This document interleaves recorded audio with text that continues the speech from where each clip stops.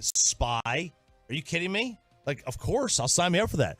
Like Dak was, like you said, he was never Lamar, and he was never Tom Brady as a passer, right? So it's like you needed both to make you great. Jalen Hurts is not Patrick Mahomes as a passer, but he's a really good runner.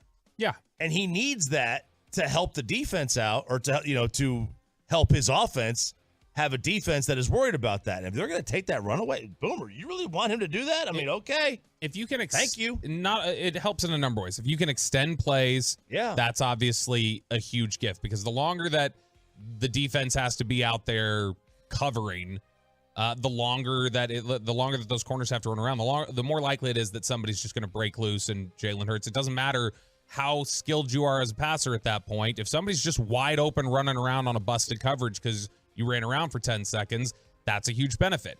It's what you have to account for. The read option stuff is incredibly difficult. What has been the biggest gripe from NFL defenses this year? The biggest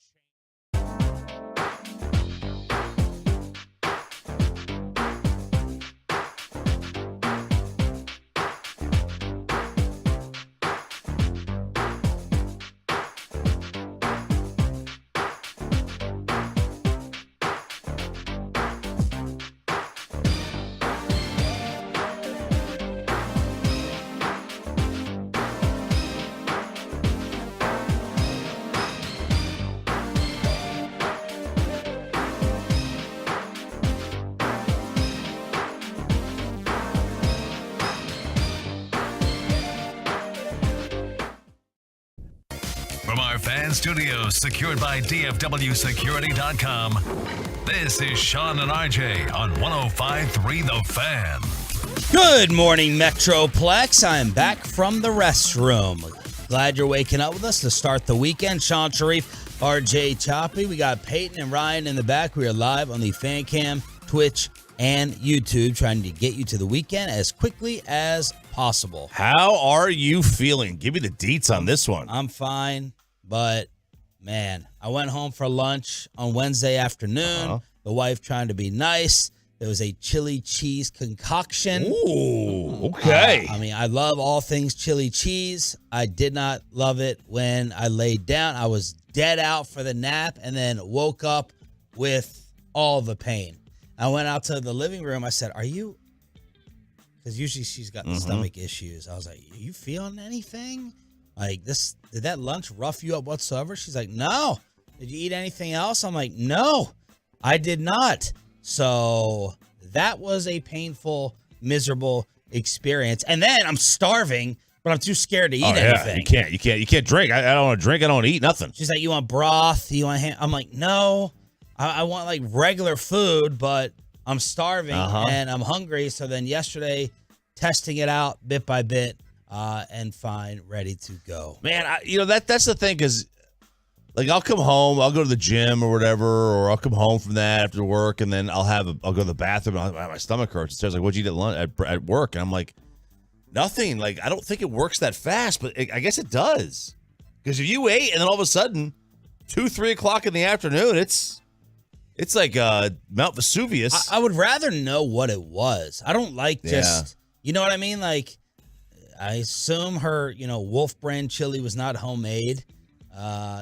She baked a thing of fries or boiled a hot dog. I don't know, but I would rather be like, it was the chicken. It had to be the chicken. I know I should have thrown the chicken out. And then it's like you with pizza. It's like you're eating pizza and it's something regular and you've never had it before. And all of a sudden you can't eat it. Yeah. That's awful. It does. I don't like the mystery of the unknown. Right. I mean, I would much rather know. Like, look, I know going in, if I eat some pizza tomorrow, it's like I'm gonna struggle. Yeah. I can only eat pizza on days we don't have games. There's no sports the next day for us. Like, I'm gonna be home. That's it now. But if it's something new, man, it's a risk. It's a gamble. It's a gamble. Food's a gamble. Well, and for me, it's like it's not. And maybe it's not this for everyone, but it's not just one trip to the bathroom. It's multiple. Like once you go once, you're like, okay, this is going to happen a few hours later. Like it doesn't just clear your system and go. It's throughout the day. And then, not to get too graphic, but when you reach the point of like, it's some rawness there. That's not fun. No. That's the absolute pain. Yep, that's where you need the bidet, and I don't have one. Yeah. I don't have a bidet, but I've been told that's what you really need in my situation. That's what Bobby's doing in the car right now. That's what Bobby's doing. No. That's right. No, Bobby's listening to the most gangster rap you can with his hood up that you possibly can. Chewing his stupid sweatshirt string. So appreciate y'all for holding it down. Good to be back, and let's get you to the weekend. And we'll start it off with the 105.3 The Fan Fantasy Draft that took place last night. Already under protest for me. Oh, yeah. I'm already protesting. Normally it's Zach Wolchuk that is whining and crying about things, but I'm blaming the commissioner, Carter Freeman. Maybe it's because we met for the 4th straight time in the playoffs last year and he eliminated me. But did anyone else have computer or drafting problems where the system froze, got kicked out? It was ESPN's. I grew up on Yahoo. That's what my college one does. This was ESPN. Zoom issues as we're supposed to broadcast this thing and set it up for the Tolos. And for at least 3 of my picks, it absolutely froze and shut down. Yeah, so I started out. I was doing a BetQL podcast, so this is going on. So I was not on the Zoom. I was on my phone, right? And I did a lot of these picks were on auto. But I did not. I noticed when I went on my computer initially to sign into the room, it wasn't letting me sign in. And I was like, this looks like it's going to take up a lot of bandwidth. I've got this podcast I got to do. Yep. I can't have any other screens open up on my computer. I'm just going to do this on my phone. And I had no problems on the phone. So I saw all the messages roll through. It wasn't just me. Will Chambers, Pepe, did you have any problems? No, I'm with RJ. I couldn't sign in to begin with. Now I don't draft from my computer. I use that as like a research, but I use my phone mainly. Who draft 877-881-1053? Who drafts from your phone? It's too difficult. Easier. I want to do the research. I want to look up other articles. Yeah. I have other screens open. I use my laptop for that. I have the phone right there just because all I have to do is just draft.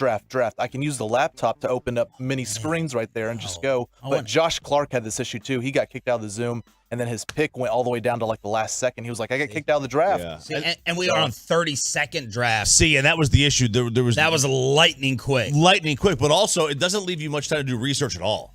Yeah. Like you've got to have 3 or 4 guys ready to go. Like I noticed with with like 5 picks to go, if I wanted to do, before my pick, and I had back-to-back because I had the first pick. Yeah. So I would just like, all right, I got maybe 2 or 3 guys. I would just put them in a queue in case they came to me and I wasn't able to talk or able to draft. How many people were in this draft? 12. This compared to my college draft, I don't know what happened, but with 5 roster spots left, I was empty. I was done. Yeah. I was already down to the kickers and the defense. Yes. And that was not the case. I don't know why in my college one, but 30 seconds now went by. It flew by. If you have stuff to do, if you really enjoy the draft and you're going to do a live draft in person, no way I'm allowing 30 seconds because it's fun to BS back and forth. You got all your charts out, everyone trash talking. Did you like the 30 seconds? But I definitely ran out of roster. I did too. I mean, look, I wound up taking. I never take kicker until the end of the last. I think I wound up taking a kicker like in the round before the last, or the 2 rounds before the last. I never do that. But again, I think I may have been on auto pick at that point anyway. I liked the 30 seconds, but I'm with you. If I'm in person, no, it has to be minute and a half, whatever, in person. But online. It was at 7:30 at night. I didn't want the scene to go to 10:15. Well, then Corey Majors, he wasn't available for the draft, so his was all auto. His whole team was auto draft. But 50-minute draft, I mean, he can't beat that with 12 teams too. And if someone's not going to be there, the 30 seconds is awesome if they don't put the auto pick on. Right. And now for the team, I want to get this out of the way before Bobby comes in. I'm so ashamed. I'm so ashamed of myself for the players I ended up picking after some of the trash that I've talked throughout this offseason. I went and got Bijan, Barry, Sanders with my first pick. Cooper Kupp already with a hamstring. And I'm like, I'm not going down this road. And then I know Stafford's going to be hurt and missing. I'm not going to Cooper Kupp. So I end up drafting Bijan, Barry, Sanders. Huge gamble in a rookie. Bobby would call him the GOAT. That was your first pick? That was my first pick. What pick did you have? I was like 7 or 8. That's about where he was going. Yeah. Then I take Jalen Hurts. Jalen Hurts. The number one quarterback. I just heard the snack segment in which you're talking about him running less in Philly. Bad for my team. Great for the Cowboys. If it's true, I'm not buying it yet. So I talk all the trash. You get Philadelphia. I'd get Jalen Hurts. And then what I'm really ashamed of, I'm looking to take a second quarterback later on. And I took Kirk Cousins over Aaron Rodgers. Oh. I got the Bobby bet, the Aaron Rodgers bet. No one's touching A-Rod. He's just sitting down there on the board farther and farther. And I should have done it in the spirit of me and Bobby's trash talk, but I took Kirk Cousins. Shameful. I'm ashamed of myself. So you don't like your team? No, it's not that I don't like my team. I don't like my sports talk takes versus with my team. Yeah, I get that. You got to try to marry the two the best you can. I almost took Zeke. I was running out of players. I almost drafted Ezekiel Elliott. Everybody needs an offensive lilineman. That's in right. the fantasy draft. And you had the number one pick. How are you feeling? Not very good. I like my team. My team's okay. I just I took Jefferson first, and like I don't know that there was really another option. Who'd you take? I took Eckler. What pick did you have? I had second. Like, I'm sorry. Like, I can't. Austin Eckler's not the first overall pick in fantasy. Right. Kellen Moore, though. I mean, 40 burger. There you go. True. And I think I took Etienne and Mahomes in the next two. I think I took Kittle in the fourth round, which I thought was good value. I'm okay with the team. I think the team's all right, but this is the last time I look at it. That's my problem. Yeah. I need to hire this is where Fish comes into play. This is where Fish was your co-host. Yeah, Fish was great with this. Co-team manager. He would do all the dirty work, the legwork during the season, and I would be the drafter. And the rest of your team? It went well. My quarterback, Dak Prescott, I was going to get Herbert, and then Josh Clark took him right before me, so I was like, all right, I'll just wait for Dak. Like I did another draft early in the week. I took Dak. My running backs are good. Receivers are fine. I took Deontay Johnson. I wasn't proud of that. I didn't know if I wanted him or Alexander Madison. But, overall, fine. I think I'm projected third in the league, on the ESPN rankings. So. Oh, yeah. Get the projections. Get the projections, Pepe. Oh, yeah. To see where we all end up. 877-881-1053. Truckwreck.com text line to hit us up here. Tell us the league settings, how many you're drafting. 30 seconds. You go on live draft in person with all the homies. What is the fantasy football bet payoff with the ultimate punishment? I don't have a great feeling about my team's projection up the board. Usually, Jared Sandler and Josh Clark and Carter Freeman are very good in these leagues. I make the playoffs, but what are the projections? So first is, as expected, Carter Freeman. He's projected number one. Rigged! Rigged. Put an asterisk next to it. Rigged. Number two is RJ Choppy. I was number one last year, and I finished dead last. This is not a good indicator of things. I didn't finish dead last. Are you Carter Goodell? That's your name? Yeah. Yeah, because it just is team names. You're fourth. You're right behind me. Yes. Okay. I always draft, and I'm like, as long as I'm not in last, that's my loser mentality. I usually do make the playoffs, but I'm not like a heavyweight on top. But I'm like, as long as I don't have to suffer the punishment, which we do have to decide. Rangers were off. How do things look now in the American League West? We pay homage to the great Gil Brandt. And how about getting married earlier in the day and then becoming the first ever 30-60 final Rangers ticket giveaway? We'll hear from the Cowboys' brand new quarterback and Joe Montana on why he likes Trey Lance to the boys. All coming up on The Fan.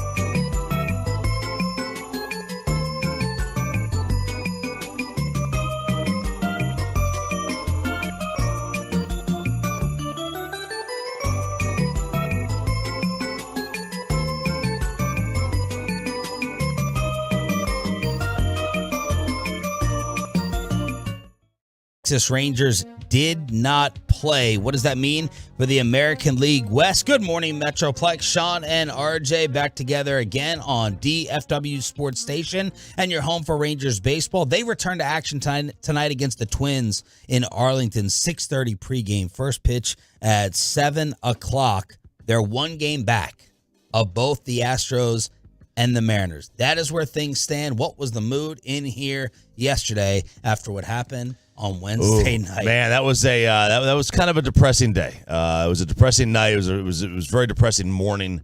It's disgustingly. I was trying to think of different DFW groups that will always remember, and I think this is for good or bad. Like the Cowboys' offensive line, good. Another team's pitching, like the Rangers pitching, or a team's D-line, an all-time great unit or an all-time bad unit. And I feel like the Rangers bullpen is getting thrown into that mix. I know you always say we'll end up forgetting about things, but I was trying to think of those separate categories. Rangers pitching in general has always ended up in that. The whole thing with it, they've never had good pitching. They've never developed great pitching. The Steelers, they always seem to have, they're good offensive line. They just kind of make offensive linemen. Cowboys make offensive linemen. Cowboys now produce tight ends. Oh, they always have good tight ends there. Iowa, they always have good tight ends at Iowa, right? The Yankees, you lately have had a really good bullpen. Historically, they've had good offenses, good left-handed hitters. The Red Sox have had good right-handed hitters. And then the Rangers are part of that now with their bullpen. We're going on a couple years now where the bullpen's bad. It's depressing too because there's a chance this team has a chance to do something, and I don't know that you can win multiple series in the postseason with this bullpen. They don't know who to go to. Yeah, I do not think so. So one game back, starting a series against the Twins. You need it in Arlington tonight on this radio station at 6:30. Ronald, so I was watching this live last night. I was like, Dodgers Braves. Let me check out the favorite according to Brett Boone, and it's not even close. The Atlanta Braves lineup, and I watched Ronald Acuna hit the grand slam to become the first ever 30-60 guy in Major League Baseball, and he hit a bomb off of Lynn. Lynn, by the way, right? Rangers trade discussions. I think he was 5-0 in L.A. with the Dodgers. Even though he's given up the most home runs this year, he turned it on after leaving Chicago. I don't know whether it's the white uniforms, and I don't want to be Ryan Clark here, but, man, Lance looking big. He looking thick. Thick? Yeah. He's got that beef to him. Thick. And he got rocked yesterday, but Ronald Acuna, 30-60. 30-60. That is incredible. That's fantastic. He's one of the best players of the sport now. And his style. I love the way this guy, he looks like Dion, with his gear and the neon colors and the chains and everything. And he's clearly having fun out there as well. He's having a blast. Now, Mookie took over the odds to be the MVP as the favorite by quite a bit, too. And I saw this the other day. That was surprising to me because, Acuna's been basically the lockdown MVP since April. But here comes Mookie, and I wonder, will Mookie split votes with Freddie Freeman? But Acuna did this on the day he got married. What? He got married that morning to Maria Laborde in a small private ceremony. His longtime girlfriend. I guess she doesn't want a wedding.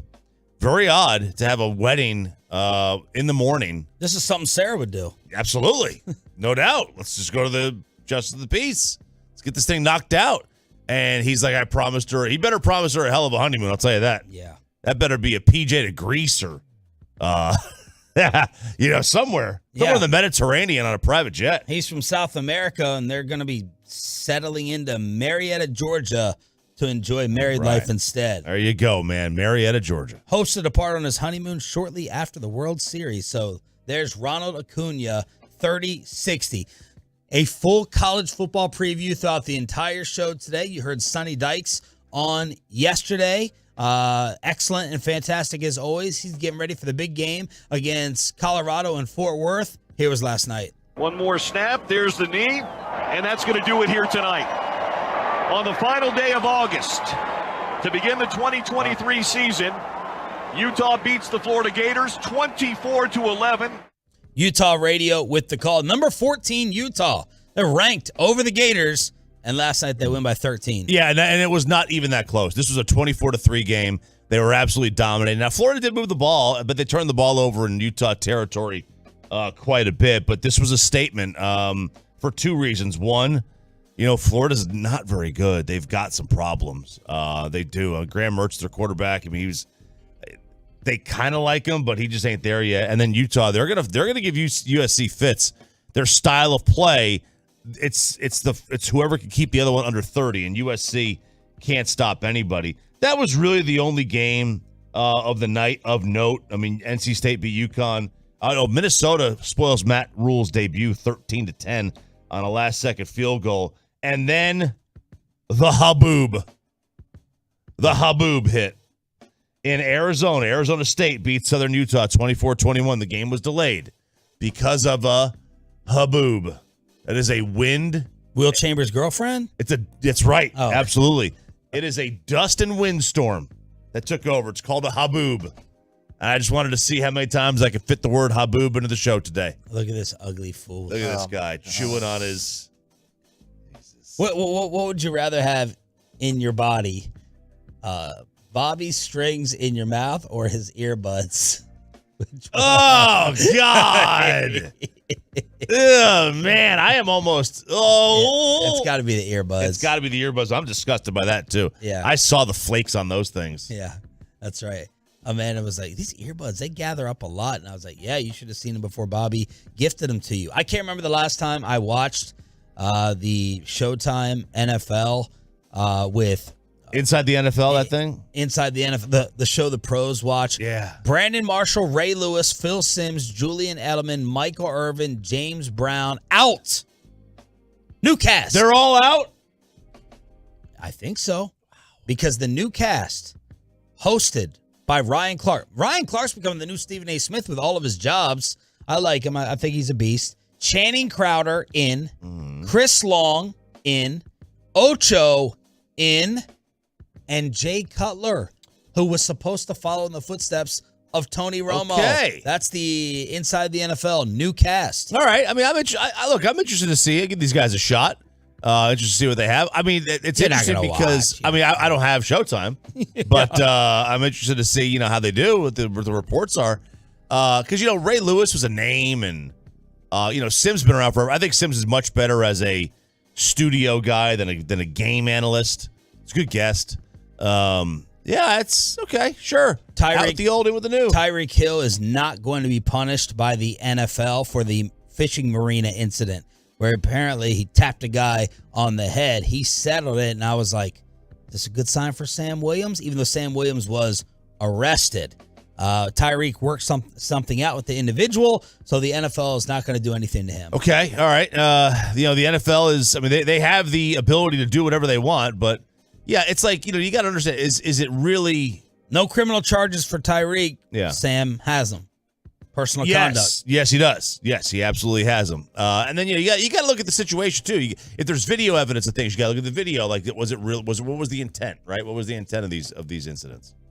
All right, Joe Montana likes Trey Lance to the Cowboys, probably ticking off some of those idiots in San Francisco. And hear from the Cowboys' brand new cornerback that got traded for Kelvin Joseph. Will take you inside the Star as we are a week away from opening weekend. Our Cowboys insider Bobby Strings Belt joins us next.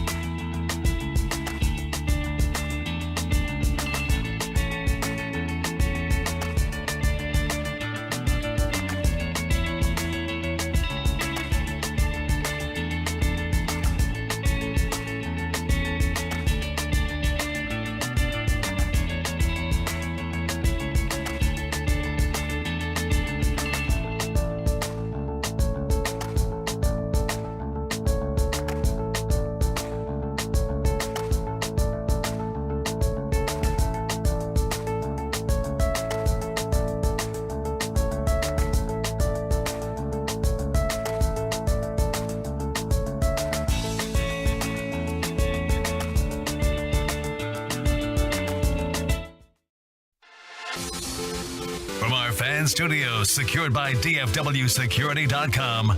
This is Sean and RJ on 105.3 The Fan. From news and notes to the coaches and players for America's team, let us go inside the stars on 105.3 The Fan. Good morning, Metroplex. Shout out to the 6 a.m. club. Thanks for waking up with us. Thanks for being our top audience of the entire show. That's why we want to hook you up with our final Rangers ticket giveaway of the week. Sean Sharif, RJ Choppy. We got Strings live on the Fan Cam, Twitch, and YouTube, along with Peyton and Ryan in the back. He is our, yeah, it's wet. It tastes like detergent. Well, gross. That means your wife has done her job. That's good. Yeah. It also means the rinse cycle is not very good. That's right. Yeah. Now my mouth tastes dry. Were you a Fan Phenom last night? I did. I didn't stay super long, and I was CJ Wilson straight edge last night.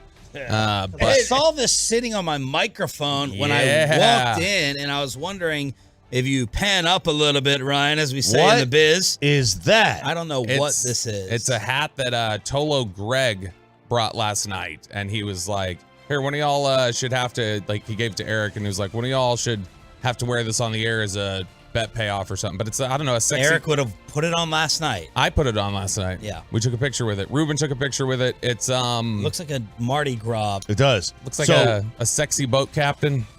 Wait. Maybe. Was that here when you got here? Yeah, it was on my microphone. Ruben brought it from Ruben. I gave it to Ruben to bring back so that we didn't lose it. I like it. I think it's a good look for you. It's very, not going to go there. Comes with its own safe word, that hat. People show up? Yeah, there's they were talking last night. I was talking to Scooter. What's this music? It's very like Egyptian-y. You know, it's got like the. Oh my gosh! Hang on a second. Do you think in ancient Egypt that Cleopatra was wearing this? Pharaoh or whatever? Yeah. You think pharaohs were wearing that? Yeah. They didn't have sequins. Oh, the top of the top. 5,000 BC. Yes, the top of the top, dude, for sure. Go watch the movies. That is Peyton. No. He's so good. To hear him lead, we wanted him mic'd up for a date, but to hear him lead a United Nations meeting would be. Oh my God. That's my number one seed. Peyton sees that hat, and instead of thinking ball gag, he thought, sure, ancient Egypt. Yeah, this is far more something that you would have seen at the Blue very Oyster. That comes with a king cake, Peyton. Oh. Yeah. This is not Egypt. All right, ancient Egypt. Joe Montana went on the game in San Francisco, not the morning show, because he's too good and too smart for that. And Joe was asked about the Trey Lance fit. How's Trey Lance going to fit with the Cowboys after the failure with the 49ers? I think it was a tough fit for him in that system. And with Mike down there in Dallas, I think he's going to run into a system that might fit him a little bit better. I kind of saw it coming when you saw him getting a lot of playing time in the last two games there, or a lot or more playing time. I think they were trying to give him an opportunity to stay in San Francisco, but in the end, I think that they just needed someone that was a better fit in case Purdy doesn't make it through the season. So talking about having that safety net, Kyle Shanahan was not too thrilled when the media asked him about Jimmy Garoppolo, kind of laughing at all the quarterback uncertainty there in San Fran. And then final question for Joe, why didn't it work out for Trey over there? One of the reasons is he came from a place where, he spent a lot of time running the ball. And that's not the type of system that he's in. Yes, can Purdy run? Yeah, if you have to. But the game is played from the pocket for the most part in that system. And it's hard to learn and understand that game when you run pretty much, I won't say a full read option when he was in college, but he spent a lot of time moving, out of the pocket, getting the movement. And that's not the 49ers style right now. And hey, he's a great athlete, and I'm sure he's going to find a place that fits for him because I think he has the ability to do it. I just think he was in a bad spot. I mean, if you look at Darnold, I think he got in a bad spot in the first place he went. Well, that was a pretty good breakdown there from Joe. Yeah, I mean, look, it does make sense, right? If you're a mobile running, I don't want to say run first guy, but if you're not a true pocket passer, there are certain systems that may be more beneficial to you than others. And Like we saw, we've seen with this that, there's a very specific quarterback that thrives in Shanahan's system. Like you've got to be on time and accurate. Like that's the number one thing that they require in that system. You got to be on time with your throws, and you got to be accurate. And Trey Lance is more of a kind of a improviser. Yeah, he's Trey Freelance, you might say. Freelance. There you go. But look, Lance is a guy who he's so raw. He's so raw. I mean, we've talked before about how little he's actually played quarterback through high school, college, and the pros. But his one big benefit has always been just making plays on the move. Like when Brian says that when he watched the tape initially, you see some Dak Prescott to his game. It's the fact that, I mean, he's a better athlete, honestly, than Dak. But it's the stuff of he, kind of rolls out. Dak throwing on the run early in his career was his biggest strength. That's where he was, the strongest, was rolling out, making a pass, being able to throw off platform. That's the stuff Lance does really well, and that's not totally what they ask their guys to do in San Francisco. I do think it's interesting that Joe Montana there gives seemed like he gave the seal of approval to McCarthy again. He has always talked really glowingly of McCarthy. Joe Montana has, just from the years they worked together. How much time did you guys spend yesterday on Dak telling Yahoo that the storylines of him not being notified about the trade were overblown? What segments were those? Let's see. That was segments. How much time? None. It came out 2 days ago, so it would have been in time for you. Oh, wow, Bobby. Bobby didn't want to. Bobby put the show together. He just running amazing show construction. You just decided to leave that out. Interesting. I put the show together, RJ Choppy. Spittle's listening right now, so get your story straight. He just texted about Fan Phenom. He got home at 12:45 with the party. Get the story straight and make sure that one of those stories is Dak Prescott talking to Jory Epstein at Yahoo Sports. No, I think Dak said, quote, I think everyone read a little bit too much into it. As I've said before, I understand it's the front office. They have a job to do, and I believe in everything that they are doing. They're going to do it for the betterment of the team, and he's been, the great teammate to Trey early on. Yeah, I don't think he minds Trey Lance coming in. Like no. Or should he?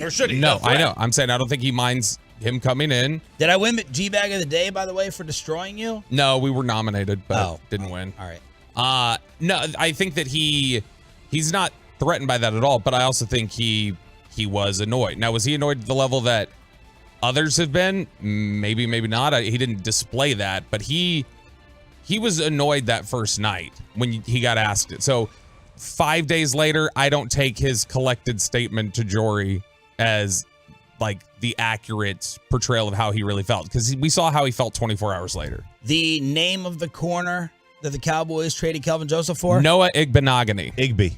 Igby spoke yesterday to the Dallas media for the first time, talking about the fresh start to his career.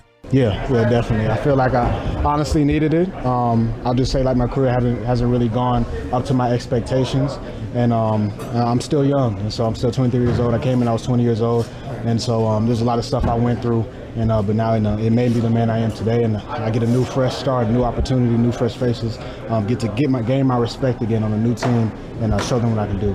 Great job, Ryan, on the fan cam, getting the video up of Igby at the Ford Center at the Star in Frisco. What's the playing opportunity going to look like here? Yeah, that really developed the character, like I was saying, that I needed. And now the vision and the dream and the goals I have for my life, for my career, I feel like it can really take place here with the Dallas Cowboys. And again, whatever they want me to do, I'm ready to serve this team. I just want to be a servant. So whatever they want me to do, I'm going to do it.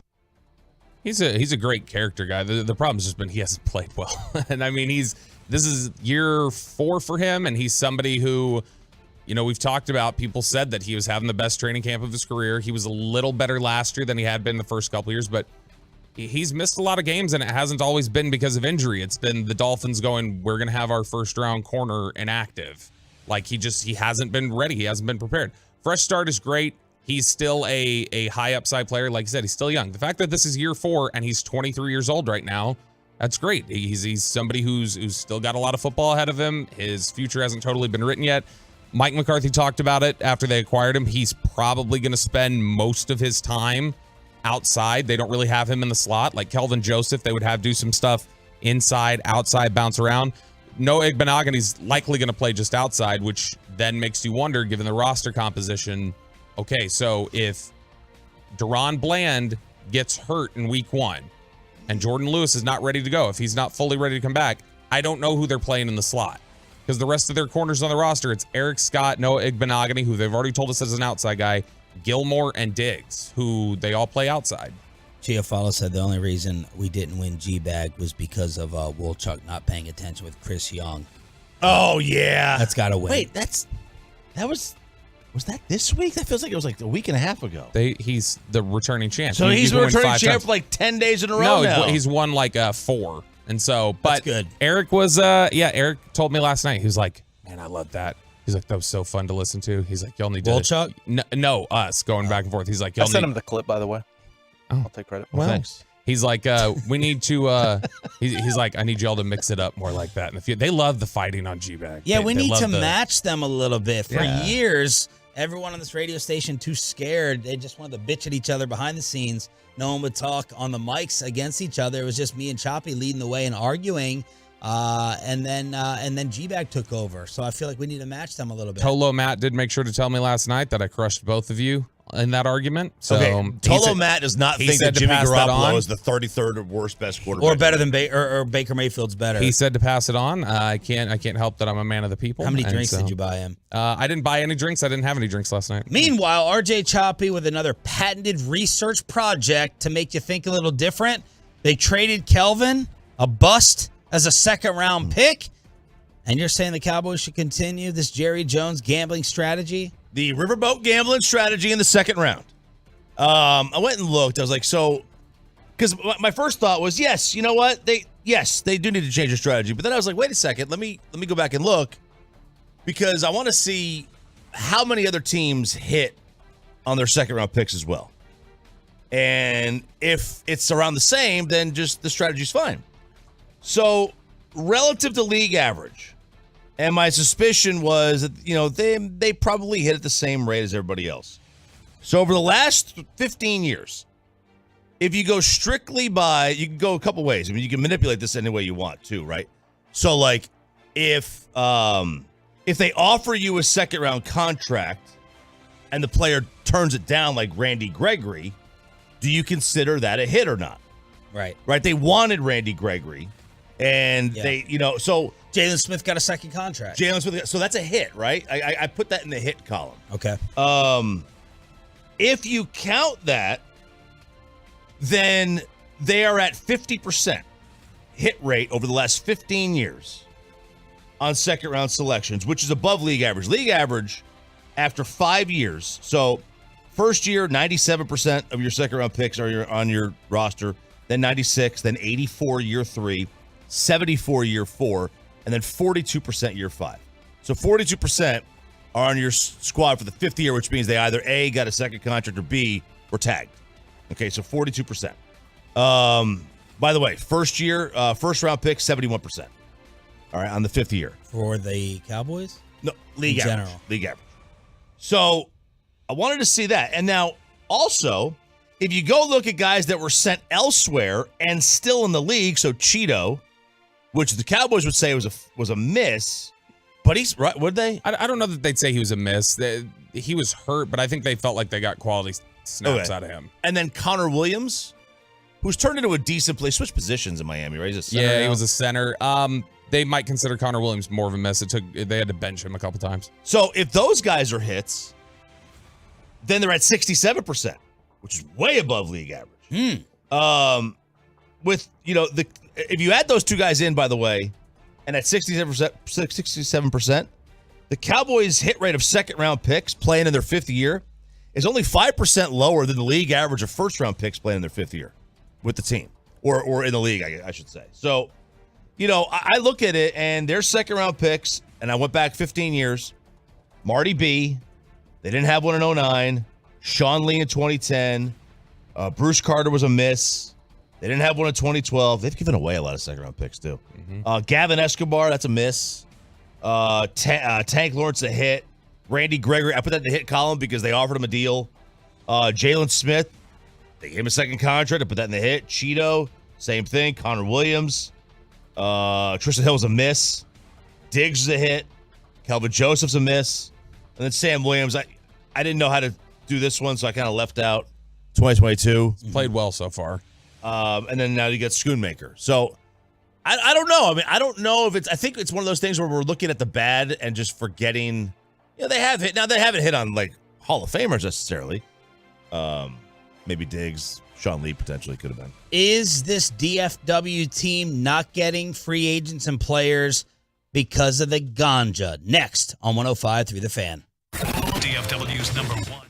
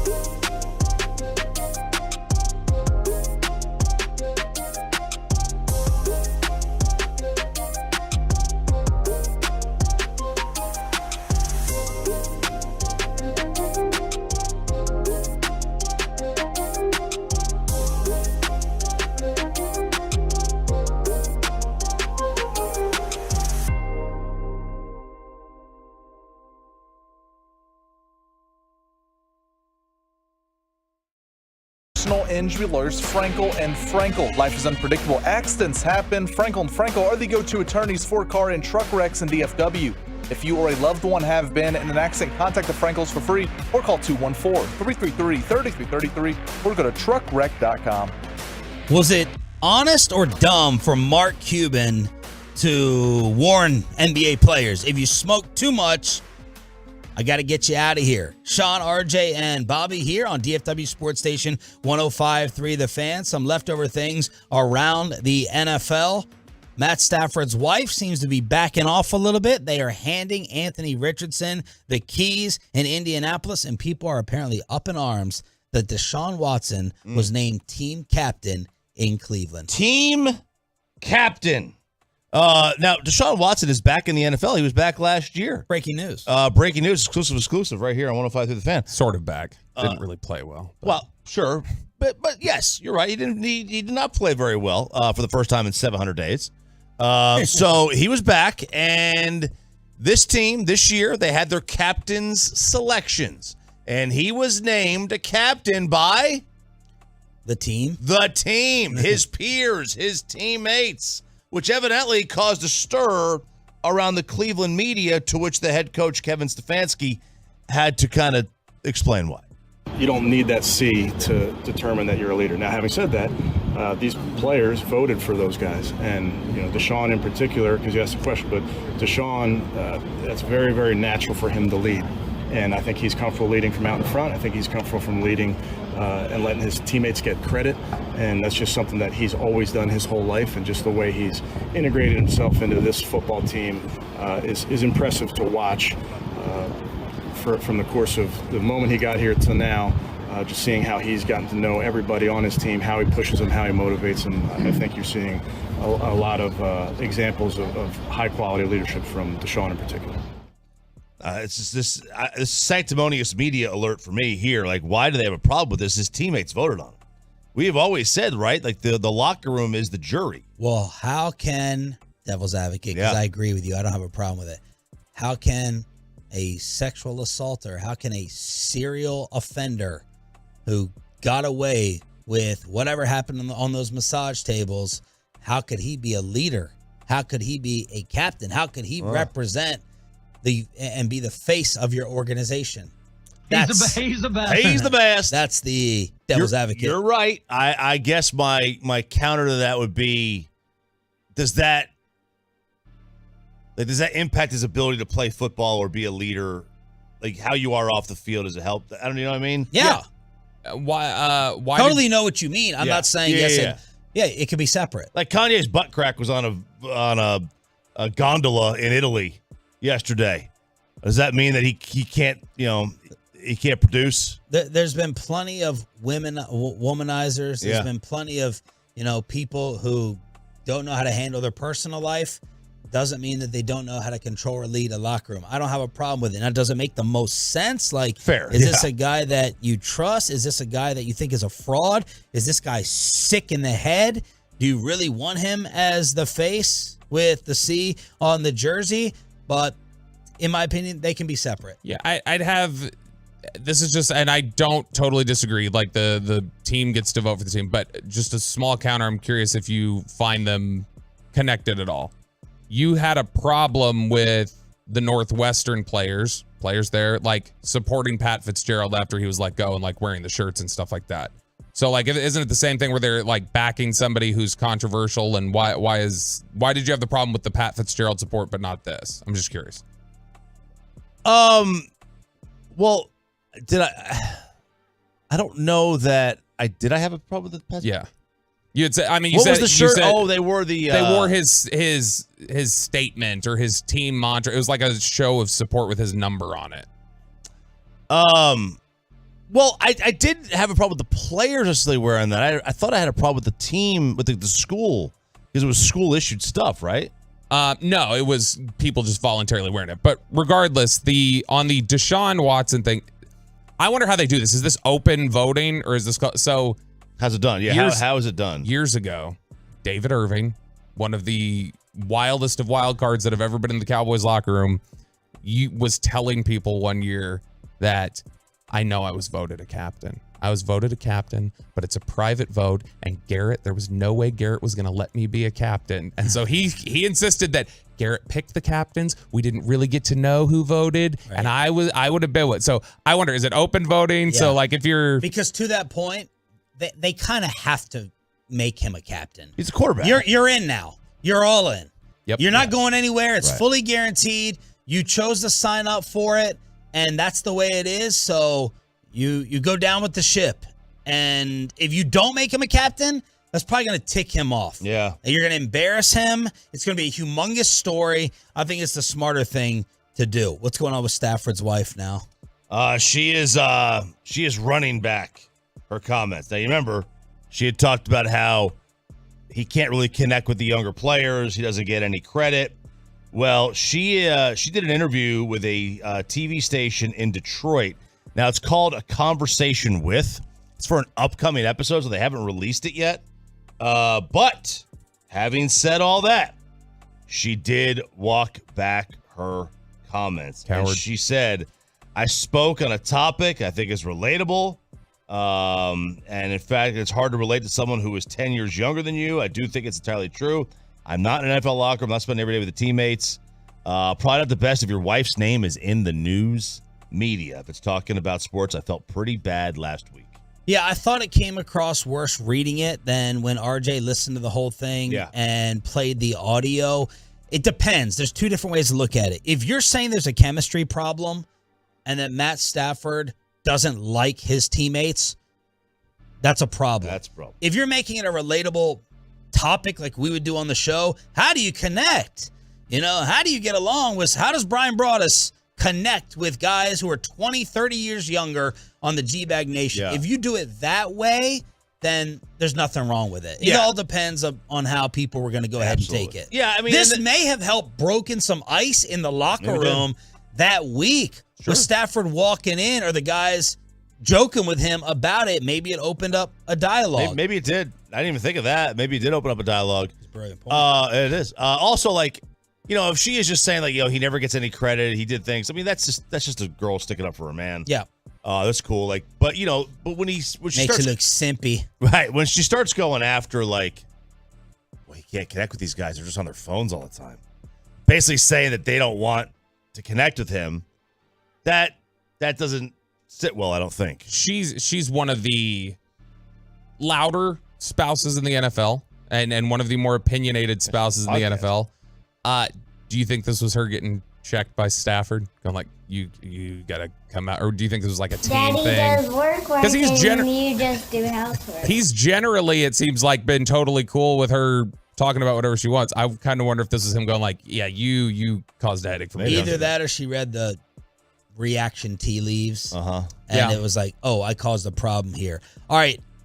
At first I was like, this is open and honest, and I agree with Mark Cuban, but then Choppy may have changed my mind. See what y'all think on the truckwreck.com text line. Is this one of the reasons, just one of the 5,000 reasons that players don't come to the Metroplex? Mark Cuban on Pat Beverly's podcast, and he was asked if smoking weed factors into the Mavs roster. Yes, 100%. 100%. Because it's a team, right? And so if a guy smokes too much, right? No lie, I've traded guys because he smoked too much. Because it's like, so teams get their own culture, right? And if you got some young dudes on there that are just figuring out, smoke some, but don't know what the team culture is, right? Or the NBA culture is. And you got one dude that's just, you walk down the hall in the hotel and he's on that floor and there's no doubt about it. And then all of a sudden these other kids start picking up on it. And that's kind of, you see them coming out of their room. You see them, a little bit red-eyed coming to practice all of a sudden. You don't want them going down that road. I mean, everybody smokes, right? It's not about that. But there's smoking, there's how powerful the you're doing is, and then there's how much you do. And if you cross, if you get past that level where, and there's a chance where you might drag somebody with you, you got to look at the bigger picture. I totally get what he's saying. I totally do. Because there's a difference between, ripping a pen at night before you go to bed or an edible as a sleeping pill as opposed to waking and baking. Yeah, there are people, I didn't used to believe this, but I witnessed it. with some coworkers here. There's some people who they need to smoke weed like people smoke cigarettes. Am I smelling a little of the ganja? Because I was like, it's not addictive. Well, yeah, I've changed my mind on that. Like, there's some people who have to smoke marijuana, or they get grumpy, or they're not as focused. They just need to do it. Yeah. Now, I couldn't do it. Maybe if I did it that much, it would be just like having a cigarette for me. You get a little bit of a high versus the Funyuns and the Cheetos. And what am I going to microwave a queso? But I agree with Cuban, but then you were like, is that something you should say out loud? And I was like, I think I may agree with you. Because a lot of pro athletes use this as Advil. It's nature's Advil. Yeah. Like, that's what they do. Like, a lot of pro athletes, as they get done with the game, they're just, they need to do this just to calm, not only just to calm down, but as a pain reliever, as anything. These are pro athletes are just a different breed. I don't know in the NBA world, whether it's, they get a late flight, they can't sleep. They're sleeping during the day because you get home at 3 o'clock, 4 o'clock in the morning, and then you're trying to sleep, trying to get your 8 hours in till noon. It's, the light comes in, whatever.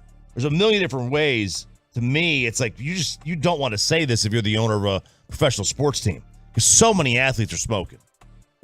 Yeah, I do totally understand what he's saying, where it's like, if that's all you're doing all the time, like, you're probably not like engaged at the level we want you to be for what we're. And look, I understand your point where you say you may chase somebody off, but also it is his investment, and we've seen how cagey I agree with him. I do too. When it's a complete takeover, I view that as a problem. Yeah. But and we're not going to turn this into, would a player say no to the Mavs because of this? But there's probably something that doesn't help. I can't imagine it helps. I mean, I would think if I was a player and I wanted to smoke as much weed as I want. And if I'm just using an example, if Luka Doncic and Kyrie Irving were having 420 parties 4 days a week and were getting ripped out of their minds, what would Mark Cuban do? Nothing. Exactly. But they deliver the pizza. So what? They probably wouldn't be performing at the level they are if they were that.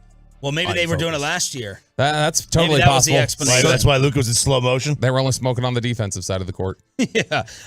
So there it is. Mark Cuban explaining if you smoke too much, he'll get you up out of the Metroplex. 877-881-1053. Yesterday, the guys had on the head coach of the TCU Horned Frogs.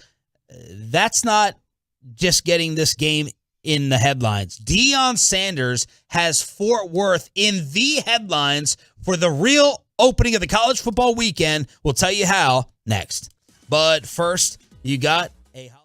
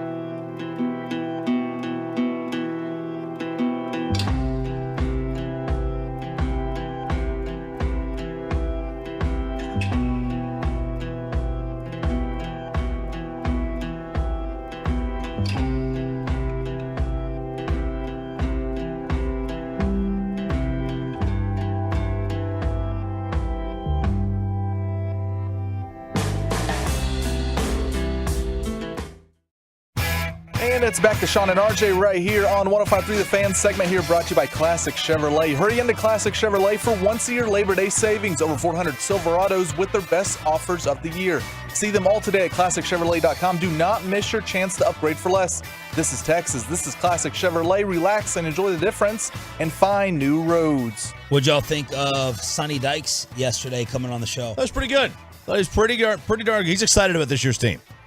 And they actually might have a chance to do the same thing again. That was a good question that you asked. Oh, thank you. You don't even know which one I'm talking about, but where you said, maybe you are this year's TCU. And I was like, huh. Now, one Tolo threw out the double insult to both of us saying, were you sitting in Sean's chair because of all the stutters in the interview? So took a shot at me while hovering over the toilet and taking a shot at you while your rear end was in my seat. Oh, man. I had Tolo Steve take a shot at me. He texted me while we were in the middle of doing the interview because I had said to Sonny, I said, one last question. I said, well, more of a statement. What I was thinking was I was going to give him the opportunity to make a statement. And then he goes, you said one more question, more of a statement, and then you proceeded to ask him a question. Yeah. It's like, yeah, I'm an idiot. Sorry. It's always great to have Sonny on. Best of luck to them. We want you in the 6 a.m. club listening right now to win the final Ranger ticket giveaway coming up at 7 here on Sean, RJ, and Roberto. I don't know when the last time is that I've been so excited for a 20-point spread with Colorado visiting Fort Worth, but you're going to get the headlines with Deion Sanders, and Primetime is fighting with Danny Cannell, who has become an irritant in the sports world. Florida State, great. Yeah. And, of course, the other day, Deion Sanders did not claim Florida State as his college. No, he did not. He was asked about, being a Knoll. He's in Miami. The U is back, all that stuff. I think this girl was a U graduate or a U fan, and Deion refused to claim them. And you're a Knoll, my friend. No. Actually, do you know where I graduated from? Yeah. Who said that? You know everything. She didn't know that. They didn't know that. Tell them again, where did I graduate? I graduated from HBCU. So I'm a who? I'm a who? I thought it's where you graduated from, isn't it? Well, how you keep calling me that? It goes to where I graduated from. I'm an HBCU grad. Okay, so he says he did graduate from Talladega College, the oldest HBCU school in the state of Alabama. A couple of years ago, it was like 2020 that he graduated. He got his degree from them. But I mean, let's be fair. Like, he could say whatever he wants. He's thought of as a Knoll. Right. That's what he is. He's a Seminole. Danny Cannell, I think Danny Cannell carries the torch for FSU at this point. Ooh. I mean, Deion did up until 8 years ago. Yeah, when he stopped claiming them. It flipped all of a sudden. Yeah. There was one point he was the torchbearer. He was Mr. FSU. And now Cannell, he's got a radio show. He's got a couple radio shows. Well. And he tweets, wow, the lack of respect for the school that gave him his start is wild. The same school that retired his jersey. The same school that let him be prime. There is a way to handle this question, and this ain't it. Danny was the quarterback from 92 to 95, one of the quarterbacks. Charlie Ward was the starter in 93 when they won the title.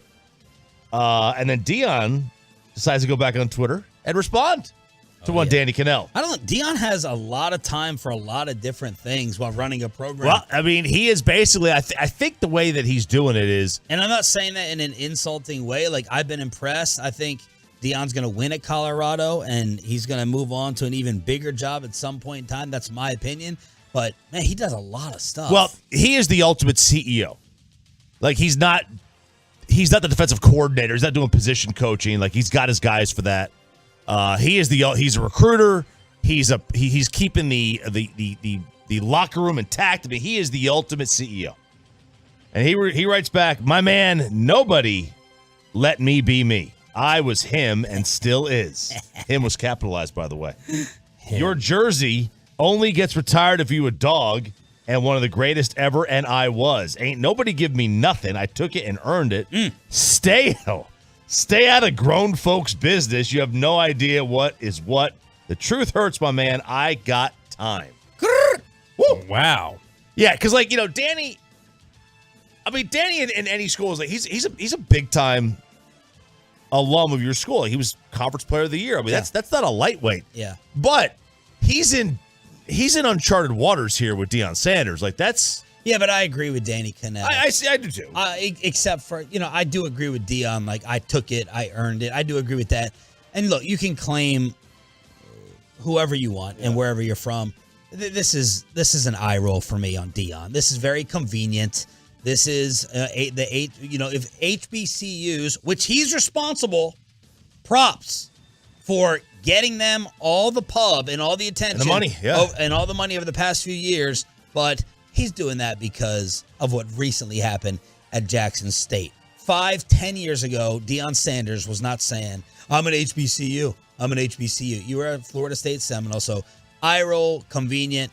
I'm not bothered by it. I don't really care. But I like seeing him and Danny Kanell fight. But I roll my eyes. Yeah, Deion's Deion had really leaned into the HBCU angle. And look, to his credit, he, like you said, he helped give prominence to Jackson State and to those HBCUs that they weren't getting otherwise. But that also rubbed people the wrong way, how conveniently he started that, like they felt like that he was trying to claim it. Who was it that had yelled at him after game, "You ain't swag"? Yeah. Like, I mean, this is something that people have taken issue with, even inside the HBCU community. They don't necessarily like how much he's claimed this. And he had always been very prominently Florida State. It's just, it's convenient, but he's a great salesman. I'll give him that. He is one of those. They had over at ESPN too, inside Deion Sanders' ESPN roster. 2 is still a thing? No, ESPN as well. Oh. Inside Deion Sanders' roster remake of Colorado football. And some of the stuff in here, they got 7. They're an expansion team. You've never seen this in college football. It's Sonny Dykes told us yesterday. He's like, we haven't watched their tape last year. He's like, there's no point. It's a new team. It's a new coach. There's no purpose in watching it. But Deion had said, I know it's a huge overhaul, had to be done. ESPN writes that no coach has ever been so brash about wanting to force out so many of the players he inherited. Even though it became easier in 2021 to transfer, once the rules had changed and players did not have to sit out for a season, the extent of Sanders' undertaking is unprecedented in college football. 53 incoming transfers. Wow. Including roughly 24 since the end of spring practice, is the most any team has ever added in an offseason. And this is what's interesting to me. Haven't we all talked about Deion as, he's a big culture guy? Like that's his whole focus. It's big culture. They talk about, hey, you would think might poison culture a little bit if you were to do something like this. Deion said, I don't care about culture. I don't care. I don't care if they like each other. I want to win. I've been on some teams where the quarterback didn't like the receiver, but they darn sure made harmony when the ball was snapped. What was interesting here was they also talked to some of these guys, and it's brutal to hear some of these players. They talked to players that were basically cut by Deion. They talked to Mr. Williams, who had played linebacker there last year, and he said at the end of... That's his name, Mr. Oh. They talked to him and said, Deion told him, hey, you don't fit the direction of where we want to go. And he said, Coach Prime asked me, do I know what that means? Like, do I know what I need to work on so that whenever I do find a new place, that won't be an issue? Or what are you asking me? Some people, Jason Oliver, who transferred from Colorado to Sacramento State, said some people, they don't plan on transferring the whole time that they're in college. The fact that you can get cut like that, it kind of sucks. But that's what college football is nowadays. It's just a business, so you've got to start to understand it. I mean, look, you could always get cut, right? It's not normal to essentially cut 50 college players. No, it's not normal. Like 1 or 2 guys. It's not, like you could always get cut, but generally if you're a scholarship athlete, a scholarship is just 1 year at a time. Red River Branding. Choppy, you want to take the booty, and then Bobby will take the T. All right, here we go. This is from 24/7 Sports, which is they're a really big recruiting website, and they do a lot of good work. They polled a ton of recruits, like a ton of high school recruits for, wait for it, the top college football brands and the most recognizable programs. Over 1,000 players. And where did the University of Texas come in? Take off your headphones, Bobby. You're not going to want to hear this. Yeah, you're not going to want to hear this at all. Well, he's in the room with me, so I'll still hear him. Oh. Number 8. That surprised me. That surprised me. I'll go down the list. It does not surprise me. They have... Well, that's true, and that's the one thing. It's USC has fallen off. Texas has fallen off. Notre Dame has fallen off for a while. It for sure. Nebraska. I mean, a lot of these programs, like they were Florida State. Yep. They were Miami. High school. Like they were recognizable brands, and this isn't necessarily their value, because they did a thing the other day on the value of these college football programs and their fan bases. And obviously Texas's fan base is valued number 1. Yeah. But Alabama was the most recognizable brand. Number 2 is Ohio State. I get it. Number 3, Georgia. They won back-to-backs. Number 4, Oklahoma. Now, Oklahoma's been now last year, no. But they've been they've been better than Texas. Over the last 15 years, yes. Yes. Number 5, Clemson, who I'm surprised Oklahoma's ahead of. Because Clemson, I think, has been more recently, and they both have been great. I'm going to lose my Jared Sandler Clemson bet. Thanks, Dabo. You better be in the title game this year. Number 6, LSU. Number 7, the fighting Texas Aggies. Ooh. Okay, so, I mean, I totally get it. You're talking about SEC schools. I also understand, like, it's a miracle Texas is 8. Like, I think that speaks to their branding that they're that recognizable as at 8, because if you exclude the COVID year, every single season since the last time they were in the national title game in 2009, they've lost at least 4 games. Every single season. Wow. A&M 7, Texas is at 8, Oregon at 9, and then the U at 10. All right, finish with the butt. I thought you were going to start there. The booty. Oh. He always finishes with the butt. I do finish with the butt. General Booty. This is the one of the OU quarterbacks. Not their main starter. That's Gabriel. But General Booty has inked one of the most on-brand NIL deals. He is launching a line of apparel, underwear, to hold the booty. Yes. There you go. So you won't need that. With Rock'em socks. No, I don't have a butt. I don't have a butt. So I can't do that. But he has released an underwear and sock collection with Rock'em socks. Well done, General Booty. This is like Forrest Lamp getting a deal with a lamp company, or Taco Charlton with Taco Cabana. Bijan Mustard. Yeah, it's the same thing. Dakotas Crawford in Nebraska getting an AC company. It's all the stuff that makes sense. And look, I mean, Oklahoma's not going to have any good quarterback play this year. They're not going to be very good on the football field. So they got to resort to these sorts of tactics. Here at the University of Texas, we just concern ourselves with performance on the football field. Yeah, you do. Mm-hmm. Let's hear from the Cowboys' new corner. Let's pay homage to a Cowboys legend. And we want you in the 6 a.m. club to win our final Rangers ticket giveaway of the week as we head down the stretch in the AL West. That's next on Sean and RJ. All right, let's get over to Diamonds Direct.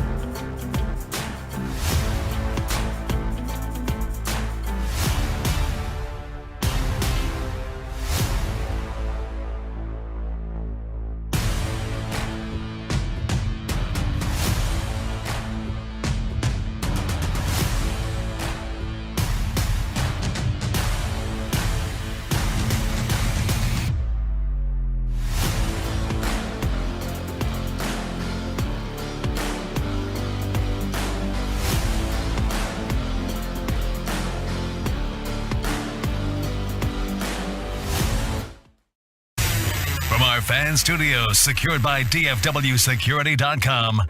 This is Sean and RJ on 105.3 The Fan. Good morning, Metroplex. Our final Rangers ticket giveaway of the week is happening in the next few minutes. You hit us up at 877-881-1053, and you will win to follow the stretch in the American League West. All right, it's another giveaway.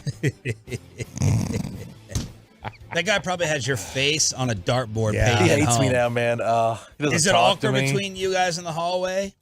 I mean, because I remember and I always laugh when I see him. I don't think so. He hides it if it is. If he thinks about it, he hides it very well. He's a nice kid, but I think you could definitely. All right, everyone on three, say his name. 1, 2, 3. Jeffrey Carroll.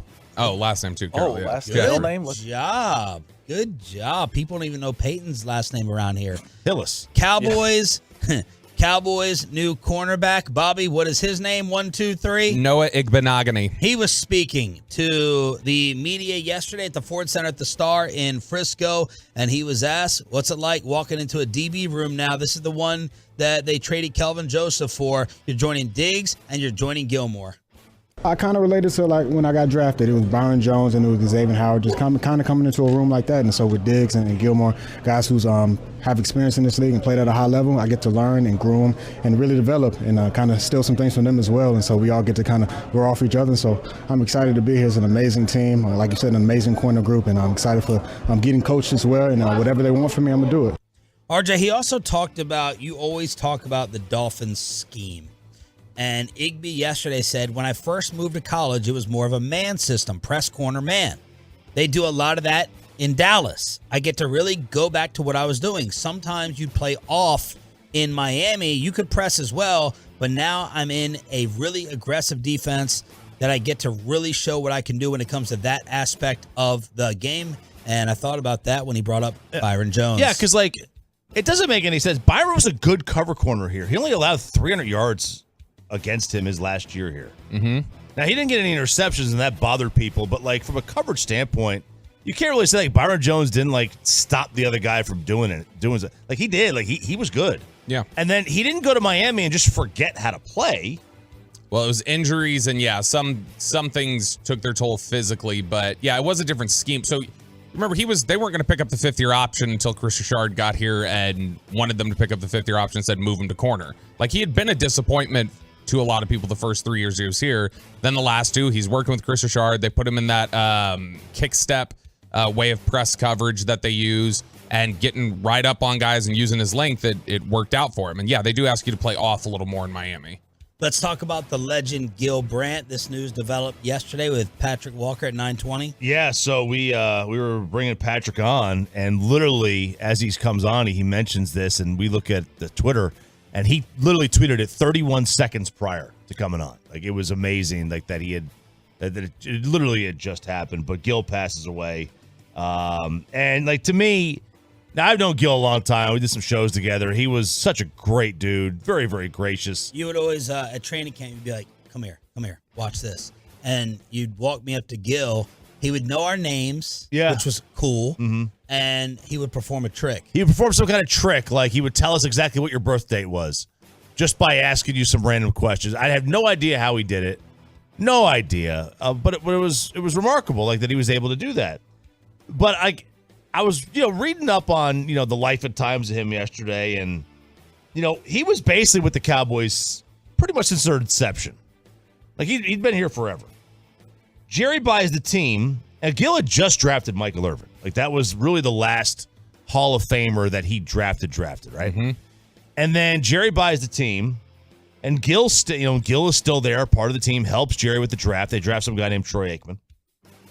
And after the draft's over, Jerry fires him, which, cold, but whatever. Like, that's, it's Jerry. But this is that showed me the charm of Jerry. Like, this is a guy who, like, bought the team, told you to stay out for the draft, then fires you, and then you ask him to present you for the Hall of Fame.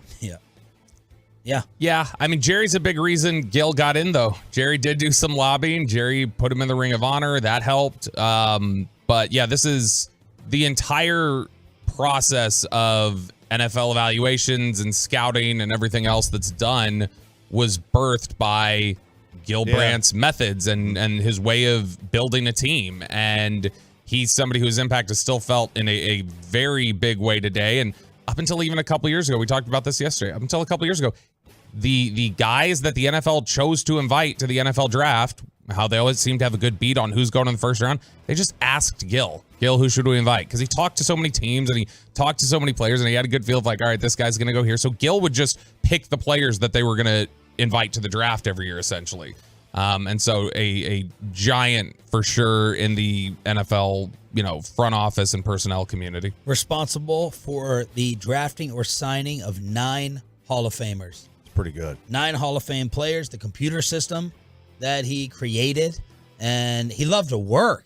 I mean, look what the man was doing in his final days. NFL.com, we would go over a Gil Brandt list. He was obsessed with the draft.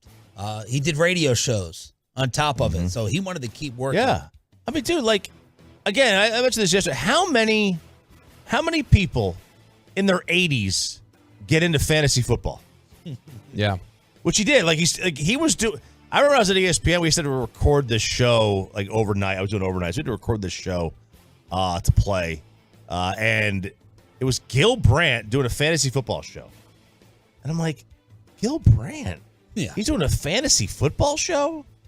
He was in his 70s, 80s. Like, what? What happened? You don't see that. You don't see people in their 80s be, I'm gonna start this new. I'm gonna get into this new fantasy football thing. That's kind of cool. Around the rest of the NFL, Josina Anderson reports the Dolphins and Packers were both willing to make Jonathan Taylor one of the highest paid running backs in the NFL with a contract extension. Dolphins and Packers. Chris Ballard, Colts GM, was asked if this is going to screw up their rookie quarterback's growth. Look, when you don't have a great player, but I don't think it stunts his growth. No, not at all. But it doesn't, I don't know. Did it stunt Andrews' growth without a special back?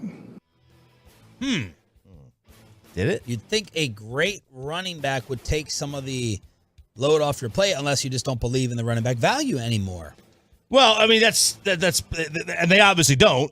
They're not trying to re-sign him. Yeah. But his explanation is this is a really, you're going to use the comp as the most NFL ready-made quarterback of the last 30 years to the least NFL ready-made quarterback of the last 30 years? I will say this, next to Justin Fields, the Anthony Richardson offseason hype has been brilliantly done by Colts PR and other people. He sounds like a saint. You were saying last night you thought there were some work ethic questions, and this guy is the perfect face of their organization early on. Oh, yeah. There were definitely work ethic questions. The debate you heard a lot from NFL personnel people leading up to the draft was he definitely wasn't doing the work at Florida. And the question, the debate you heard from some people was some people interpreted it as he has no work ethic. He's last guy in the meeting, first guy to leave, that kind of energy. And then there were other people who said he doesn't know how to work. It's not that he's against it. He's never been taught how to do the work. And as soon as he gets into an NFL system, you'll see he'll embrace it. And so far, it looks like he is embracing that role and embracing that leadership mantle. Texas Rangers were off yesterday. They are 1 game back in the West behind the Armpit and the Mariners. And they're taking on the Minnesota Twins. 6:30 pregame on this radio station. First pitch at 7 o'clock. It's going to be electric in that building at the Globe. I'm calling it the Globe, whatever it is. I only call stadiums. What do we got here? ACC presidents vote to extend invitations to Stanford, California, and SMU with some breaking news. SMU to the ACC. Now it's going to be called the All Coasts Conference. Breaking news on the Fan, presented by BetQL. Smarter bets start with BetQL. Download the BetQL app or visit BetQL.com today. Let's hook you up. All right, Tolos, that's right. Caller number 10 right now at 877-881-1053 wins a 4-pack of tickets to see your Texas Rangers take on the Houston Astros next Wednesday, September 6th. And not only will you be sitting in the world-famous Section 133 for the big rivalry game, but it's also Texas Chili Company Dollar Hot Dog Day at the ballpark. Get tickets and info now at Rangers.com/tickets. That's caller number 10 at 877-881-1053. Thank y'all for listening. That's our way of saying thank you. We moved the giveaway to 6 a.m. club And to kick off your morning the right way, along with the weekend on your home of the Rangers, they weren't playing, but we were studying the waiver wire to see if the Angel fallouts could land over here. Yeah, and let's see. We got count them. Nobody. Count them. Nothing. Nothing. The Guardians basically ripped the hearts right out of us. So 6 players from the Angels were placed on waivers. And then a couple other players placed on waivers as well around the sport. Lucas Giolito, somebody we wanted. Matt Moore, I wasn't in on, but sure, he's fine. Ronaldo Lopez, another reliever. And then Dominic Leone, another reliever. Moore, Lopez, and Giolito all go to Cleveland. Leone goes to Seattle. The Rangers actually passed on him. Yeah. And they had him in spring training, and they let him go. And so they must have felt confident about where he was at. And then Hunter Renfroe goes to Cincinnati. It looks like Randall Grichuk is still available. He's not. He was not claimed off of waivers. Bader goes to Cincinnati from New York. There was a couple of the guys that were taken as well. Not many though were placed on waivers. It's not like the old days where everybody would go on. There were 11 teams on the waiver wire between Cleveland and Texas. Like these pitchers never got anywhere close to the Rangers. The Rangers weren't ever going to get these guys. No, and that stinks because they could have used it. Like this is a point that this is nobody's job. The closer role is nobody's job. Yep. Like they could Chapman could say he wants it, Smith could say he wants it.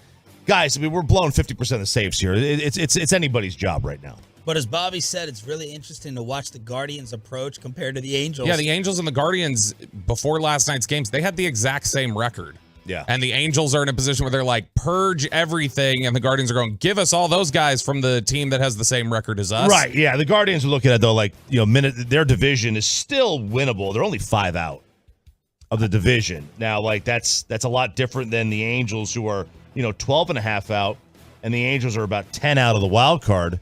But it's definitely risky on Cleveland's part, but it's not risky because all it is money. It's just a few bucks. I mean, pitching hasn't really been their problem anyway. We have the first college football degenerate picks of the season at 9 o'clock. But RJ, get us ready for the big opening weekend. And you got your favorite uniforms in the armpit? I do. Yeah, the big opening weekend in college football, the first opening weekend in college football, I should say. And the uniforms, Houston is wearing, the Houston Cougars, they play UT San Antonio. They are wearing very cool unis. They are wearing uniforms that are a throwback to the Houston Oilers. Baby blue, red stripes, red piping. They're going to say Houston in cursive on the helmets. It's a very cool look. Absolutely love them. TCU is the main attraction on Saturday. At least I think will be TCU versus Colorado. That's really the only game that I think. Tennessee, Virginia is another one that's got brand names, but Virginia's not any good. Colorado's got intrigue to it. That's a big one. Last night, you saw Utah take care of business against Florida, 24-11. You saw NC State beat UConn 24-14. And the Haboob took care of Arizona State. Southern Utah delaying the game. A dust and windstorm. It's called a Haboob. My favorite. 24-21. Arizona State wins after the Haboob. There will not be a Haboob in Orlando, I don't believe, for LSU and Florida State on Sunday night. How Micah Parsons' high school coaches saved him from being Jonathan Taylor. All access with Micah Parsons like you haven't heard him before. The audio you have to hear next on the home of America's team. But you also need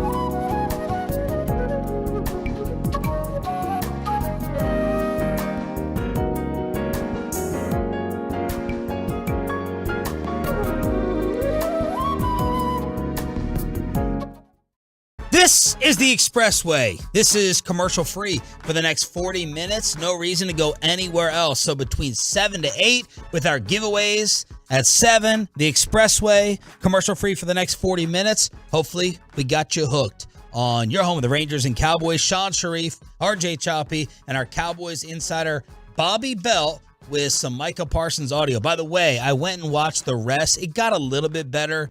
I watched the Roku while I was sitting there in bed running back and forth to the bathroom.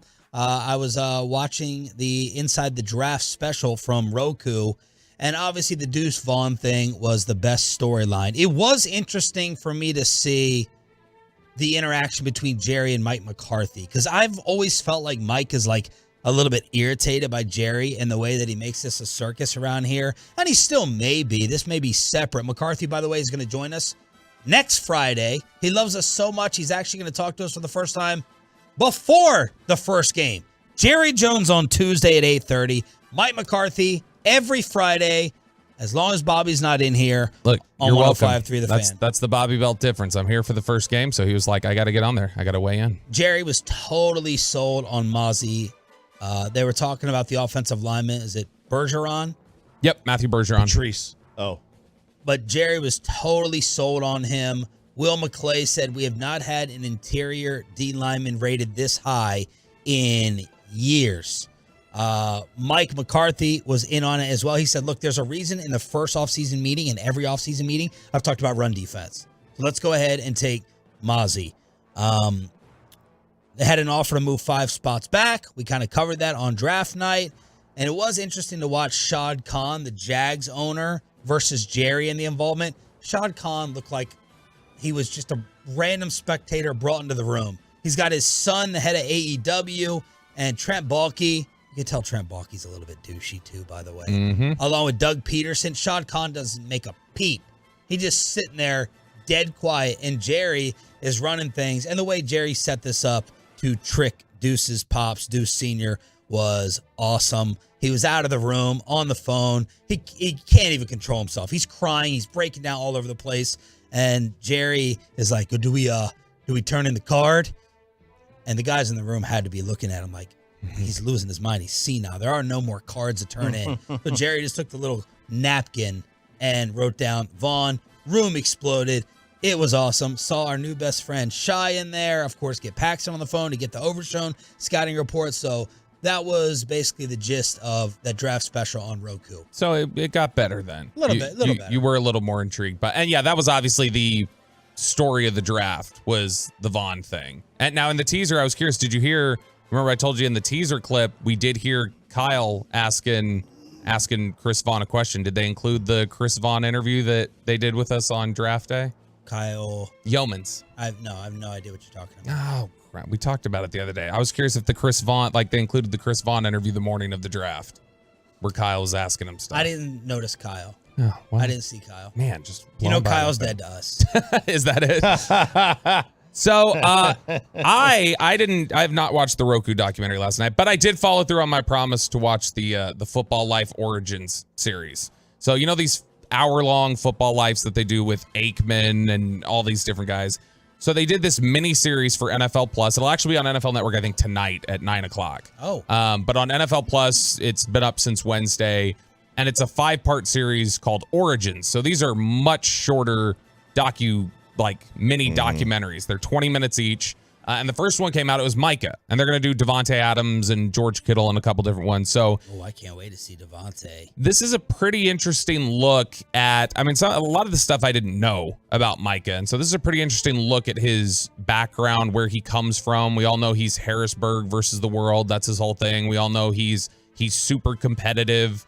They talk about at times, like they show this picture of him winning second at a wrestling competition when he's 11 and he has his head down. He's so mad he didn't win first. He talks about how when he got into Penn State, he heard chatter that guy's too dumb to be able to be here. Why is he here? He's not going to have the right grades. So he talked about how it was really important to him to graduate before he got to, the NFL. And so he actually graduated, even though he opted out. He finished school. He's a Penn State graduate. And so he's very competitive. He pushes himself in all walks of life. And his whole story starts out with something that I had never heard before. And this is cut 19, Peyton. where they're talking to Micah and his mom about how Micah almost was not even here on this earth. So at the time I got pregnant with Micah, I think I was living in like a 1-bedroom apartment. She already had 2 kids. Like, she was struggling really bad. I was thinking about at the time, I was like, maybe I get an abortion and whatever. I said, because I really don't want another kid. She got a call in the middle of the night, and it's Mother Hall of our church. She was like, God laid on my heart to give you a call and see how you was doing. I was like, I'm great, everything's good. And then, we were just talking. And then she was like, no, there's something else more. And I was like, no, everything's good, trying to play it off. She just keeps pestering my mom, like, what is it? What is it? She's like, okay, I'm pregnant. Like, I don't know what to do. I've been thinking about getting rid of it. She was like, no, you keep that baby. Like, God wouldn't tell me to call you. And like, if it wasn't for this. And I was like, oh, all right. So I did. All right. Yeah, you twisted my arm. Yeah, okay. All right, I'll do it. But it's, she talks about he gets here and he's immediately, everything you hear about Micah described in his childhood, like straight out of the, it seems exactly like the person we know today. Like, he's always been competitive and he's always had a huge love for sports and pursued that and always been super opinionated. And they called him growing up, they nicknamed him the Water Boy when he was playing football growing up, because they said he's like the Water Boy. He just wants to hit people. He's just out there running and hitting. And he was actually the super stud running back is what he was in like middle school. And that was his favorite position. In fact, it was so much his favorite position, they didn't have a spot for him. They wanted him to play varsity at Central Dauphin High School. They wanted him to play varsity football as a freshman, which is not totally common. And he didn't want to because he couldn't play the position he wanted. This is clip 20. I was a running back. They kind of already had their running back. And it was like, you could either play JV running back or you could play varsity and, play defensive end. I was like, man, I'll play JV running back. Like, I was just betting on myself. It just got to the point there was like, no way we're letting you play JV running back. And so I was forced to play rusher. So I remember the very first game when he was on varsity, on the varsity team, they had him as the backup. We were losing. Guy rolled his ankle like in the first quarter. Man, I went out there and I put on the show. The second half, I had like 2 or 3 sacks. I ended up blocking the punt, returning for a touchdown. We ended up winning the game in overtime. And everyone was just like, who is this guy? Like, I'm a 225-pound freshman that just, got in the game. It's terrifying how big he looks compared to everybody else, even in high school. Oh, look at his speed. He's willing to go and race Tyreek Hill. Yeah. Off the line in the off season. And not get embarrassed. Yeah. And not get embarrassed. You see, and I can't remember if it's going to be in any of these clips or not, so I'll just say, there was one point his high school coach had said there were like kids were afraid to tackle him. Like, if he had picked up the ball, and it was like people were afraid to run into him. They would just avoid him because he was just this bowling ball. He's this freak. He goes from a backup. He comes in at halftime after the injury. He bursts onto the scene. He's a few weeks into his freshman varsity career, and Michigan starts calling, and Auburn and Tennessee, and he just starts getting blown up with a bunch of interest. With Penn State. And these first 2 years at Central Dauphin go really, really well for him. And then there's this controversy. There are these 3 teenage girls who post a picture on social media. And it's a post with a picture that has a racial slur on it. And it goes viral when people at the school blow it up on social media. Local news stations start covering it. Becomes something where the school has to get involved and address it. And Micah, who is the star athlete of the school, quote tweeted it and started talking about it and going, I need to find somewhere else to go. He's like, this is ridiculous. This is where I play. I need to find somewhere else to go. The following Monday, everybody's back in school for the first time, and the police have to show up because there's a report of an active shooter. And they get there and they find out really quickly, okay, this didn't happen. But what did happen is Micah is accused of, in the cafeteria area, that he stood up and screamed gun and incited everybody to start running. Whoa. Now, Micah, to this day, insists, didn't say that. I was calling for one of my friends. And Micah has had some serious allegations against him. And they don't cover the Penn State hazing stuff. But they did cover this issue, which got him a 3-day suspension at school. Penn State get covered up, apparently. So he was suspended in high school for this. There was security footage. He says, I wasn't doing anything. Nobody was running. I was calling my friend. And Micah here in clip 21 talks about how this suspension ultimately leads to him leaving Central Dauphin and moving back to Harrisburg to finish his high school career. In life, there's just certain people that don't want to see you succeed, and they don't want you to stand up for what you believe in. I just believe there was just certain people at Central Dauphin that just didn't want to see me successful. I was punished for basically being a good football player and having a voice. And it was just the most outrageous thing in the world. They even showed my dad the footage, and my dad even was like, yo, son, like, you did nothing wrong. Like, I don't want you to think you did anything wrong. He was like, nah, we're not doing this no more. Where you want to go? You go to Bishop McDevitt. He was like, you go to East.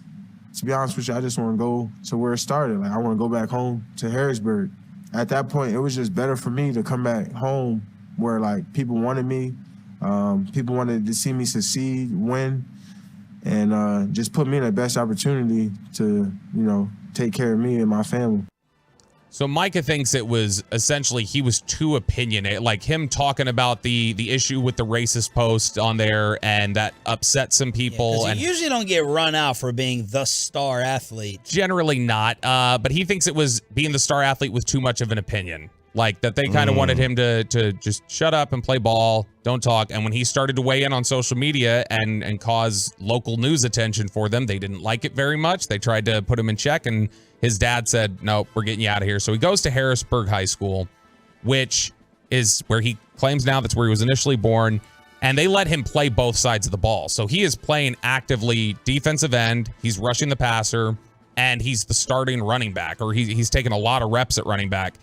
His senior year, he scores 27 touchdowns on 100 touches. Is that good? 100 touches. He scored 27 touchdowns. That's like 27%. And it's, I'm just guessing. It's 27%. Yeah. You see the highlight. I'm going to have to pull it up and show it to you guys during the next break, some of these clips. He looks like, when we talk about the Barry Sanders thing with Bijan, you want to see the Barry Sanders juke and stuff. You see Micah doing that at 6'3", 230 to these high school kids. He is just doubling back, breaking through 4 different high schoolers. It's honestly hilarious. So Penn State is really on top of him. James Franklin, the head coach, is a big fan of his, has been involved in the early process. They get an early commitment from him because he wants to stay there. And so this clip here, this is James Franklin talking about how they started to feel a little bit of the pressure, and it became a national storyline that Micah Parsons might go to Ohio State. And how exactly was his pet dog involved? So we were involved with Micah very early. It went fast and furious, and he committed. And my dad was the one that was like, hey, you should take your visits, like Ohio State, Alabama. How we know we at the right school without taking the visits? And I was like, hey, you're right. There became a buzz that he may decommit and commit to another school, and a school that we would definitely prefer him not committing to, Ohio State. He had got a dog. He named the dog the name of the mascot of that other school, so that didn't make you feel great as well. How did you end up naming your dog Brutus? Did that have anything to do with Ohio State? I'm not going to publicly answer those type of questions. It just came down to, like, especially experiencing what I experienced at CD, like, at that point, it just mattered to me that guys that stayed by my side and that was loyal to me and wanted to see me win. And I felt like I came back to Harrisburg for a reason. I came home, so I feel like if I wanted to be great, I had to stay home in college too. He was definitely committing to Ohio State if he named his dog. Like, just hearing him say, what was the name? Brutus, which Brutus. is he named the dog after the mascot there at Ohio State. And then they even ask about it now. Years have passed. He can't just be like, yeah, to be honest, I was kind of conflicted. He's like, no, just let's not talk about it. Let's focus on Harrisburg stuck by me. Pennsylvania stuck by me. Let's stay in state. Let's go here. But yeah, that definitely sounds like he was about ready to be an Ohio State Buckeye. Look, if he went to, I'll say this, and Penn State's a big name program. I wonder if he goes to Ohio State, if he even falls to the Cowboys. It's a good question. Because even though how great he was in college, your profile at Ohio State is just elevated. Yeah, they're not going to have him rush like he apparently did not do at Penn State. Yeah, maybe he's an edge at Ohio. We have no idea what they would have done. I mean, they've turned out great edge rushers there. Maybe he plays running back. Maybe he liked Ohio State because he was a big Zeke guy. Dude, could you have imagined him and Nick Bosa on the same line? Would have been. Seriously? Yeah. Ton of trouble. Last clip here. This is we all knew leading up to the draft. You remember it was Micah Parsons. We heard all I wanted was Dallas. Yep. And there wasn't a lot of, I grew up this like diehard Cowboys fan. So it's like, how did you get so obsessed with Dallas? So the last college football game of his career, a couple months before COVID shut everything down, he was playing in the Cotton Bowl against Memphis. And he had, you could argue, the most dominant game he had of his college career in that game. And he talked about how that experience and being here and some of his childhood background really made Dallas the spot that he wanted to end up. I knew this was like the game of the year. I was talking all week. I was like, yo, I hope everybody just relax. I'm winning MVP this week. And I texted my group chat. I was like, yo, it's raining in Texas right now. There's about to be a storm here today. Then after the game, he got the MVP. He was so excited. He's like, oh my God. He's like, I want to live in Dallas. I want to be a Cowboy. And he just kept saying that ever since then. Since I was a kid, I was like, man, I always wanted to be in Texas. Because I'll be on Facebook and I'll see these Texas homes. And I'm like, these houses are so beautiful. Like, this is where I got to be. And then once I played in that combo, I was like, man, this is crazy. I got to play here. So the whole thing that got Micah Parsons wanting to be a Dallas Cowboy and connecting with the Dallas Cowboys, it turns out, was Texas Home and Country. That looking at that magazine, looking on Facebook and seeing big old Texas houses as a 12-year-old, he was like, I need to live there. Is that the magazine you got the cover of? I don't know what you're talking about. What was the name? What was the cover? I don't know what you're talking It was about. was it yeah, Micah Parsons. The Flower Mound Gazette. Football Life Origins. Louisville Illustrated. You can find it on NFL Plus. You can watch it on NFL Network. And there's some other interesting details in there. James Franklin talking about what a freak he realized they were. Like we mentioned, Micah going after his degree. But some interesting notes that I didn't like. I had no idea he had transferred high schools and been suspended and accused of trying to incite a riot. So, a little bit of interesting background into Micah. Well done, Roberto, doing the extra homework. Peyton cutting up the audio inside the star on your home of America's team. It is now time for this. Did you know that Benjamin Franklin invented the junk drawer? Junkin! The leftover stories we didn't have enough time to get to throughout the course of the week. Last night was the 105.3 The Fan Fantasy Draft. I'm pulling a Zach Wolchuk here and complaining. And I'm protesting. I don't know how Carter Freeman set this up, but the internet during the live draft cut out for many of us, froze up during 2 or 3 picks. And magically, the fantasy site says Carter is projected to win the league. How convenient. I picked like 8th or 9th. RJ Choppy was first. Peyton Russell was second. Who'd you take first? Well, actually, I missed my first pick because I was doing my BetQL show. Wow. So the computer took Justin Jefferson for me. I would have done the same. Okay. I was looking at like the other options and like because you go by the order that they give you a lot of times. Yeah. And Austin Eckler was like the number 2 player. I'm like, I'm not taking. I just can't do Austin Eckler 1. He's not the. No, that doesn't sit right with me. So today I have tasked Peyton talks big, like he is a fantasy football expert. Yeah. And I have no idea where that comes from, if it's legitimate at all. Where'd you finish last year in our league? Not in the playoffs. Okay. Yeah. So I'm going to give him one chance for a football fantasy preview if you're drafting tonight or this weekend with the game starting next week. But first, start us off with the junk drawer. Yeah, so this is the story here. Look, we're you guys are all married, men or engaged, RJ. You guys go through the football season of how does your wife deal with it? Obviously, you guys have to do it with the job. You have to watch the games for the job. But how do other people do it as well? Like, do you tell the wife, hey, it's football season, college, NFL. I'm going to be busy on Saturdays and Sundays. Do not schedule anything. You're big, don't schedule stuff during Cowboys games, right, Sean? Yes. Yeah, so here's an audio clip. It's a husband who has written a 2 weeks notice to his wife, and she goes through and reads it, and this is her reaction. This read out loud. Callie, this is to inform you that 2 weeks from today is the start of the NFL season. The past several months, I have been an engaged, loving, helpful, and thoughtful husband and father. However, I must, with remiss inform you that I am putting in my 2 weeks notice. I will no longer be available for work on Sundays, 10 a.m. to 10 p.m., Monday evenings, nor Thursday evenings due to conflicting commitments. I'll also be unavailable every Saturday due to conflicting commitments between the hours of 10 a.m. and 12 a.m. the next morning. This will be in effect until the end of February and early March. Thank you for your understanding.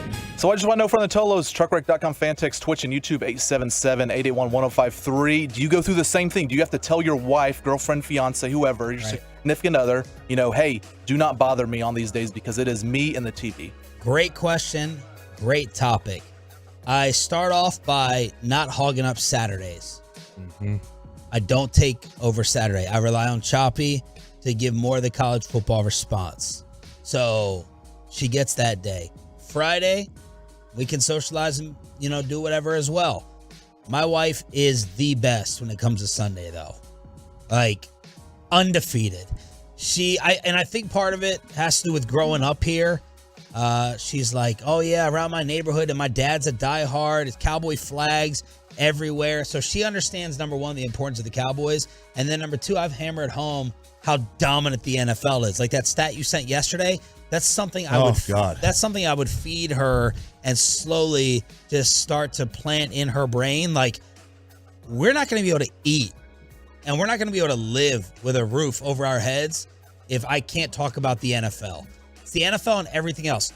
So she's already rejected plans from girlfriends. Oh, I want you to come over for Sunday and this and that. And she's like, I can't. I don't have babysitter coverage. Not babysitter coverage. I know people get mad about that. When a parent says they're babysitting? Yes, people got mad at RJ for that or Bobby for that. Yeah. But she knows, and it's just not for the 3-hour window. From 12 to 10 p.m., I'm good to go in the clear. Now, I might do something here and there when the Cowboys aren't on, but she knows how important Red Zone is to me. My wife is a saint, an NFL Sunday saint. But I give her Saturday and Friday. Yeah, it's tough because, like, for me, it's not even Sarah. It's the kids' sports. Like let's just say, for example, like tomorrow. I just saw this guy. My son's got a football game right in the middle of the Tennessee game. Ugh. So I'm gonna go to the football game, right? It's like, or a lot of times they'll do baseball, and it comes. There's 4 weekends where I don't watch a Cowboy game live because I'm at their baseball game or whatever. So that sucks. But she's great. Because she wants to watch the games anyway. She likes just sitting around watching the Cowboy game. She doesn't care as much about the other ones, but she absolutely wants to watch the Cowboy game. So if there's no sports, it's like, we don't leave the couch. We're all day. This will be my biggest college football viewing day of the year. And it's not a lot of great games. But this is, once the NFL season starts, we're obviously doing stuff Monday through Friday. I'm gone. Your wife has it the worst by far. I'm gone. She usually does. Yeah, I'm gone in the morning, and then I'm going to go out to the Star, for practice during the afternoon. And so I'm not home a lot during the week. 8 of the next, 16, 17 Saturdays, I'm gone Saturday. Because if I'm on the road, we leave the day before. So I'm gone for the weekend. And then, so you've got basically just 8 Sundays through the end of the year or 8 Saturdays through the end of the year where I'm going to be home and free because I'm going to be taking up on Sundays and working. So the 8 Saturdays where I'm home, I'm generally not going to try to cram it up with stuff. Now, I'll DVR stuff, and if I'm sitting at the stadium and I got 3 hours till kick, I'll sit there and watch some college games. But that's how I basically got to catch up on college football for those 8 weekends because that's the only time I'm going to see my kids. So that leads me... Sarah's so glad you told me about the game. I was like, I just found out. So you type it away. I just just found out. How do y'all do it? So this leads me to the fantasy football. I want the responses first from the Tolos. Let's see here. Swaggy Booties, I have definitely told girlfriends that Sundays I am unavailable for Cowboys games. Steve from Tyler, my wife knows where I'll be when football starts. She may not like it, but she knows that's who I am. What else do we have here? We've got 214 says there's an understanding between me and my wife. We made that decision when we got married. So this is a pretty common, I think, thing to do. Now, this is over the top. I actually think the letter he gives her and the fact that she's chuckling and having fun with it makes me think that this guy's actually whipped. I don't buy that he's actually able to do anything that he wants. Really? I think he's writing this is like, hey, this would be a funny thing to do. Like, the fact that she had humor about it tells me that she generally probably gets her way and knows this isn't a reality, that he's actually going to be gone the whole time. I mean, let's be fair. The wife is going to get her way anyway. Like, at the end of the day, she gets her way. Not on Sunday. No. I mean, not any day. Not on house. Not any day. All right, Pay, this is your chance. This is your opportunity. Let's see what you have in store. Yeah, a little fantasy football preview Pay edition. First off, if you're in a standard scoring league, which means you do not get points like PPR, points per reception, it's just straight how many yards you get, how many touchdowns you score. That's the points you get. If you are in a standard scoring league, you deserve every heartbreak this season. Get out of the league immediately. I've played in one the last 4 years, and I cannot tell you how many freaking times I had a wide receiver catch 10 passes for 89 yards, and I get 8 points. It is ridiculous. Now, I know it evens out because everyone has to deal with it, but if you are in a standard scoring league, get out right now. PPR is the way to go. Okay. Yeah, but is it not too much? Is one reception for 1 yard worth the same as a 10-yard catch or a 15-yard catch? I don't know that it is. Like, so to me, a half point per. My biggest issue with the standard scoring is not the receivers. It's the quarterbacks only getting 4 points for a touchdown. That's my biggest issue. I agree. Yeah, I mean, my thing is just because depending on who you draft, I draft around like PPR. Because like Christian McCaffrey, when he was in Carolina, now San Francisco, he's just a dump off guy. Just dump it off to him. So it's like he'll get 8 or 9 catches a game. That's 9 free points. And then on top of his yardage and everything else, and then his touchdowns. So if you're in a standard scoring league, get out now. All right, my role in the draft, when you start drafting a quarterback, it's a big, when do I take Mahomes? RJ jumped on it. First pick of the third round, he decided to take Patrick Mahomes. And that's where it is for me. The third round is the bare minimum. Do not be that guy that takes a quarterback in the first or second round of the draft. Do not. It's a waste. It screws up everything else. Now, yes, if I'm picking right after you, it might help me out, but it never works out that way. So, Sean, if you pick a quarterback in the second round and then RJ gets the next pick, it's basically a free pick. This is what made him mad last year, was Chiafalo was picking right after him. So it's like, Eric, I'll pay your entrance fee if you pick a quarterback with your first pick right after Peyton, just to make him mad. And it worked. He was upset. And I took Hurts first last night in the fan draft. I know. I'm disgusted. When did you take? What round did you take him in? Do you remember? It may have been my third pick. Okay. It was all third round, I believe. Did I have the first quarterback off the board? I think so, yeah, because it was Mahomes. I did. I took Hurts you took first. Hurts over Mahomes. I took Hurts over Mahomes. Oh, you did? And Allen, yes.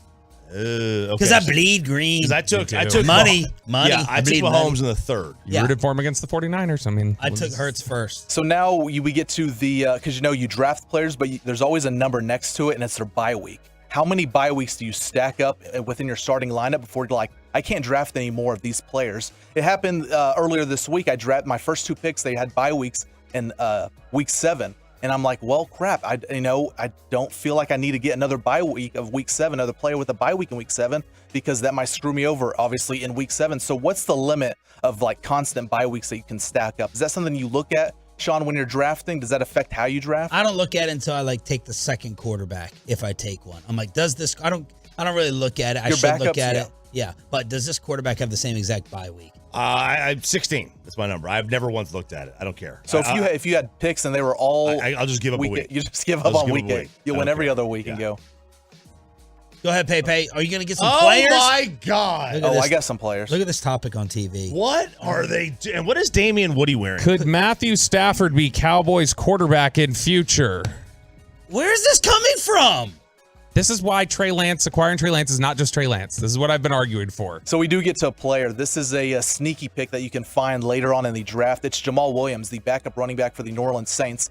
Now, if you remember, Alvin Kamara is suspended the first 3 weeks, so he will not be playing, obviously. So do you adjust and you pick Jamal Williams earlier rather than later to try and get that early jump on the first 3 weeks? It's the Peyton Russell fantasy preview. I would not wait, or I would not pick him before probably the 6th round, because I think it was Walchuk yesterday. He picked Kamara in like the 4th round. So like you see guys still picking Kamara before Jamal Williams, but this is a guy where if you have your first 2 running backs and you get Jamal Williams as a flex, your first 3 weeks are stacked because you get 3 starting running backs. That's just a sneaky pick, I believe, out there that you can adjust on. Okay. Anyone else on the love-hate list? One more. Do not rush to get Justin Tucker. Notice how I didn't say kickers, just Justin Tucker. This happened early in the week. This guy in the 8th round took Justin Tucker. It's like someone last night drafted him a little early. I think in the 9th round someone did too. I forget who it was, but yeah, me and Carter were talking about it. It's like, was that too early to pick him? I know he's the best kicker. You got to get him on your team if you're going to pick a kicker early, but I don't know. I don't think you rush for the kicker. Nobody forgets. Nobody remembers, I should say, that Justin Tucker had a bad year.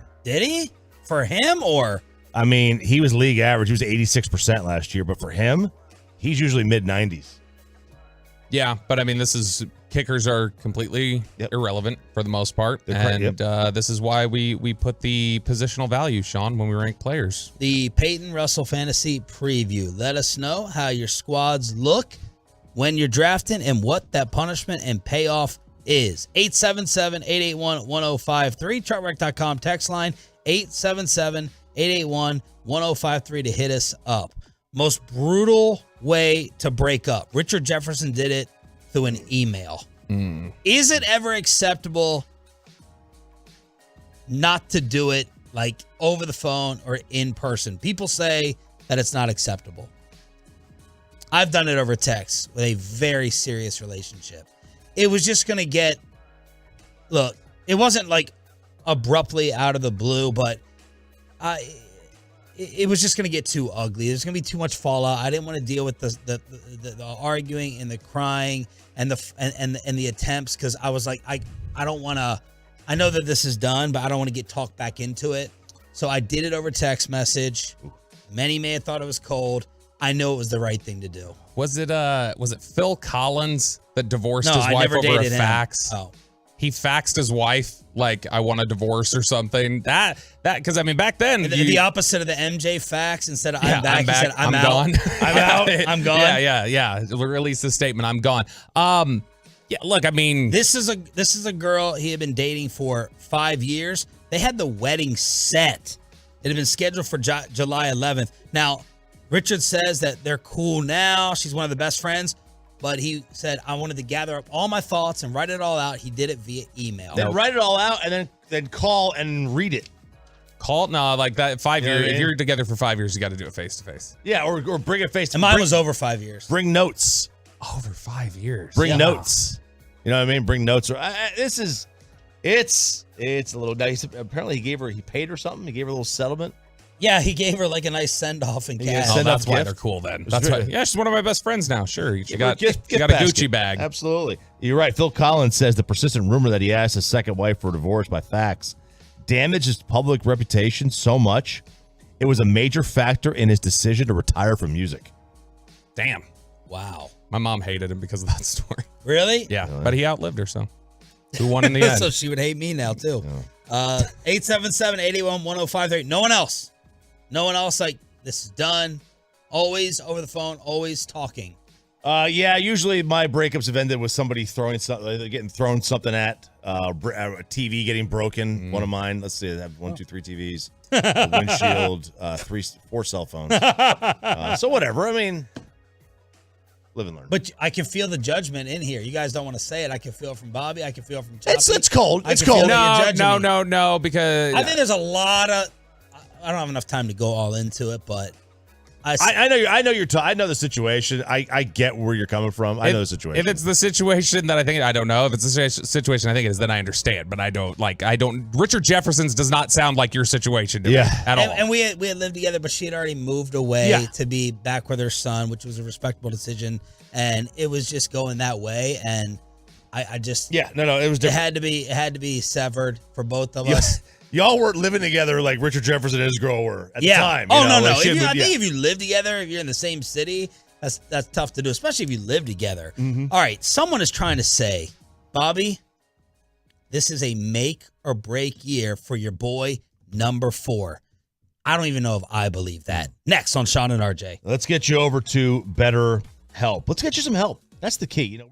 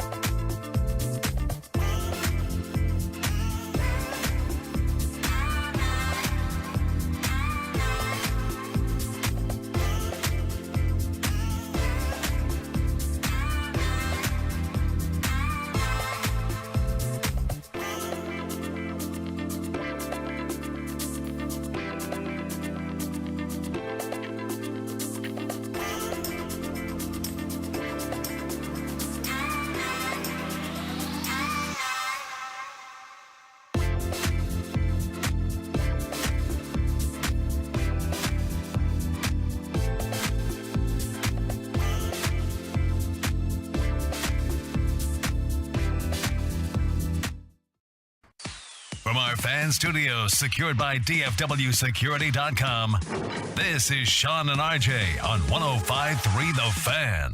Do not have enough time for today's show. The guys really did some work last night, so we're loaded. 8 o'clock hour. Sean, RJ, and Bobby here on your home of America's team, and we're getting closer and closer to the actual start. Sean Sharif, RJ Choppy, Cowboys Insider Bobby Belt. We got Peyton and Ryan. We're live on the Fan Cam, Twitch, and YouTube. And Choppy, what do you got on number 4? Well, is number 4 at a pivotal crossroads. Joel Corey, not a lightweight. No. I would hope not. We had him on the show. Yeah. Show of Wales. That's right. He wrote an article about the 10 quarterbacks entering pivotal seasons facing the crossroads. A lot is riding for each this season. And, he's got Russell Wilson on there. Okay? Russell Wilson, of course, coming up a bad year. Sean Payton ain't going to mess around. Yeah, Russell Wilson could be a backup. This year could decide that he's a future number 2. Yeah. Mm-hmm. It's Mr. Unlimited. Aaron Rodgers. Now, Aaron's older. If he has a bad year, he may just call it quits. Yeah, but he's going to be the starter next year if he wants to be. So what's on the line for him? Like maybe a little legacy talk, but Aaron Rodgers ain't losing his spot if he doesn't want to. It doesn't matter how bad he is this year. Agree. Which he won't be bad, Babby. That's right. Even though I didn't have the balls to take him last night over Kirk Cousins. Tua is on the list. And then it says ability isn't the issue; it's availability. Agreed. The issue. Huge year for Tua. Yep, absolutely. And I have a little ability question still left as well. Yeah, and it basically says a concussion-free season could be the difference between getting $50 million a year and them not picking up the option. Yes. For his 5th year. Yeah. Mm-hmm. So that's huge. Justin Fields, totally agree. Another big year. Another a big year for him. Ryan Tannehill, I think we've seen he's definitely on the way out. Yeah. Garoppolo, yeah, it is. Although he just kind of signed a $70 million deal. Can he prove he's in the top 32? That's the question. There you go. Baker Mayfield, no doubt, but I think he's a placeholder right now. Will he fall below Jimmy Garoppolo? Mac Jones, yes. Jordan Love, yes. Dak Prescott is on this list. I am going to lessen my interception numbers. What's the title of the article? It is Agents Take Aaron Rodgers, Dak Prescott among 10 quarterbacks entering pivotal season facing a crossroads. Facing a crossroads. All right, I'm interested to hear what the crossroads is here. All right, so here's the explanation written up. Last season was a down year for his standards. Uncharacteristic high interception rate. He is in the 3rd year of a 4-year, $160 million deal. $126 million in guarantees signed in March 21. The $95 million in guaranteed at signing and $66 million signing bonus were the most ever in an NFL contract at the time. His situation should come to a head next offseason. He has the 2nd largest 2024 cap number at $59.455 million, which is they can't do that. Thanks to them restructuring his contract for cap purposes on 3 different occasions since he signed. 3 different times? Yep. Jeez. He also has a clause for prohibiting them from franchise or transition tagging him in 2025. Jerry introduced a new variable to the equation by getting Trey Lance for a 4th-round pick without informing Dak or Mike McCarthy before making the deal. Acquiring Lance could become significant if Dak regresses badly. Now, the Cowboys would be contending with a $62 million hit of dead money by releasing him after this year. Yeah. All right? Joe Corey has been reduced to minnow. No more whale. It would be the same amount with a trade, which would require him to waive his no trade. A bounce-back year is where he returns to form in 2021, which was arguably his best season. It would give him leverage under the circumstances, become the highest-paid player in the league. Last year... Look, I'll save you the rest of the time. There is no crossroads. Dak Prescott is not going anywhere. And it's part of what I said the other day when I annihilated Bobby in our Expressway argument. Dak Prescott has the leverage of quarterback purgatory. And unless they are going to gamble on finding Patrick Mahomes with their next draft pick and move on from Alex Smith, he's not going anywhere. And Trey Lance is not that leverage. It's laughable. If you actually think that, then you haven't been watching football for the past 3 years. So Dak Prescott, he's not going anywhere. He's getting the new contract unless he, knock on wood, suffers some type of catastrophic injury. Corian, knock on Corian. There's no crossroads. There's no threat. There's no worry of him being unemployed here.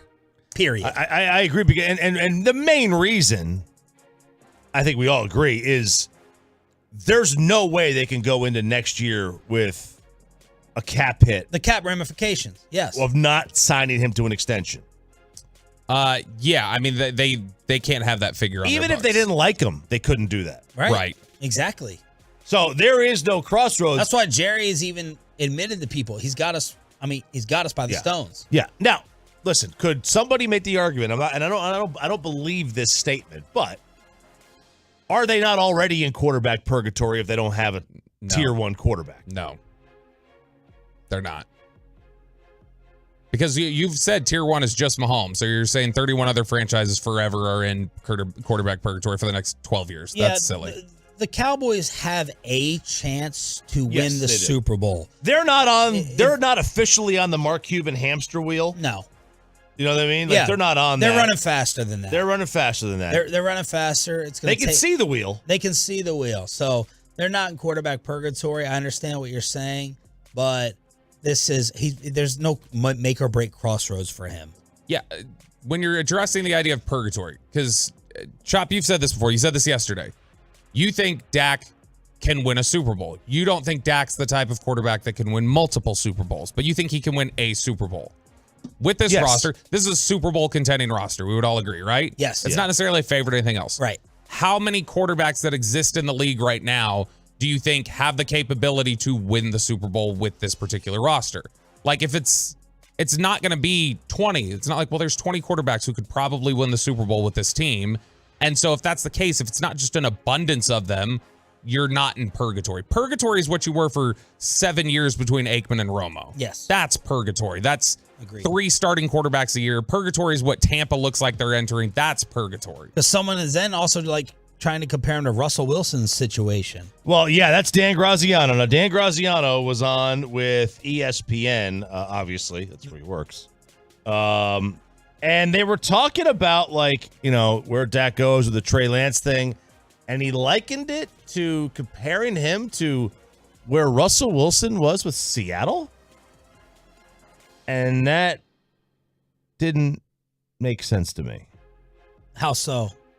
What was he saying? What was the explanation? Well, because, like, they're basically saying, like, you know, at the end of Russ's tenure with Seattle, he had fallen off. Well, Dak hasn't fallen off. Right.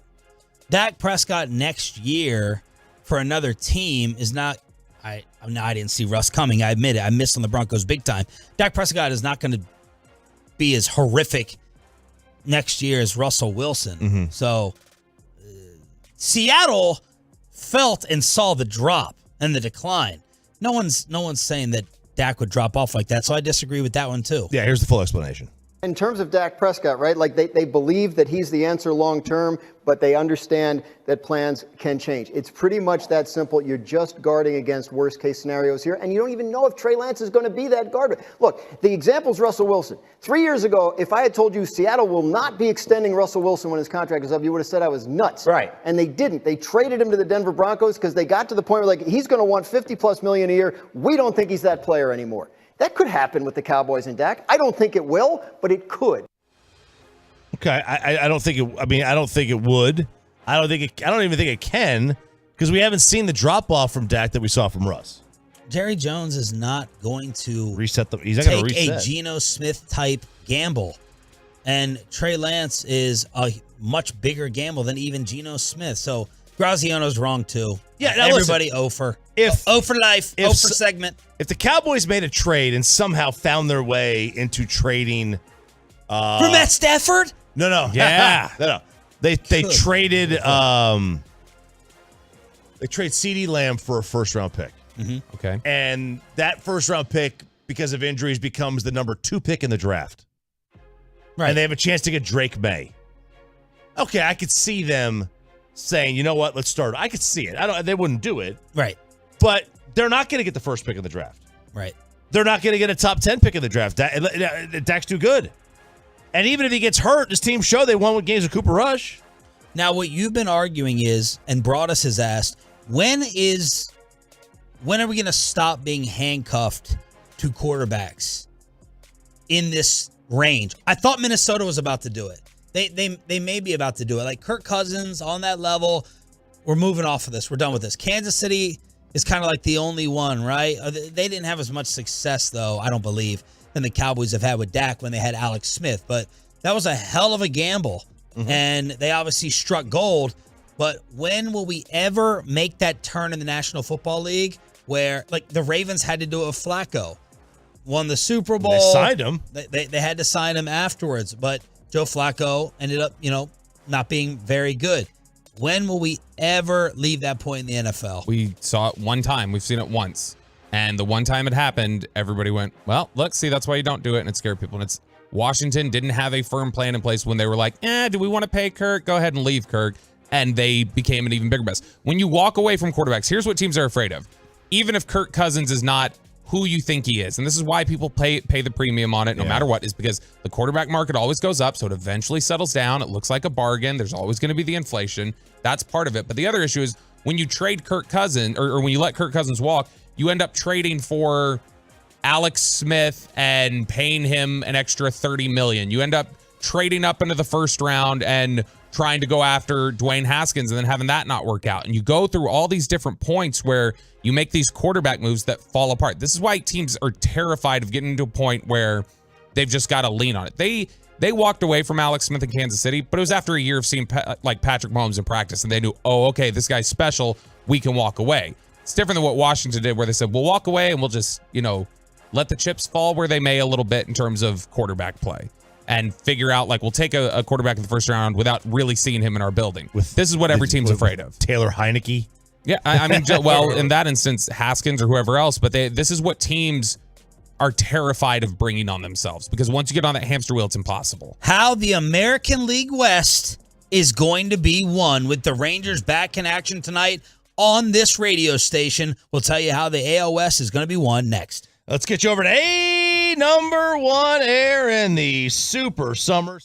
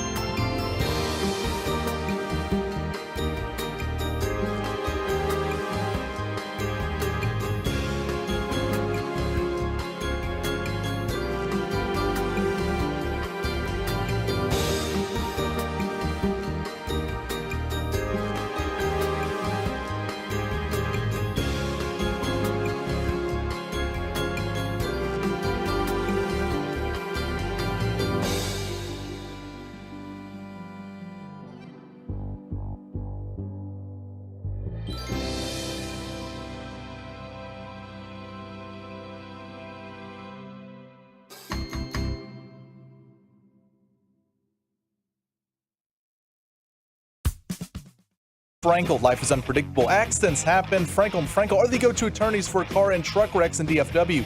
If you or a loved one have been in an accident, contact the Frankels for free at 214-333-3333 or go to truckwreck.com. Choppy's full college football preview is coming up at 9 o'clock.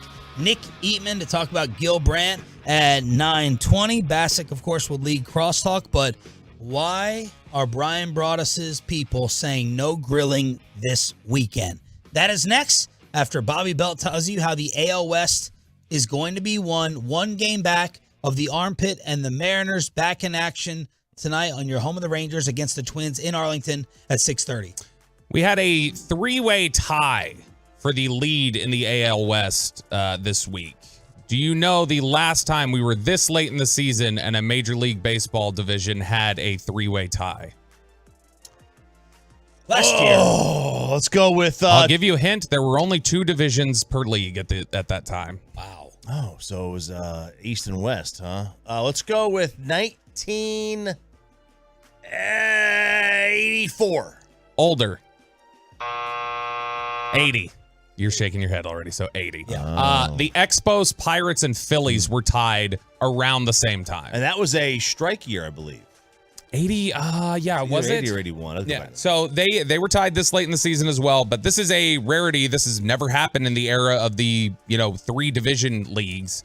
And the Astros, Mariners, and Rangers are all tightly gathered here. And so this is something where you start looking for little advantages. All right. So, who's going to separate themselves, who's got, the easier schedule, who's in a better injury position, whatever else. And so over at CBS, it was Dane Perry, former writer for Fangraphs, who had a look at, let's break down exactly where some of these advantages exist. So when it comes to the injury department, right now, the Rangers are kind of at a disadvantage in terms of realistic players you're waiting to get back. So we're not talking about a Jacob deGrom who's out or somebody like that, guys who are out for the year. We're talking about the guys who you're still waiting on them to return. And right now for the Astros, their biggest one that they're waiting to get back is Michael Brantley. We're waiting on Eovaldi, Josh Young down the road. Those are the two that he points to. He's like, Eovaldi and Young are huge for the Rangers. And right now the Rangers are probably at the biggest disadvantage because they're missing 2 key components. And the Mariners and the Astros just aren't in that same position right now. Eovaldi was a guy who he talks about was on path for being in the discussion for AL Cy Young. If Eovaldi had continued where he's at, we'd be talking about him probably, top 3? I mean, there were some people who said first half of the season he was the AL Cy Young Award winner. And so he had been incredibly impressive. Josh Young had been able to maintain that OPS up over above 800. So he was, hitting for average. He was showing better plate patience. He wasn't chasing as much in recent years.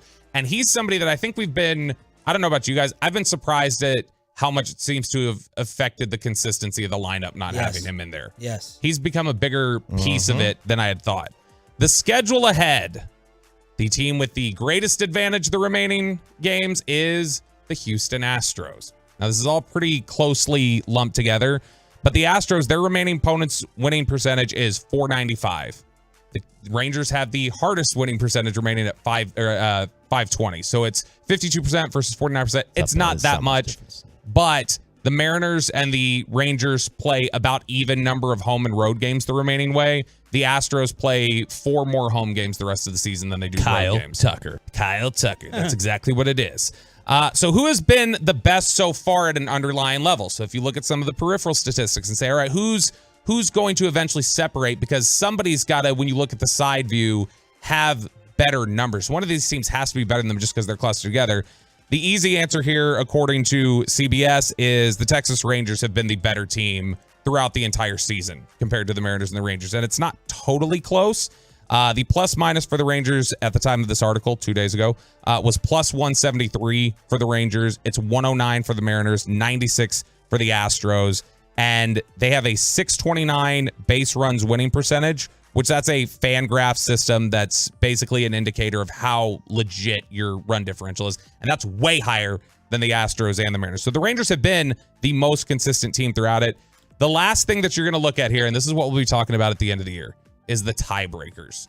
We're going to be looking at tie-breaking scenarios, and we're going to go Mariners, Astros, Mariners to close the year. And so it says playoff expansion was brought to an end any 163 game scenario. And so right now the first tiebreaker is head-to-head record. And since teams play divisional opponents an odd number of times during the regular season, no other tiebreakers will be required. So here's where it stands right now. The Mariners have clinched the season series against the Astros. They hold that tiebreaker. That's done. The Rangers are 5-1 against the Mariners this year.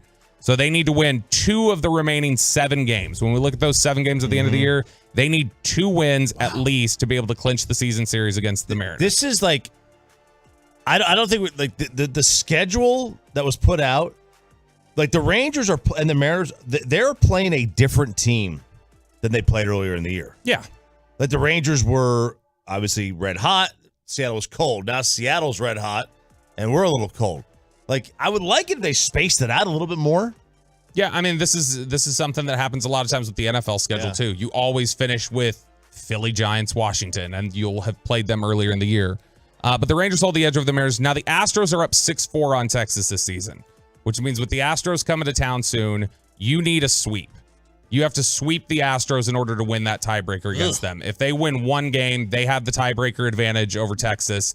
And any tie with the Astros would mean Houston gets the spot. So a sweep would be really nice to the Astros here in about a week. I'm not going to hold my breath. Yeah. Why not? Come on, man. Believe a little bit. Believe in these Rangers team. I'm believing. I said they're going to finish first or second in the division. So that's some belief right there. They're not going to let you in Section 133 on September 22nd if you don't start being a little perkier, Sean. So Come on. overall, with all the factors, who leads the way in terms of these intangibles and these little things? So it just lays out everything for you. It doesn't settle it. I think when you look at all these factors here, the team with the advantage to me is Seattle. Because a lot of the stuff that's in Texas's favor is stuff about just believe who they've been for 3 months. And it's not nearly as much about, schedule the rest of the way, their injury situation, how they're playing right now. I think Seattle has the advantage right now. They probably do. They seem... Man, Houston's got some... The problem is, I can't get out of my head Houston's last, 6 years. Yeah. It's very, very difficult. Champs are here. Yeah, they're And so is Flem. Yeah, champs are, literally, it is. Champs are here. Hey, look, we're tied, man.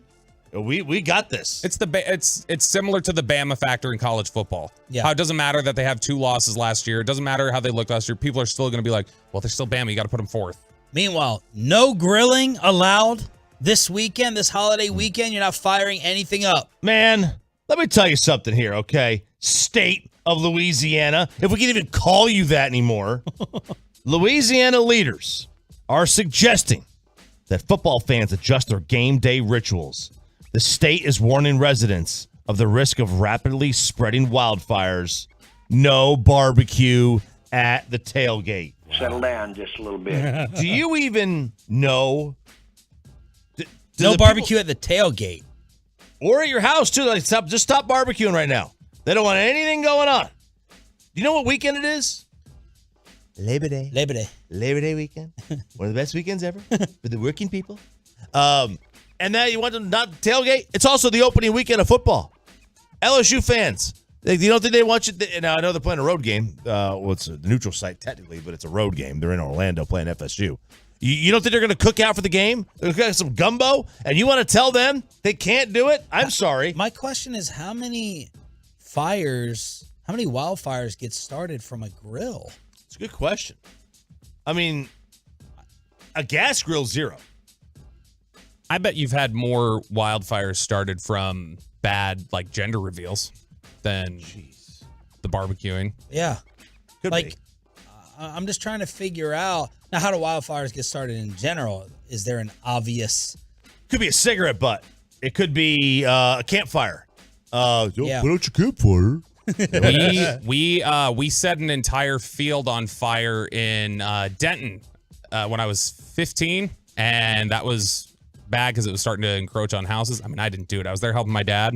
We were helping somebody cut down they were doing some manual labor work for me. They were cutting down an old cell tower that didn't work. Yeah. And the way they do it is they just take a blowtorch and they cut it into sections, cut it up, and then somebody comes in and hauls it all away.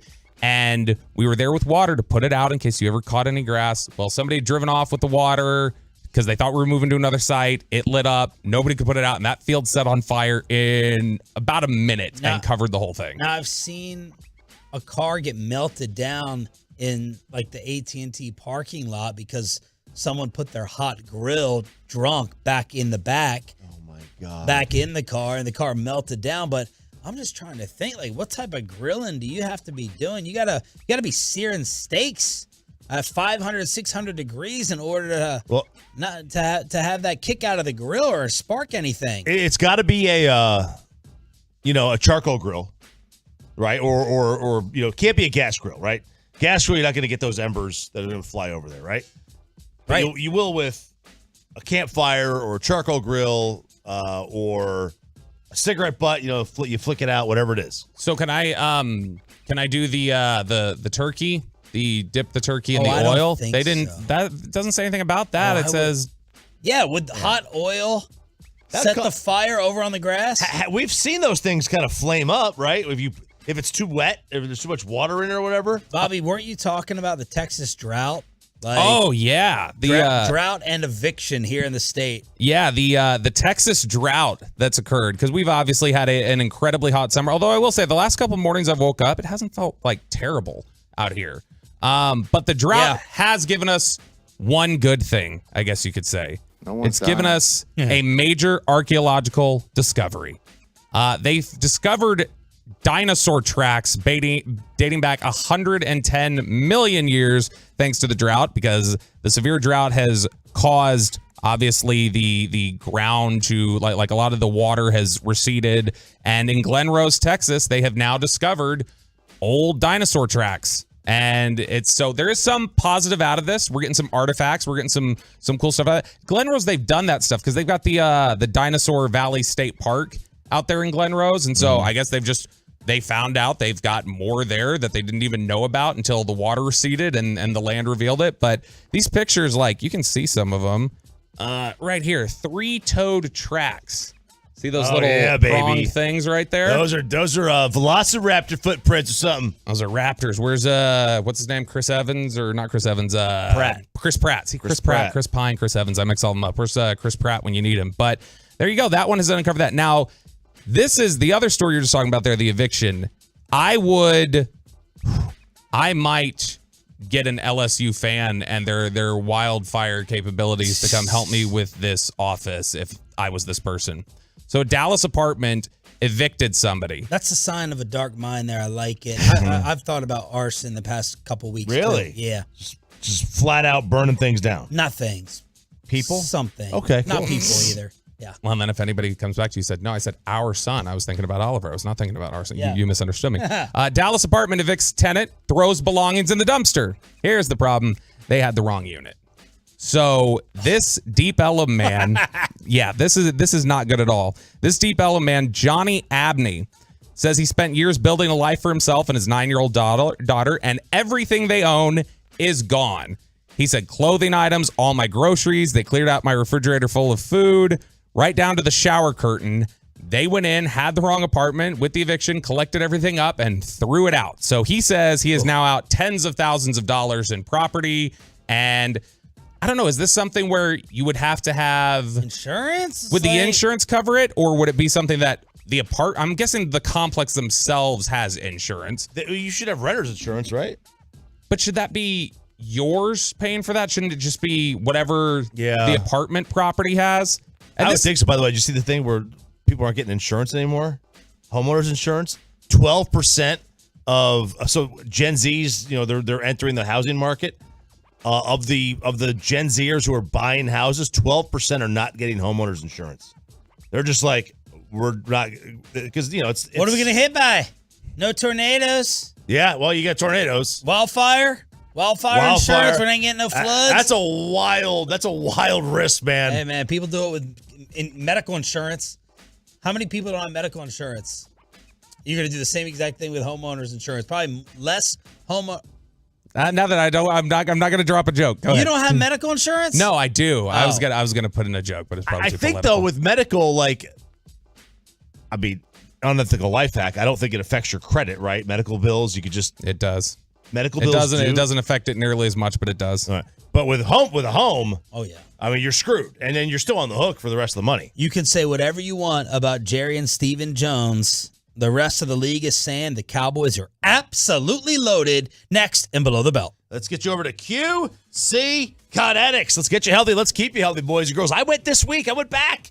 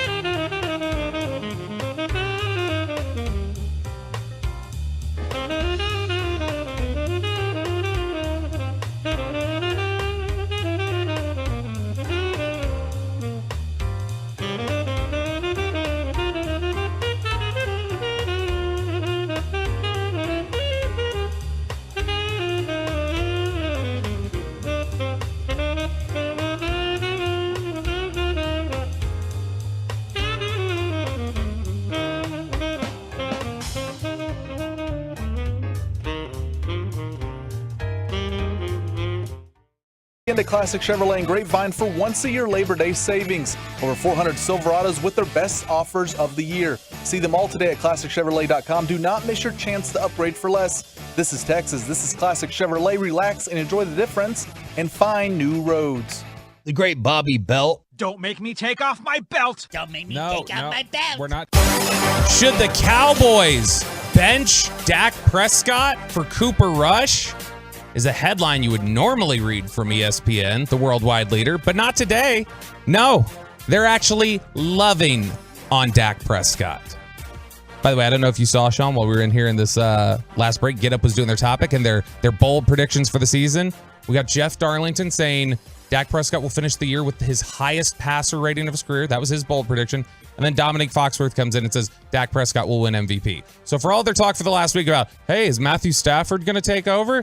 Trey Lance, like, what's this going to do to Dak? Then their same analysts today on Friday are saying he's going to win the MVP. He's going to have the best year of his career. This is the worst I've ever seen it, and I don't know why. You have a living dynasty right now with Pat Mahomes. You don't see Chris Jones. That's a perfect example. If Micah Parsons was Chris Jones or the holdout where he's still not around the team, it'd be dominant. And the defending champs, Chris Jones is not a topic, not a sniff on television. This is the most and heaviest Cowboy dedicated I've ever seen it. Every year they lean more into the NFL. That's fine. I mean, that's probably what they should be doing. I mean, the league is so big. It's so popular. It grows every year. And the other sports. Yeah, but they're Cowboy intensive more than ever. Well, I mean, Aaron Rodgers is in their backyard this year, and they've done plenty of Rodgers. They have, but they're still talking more Cowboys than they ever have. Yes, they are. But look, I mean, like they lean into it every year. The NFL gets bigger, and every year the other sports get less important. That's the job we should just quit and do. We should just go to Bristol, Connecticut, and we could be the producers and come up with the topics. Just come up with 4 Cowboy topics a day. That's what we do here anyway. Yeah. How do we, this radio station, the home of the Cowboys, and people complain that we talk about the Cowboys too much. We talk less Cowboys than national television. Yeah. This radio station collectively, amongst the 4 shows, talks less Cowboys than the 4 national TV shows that cover sports. Think about that. It's Get Up's entire show every morning. I mean, they will go back-to-back segments talking different angles on the Cowboys, and then they'll do it again like 3 days later, the same topic they just discussed. Better than talking Dame Lillard. So ESPN. Pick another team in the NFL.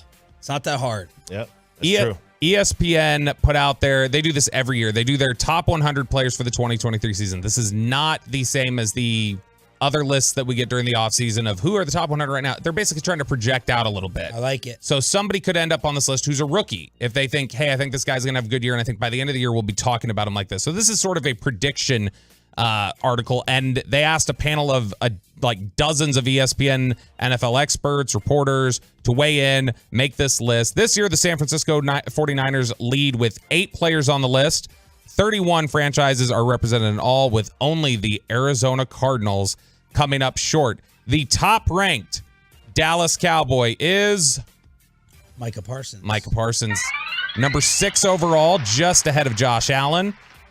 They say Parsons has finished as runner-up defensive player of the year in voting each of the first 2 seasons, and there's nothing to say he won't be even better in 2023, even though their stat line projection for him is 11 sacks and 2 forced fumbles, which is not as good as he's been the first 2 years.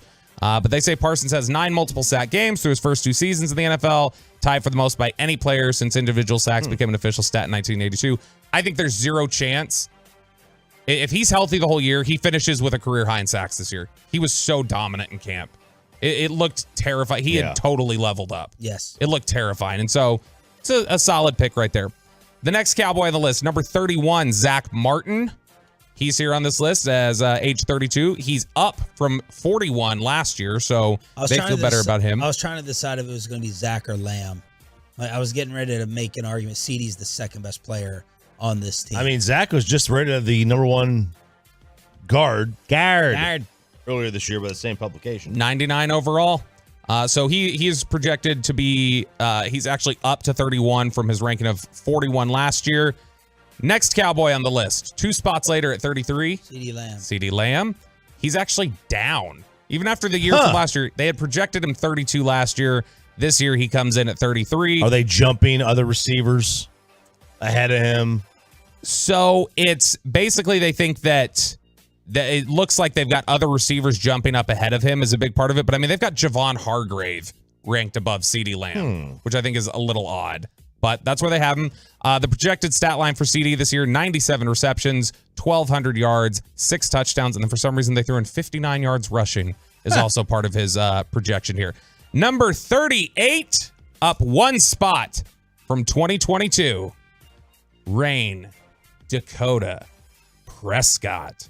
And he actually comes in as the 9th ranked quarterback on this list. I think now we've pretty much settled in. He's fluctuated at different points. We've always said, like he can be anywhere from like 6 to 10 or 6 to 11, like people have had him there. This offseason, we've consistently seen he's 8th or 9th on every list. And so that's probably the expectation for him right now is right around there. And you know, you could argue if you want, and Bobby would argue the people ahead of him like Lamar and Hurts, but for the most part, I mean, everybody else that's ahead of him, maybe Trevor Lawrence because he hasn't done it long enough. But I don't think most people have a problem with anybody else ahead of him. I don't know what ESPN's doing. Like, let me find your stats for you guys. Who came up with this? This is the group of ESPN analysts and NFL Nation reporters, so it's a collective vote. But this signature stat, guys, let me do your research for you. The signature stat for Dak Prescott, Prescott is the only quarterback in NFC East history to record 24,000 passing yards in the first 7 years of his career. Very odd. What are we doing there with that number? I can come up with so many better ones for you. The projected stat line. If this is his projected stat line, he is not the 9th best quarterback in the NFL. He's worse. He's not a top 40 player in the NFL, and there's a serious discussion in all likelihood. Their projection for him this year, 4,000 passing yards, 26 touchdowns, 13 picks. If he throws 13 picks and only 26 touchdowns this year, that's a problem, I think. That's not. What did he have last year in terms of touchdowns? What was he up to? 20. But again, 23? Maybe are they? But he was hurt for a chunk of it. And the interceptions are not totally sustainable. Now, that'd be obviously a decline from 15 in 11 games to 13 in a full season. But 13 interceptions would still be higher than he has thrown throughout his entire career. And the whole idea of this system has been, we're going to do the West Coast. Dak's going to throw a few interceptions. This is what we're looking at here. One more player from the Cowboys on the list, and he is number 100. Diggs. Trayvon Diggs, way down, which is funny because he actually probably played better overall last year. He really did. And you got to think that with Stephon Gilmore here and Deron Bland coming into form, like you'd think Diggs should have a pretty decent season. He's going to have some beneficial looks at times. But he was 78 last year. He comes in at 100 this year. They say Diggs is one of 2 players to have at least 15 interceptions and multiple defensive touchdowns over the past 3 seasons. Their projection for him is 60 tackles and 2 interceptions. 2? 2. I guarantee you'll have more than that. Is the idea that he's going to fall into 2. I mean, yeah, this is by default. He'll pick off Jalen Hurts twice, like he always does. Like that'll happen. But this is something where if Gilmore's on the other side playing at the level that you think Gilmore can, then you would think be getting a lot more targets.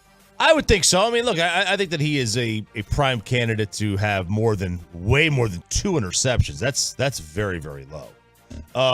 They did an audit of this where they had some of the snubs, and TJ Hawkinson, who just got... Because the Cowboys had what collection amongst the top 100 compared to others? A lot, right? Yeah, they had the most was San Francisco with 8, but they were like third or fourth most. So they had, TJ Hawkinson, Frank Ragnow, James Bradbury, and Tony Pollard was listed as a snub. Quote, incredibly productive as a receiving back. In addition to his 17 career touchdowns, he's got 121 receptions and averages an 8.3 per catch. They'll be better on offense this season, and Pollard should be a big part of their ground and passing attack. That's from Mike Tannenbaum. They've also got Brock Purdy on there on the snubs. Who's too high or overrated?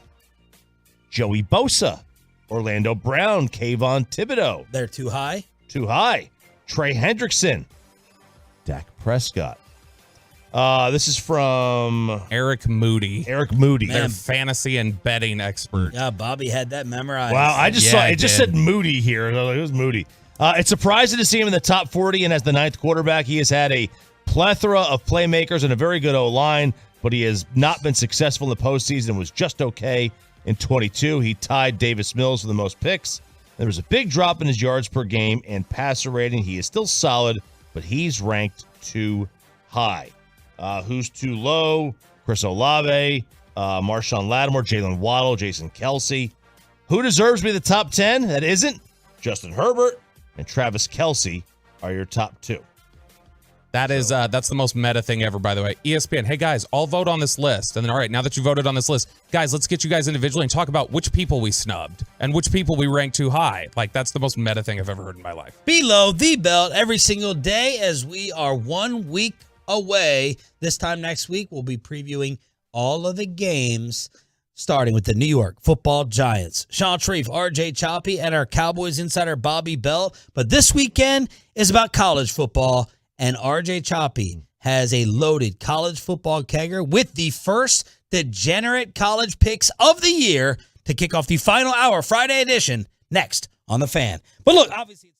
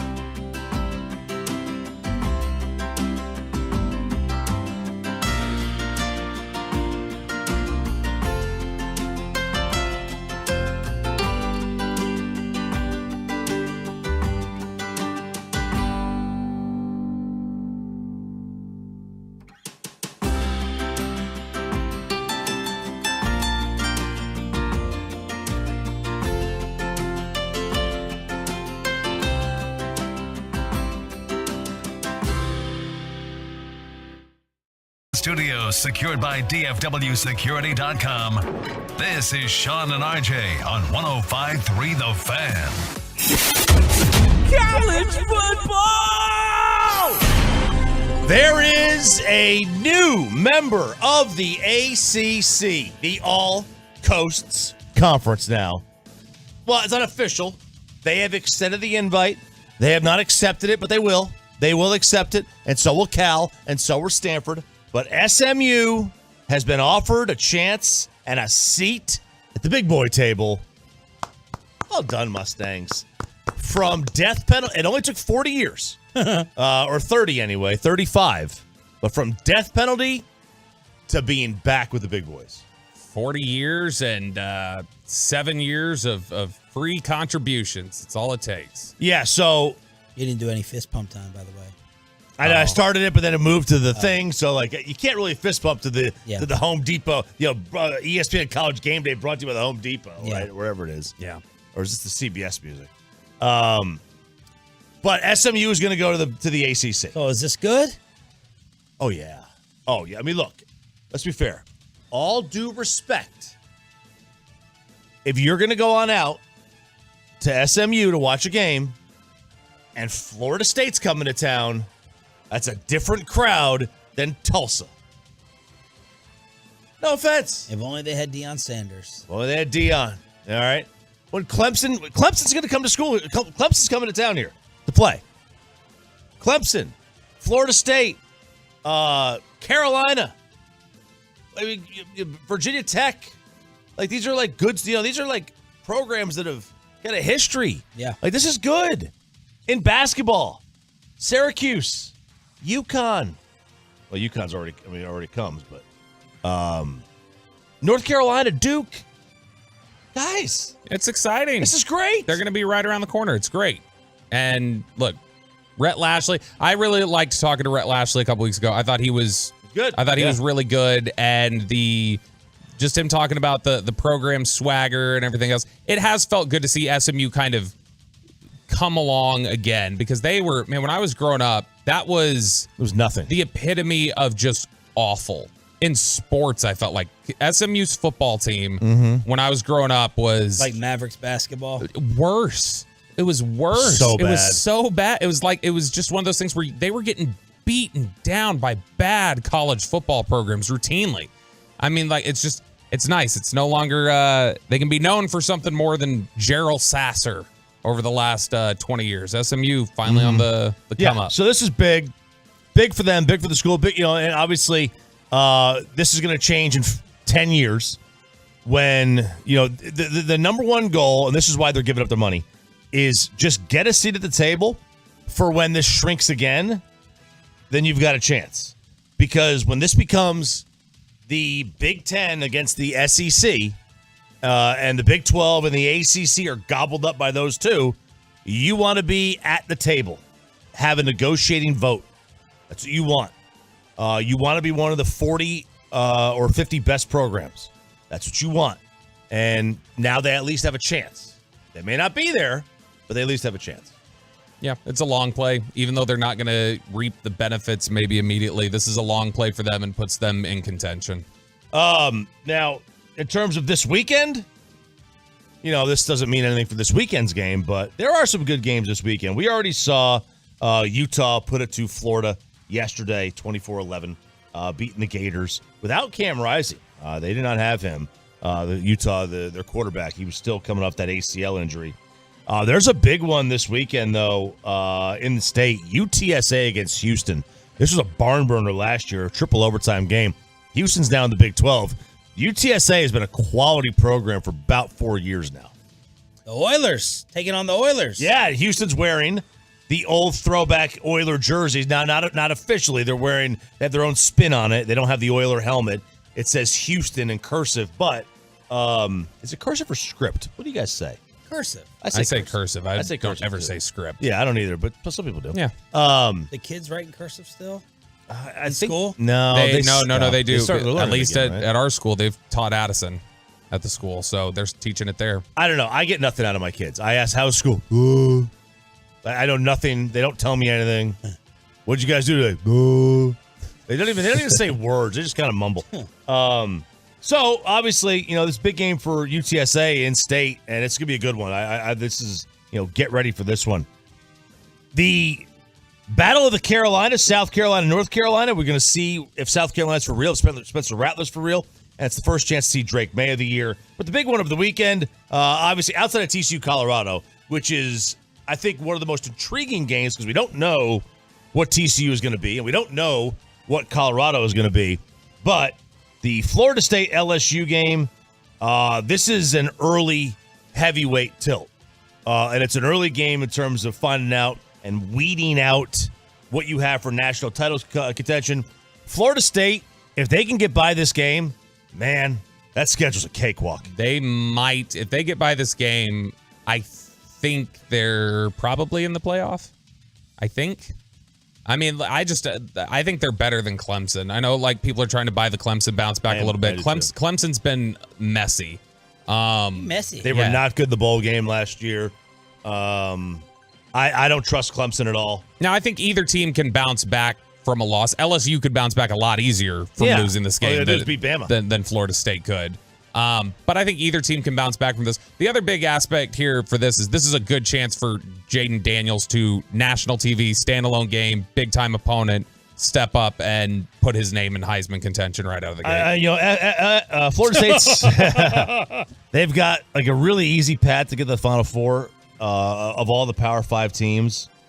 They have no place, though, to make a misstep. They play neutral against LSU this weekend, and they play at Clemson in September. Other than that, there's no place in their schedule for them to have a really good win. It's it. If they have a misstep, they can't have a good win anywhere else. I don't even know that Clemson's going to be the win that they think it is at this moment, just because I don't know. I'm not buying that Clemson's on the rebound. People like Cade Klubnik. I know he was a big-time recruit at quarterback, but, I don't know. So, the best odds teams for the Final Four is Georgia, Michigan, USC, Alabama, Ohio State. Those are your best. But Michigan and Ohio State are going to take care of each other. Georgia, Alabama might take care of each other too, but they also might not even play each other. Georgia could, win the SEC East. Alabama could have one loss the entire year. So when the numbers rankings initially came out in January, this is from Bet Online. Since then, Georgia has widened their lead as the favorite. They're 12-5. Michigan passed Ohio State for third. The biggest risers since January, LSU went from 40-1 to 10-1. Wow. Brian brought us. USC, Jared Sandler, went from 33-1 to 12-1. FSU, Danny Cannell, went from 50-1 to 18-1. Colorado from off the board to 100-1. Biggest fallers since January, TCU, 25-1 to 200-1. Wow.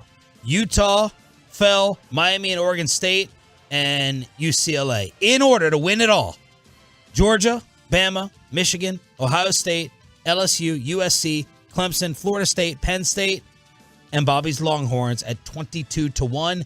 A&M 50-1. Oklahoma 80-1. Georgia's got one tough game really this year. It's at Tennessee. That's really it. And then the SEC title. And then the SEC championship game. They don't have a place to really make up ground if they have a misstep somewhere. If they lose the Tennessee game, they'll still be they're still gonna get the benefit of the doubt from the committee. But it's gonna put them in a tough spot. Bama's got all their tough games at home. They got LSU at home, they have Texas at home, they have Tennessee at home. And they get a bye between the Tennessee and LSU game. Imagine that. Who came up with that schedule? If A&M's not a tough game by the time Bama gets to them, Jimbo's in trouble. Michigan is so talented, and they only have one game to win. They beat Ohio State. That's it. FSU and Michigan are kind of in similar spots in terms of if they blow their one big game, they might be in trouble. They're in trouble. USC, look, they get Washington and Utah at home. Now they do have a road game to Oregon, and they also have what I think is going to be if they get to the conference championship game. I think they would play. I think Oregon State's a nightmare of a team. Really? I think Oregon State is a sneaky Final Four team. I love them. Oregon State just wasn't. Oregon State was on the drop list there. 6 teams that can win it that aren't Georgia, Bama, Michigan, USC. It's Texas, LSU, Florida State, Ohio State, Tennessee, Notre Dame. Those are your other 6. Those are your other 6 that I think they can win this thing. And then let's see. What else do we have here? Oh, you want to win some money? You got to make your picks. See if you can get another cutting board, a Tennessee cutting board. You win in listeners thousands and thousands of dollars. The first RJ Choppy degenerate of the college football season. I want the over in the South Carolina-North Carolina game. 64 is the over-under. Now remember, new clock rules this year, so they have reduced the point totals by about 3 to 4 points. They're using a 0.4 points per play scenario in college football, and that's how they're getting to that. It's only about 7 to 8 plays per game, per team, per game that they're losing. I like Oregon State minus 16.5 against San Jose State. How about a little pizza money parlay for you? Oh, it'll pay out 8 to 1. North Texas money line over Cal at home. They get the game at home. Mm-hmm. And South Alabama money line over Tulane. That'll pay you 8 to 1 on that little 2-team parlay. That's a little bit of a little boost. So South Carolina, North Carolina over 64. Oregon State minus 16.5. Pizza money parlay. UNT money line. South Alabama money line. And you have a champion? Are you making your season predictions? 3 straight. Georgia. Wow. It's history. They don't have a loss. Like they're gonna look, unless Tennessee beats them. How can all these SEC teams that you name not have such easy schedules? It's supposed to be a gauntlet. Well, because it's a rotating schedule, so Georgia doesn't play Alabama this year. Right. And they don't play LSU this year. But still. They just got a little bit lucky there. They play Tennessee on the road. Like that's really it. Where's their loss? Where are they going to screw up? Yeah, I mean, Georgia's biggest threats are going to be the SEC title game and then the playoff. Like, I think Georgia's in the playoff for sure. Yeah, and if they get there, I mean, they're more talented than anybody else. USC's going to win this year. Okay. That's the pick. USC over Georgia. Heisman odds. Drake May was the favorite in January at 5 to 1. By the way, RJ will tweet out his picks at RJ Choppy on X. Drake May was the favorite at 5 to 1. He's now tied for 12th at 22 to 1. Caleb Williams is now the favorite. Biggest risers, Jaden Daniels, Marvin Harrison, Connor Wegman, Devin Brown. Biggest fallers, Drake May, Brock Vandegrift, Blake Corum, Ty Simpson. In order to win the Heisman, if you want to bet, Caleb Williams, Jaden Daniels, Quinn Ewers. I knew how to say the name. I was being dramatic. Thanks. Yeah, if I don't know how to say the name of Quinn Ewers, I need to get out of DFW. Yeah, right, no kidding. I appreciate it, though, Bobby. I'm waiting for it. Keep going. Cade Klubnik. No. Sam Hotman. Sexy Sammy. Sam Zaddy, baby. 14 to 1. So he's up. He was 22 to 1 last week. Arch Manning, 80 to 1, right behind Spencer Rattler at 66 to 1. Your college football kegger to kick it off. Final hour, Sean and RJ here on DFW Sports Station. Let's check in with Nick Eatman. Talk about the life and legacy of the great Gil Brandt. They got a deep blue concoction over there at the Ford Center at the Star in Frisco. Nick Eatman, DallasCowboys.com is next.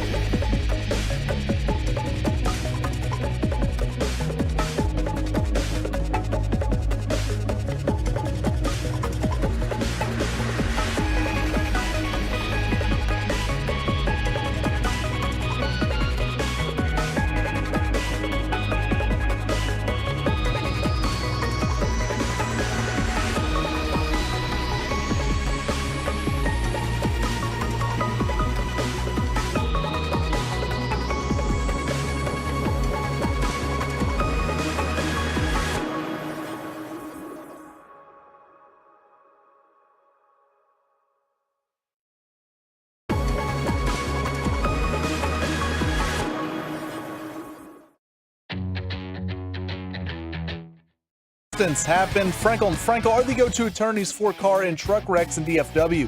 If you or a loved one have been in an accident, contact the Frankels for free at 214-333-3333 or go to truckwreck.com. Mike Bassick leads Crosstalk with a KMC masterpiece at 9:40 here on Sean, RJ, and Roberto. Right now it's Nick Eatman, DallasCowboys.com, brought to you by Ford, built for Texas, built for you. I guess we should ask you the 2 weeks notice question. This guy recorded his wife being handed the 2 weeks notice, like, okay, my Sundays are all for me now. My Saturdays are also for me, and Friday nights may also be for me, depending on high school football. Your wife is just getting over training camp.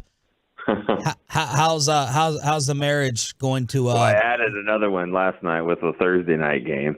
But no, I mean, she gets it, but she likes football too. I mean, like it is what it is. I mean, we kind of understand. Everybody understands what it is, and yeah, I pick my spots. The bye weekends, I try to not go on. I'd like to go to Arkansas games as much as I can, but I wouldn't. I try to maybe just hit one. So you space it out a little bit. But yeah, Saturdays I'm watching college football, especially this Saturday. Did you get a chance to? You got any hot college football predictions, by the way, to get out there? Not really. No, I mean, I'm cautiously optimistic about my team this year. And, you guys are going to score 40 points a game. I think they're going to score. Arkansas is going to do. I got a lot of running backs. Got a quarterback that looks like a linebacker. I mean, I think they're going to be pretty good. But in the schedule, they finally they got an Arkansas schedule. I mean, you're in the SEC West. You don't need to be playing non-conference games that you can lose. Did you get a chance to catch up with the new corner yesterday? What did Igby have to say? I didn't, actually. I was kind of talking to some other guys, talked to the kicker a little bit. I didn't really get a chance to go over there. Did you tell him what you told us on Monday or Wednesday? One kick and you're out of here? No, I did not. I did not actually say that. And I hope that's not the case. Well, I mean, here's the thing. Because I thought about what I said. If that's the first kick is a miss, then it's not good. But it's like the Jason Garrett. You stack good kicks on top of each other. You make more kicks, you're gonna get more rope. I mean, that's kind of the way that it is. But crucial kicks in a game. I mean, it's gonna happen. The Giants and the Cowboys, like that game, is gonna cut. There's going to be some field goals kicked, and it's probably going to be a close game. And so I think we're going to find out really quick, sooner than later, on what Aubrey has. But I didn't get a chance to talk to the cornerback. I'm still learning the name there. Igby. Very simple. Igby. Say it again, Bobby. Igbenogany. I, for one, can't wait for the AT&T Stadium press box announcer to try and pronounce it. No. Like, this guy will have it down. You're talking about a few years ago. Like, that was a train wreck. But yeah, this guy. He calls him Sedarian Lamb. I mean, like, he's our press box guy. I mean, he goes like, what Mama called him. So I think he'll be fine. I want you to listen to Joe Montana on the game in San Francisco and your thoughts on why Trey Lance may be a better fit here than he was in San Fran. I think it was a tough fit for him in that system.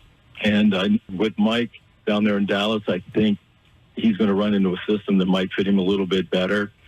I kind of saw it coming when you saw him getting a lot of playing time in the last two games there, or a lot or more playing time. I think they were trying to give him an opportunity to stay in San Francisco, but in the end, I think that they just needed someone that was a better fit in case Purdy doesn't make it through the season.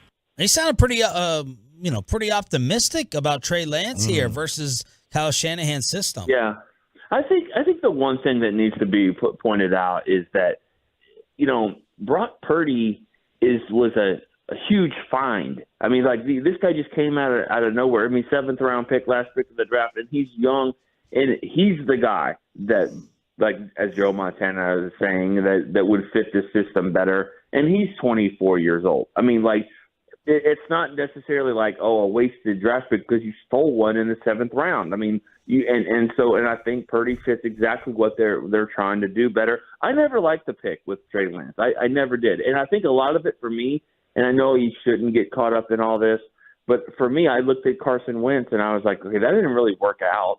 And now here's another guy that's played less games for North Dakota State, and you want to put him third overall. I didn't like the pick. So all that being said, yeah, systems matter. I love that Joe Montana is still, plugged in with the 49ers, just like Troy is with Dallas. I don't know, there's something about that I like. So that's good. I hope he's plugged in. It sounds like he sounded pretty, informative, like he knows what he's talking about there. So all that being said, I do think fresh starts matter. New systems, will help this guy, and I think Trey Lance will be in a system here that he can utilize that and be athletic. And I'm not 100% sure when you get down to it, when he knows the offense. I'm not 100% sure that he won't be the backup. Yeah. What is the date you got? I was actually just about to ask you that. What is the date you think he has a chance of actually taking over the number 2? The way the rules are set up, I mean, once he knows the system, I would say 5 weeks for a month. I mean, what? But think about what you're getting to do. I mean, if you're going to do something with him, I don't know. If Dak was kind of salty the other night after the game, I can't imagine if they start putting packages in for him.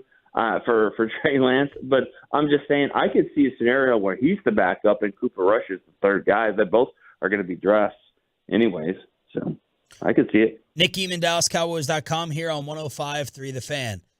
Any classic Gil Brandt memories or stories?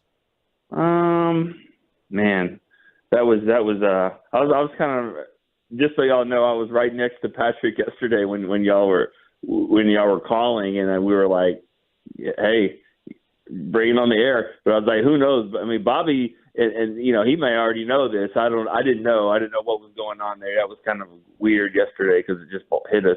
But to answer the question, just the one that sticks out to me, and this is kind of silly, but it just kind of shows how on top of it he always was when he was just talking about Cornell Green, and we were at training camp a few years ago. And he just named off his phone number.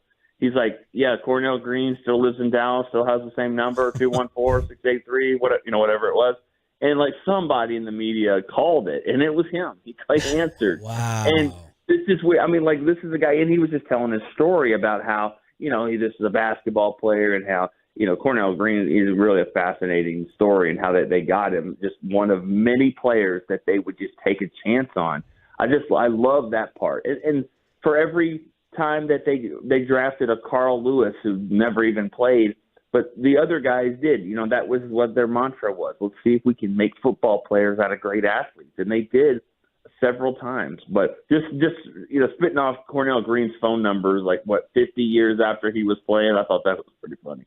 So, Nick, I know talking to you in the press box last week, you were really excited about the Deep Blue War Stories 2 that you guys dropped yesterday. And obviously with Gil Brandt passing away and us talking about his legacy with the draft, he had a large hand in that. Tell us about the presentation, maybe one or two of the really good stories you guys uncovered from it. Man, I watched it last night. Our team of editors really just did a great job. But it's 10 stories. Again, we did it a couple years ago. This time we did it with 10 more stories. Deuce Vaughn is the last one, and it's I think a lot of people have seen that maybe, but we added a little bit more stuff from that, and it's still chilling every time. And I was just so thankful as I'm watching it last night. Is what if he would have sucked? It's a great story. Yeah. But man, thankfully he's here and he's a player we're all excited to see. But yeah, the Deuce Vaughn story is great. I mean, even Tony Dorsett, Randy White. I mean, Tony Dorsett. My favorite part is that nobody saw this happening, this trade, except for a guy at the dry cleaners. A guy at the dry cleaners saw a jersey of Tony Dorsett hanging up the day before the draft. Cowboys are taking 27th pick, and here's Dorsett's jersey. So they call the local TV station or radio, Vern Lundquist, and they're like, Vern, I think the Cowboys are going to take Dorsett. And he's like, stop drinking, pal. You're all right. That ain't happening. He's like, I'm serious. There's a jersey of Dorsett. Sure enough, next day they bring it out, and they made the trade. So, I mean, it's just little stories like that kind of, behind the details. And Des Bryant and how we, get into the Randy Moss factor there and how maybe Randy Moss, not taking Randy Moss kind of, led Jerry to say, I'm not passing up on another talent like this. And, but like I said, Randy White, Sean Lee, Darren Woodson. Yeah, Darren Woodson said how he hated the Cowboys when he was, coming into the draft, and then he was drafted by the Cowboys, and of course now he's Ring of Honor, maybe Hall of Fame one day. So it was fun. It's fun to put together that stuff. A lot of people just love the draft, and especially the build up to it. It's really well done. You guys can catch it on the Cowboys social channels, Cowboys Now, YouTube. It's all out there. Dropped last night. Nick, we've obviously got the Monday holiday coming up. We'll talk to you again next Wednesday, and we'll be getting really close to first kickoff against the Giants. What do you think we're going to be looking at next week? Like, what's still unanswered? What's still up in the air as we head into this, final week of practice leading into the first game of the season? Yeah, I think I feel like I say it every time, but I mean the offensive line just kind of want to see what the backup situation looks like. Backup center, swing tackle. We think we know. They added Harlow, I guess, on the practice squad. They had Hoffman. One of those guys will be the backup. I mean that's probably a good thing, right? When you're walking into the season, you're like, who's the backup center? And who's the backup lineman? I mean, linebacker, it's going to be a question. I'll say this. Here's another one. I mean, what's up with Donovan Wilson? Haven't really heard a lot about him. And safety, like I saw, I know Wanye Thomas is getting a lot of work in here. But it's mainly because Donovan Wilson. And is with the calf injury, and it's just not an easy injury to come back from. And so Mike McCarthy didn't sound overly optimistic about he'll be back, he'll be ready. So that's one I think I would say. Let's see what's going on with Donovan Wilson. Haven't heard a lot about him since his injury. Enjoy the college football tomorrow and the final free weekend. We appreciate you, brother, as always. All right, guys. Thank you so much. Nick Eatman, DallasCowboys.com, brought to you by Ford. Built for Texas, built for you. Crosstalk, led by Mikey Bassick, next to close out the week. Coming up.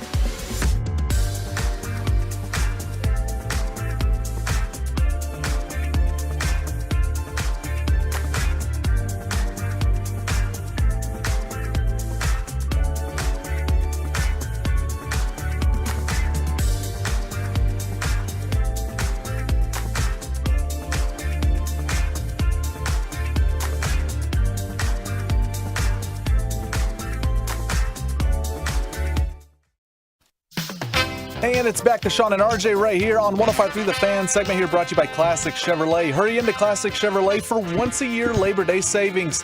Over 400 Silverados with their best offers of the year. See them all today at ClassicChevrolet.com. Do not miss your chance to upgrade for less. This is Texas. This is Classic Chevrolet. Relax and enjoy the difference and find new roads. Thanks a lot, Peyton. Very professional job this week. You are one of the best. Frankham in the building. Yeah. Not Rigo, man. He screwed up my soda. Rigo, wow. I love Rigo. Sounds like Rigo what? Mendoza. Yeah. Mendoza, huh? Good job. But I have to redo my soda commercial today because the audio wasn't good that he sent Allie. So I have to redo that. No. So, it's a whole minute out of my life. Don't you think you should can't you edit it yourself? Nope. Does anyone here know how to work Cool Edit? Yep. Corey does. I do. You don't know? No. Wow. I went to smart. I don't know how to work the dishwasher trick. I went to school for it, so we did the grease pencil. That's and at UNT. Where they just pump out great RTVF people. We had to do all that stuff. But one of the things I told Peyton whenever I met him, I was very hammered at a fan event, and I was like, "What do you want to do in this industry?" And he was like, "I don't know. I just kind of want to hang out." And I was like, "All right, never get on the board." Oh. You wanted me to host, right? You said go straight to host. I said, go be a host. Never be on the board. And then he said, gather the foreigners and threw that out the window. Wow. Sean. Now I'm on the board. I was listening to some of your show today. Thank you. And you had the quote, I think you made it up, money doesn't grow on trees. Yes, I did. Yeah, I've never heard that I never heard that one till today. Yeah. What got me thinking I hate you. is money. Oh my gosh. What tree is money made from? Your paper bills. So, because you really have you guys are blessed with this, and cursed with this brain. That's where your mind went. Yeah. When you said money doesn't go on trees, I'm like, I need to find out what kind of tree they makes use money, for the money. because then you could say, well, money kind of does grow on trees because they use it from this wood pulp to make trees. But you know what? The saying money doesn't go on trees is 100% correct. Oh. Because U.S. currency is printed on special paper made by Crane Paper Company. Unlike traditional paper made of wood pulp, the paper used for currency is made of 75% cotton and 25% linen. BEP specifications require this blended paper to have special red and blue fibers woven throughout. Wow, red and blue, kind of like the moon. So it doesn't actually have red and blue. I think because money's 50-50. It's 50% Democratic money and 50% Republican money. Is that what it is? If I gave you $500 in counterfeit money and you couldn't tell by looking yourself, would you use it? Yeah. Would I But use you the know money? it's counterfeit? Yes, you know it's counterfeit. Okay. I was like, how do I know? Would you spend it? Probably not. I mean, I would assume there's a plausible deniability, so yeah. Oh, I had a friend To who worked authorities, but not to you. Oh, I don't care about that. Okay, fair enough. What the hell do I care a about? friend that It's not worked my at money. Boston Market that used to when he would give change back, he would give them counterfeits and he would pocket the change he was supposed to give. Oh my Wow. Lord. And so he would just print out a bunch of cash, and people, they're driving through, they don't just You get their said this money is in a their friend? food. It was a person I knew. Oh, okay. Yeah. You say friends, okay. You're not responsible for what they do wrong. I would use it, but I wouldn't use it in I wouldn't go spend in our community with it. I would tell Wolchuk, Zach, I'll give you $500 to cover for me tomorrow, and then I would just give him that cash. Oh my God. And then what he does with it is his business. That's messed up. So, Corey, what's coming up on the KNC Masterpiece? 1020, do you have any horror stories from drafts in the past for your fantasy drafts? Kevin wants to know when a good time is to draft. Last night was ours. I had a lot of parenting duties, and so I wasn't able to make it, but I had got a pretty good team. It's But not at least team. you didn't complain about it, right? I did. Yes, I know, Sean. That was my point. Well, when your commissioner freezes out your computers and you're not able to make 3 selections, that's a complaint. That's a legit complaint. Carter. What round was that in? Carter. What's his last name? Freeman. Yeah. Do you think Carter can hack into your internet? Just like Freddie. What control do you think he had over that? I don't know. Set up wrong circumstances. He struggled helping me get a photo URL for the fantasy league. He struggled helping me get that. Why did he freeze it? Because of irrationally All right. blaming him and bitching. So, RJ, yes, I want to talk to you about something. I want to talk to you about something too, Michael. It includes fantasy football. It includes the Cleveland Guardians and the Anaheim Angels of Los Angeles, California. In Anaheim. Do you think they're going to have to change the rules now that a team released all of their free agents except for Shohei Ohtani? And it's not like fantasy football. If you're the first team to pick and you have a chance, because Minnesota's here tonight, they have to be kind of furious with this, is that the Angels gave the Guardians a lot of life for the month of September. They just made a major trade with only having to take on about, I believe, $2.5 to $3 million in salary for 1 month to give themselves a chance to make up the 5.5 games they are back of Minnesota. Do you think you're going to have to put in new rules in Major League Baseball to go, if a team dumps all of their free agents in August, it's like fantasy football or fantasy sports where you put in your claims for the 5 guys you maybe want, but you got to put them in order. And when you get one guy, then it keeps going through the cycle. And maybe if nobody wants your third guy, you get your third guy, but you shouldn't be able to pick up the best 3 free agents on the market in August. Also, listen, baseball, you remember the name Charlie Finley? Angels? I played with Chuck Finley. Not Chuck Finley, his non-related father, Yeah, Charlie, the old Oakland owner Athletics, of the A's. He ruined a dynasty. And he had the A's from 1960 to 1980 or something like that, or 90, whatever it is. And he tried to sell players to I think it was Raleigh Fingers. He tried to sell him. I think he tried to sell Raleigh Fingers to the Red Sox and Vita Blue to the Yankees for like $1 million and $1.5 million each. And baseball stepped in and was like, no, you're not selling players for cash. Yeah. Like, you can't do Chris that. Paul trade. There's an integrity of the game issue. And I was actually surprised that Manfred didn't step in when the Angels basically just dumped out 6 guys. Yeah. I was surprised they didn't step in. So, it would not surprise. And I think you're right. Like, if they want, I don't want to tell a team that they can't just release players, but. Because they're also doing it to try to get Shohei. I think so. Yeah, I think it's the opposite. Right? No, I think that they know Shohei's dead and gone, that he will not come back to the Angels, and they're like, screw it. I'm selling the team anyways, or possibly selling the team. I'm going to make an extra $3 million or $5 million in September because I'm going to pocket this money. I think they know Shohei's gone. I thought you were saying it was. I thought they were trying to get under a luxury tax, reset everything. Yeah, but how do you think Shohei feels that you're 11 and a half back? I get they're probably not going to go on a Seattle Mariners August run in September. But, you just officially eliminated yourselves. Yeah, I know. So I just don't think Shohei, who's spoken out tremendously throughout the last year and a half about not playing for a loser, he wants to play for a winner. I think the Angels showed we are going to be the biggest losers in all of baseball. Yeah, and I get it. But I do like your idea of, like, you pick somebody, you go to the back of the line.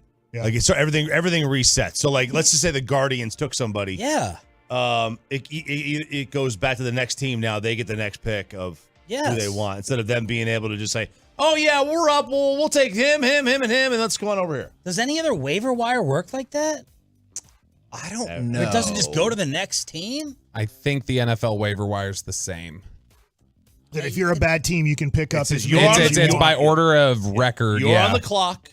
You get who you want. Like, just pick as many as you want. And then when you're done, you go to the next team. That's ridiculous. We go into September. Carter Freeman probably would make that rule for us. Oh, my gosh. I don't have strength of schedule, but I assume the Rangers have the toughest strength of schedule in the month of September based off of the teams competing for the division and for the wild card.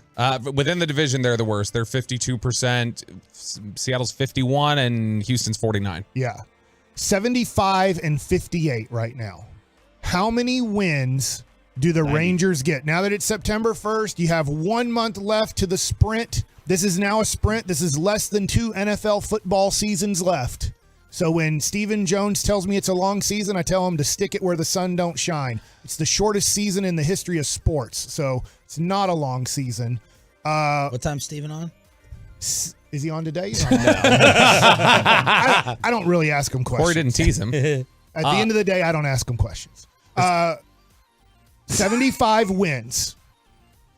Right now, if I said over under 88. Over. Yeah, I look. I think it was Fangraphs. They. How many games are left? 29. 29. Man, look at the schedule. I mean, they got to win 15. And they're gonna have to win 15 to make the playoffs anyway. The playoff 90 wins is gonna get. You need 90 wins to get in. I think 500, which is So basically what they've do been you think since Toronto's going to get to 89 wins? I think Toronto's gonna get to 90. You gotta get. There's Toronto's his surprise to Fangraphs. Who's going to miss the playoffs then? If whoever doesn't get the 90 is gonna miss. I know, but I'm I think the asking Rangers you- will get the 90 teams. So is Houston missing the playoffs? There's a playoff spot for Houston, Seattle, Texas, and Toronto. I'm going to start eliminating Boston because they just got swept by Houston. So there are 3 playoff spots, if I'm correct, for those 4 teams. There are. Yeah. So what team is going to be left out? But Well, you're saying you just said answered it like Toronto's the going to other make day. it and Texas is going to make it. So that leaves Seattle No, and no. Houston.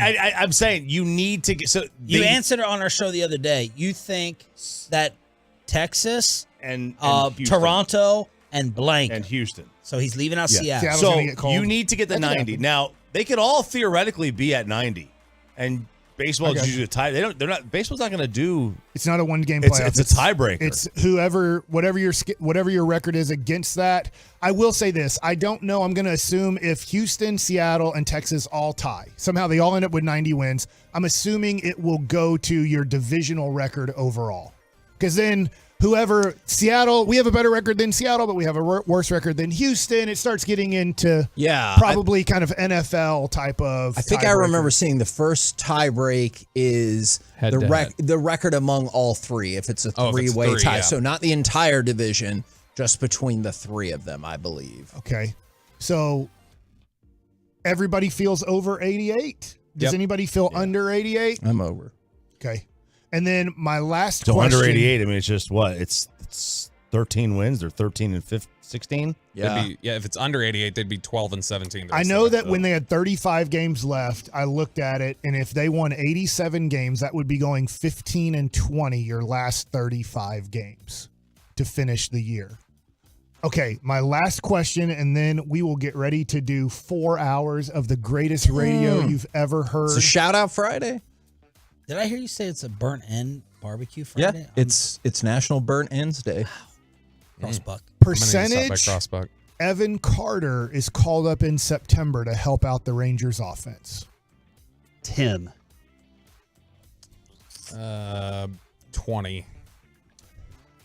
38. Less than 10. Less than 10. 38%. They still expand the rosters, right? They expand today by 2. You get to go to 28. You can't call up 2 pitchers because you can never have more pitchers than position players. Can you remember someone being brought up this late in this type of spot that has thrived or been like the hero? I think K-Rod, right? Wasn't K-Rod? K-Rod. I'd have to go back and look. I think it was before this when Andrew Jones was brought up in 1996. It was. Shane Spencer was one of those. Did Moreland do that? Who? Was Moreland the end of 2010? No, he's before that, right? Who they called up somebody at the end of 2010 and he replaced Chris Davis. Mike, this cross is way too serious. All right. Coming up next. RJ's hat. Yeah. Didn't even talk about how he looks like Captain He's ready Antonio. for December 2nd Dallas Mavericks game. Coming up next. Peyton thought that was Egyptian. The Peyton KMC doesn't know what he's talking masterpiece about. on 105.3 The Fan.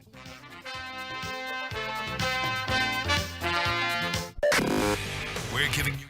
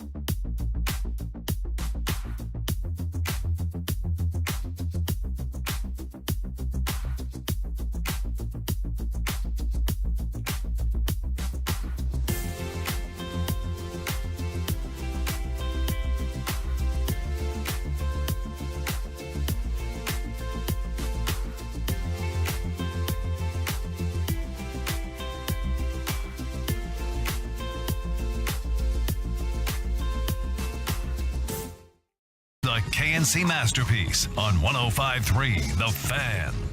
KNC Masterpiece right here on 105.3 The Fan. It is a shout-out Friday at 877-881-1053. You want to get involved. You want to get those shout-outs going. And I guess we should probably go ahead and start throwing a shout-out to SMU in the new Pac-2. So, in my mind, it is. So, SMU...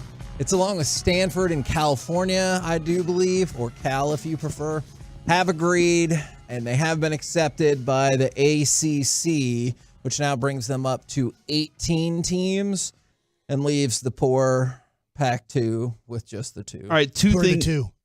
Oregon State and Washington State? That is correct. Two things on this. So now, and I just saw this from Brett Murphy, Kevin. Okay. He said Cal announced it will not receive full ACC revenue shares until its 10th year in the league. Stanford and SMU are in the same situation. So 2033 is when you finally start getting to see the financial benefit of being in the ACC. Is it longer than that? Because you said their first 10 years in the league, and the league hasn't started yet. I mean, at least they haven't joined it yet. I don't know. Yeah, it says until its 10th year, and then it says 2033. That's what that's what he reported. So starting now. Okay. And then the second thing is everybody's been pining for this for years. We finally get to see more.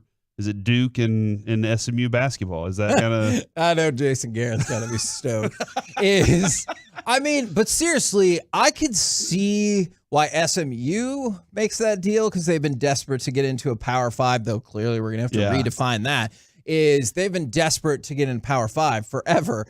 And for the other two, I could see how they were like, well, crap, our conference isn't gonna survive. So we better go somewhere. Yeah. It's the Atlantic Coast Conference will now have Stanford and Cal. I guess, it is on a coast, but that's the opposite coast. From the 806, Golick Jr. called it the Pac-2 on Twitter, Kevin. Just like you asked him if he could. How are they doing this with the cost of travel and all those places are already losing money doing athletics?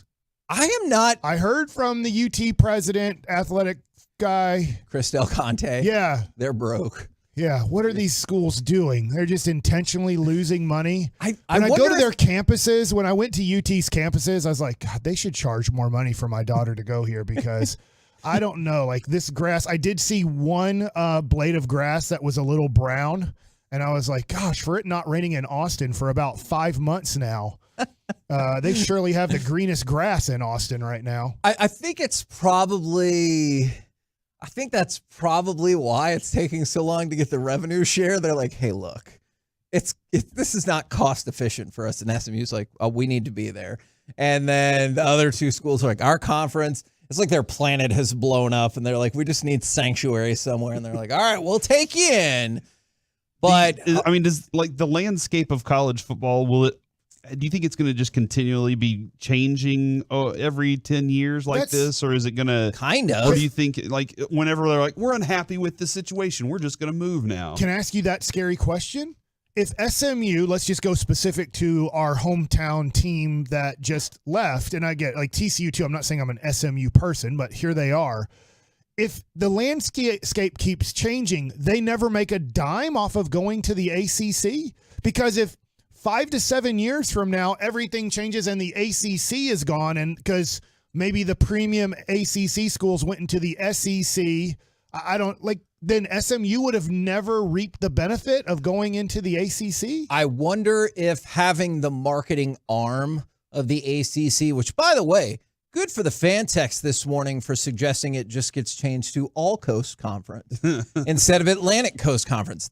You're some clever people. I wonder if the marketing arm gives them, they think, better recruiting, then potentially better attendance, and maybe that's how they think they'll get some money going. I'm not sure. I really am not. Well, SMU is a well-funded pro school. Like, don't worry about that portion of it. They needed the prestige. And so, yes, being in a Power 5 in the ACC is an avenue towards that prestige. I I see that. I wonder if the Power 5 model will stay in place because you've cut. Oh no, we're rapidly hurtling towards a Power 2 in everybody else. I mean, it's similar to what we're seeing in the TV market, or it's tied to the TV market. Where look, man, this stuff continues to contract, and really and truly, it's going to continue to move towards, at least in my estimation, where the Power 2 or where a majority, if not all, the money exists, and the rest of this upside down question mark. Kevin, I do wonder too, like, are we hurtling our way, maybe not rapidly, but are we hurtling our way to SMU reliving the pony excess at some point? I mean, NIL exists now. There's lots of money in those pockets. It's not against the rules. So yeah, they can go off and win. Yeah, now it's a lot easier. And turning Revershawn Park back into the home of SMU baseball. See, that's what I'm talking about, dude. Can we? Do you think that? Should we if we're going way encourage that? back, I mean, that used to be where SMU played college baseball. Are they timid, or do you think they're still timid about that, or do you think that they can say, you know what, we can finally recover from it all? It's time to go get our billions. So you think they still have like the Dallas Cowboys era shock of, hey, there's no salary cap, and then the Cowboys got retroactively fined for going by that? They're like, hey, I know there's no real rules here, but somehow, some way, we're going to violate these non-existent rules and get the death penalty again. Anything could happen, you know? Yeah. But I don't know. I would love to see, like, it would be wild for me to see SMU become a powerhouse in college football again, because they say, you know what, screw it. We're going deep into our pockets again, and we're going to create this thing. We're going to make something big. And this ACC moment is the launch of it all. I wonder, to your point, I just wonder how scared SMU is to do that, is because they got punished the most in the history of colleges. Yeah. Is that I feel your way. There are so many 9-figure graduates of SMU and 8-figure graduates of SMU that they could. It would be very tough because obviously they're only graduating so many people per year, where let's just say UT's graduating about 15,000 people per year, I believe. So the majority, right? You can ask UT donors, hey, if you donate 10,000 and we have so many more graduates than SMU, we can beat you by quantity over your quality. And I know that Texas obviously has quality graduates too with a whole bunch of money, but I just wonder, why isn't SMU going, you know what, we are going to buy DeSoto, Duncanville. You know, we're going to buy all the best players from Dallas. We're going to have them, hey, you're going to stay at home. Yes. We're going to go to South Oak Cliff, and we are going to get all of these kids that are winning all these state championships, and we're going to bring them all to SMU, and we're going to see if this Metroplex with all the best players here can all go to this one school and see if we can beat all the best. Look, I think you're on to something. To me, there's no question that North Texas has the most high school football talent of any spot in the country. And if you do question that, what would you put them at lowest? Third? Yeah. So if they did go that route, I've always thought that could be very beneficial for them. Yeah, man. That would be interesting. All right. Now, to go along with that, and by the way, if you want to just throw in, who's your college football team playing this weekend? So pretty much everybody's going. I know it started last weekend, but this weekend, pretty much everyone is going. And then to go along with that, NFL.com has their award winners for the NFL out. So I wanted to throw it out there for you guys. Maybe we can go through the favorites and who your dark horse selections are for the big awards of the season. All right. Kevin, did you still want to know my school? Sure. All right. I have 2 schools that I root for in college football. That's true. One is playing Arkansas State tomorrow at 11 a.m. All right. That's Oklahoma. UNT is hosting Cal tomorrow at 3. Oh. So not Mike's son Cal, but just the college of Cal. I think you'd have a better shot. Yeah. If it's just the one kid. All right. So, I don't know. I heard he's feisty. Yeah, that is true. It's quiet. All right. Who's your favorite and who would be a dark horse selection for MVP? I want to NFL. say favorite Mahomes. I just wonder when the voters get tired of voting Michael Jordan as the MVP of the NBA. And I do think we have the Michael Jordan. He's only won 2, though. Right. So I don't think they but should be there. He's only been a 18, 19, 20, 21, 22. So he's won 2 of his 5 years. I'm just wondering if they're just like, I want to give it to somebody else. I think Jokic lost because they didn't want him to be a 3-time winner. Nothing against Joel Embiid. He was a very good player last year in the NBA, but I think everybody looked at it and go, yeah, Joel Embiid is second in this, but we don't want to give it to a guy 3 years in a row. So I look at it and go, gosh, I think Mahomes is going to have to do something extraordinary because they're going to want to give it to a guy who hasn't yet. So Mahomes is my favorite. My dark horse, and you can tell me this, you're not dark horsing this at all, is Joe Burrow. Joe Burrow is second. So I'm probably not. I probably am not horsing it very well. You are not horsing it it's well. It's a horse answer by me. Sorry. I'll throw out Mahomes as like my clear favorite. Me too. I don't know if that's on the list or not. I don't know if he's listed. He is number one on the favorite. I really, Mike, I'm not joking about this. I think Trevor Lawrence would be my dark horse this year for MVP. Because I don't think that anybody's looking at Jacksonville going, man, they're Super Bowl contenders. But I think if he plays a season that he's capable of playing, and Doug Peterson and they're healthy and their offense got added potency, I think that he can be a very good quarterback. How mad would Cowboy fans be if, because there's this whole Kellen Moore was a bad offensive coordinator, if Justin Herbert won MVP? Well, my God. It depends, right? It would be a disaster. I really don't. I don't know. I don't think it would, because they can still lose games and him be an MVP. Like he can get them to 10 wins and be an MVP in this league. I think that's a possibility. Yeah, and because his numbers could be so out there that it's just wow, look at all these touchdowns. If he breaks the touchdown record, they give him MVP. That's something that's going to happen. So, but you could still lose games along the way. But I don't think that Cowboys fans should be that upset about it. I'm going to go to cut number 6 for my dark horse MVP candidate for this season. Back to throw, looking, steps up, fires, touchdown again! It's Waddle! Touchdown! Wow.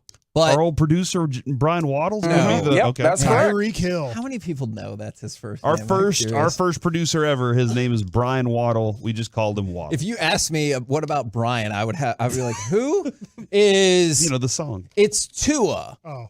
All right, so...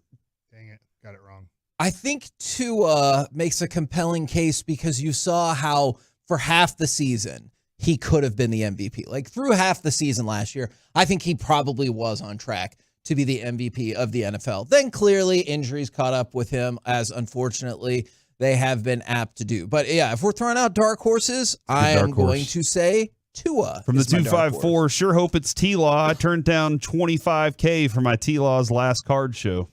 Oh my gosh! Well, I guess they had a bunch of T-Laws. Dallas card shows again next weekend. So if you decide you're getting too nervous, you need to be like, "Hey, you need to be like, I'm ready to make a deal. I'm ready to make a deal for sure." Offensive Player of the Year, Jonathan Taylor, Justin Jefferson. Sounds like he has a great situation in Indy. My pick for favorite is also Justin Jefferson.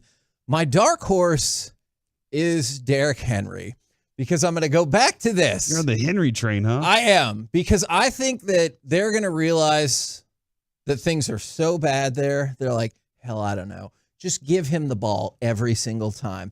We don't like any of our quarterbacks. Or maybe they're going to train Levis up and they're like, hey, look, here's what you need to learn how to do. Hand the ball off. And I think they're going to go a direction where that's my dark horse. They need to just hand the ball off repeatedly. Okay. I guess my dark horse then would be Austin Eckler.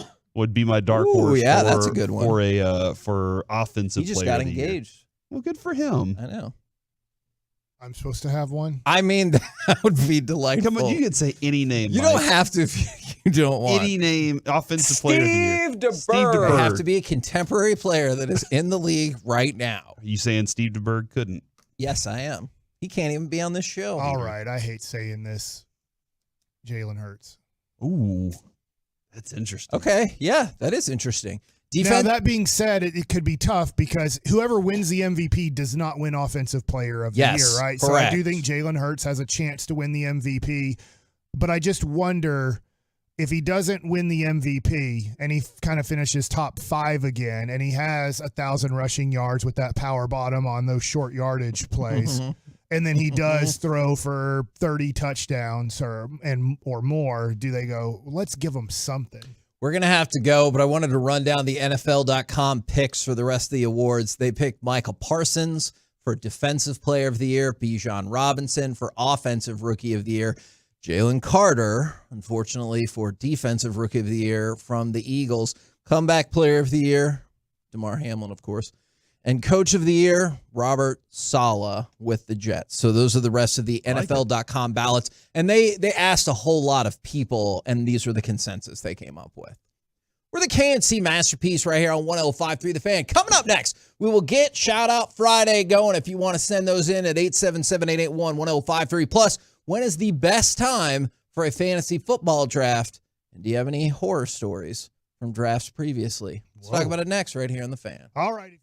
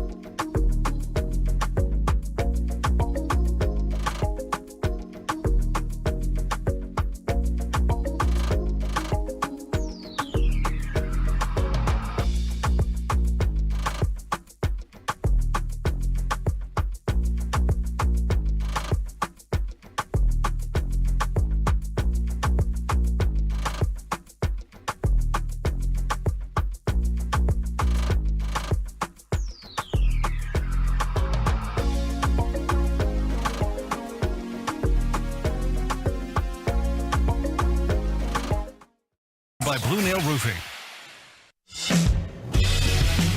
This segment of the KNC Masterpiece is also brought to you by Window Nation. It's brought to you by State-of-the-Art Weight Loss, that's soda, and it's brought to you by Frankel and Frankel. Life is unpredictable.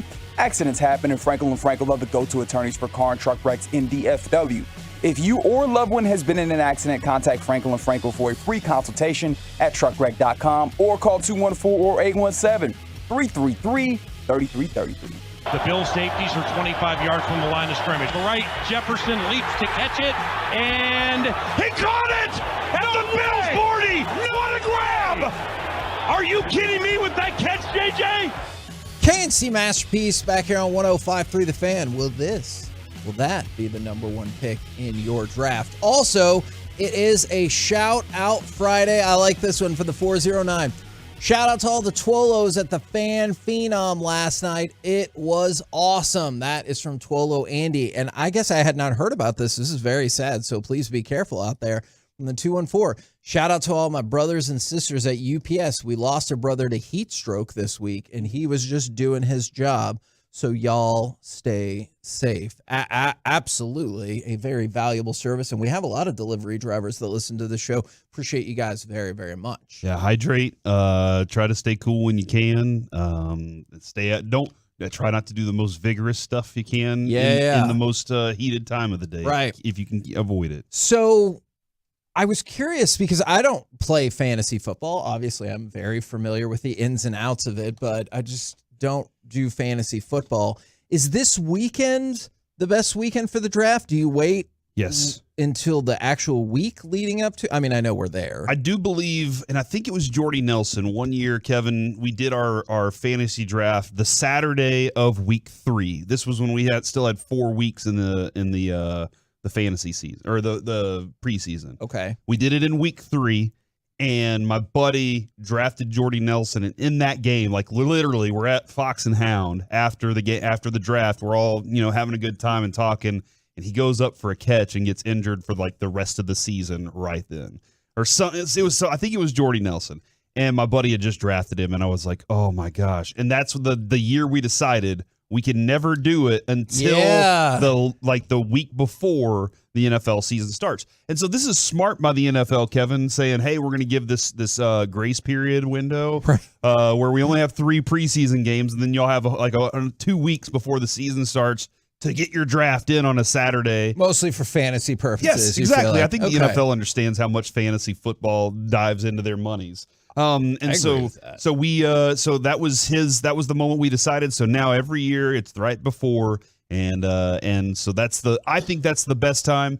You could have done it last night. A lot of people will do Thursday nights, Friday night, Saturday, Sunday. I say don't try to wait till like Wednesday night before before the season starts. That seems ridiculous. But man, you just got to do it on a night when everybody can get together. And if everybody's committed to the league, that's usually the best thing. Now, last night, the 105.3 The Fan had their fantasy draft. It sounds like it went swimmingly. I've never done you auto drafted it? I've never done an auto draft before. Cool. I did it last night, and I did pretty good. Look, man, I'm not gonna lie. I'm looking at this team, and I got Josh Allen, I believe in 3rd or 4th round, something like that. Josh Allen, Saquon Barkley, and Nick Chubb to start this thing off with is my 3 running backs and quarterback. I feel pretty confident in this team. So I think the computer did a decent job. This isn't a team I would draft. I don't think I ever draft in this manner, the way that they did, but based on where I was in the draft order, I got a pretty decent start here, man. Okay, and so that's what I was curious about, not only the timing, but the horror stories. And it seems like the timing for some people is what's led to some of these problems. From the 214, I came in last place the year Andrew Luck retired because he was my 3rd round pick. Oh my gosh. And then from the 806, I figure this is probably going to happen a lot. Had a buddy who was always talking crap about the way the commissioner ran the league. So we let him do it one year. He had the draft at a strip club. Let's say we had a couple of guys distracted or drunk and it was a complete S show. He was voted out by week 3. I've always been curious if Carter has thought about putting Sharif as the commissioner for a year just to see. Hey, you handle it, buddy. What an unappreciated job. Give him all the I feel like it responsibilities. probably is. You take so much crap from everybody. And I think Carter knows me well enough now to know that I'm joking about most of the crap that I say to him.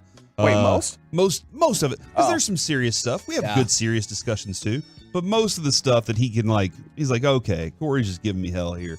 But Sean, I think, is very serious about it. Sean wants hey, look, what am I getting out of the deal? That's what Sean wants. Being the commissioner stinks. I've never done it, never wanted to do it. I just want to show up, have some fun, and be part of this whole thing. From the 817, I was in that draft year 2 with Andrew Luck. He retired less than an hour later, and then he called him a name that we can't say on the air. And then I'm surprised we haven't heard more about AI drafting. I mean, I feel like auto drafting plays a heavy part in that, but man, that is interesting. Reggie, are you in our fan league? Or no. Okay, you're not. Reggie was in it 1 year, and I wasn't in the it. draft portion. I remember just for it Jared. was Jared Sandler's team, and he just couldn't make it because baseball season. And he asked me to draft him. And that was the year that Kareem Hunt, you drafted him, and That's Kareem correct. Hunt went insane. And we were like, good God. Reggie did a very good job drafting that year. It was all his strategy. Jared had nothing So to you do went with it. out on top, or you just didn't like it? Well, I play fantasy sometimes, but I don't like the way it makes me watch games on the weekends. I end up watching the players that I have in the investment in, and I don't watch the game as a whole. And I don't like that prism. So I'm like, I don't want to play fantasy football. But when it comes to drafting, I know how to do that. That's decent enough. And I mean, if you pay enough attention and if you listen to the right people, you can make this shake pretty well. It can become very addicting. Yeah. For some people though, where they spend hours at the office staring at the waiver wire and trying to find the trend. And second guessing and changing your lineup over and over. And then you read one site and then you read another and it has conflicting things, and now you're just like, ugh, but it can be a problem, dude. What I'm noticing here is there's a trend of people who are the most annoyed at auto draft people doing well. And that seems to bother them the most. From the 817 though, 1 year we had a guy draft the wrong Adrian Peterson in the second or third round. From another 214, I was unaware of the super flex strategy and or what it is, and I'm already now having a bad fantasy year. Oh no, because you didn't get the second quarterback. Yes. So. Oh yeah, the super flex. We voted against that in my other league. I was in. It's a really fun way to play because I mean, obviously, if you just need one quarterback, there's an abundance of guys that could play at least fantasy football wise, put up numbers. When everybody needs two quarterbacks, it gets really interesting. I kind of dislike leagues that don't require you to stretch the bounds enough, like a 10-team league. It's just like everybody has a good team. What's the point in playing? Yeah. I like a 12, 14-team league, maybe a 2-quarterback league, because that means resources are a little scarce, and now you have to put some GMing into it. What would your GM advice be? This is a hypothetical situation. If you've been asked to help someone with their draft and they don't know the rules of their league, let's say, for example, this person asked you for assistance and you said, I'm assuming you're in a PPR league. And then that person looked at you and said, I don't know what that means. Oh, no. Is Jess in an all-women's fantasy league? I don't think it's an all. I don't know how he cracked that code. Yeah. I don't think it's an all-women's fantasy league. I think it's like a family. Oh, yeah, that's right. Fantasy Okay, league. all right. And so I was informed last night that she needed assistance drafting a family and friends, because then she said, and one of her other friends is also going to come over. And I was like, does that person need help? I don't think they do, because she's a sports whiz. So shout out to Melissa. Know the rules of your league. Know the rules. Okay. That way, she does not. It's everything about the league. I don't want to have to learn. It's the rules. why you pick up a Jabbar Gaffney to replace Brandon Marshall in the last game for your championship. You know the rules, and that helps you out at the end of everything. We did have a friend, Kevin. We had a guy in our league he'd spent the night before our draft watching the Cowboys preseason game up in Choctaw. Okay. And he was late by 40 minutes. And he had the number one pick, and we were fine because he was like, "I'm bringing food," and we were like, "All right, cool." And we were over at Petticola's having some beers, so we were all happy. He shows up, and his first pick was Lamar Miller in the year that Lamar Miller had already been out for the entire season. And also, one of the even guys, if he weren't. Yeah, that's not the top tier running back that you quite want. He was solid, though. I think he was still a little, under the sauce at that point. And so, Kevin, whenever it happened, somebody went to go, hey, and I went, you shut your mouth right now. Oh, for sure. You let him make this pick. And then he just was like, yeah, that's the one that I want. And he walked off. He was like, I got to go get a beer. I think about that sometimes because Jess watches a lot of like reality competitions and stuff. And they're like, I just felt bad, so I needed to help out. And I was like, you probably shouldn't have been on this show then. The like, 48 laws of power, Kevin. We learned yesterday. I did know that. You dismantle your opponent by body and mind. You destroy everything because they will come back with vengeance to defeat you if you do not. A friend from the 214 drafted Plaxico Burress pretty high up the year that he shot himself, but he didn't know that. And so she was already asking me last night, I was like, oh, is it Cup? And I was like, yeah, Cooper Cup. And she goes, yeah, I might take him. And I was like, okay, well, just keep an eye out. They said he regressed on his hamstring, so just keep an eye out. And she goes, so is he not going to play? And I was like, okay, but like, just these are things you need to know. She doesn't care, and she doesn't want to care. Yeah. But I learned last night that she would like to do well. I want to do well. Yeah, she was like, but I don't want hey, to I need care. you to draft for me. And I asked her how many teams, and she goes, ooh, I'm going to get back to you. But that's the problem, is that she doesn't know what she doesn't know, right? Like us That's knowing scary. the framework, we're like, we know the things that you're supposed to know, and we know that you don't know them. She's just like, I'm playing fantasy. What else do you need to know? Yeah. And but I did ask a plethora of questions Right. last night to figure it out. And you know what? I think that your wife, Jess, is like the perfect person for fantasy football. Like the people that need a level of investment in the game, it gives you that. Now you might not succeed because all of the you don't have all of the finer points of watching the waiver wire and the injury reports. However, and that's why when she wins, it would agitate me the most. I told her it's good that we're married now, because if we'd known each other before, we might be enemies. Because she used to sell cars, and she was really good at selling cars because she's like super nice. Why wouldn't you want to buy a car from her? But she said there was multiple times where every month there was a sales competition. And then she found out after when they announced, she was like, oh, I won? Wow. And I was like, I would have hated you for that because she didn't even care. She wasn't even competing. She was like, oh, what's the prize? Oh, man. And everybody else at the car dealership was like, it's like $5,000 or, whatever the prize actually was. We had an old guy in our league that he is no longer in our league. He's still with us, but he's no longer I thought that was in the going league. somewhere else. Oh, my goodness. But one year he drafted Felix Jones just so he could prove he was the number one overall. So he could prove he was the biggest Cowboys fan of the bunch. He won the league. You'd love to see it. And we were like, what? He won it like 3 times. And one year, he only drafted Brandon Weeden as his quarterback when Brandon Weeden was still in Cleveland. The Weed Man, yeah. You know why? Because his family, through marriage, it was like his nephew somehow. And he was like, so that's why I'm drafting Brandon Weeden. We're like, what? I love the players. I love the people that do bits with their fantasy team. Please do. I saw this morning on ESPN that Brandon Weeden is the last first-round pick to start a game for the Dallas Cowboys at quarterback. Oh, wow.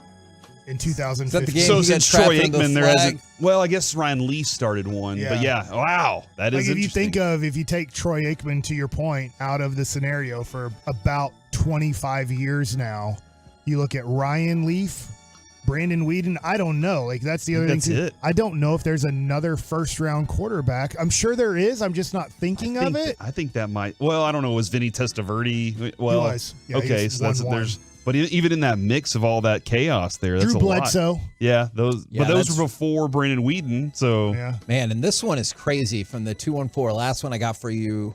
Our commissioner took off with the money one year. Sad thing is, most of the people in the league were family members, and a lot of them haven't talked since. I'd be like, yeah, where's my damn money? We're the KNC Masterpiece right here on 105.3 The Fan. Coming up next, it's time for Baseball Nuggets with Mike Basak. Evan Carter can't stop, won't stop. Next. Hello?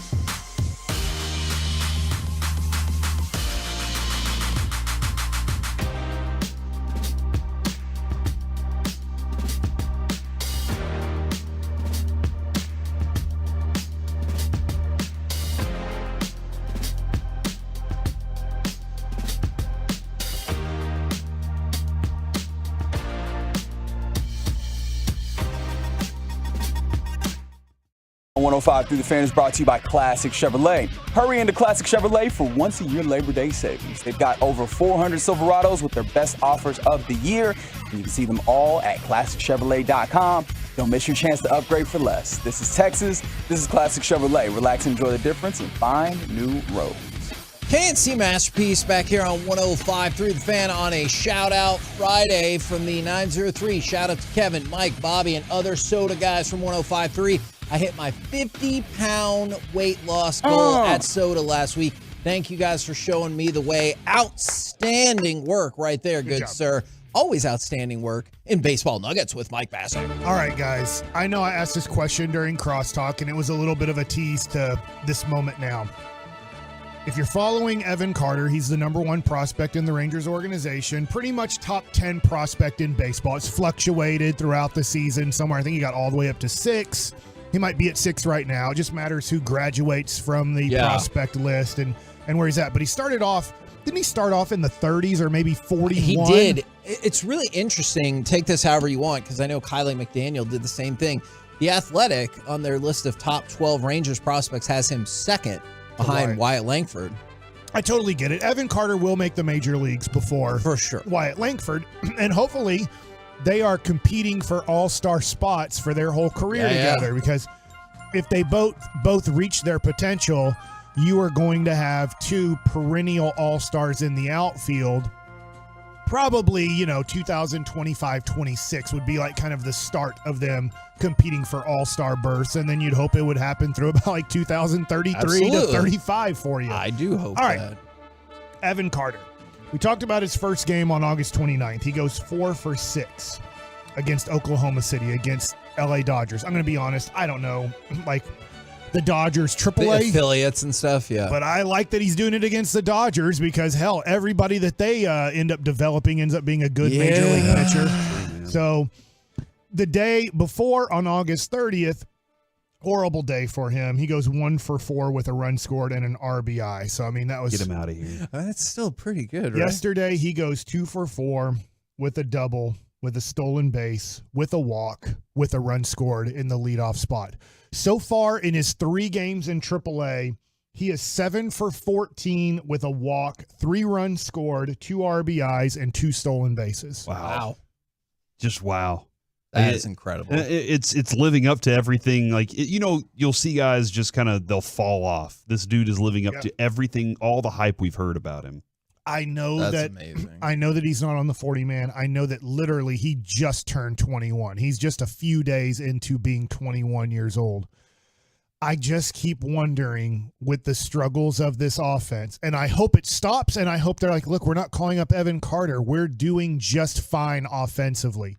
They're not doing just fine offensively. They need some sort of spark. Right now, we talked about Adolis Garcia. If he repeats the month of August in September, this team will not make the playoffs. He's that important to the lineup. If he's batting 4th and he bats 200 with a 299, it might have gone up a little bit. If he bats, but rounding down / rounding up, right around his number. If he bats 200 with a 300 on base percentage, the Rangers are probably not going to make the playoffs. You probably can't have your number 4 hole hitter struggle that much, especially because we're hoping Josh Young comes back around September 15th. Agreed. From what I understand, he's getting reevaluated. Either he got reevaluated yesterday, or he's getting reevaluated today, Josh Young, because they're back home. The doctors can check him out and see how everything is healing up. But you're looking at, I would say, a minimum of 10 more days of not having Josh Young, and that's being very optimistic if we got to September 11th and Josh Young's back in your lineup. But I think they're hoping, and we'll have probably more information maybe tonight from the Rangers on if they're expecting him back maybe mid-September or maybe later September. I'm sorry, Mike, what position did you say he played in the most recent game? Do you know? Oh, I just have his like. I'll go look, because you were asking me and I saw it was center field one game and left. He played center field. Okay. By the way, if you're hoping for help in your bullpen from AAA, last night, Spees got the loss.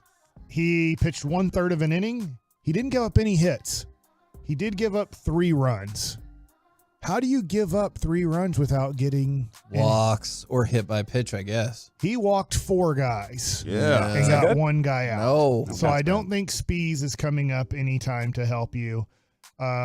So, just kind of looking at a guy who came up and had an impact quickly, right? A 1-game impact, and then it was a started great first going game. downhill from there. Obviously, last night was not a day that you'd say, hey, who's our September call-up? Is it Spees? Probably not. So, anyways, I just wanted to look at Evan Carter. Look, it's so early in his AAA progression, but at the same time, this team needs something, and it's a lot to put on them, but this Minnesota Twins series is just so big. And then if you don't think that, clearly you would agree that the next series is huge. Yeah. I mean, even to just have him as a pinch runner, pinch hitter, an option to do something. I think ultimately you want him to do everything, but just to ease him into it, this is a great time to do that, in my opinion. To your point, is JP Martinez a better major league player right now than Evan Carter? I don't know if I can say that concretely. I would want to. If I was assistant general manager or a special assistant to the general manager, I would ask that question to Chris Young today. So if Chris is listening, I would ask this question. I don't give a crap anymore about development or whatever. I want to make the playoffs. Yeah. Is JP Martinez, is Josh Smith, and I know they play very different positions, but I'm asking this serious question. I want my best team in September. Yeah. Let's make room on the 40-man. I don't give a crap. Probably the 40th guy on my 40-man roster ain't going to be that important anyways in 2024 and 25.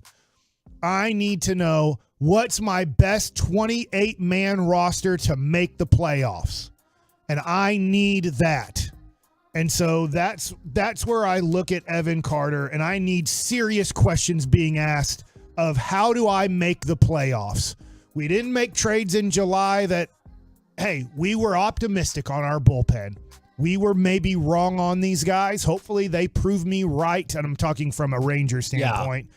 Hopefully they prove me right in the month of September, because the month of August, they let us down. They did. I'm hoping in September they go for it and they have because I said this during a break to our boss. I said, what's crazy is the starting pitching isn't burning the bullpen. The bullpen is burning the bullpen. If they're tired, it's not because the starting pitchers are doing bad. It's because the bullpen can't get out of the innings they're supposed to get out of. So we have to use more bullpen guys to get our bullpen guys out of situations. Which makes no sense. All right, so I only have a few minutes here. Mookie Betts will probably win the player of the month in August.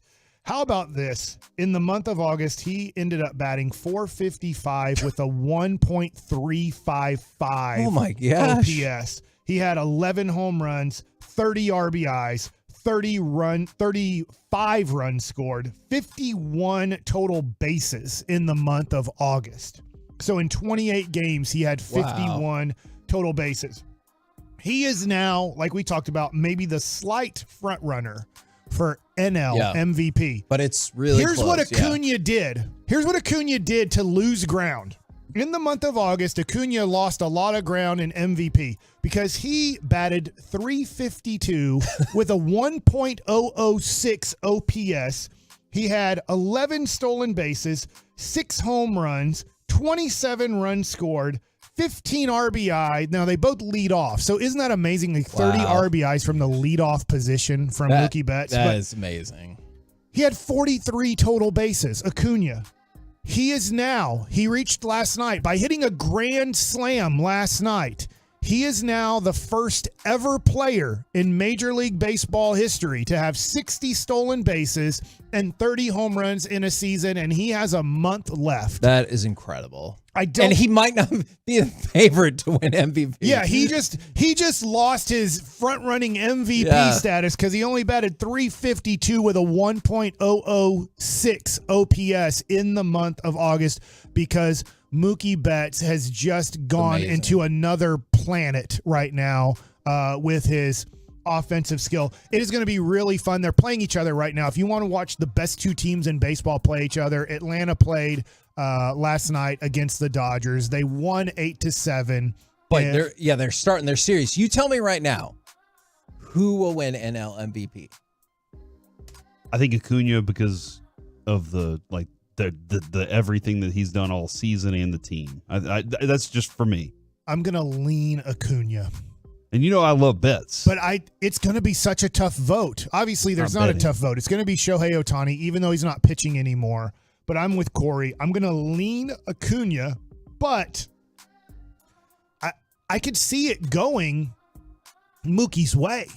Like, I just think it's going to be such a tough, close vote for these two guys, and they're on the best two teams in baseball. I honestly, look, can Atlanta get upset or can the Dodgers get upset? Sure. They could get upset, but I just don't see whether it's Baltimore, Texas, Houston, Seattle, who you want to ever say in the American League you really like. And in the National League, I know you're a limit when you pick those two teams, but I just don't think it's close. That being said, we've seen the Dodgers be the best team for a while and not win it all. They've only won it in the COVID year. So it'll be very interesting, this Atlanta and LA situation. And when it comes to the Rangers, I think Chris Young's a genius. I can't tell you how much I respect him and think the world of him. But I would just say, I think there needs to be some really tough questions this early month of September.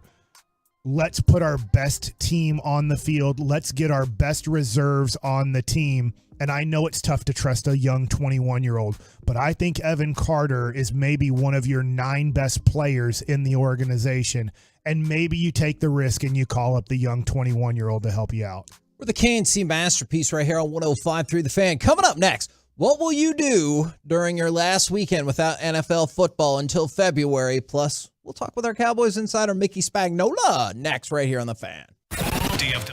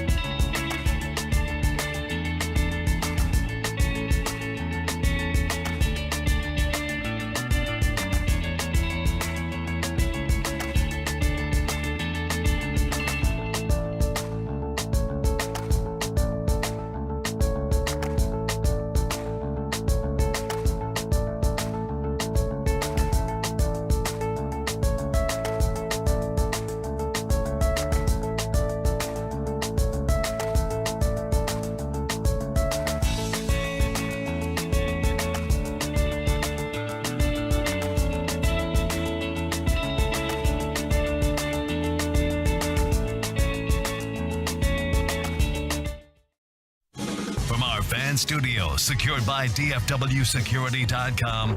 It's the KNC Masterpiece on 105.3 The Fan. KNC Masterpiece right here on 105.3 The Fan right now. Brought to you by Ford. Built for Texas, built for you. It is our Dallas Cowboys insider, Mickey Spagnola. Good morning, sir. Happy Friday to you guys. Indeed. And so we were asking the listeners, I'm curious your thoughts as well. What will you do with your last weekend without NFL football until February? Probably watch football, right? Sure, because college football's in full effect this weekend. Started last night, and I'm pretty interested in the TCU Colorado game on Saturday, LSU Florida State on Sunday. So yeah, you can't get away from it, can we? Why are you interested in the TCU Colorado game, Mickey? I just want to see how good TCU is. Corey wants you to, Corey, he's kidding. I feel I'm like the same way as you. I want to see what this Colorado Buffaloes group is really about with Dion. If message can change that much, yeah, so the message can change, but you still got to have players, and right? he changed the players. Yeah, and he changed a bunch of them from the transfer portal, right? Mm-hmm. I'm curious, but you know what? I guarantee you no one's been curious about Colorado for 15 years. True. Think about it. Now everybody's like, well, okay, let's see what's going on there. And I noticed watching games last night. So I think the game's on Fox. Is that right? I was watching Minnesota and Nebraska on Fox. You weren't watching Missouri and South Dakota? Oh, Mickey. Come on. I got distracted, too. I started watching both, and all the commercials were all about Dion, right? And Colorado, and you got to watch it. And so I bet there's going to be more attention paid to a Colorado football game in decades. But they're still going to lose, Corey. I just need you to know that. Yeah, right? Although, if they don't, you know what? It'll take one game. If they win that game, then Dion Mania is going to take over from there. Absolutely. He was one of the best, if not the best corner in the game. And so I'm just interested if it can carry over. I also watched the Prime show that he did on Amazon while he was, and so I was like, I just found it very interesting to watch that. It's Amazon Prime, yes, Mike. I know. I see that look on your face. And think of it this way too: win or lose, look at the visibility Colorado's going to get from young kids. Yeah, right? That probably, and I guarantee you, I don't know if you guys have ever been to Boulder or on that campus. Yes, but once you get somebody to step on the campus. What part of no would you say if they were offering you a scholarship to go to school there? Exactly. Yeah. Right? Yeah, it's a great place. The conservative part, I guess. Yeah, the hippies. And wait a minute. And wait a minute. There. 50 years ago, it was even better, okay? Wow. So we didn't get an opportunity to talk about this yesterday. Obviously, we started talking about Charlie Huff and other things, but I was curious, and I wanted to kind of give you a platform, though. Clearly, you have it at DallasCowboys.com as well, to tell us any of your thoughts, stories, anything you like about Gil Brandt. Yeah, it's a book, right? I don't know Sure. that we have enough time to go through the whole thing, but just an unbelievable story of, how he started, how it finished. 91 years old. Yeah. I think we'd all take 91. We can start right there, right? But just how he innovated the entire scouting process in the NFL, how he changed, had such an influence not only on the Cowboys but the entire league. And this kind of dawned on me yesterday with all the attention that his passing brought. And it was people from afar that I didn't even know they had anything to do with Gil Brandt. He worked for America's team, but he was America's scout, if you think about it. I got a friend that I worked with in Jackson, Mississippi, and he called me right away and said, "Are you going to write something?" I said, "Yeah, on Friday." He goes, "Oh, I was hoping it was today. It's my deadline for my newsletter. I was going to publish it." He had covered college football for the paper in Jackson, Mississippi for years, and he knew who Gil Brandt was. I had another friend that lives here. We went to college together. We're really good friends. And he calls me and says, he goes, I met Gil Brandt in 1975. It would have been when he took his first job at a newspaper in Shreveport, Louisiana. And he said, I met him, and the last time I met him, he not only remembered my name, he remembered the high school I went to in Illinois, Mount Vernon, and he remembered who the head coach was at that time when I was in high school. Wow. So that tells you the far-reaching effect that Gil had on so many people, and the stories are endless. And I thought it was really good yesterday because we were doing our podcast when we found out that Everson Walls was with us, and he was able to relate some stories about Gil. But the thing he was most adamant about was the fact that Gil basically brought attention to the HBCU schools, and the Cowboys started recruiting guys from those schools, and this was far before they signed Everson Walls as a rookie free agent in 1981. I mean, if you go back and look, there was Pettis Norman and Bob Hayes and Rayfield Wright and Jethro Pugh, Dwayne Thomas, Harvey Martin, Too Tall Jones, and he opened You're the talking door. about some all-time great players. Think in about that. List. that. Yeah. Hollywood Henderson, Herb Scott. I mean, we can go on and on, all these little schools, the HBCU schools. And he, to this day, was still on their board. The board that Everson said that they have, that they meet once a year. I think Doug Williams was on it, and how they were going to treat the HBCUs and voting for people into their Hall of Fame and things like that.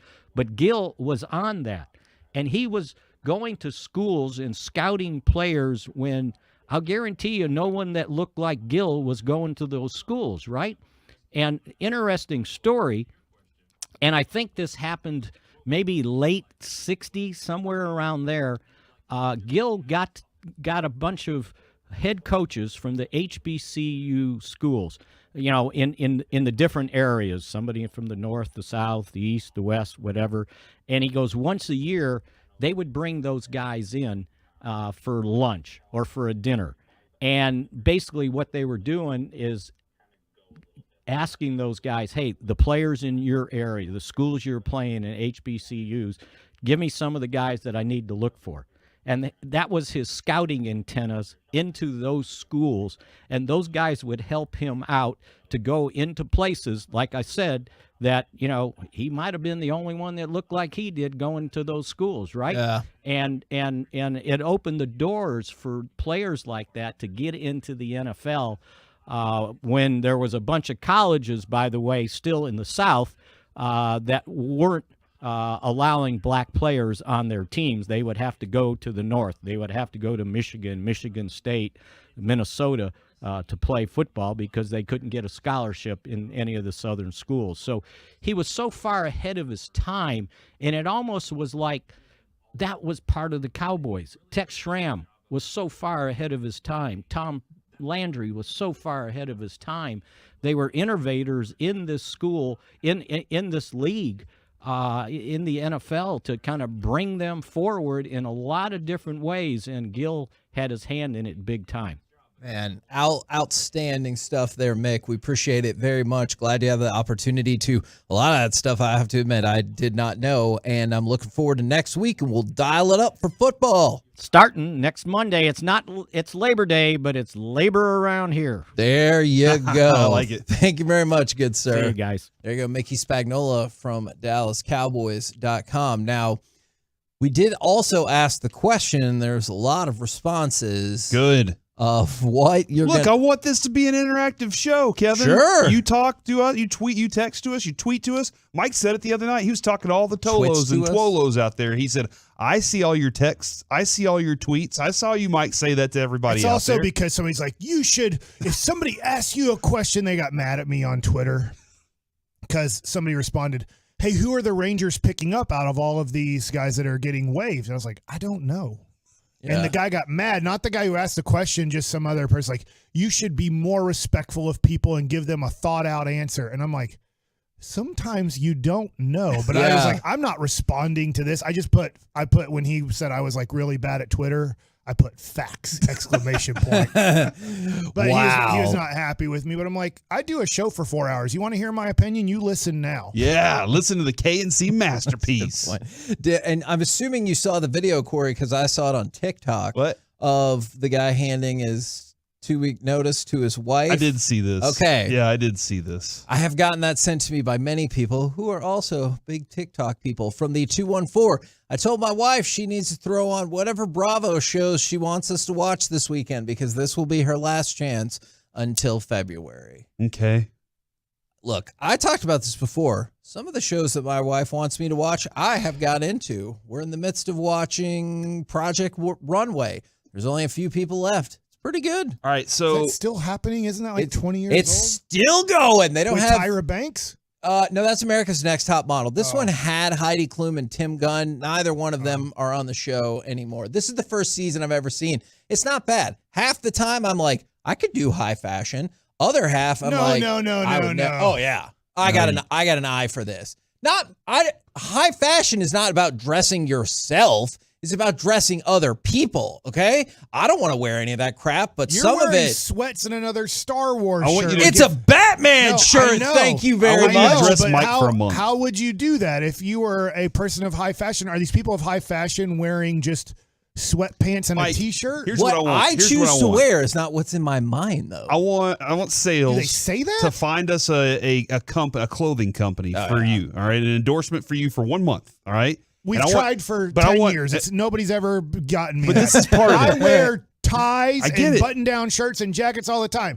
Do you know what our sales says? We don't care. Well, here's the bit behind it. If you have a sales company or a tie and dress suit company, call our sales department. Oh my God. And I want Kevin to dress you for 1 month. And I want to see if you think he can dress you. You will lose your job. No, you will not. No, you will not. I will be wearing the most browns and blacks you will ever. not. People will be like, man. I doubt that Kevin is on the cutting edge of fashion. The hell I'm not. Out of I'd everybody put in money this on it. in this station or in this room right now, including Reggie and Carter, I because they're in another room, guarantee you. and Peyton, who do you think has the best People will be fashion? talking about how much your suits and tie combinations have been popping in the last month. You missed the perfect telling opportunity you. to say you're going to like the way you look, I guarantee you. Here's what I've noticed throughout my years of having to dress nicely for an hour or so, well, just hours at a time, is if you go classic, if you just go with a sports jacket / suit that is just 2 buttons, because you know what, at some point back in the 90s, and it'll come back, where you had like 4 buttons and it was close. the double-breasted suit? Well, double-breasted is the across way, but that's somewhat classic. I don't feel like I'm a double-breasted suit guy, but there were times when I was in the major leagues in the early 2000s where you wanted kind of the cut of it to be very high, like a 3 or 4 button jacket, and so you could barely see the tie, barely see that. That'll come back at some point. Sometimes it's baggy, sometimes it's tight, sometimes the coat is long, sometimes the coat is short. We just went recently through a short phase, and now we're back to kind of what I would call a normal phase in a jacket, like the length of it. If you just always go classic with your cuts, you're always going to look classic. Yeah. So I think fashion is more fads. Like the stupid haircut that kids have today. Like every white kid, it feels like, has the same haircut. And it's I'm like, intrigued. What haircut are we talking about? It's not so much mullety. It's like on top it goes over your eyes, but you curl it a little bit Avery to had that just so for a you minute. have enough He's eye white. to see where Is you're he now? going. Yeah. Huh. And my 13-year-old son has it too. It's a stupid haircut. Avery shaved his head during the summer and is just letting it grow out now. He's like, I don't know. And that's the It's issue. a fad haircut. They're going to look back and go, I look like a moron when I was in 9th grade. And that's the issue that I run into with Project Runway half the time. Half the time, I was like, I get it. That is bold and daring, and I think it looks awesome. The other half, I'm like, that looks like a trash bag. Like, I don't understand what we're doing. And they're like, it's magnificent. And I'm thinking, I would be voted out so quickly, but I hope you do get an endorsement from a suit company. And that Kevin gets to dress I dare you if you're a suit company to Oh give my me God, an yes. endorsement. You don't have the gall. You obviously don't have the gall. You've had plenty of time to do this. I am famous and you could get your name all over the place, and people would be buying more of your product if you just let me represent it. That's a But fact. I guess you're Especially trying to when I'm not make designing it. money. Yeah. I listen, man. Mike just went all in on that, and I'm perfectly okay with it. That was nice, and I think the sales department has a real If you challenge want to make on them money, now. you hire me to represent your product. If you like losing money, don't hire me. Ooh. What about us though, too? Like, For other avenues besides suit. How are you guys doing? We're I think you guys are doing good. Like, you hired a car company and you buy 73 cars a year from them. That actually you don't is even true. need the endorsement. You just buy all the cars from them. I am worried that Platinum Chevy will drop my endorsement because they're like, you know what? You buy so many didn't cars buy a from car us. this year from We don't need it anymore. We're doing great. Kevin, I will be this weekend doing a fantasy draft tomorrow. I got to also go to Flower Mound for a cross country meet in the morning, and then I'm going to be outfitting the studio outside, the little house we have, into a recording studio is what we're trying to do. We're out of time, but I would like to go to your son's cross-country meet tomorrow morning and just yell at him, that's why you're losing. Hey, that's why you're losing. You should have woken up and run on Friday. Yep. And Skip then practice. Sunday I'm going to a Rangers Who do you game. think he is, Allen Iverson? Your kid thinks he's Allen Iverson. Practice. Well, you know what? That actually feeds perfectly into our next segment. The Padres, the promoter of BS High, and Corey's oldest son. Do any of these folks deserve Forgiveness Friday? Do you want to hear from the Twolos, the YouTubers? And you can text us at 877-881-1053. We will do that next right here on The Fan.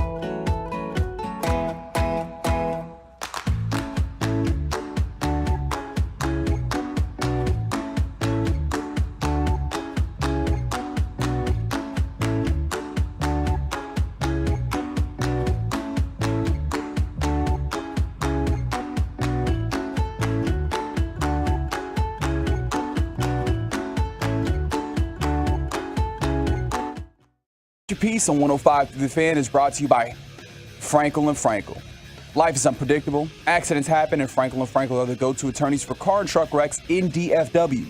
If you or a loved one has been in an accident, contact Frankel and Frankel for a free consultation at truckwreck.com or call 214 or 817-333-3333. KNC Masterpiece back here on 105 Through the Fan. And it's time for some Forgiveness Friday. Do you need to ask for forgiveness? Does somebody need to ask you for forgiveness? We start with this from the 817. I know it's going to sound bad to start. Oh, you can't start that way. That's a bad start. Let me tell you, he is telling the truth. It's going to sound bad to start. You're going to have to hang with. All right. For the 817, I need forgiveness for hitting my wife in the face last night. Oh my God. Hold on. I was doing some woodwork yesterday, and wifey is right over my shoulder. Sunk the screw too far, went to check and said let's try that again. Mm-hmm. Went to check it, touch said screw, which was smoking hot, and I whipped my hand around and hit her right in the face because she was like right there. So not on purpose. And he said, we had a good laugh about it. All is good. But he still wants forgiveness for accidentally hitting his wife in the face. What are the chances that when telling that story to other people, they believe him? Shouldn't start. Oh, the police. Oh my gosh. I guess I was thinking like friends and family, but I guess also maybe the police. Well, Sure. I'll put it to you this way. Sting's gonna be. Let me tell you a story here, Reginald. When Adrian and I started dating, we would hang out in her room with the door open. All right, we were seniors in high school. I was a senior. Did you put on the red light? What? Reggie, what? We're underage and not married. Kevin did it. Oh yeah. And we would watch TV in there. Tell you when you're older. And one day she reached over to get the remote control to change the TV, or maybe we were watching Wayne's World or something. Whatever. Nice. But you know the game where you put your finger out when somebody's turned away, Yes. and then they turn, and then you get them in the face, and it's like ha ha ha ha ha. She turned really fast and busted her lip open, and my fingernail scratched like her gum across her mouth. And her mom brought her into the kitchen days later and was like, "Has he been hitting you?" And I was like, "Oh my god!" No. So I mean, technically, yeah. And she was like, "No, it was really just this accident. We play this game all the time." And she was like, "But we need to know." And I was like, and so yeah, Kevin, I guess that's one of the key factors, and the fact that I've always been very focused on making sure that I'm never physical with her, because her mom was, from a very young age, skeptical about this guy. Now we're going to do the very rare double Forgiveness Friday, where Forgiveness Friday gets turned on somebody. From the 817, Mike needs to ask for forgiveness for not giving us a review on the Pillow Cube yet. But in fact, it is you, 817, who needs to ask for forgiveness, because Mike absolutely did. Yeah, he did. Give It was a great. review of the Pillow Cube. If I can boil it down to, it's amazing. We love it. My wife likes the Pillow Cube. I like the Pillow Cube. I've actually bought 3 more, so every room now has a Pillow Cube. It's for side sleepers. I'm not going to tell you I'm a side sleeper, so if you sleep on your back or your stomach, I'm not sure if it's the best pillow for you. But if you are a side sleeper, I do think it works. I haven't heard from my buddy Ellis Valentine, former Major League All-Star.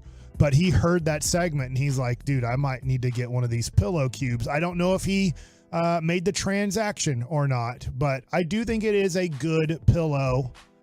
I would recommend it to side sleepers.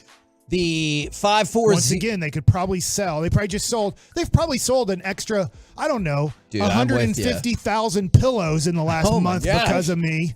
And I get no money from that. Because he's famous. I'm famous. I'm with I you. just said that. I guarantee you people are going to go, when you go to Pillow Cube, you tell them you need to have Mike Bassick a good represent idea. you, because you're buying Pillow Cubes because of me, and I don't get anything from it. You know what? They're like the dude who gave up the Barry Bonds home run? As long as we're on this, I'm with you, because I said multiple times. They could do a deal for $76.50. There you go. We're doing the $7.56. Oh, that is not discount. bad. So wouldn't it be $75? You should let it go. Okay. Kevin. Listen, Okay, I I'm might sorry. be dyslexic, okay? I'm sorry. That Numbers is so flip funny. on me, I guess. From the 540, the Disney company needs forgiveness or a swift kick in the junk for taking away ESPN, ACC, SEC networks through Spectrum. Can we talk about this? Because Sure. do people not know how the TV deals work? I mean, I don't think so. I think there's a lot of people who have been mad at ESPN for this stoppage in coverage. Isn't that Spectrum deciding that they don't want to pay the fee to carry ESPN and their Disney properties? I think both of them usually take on some responsibility in this, because let's just, I'm just making up what the fee is, but let's just say the fee for Disney on all those networks is like $8. $8 per customer.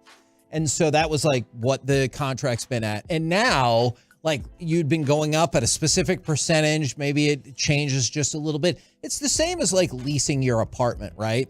And you're like, yeah, I would like to stay here. And they're like, well, your rent's going up 35%. So I get it. It's partially on Spectrum, because you have to see the way media rights have inflated and know something's coming. But if they went from 8 to 12, they're like, you're going to increase this 50%? no effing way. And then they haggle over it. And then Disney was smart to pull it off, like, honestly, right at this time when college football is starting. Well, were they? Because, again, I think I've seen a lot of people haven't viewed this as why is Spectrum not, carrying ESPN. They're viewing it as why is ESPN withholding their product. So that's an interesting point because sometimes you're not sure who will get the blame in this. But if people just turn on Disney and they're like, well, yeah, I'm going to keep my Spectrum and cancel my Disney Plus or however or ESPN Plus or whatever you decide to do. But it is a D move, but I understand why they do it like that to try to optimize people being like, I need these channels. Did you see sometimes Spectrum or whoever will run an entire channel and be like, this is why you need to call Disney. Do you know how much they're oppressing our poor multi-billion-dollar company? That's right. Like, we can't even afford it. But it's tough because the other company's multi-billion dollars too, and you're like, well, I don't really know who I'm supposed to be the most mad at. Guys, do the San Diego Padres deserve forgiveness? Because I was not familiar with the affiliate, The Voice of San Diego.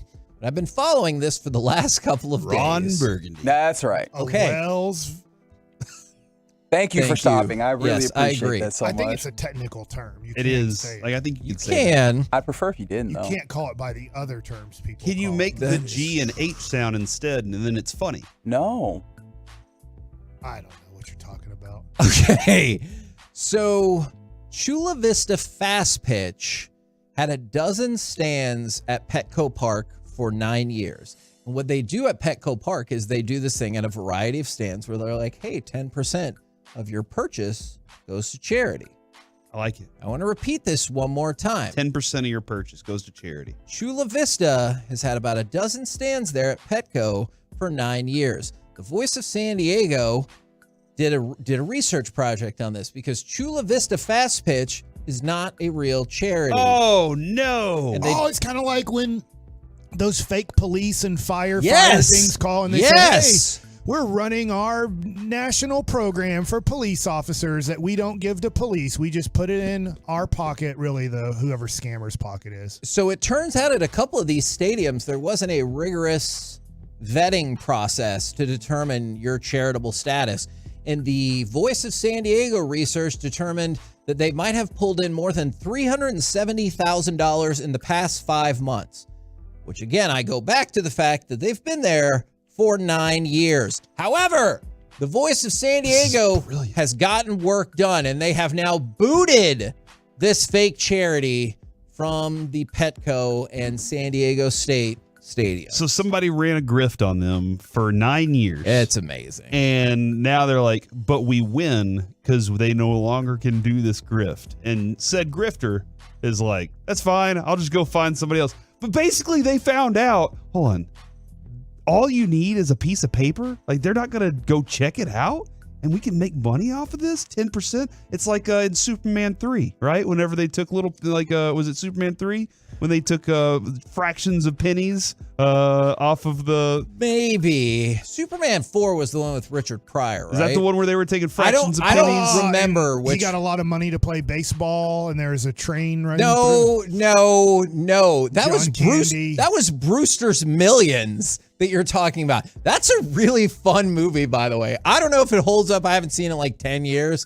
but that's a fun movie. But yeah, I think it was Office Space where they were like, they kept talking about Superman and they were like, yeah, no, it's just like that. We're taking fractions of pennies off of this. Nobody's ever going to know. And that's what they did. They were like, it's 10%. Nobody's going to care. Nobody's going to know. We'll just create some fake thing. Wow, I like it. I mean, I don't like it. It's bad. It seems like you like it. Because we contribute 100% of the proceeds we get for My Possibilities every year. Yeah, and any money they get, and that's not net proceeds. Yeah. Any money we spend comes out of our own pocket. Yeah. And literally every dollar that gets donated or bid or anything goes to My Possibilities. I don't know if you've seen this yet, but I want to go back to the documentary BS High. Now, Joe Mamone, if you watch him, what was that? Yeah, why'd you do that voice? That's the way he seems like he's scamming everybody with the way he talks. He has now come out. He's in this BS High documentary as the high school. He's the high school liaison. He's right? the matchmaker. That matchmaker. There you go. So he said that this is not Bishop Sycamore's fault. it's not his fault, certainly. This is ESPN's fault. And he gave a 40-minute interview where he called the BS High filmmakers liars. He claimed the school was legitimate and it was registered with the state. Now, he, of course, leaves out the fact that they did register with the state and were almost immediately kicked out because it was fraudulent. So he didn't bring that up. But his point was, if you watch that game with the volume off, it's a regular blowout football game. If you watch the one it with, where like multiple dudes blew out their ACL? Exactly. Okay. If you watch it with the volume on, it's the ESPN announcers that cause this whole effing thing. Now, of course, he doesn't. Well, it's because they had eyes. Yeah, and he didn't bring up the fact that they gave them an inaccurate roster, and there were players wearing numbers that were not on the roster, or that they were sharing helmets. Yes, that they were sharing helmets. They had multiple players that were 20 and 21 years old in the high school, of which their coach still maintains that's not against any rule book, even though it definitely is against the rules. And so this guy's like, it's ESPN's fault. If they would have just shut up and just broadcast the game regularly. Kevin, in this era of sports documentaries, do you feel like you have to have at least one party upset about the documentary to know that it's legitimate? Man, I wish, because like I mentioned this before, Jess will watch Married at First Sight or The Bachelor or whatever. She loves the reunion shows. I think more of these documentaries need reunion shows where now the public has decided how they feel about this. And they feel like this matchmaker is kind of a sleazebag. And so I want him with the filmmakers being like, hey, you made me look like a jerk. And they're like, well, that's because you are a jerk. And he's like, you're a jerk. And like, I just want to see them just going back and forth. Jerry. I think that would be You're a jerk. Amazing. From the 540, Brewster's Millions still holds up. By the way, the ending to that movie is awesome. We're the KNC Masterpiece right here on 105.3 The Fan. Coming up next, it's time for Gridiron Gravy. Which starting NFL QB will be the first to lose their job in 2023? We'll do it next right here on The Fan. Have you made reservations?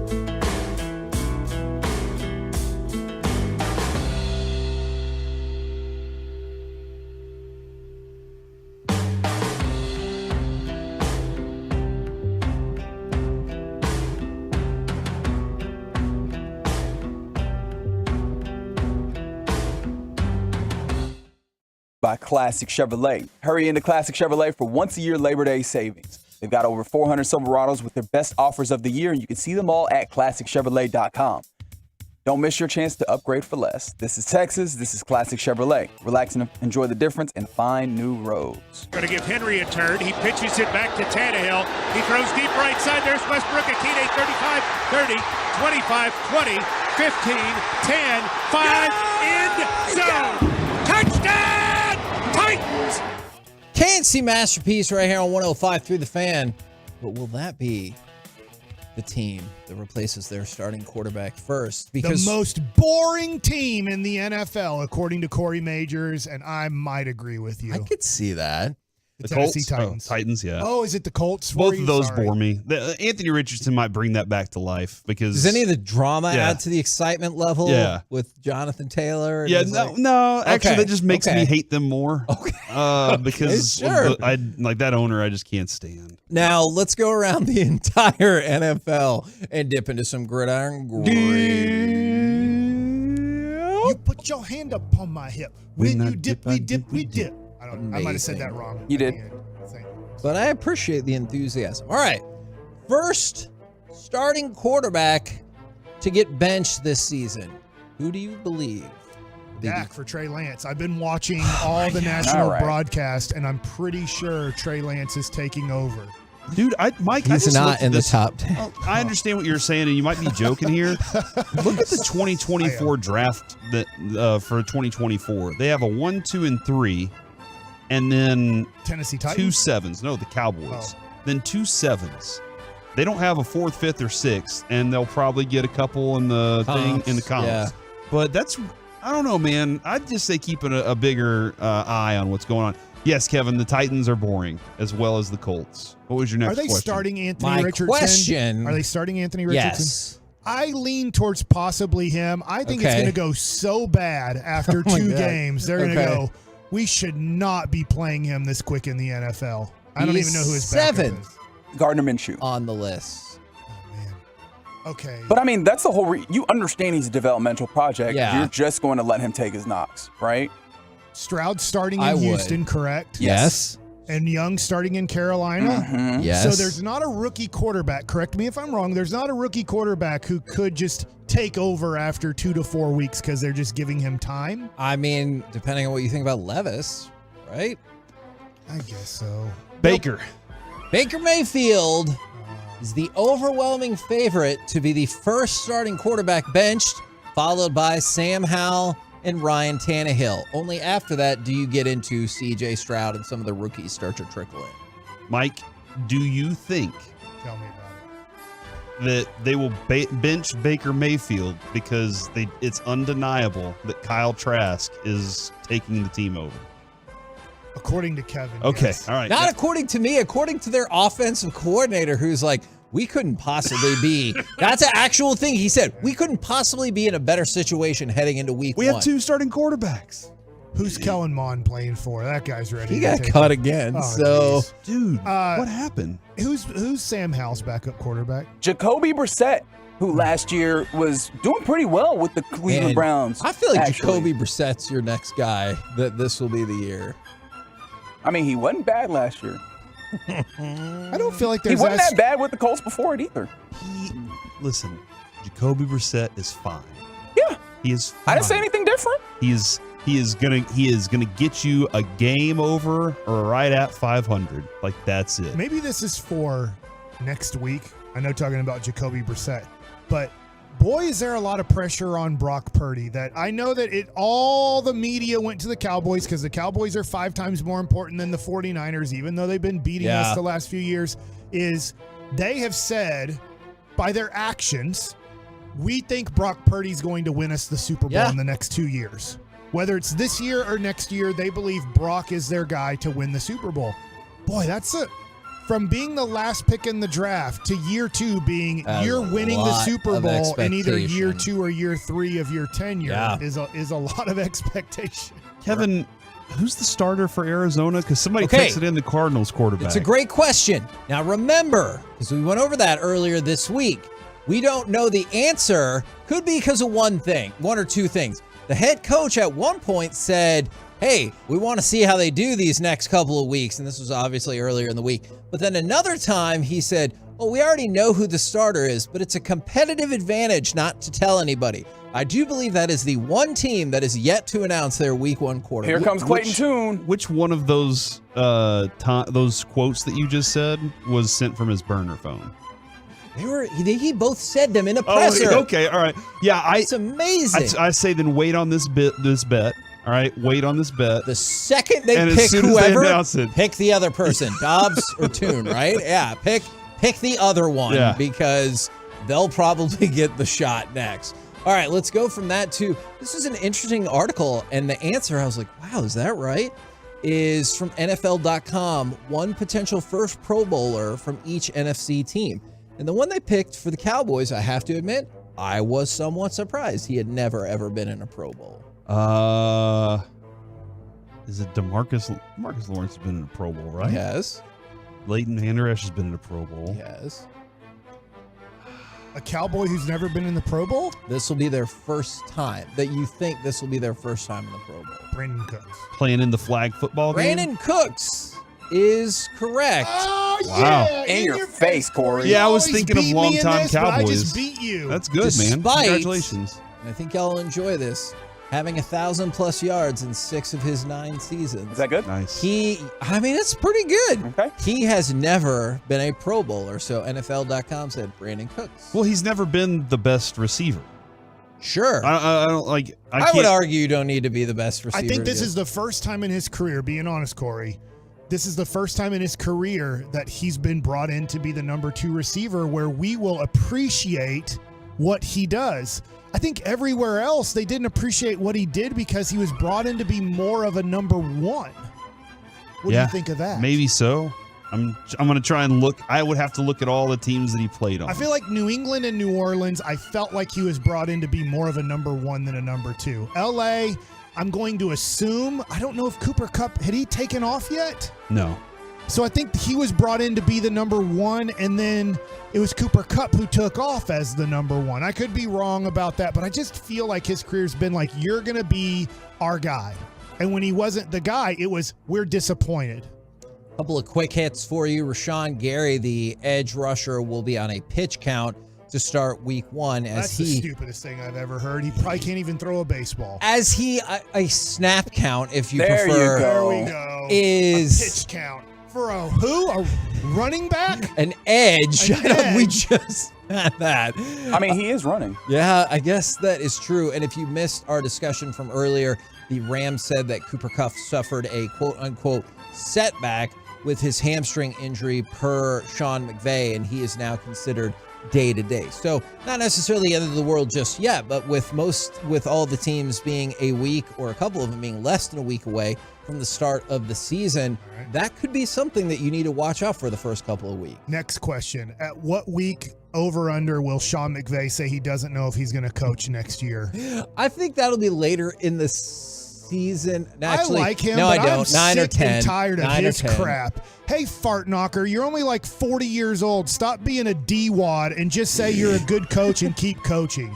Stop pretending you're going to retire every week of the NFL. And go, I can name you all the plays that happened 3 years ago. I don't give a crap.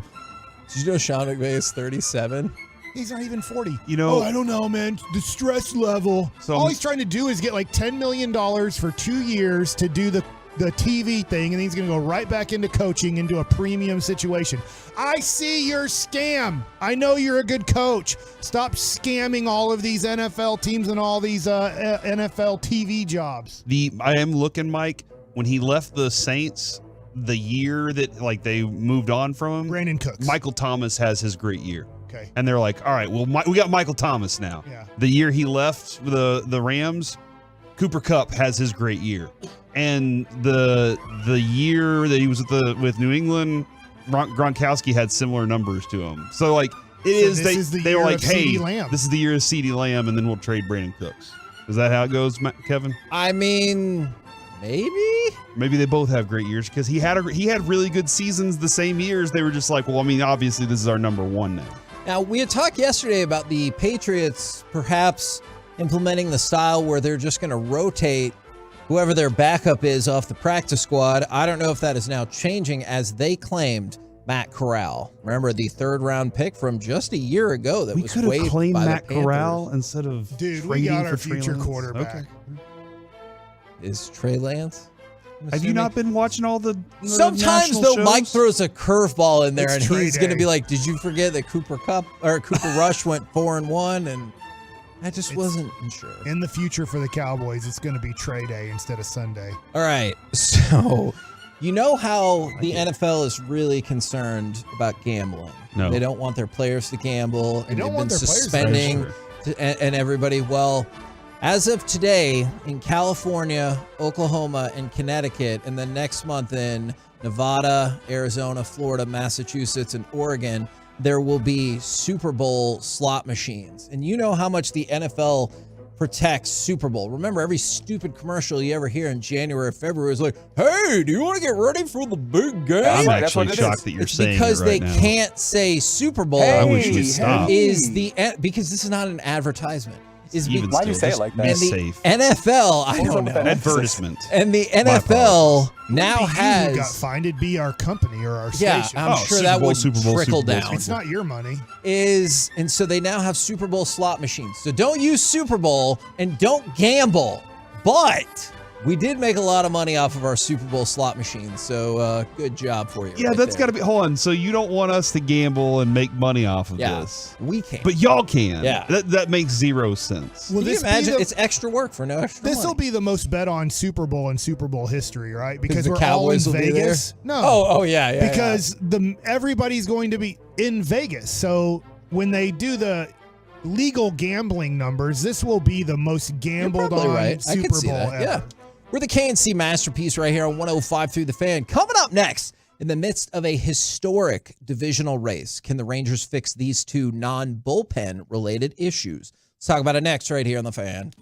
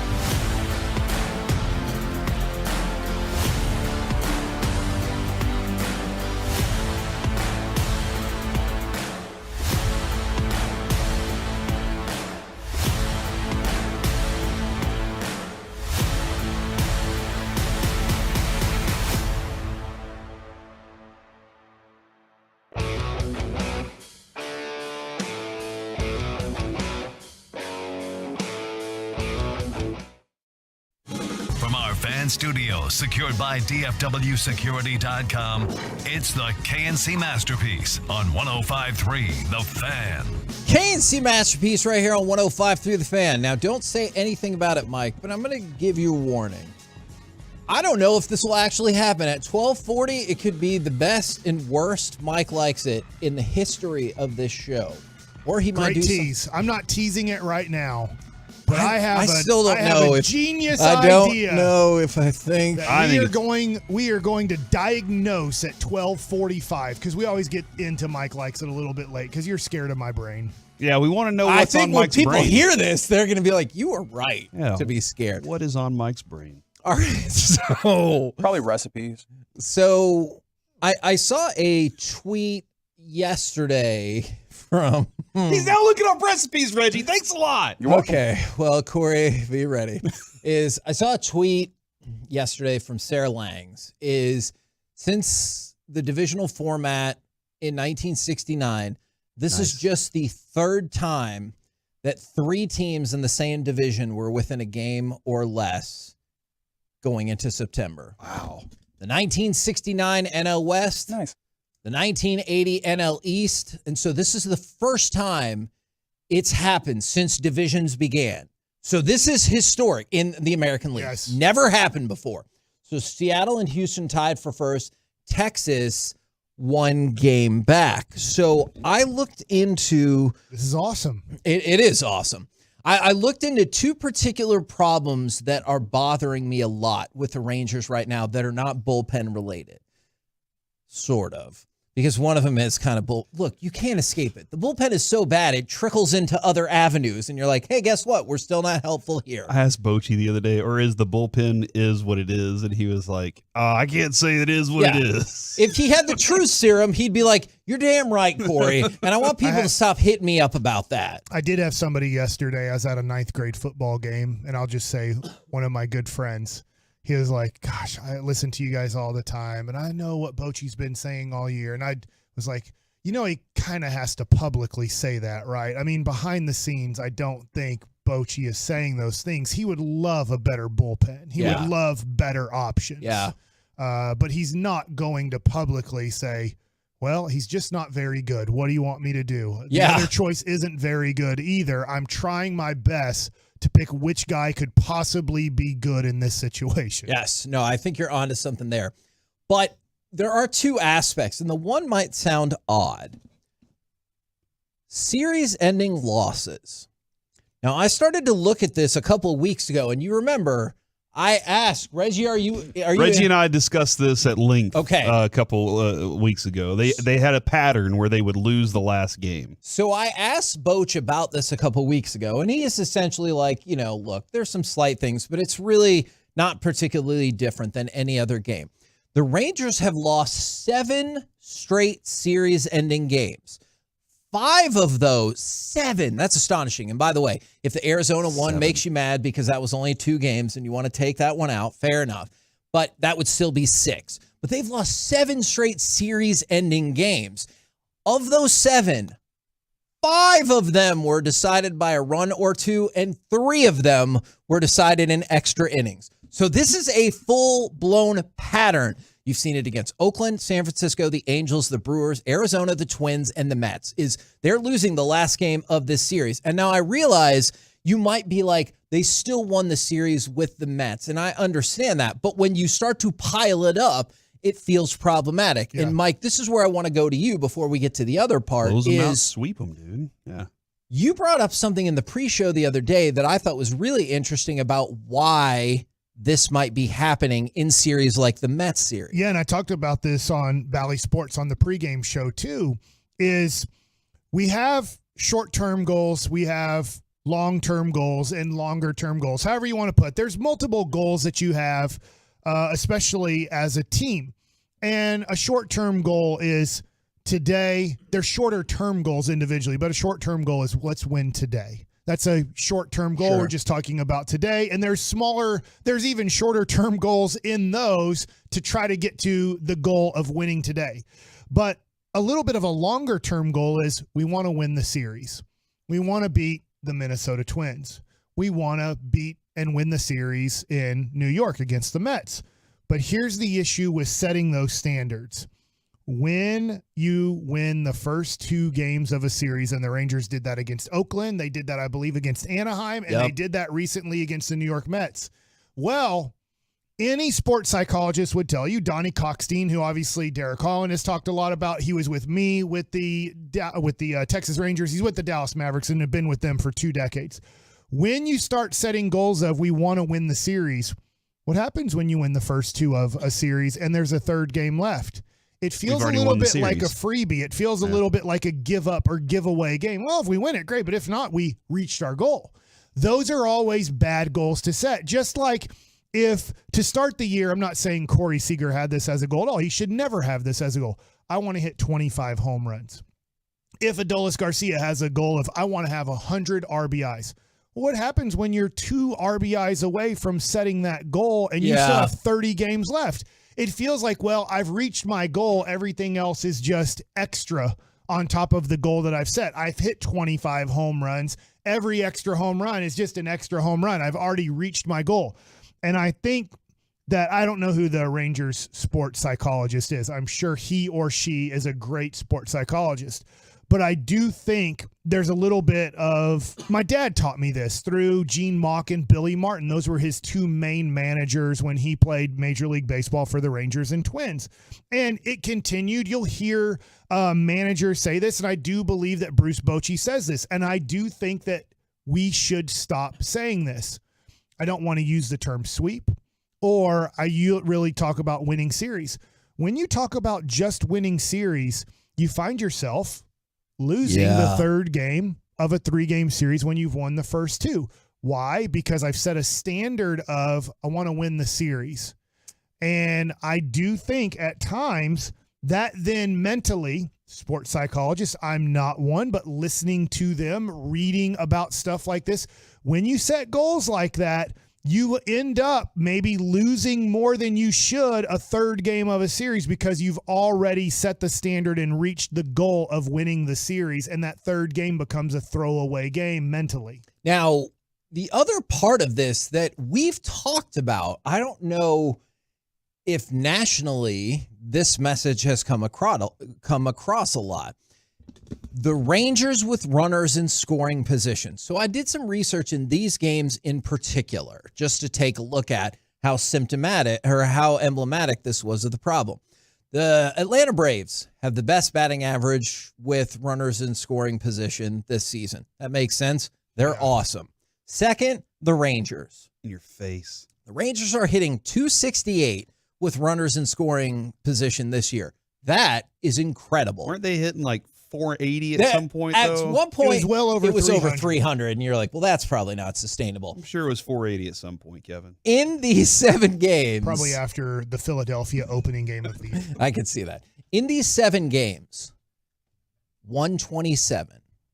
Now, to put that in perspective, the worst team in the league with runners in scoring position is Oakland. That is correct. Kansas City. See, that's a second you guys correct. are on to this because that you should just guess that for the worst of anything. You got a decent shot at 223.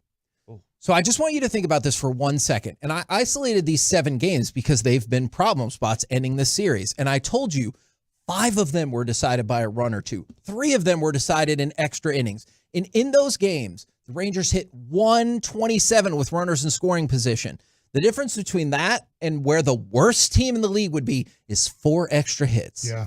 Now, just think, if you had the opportunity to even hit the worst in the league for the whole season in these games, you could have probably picked up another 2 wins, maybe more, at a time when it feels like every game, like tonight's game is hugely important because literally every game from here on out is hugely important, not only to you, but also to see what Seattle and Houston do. Corey, to Kevy's point over there, K-Dog, is if the Rangers play the exact same way they did in New York against Minnesota and against the Houston Astros, this homestand coming up, I've said this before and I'll say it again. They'll lose 5 out of 6 of these games, if not get swept and lose all 6 games. I don't think they will. But against the Mets, remember this, Edwin Diaz out because of injury. David Robertson not there. He was their setup guy that became their closer because of trade. And then their third best reliever, they traded too at the trade deadline. You were literally facing in those moments against the New York Mets to come back in those games. You were facing at best their fourth, fifth, and sixth best relievers to start the year. They're using as their three best relievers at ends of games. That's why the Rangers were able to come back in all three games and win two of the three games. Is you're facing a horrible relief corps of the New York Mets because of injury/trade. You're not going to get that against Minnesota. You're not going to get that against Houston. You will lose all of those games. And even with that in mind, runners in scoring position in those games, 6 for 25. That's a 240 batting average, which puts you in the bottom third of the league and is far below your average for the season. So if you want to isolate just that series, even with that, they still struggle. Because if it comes down to at the end of the game, and I know I'm skipping the Minnesota series because more people know who's on Houston than they know who's on Minnesota. Do you think in a 1-1 game or a 3-3 game, and now it comes down to the battle of the bullpens, do you think you're going to get, with runners in scoring position, Jose Altuve, Alex Bregman, Yordan Alvarez, hell, Chaz over there. Chaz crushes our Heine. When it comes to Chaz McCormick, these guys will end up being clutch in clutch situations. It feels like right now, taking out, I would say, Corey Seager. And I know that, look, Jonah Heim had a big hit the other day. He did. Nate Lowe had a big hit the other day. They've come up with some big hits. But if you go 0 for 5 with the bases loaded, if you do this against these good teams, not only Minnesota and Houston, but coming up here pretty soon, Toronto, Seattle, Boston, I know struggled against Houston, but that's an over 500 team. If you do this, again, you're going to find yourselves out of the playoffs, and not at the end of the year. You're going to find yourselves behind Toronto and chasing Toronto within a week, and I hope that's not the case. The Rangers have to start playing much better baseball overall, and we're talking about the hitting, the biggest strength of this team. Okay, speaking of the hitting, the biggest strength of this team, and I just saw this text, but I've been thinking about this for a few minutes, Mike. I know you like having Semien and Seager there because they get on base. Like, those are your two best hitters. But Adolis isn't doing his job at that spot. And I'm not sure what you have for a cleanup hitter elsewhere. You do not have Josh a Young would be it. But if you're talking runners in scoring position, Kevin, and Adolis is in this bad spot right now, and those two guys are on base, and then it's outs after that, that's a bad place to be in. And it's not like, I mean, our 7, 8, 9 guys are good at times. Okay. At times they will be a good group together, but I can't rely on them. And then whenever I say Josh Young, we've been missing him and we didn't think we'd be missing him. Like, that's another thing is if Adolis was to get hurt or if Adolis was to get out, you could possibly have Josh Young clean it up. And that's not happening right now, Kevin. And so that's where a little bit of my concern is do I need to maybe move my lineup around a little bit? And I don't want to do that here this late in the season. Do I want to put Seager at 4? Do I want to put somebody else up at 2? And that's. I think I'd keep Seager at 2 to give him the most at bats possible, and because if I put him at 4, they're going to walk him RBIs probably, right? But they're going to walk him even more. Okay, yeah. Do you understand? Yep. So if you're batting behind me, nothing against you, I'm not going to get any pitches to hit. If Corey Seager's batting behind me, I'm going to get all the pitches in the world to hit. Now, you might help out Adolis by putting Seager behind him, but you're going to crush Seager because they're never going to pitch to him. It's just the idea, Kevin, of like, hey, man, I can get Marcus on base, and then Corey Seager might drive him in. That's one run. Yeah. You know, and we need a lot more than that. We're the KNC Masterpiece right here on 105.3 The Fan. Carter. I figured that was coming. And bench Adolis. No, you put him in left field. Or you can put him in center field. Coming up next. Sorry. No, it was interesting. It's time for the combo platter. National Burnt Ends Day is today. What? So give us a sports opinion, and then what is your favorite barbecue place or your favorite singular barbecue item? 877-881-1053. We'll do that next right here on The Fan.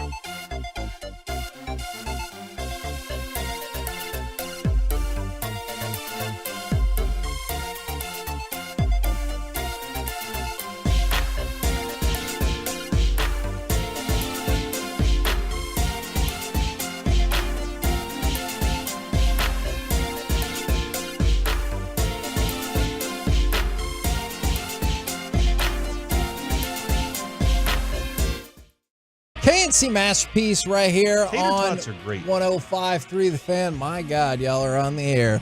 It is time for the combo platter in honor. We used an O, not an I. Of He's right. That is true. That is true. I'm much happier. Technically correct. If I had said it the other way, what would it have been, Kevin? Would have been something that you cannot say on the airwaves without getting fined. No, you cannot. They don't find you.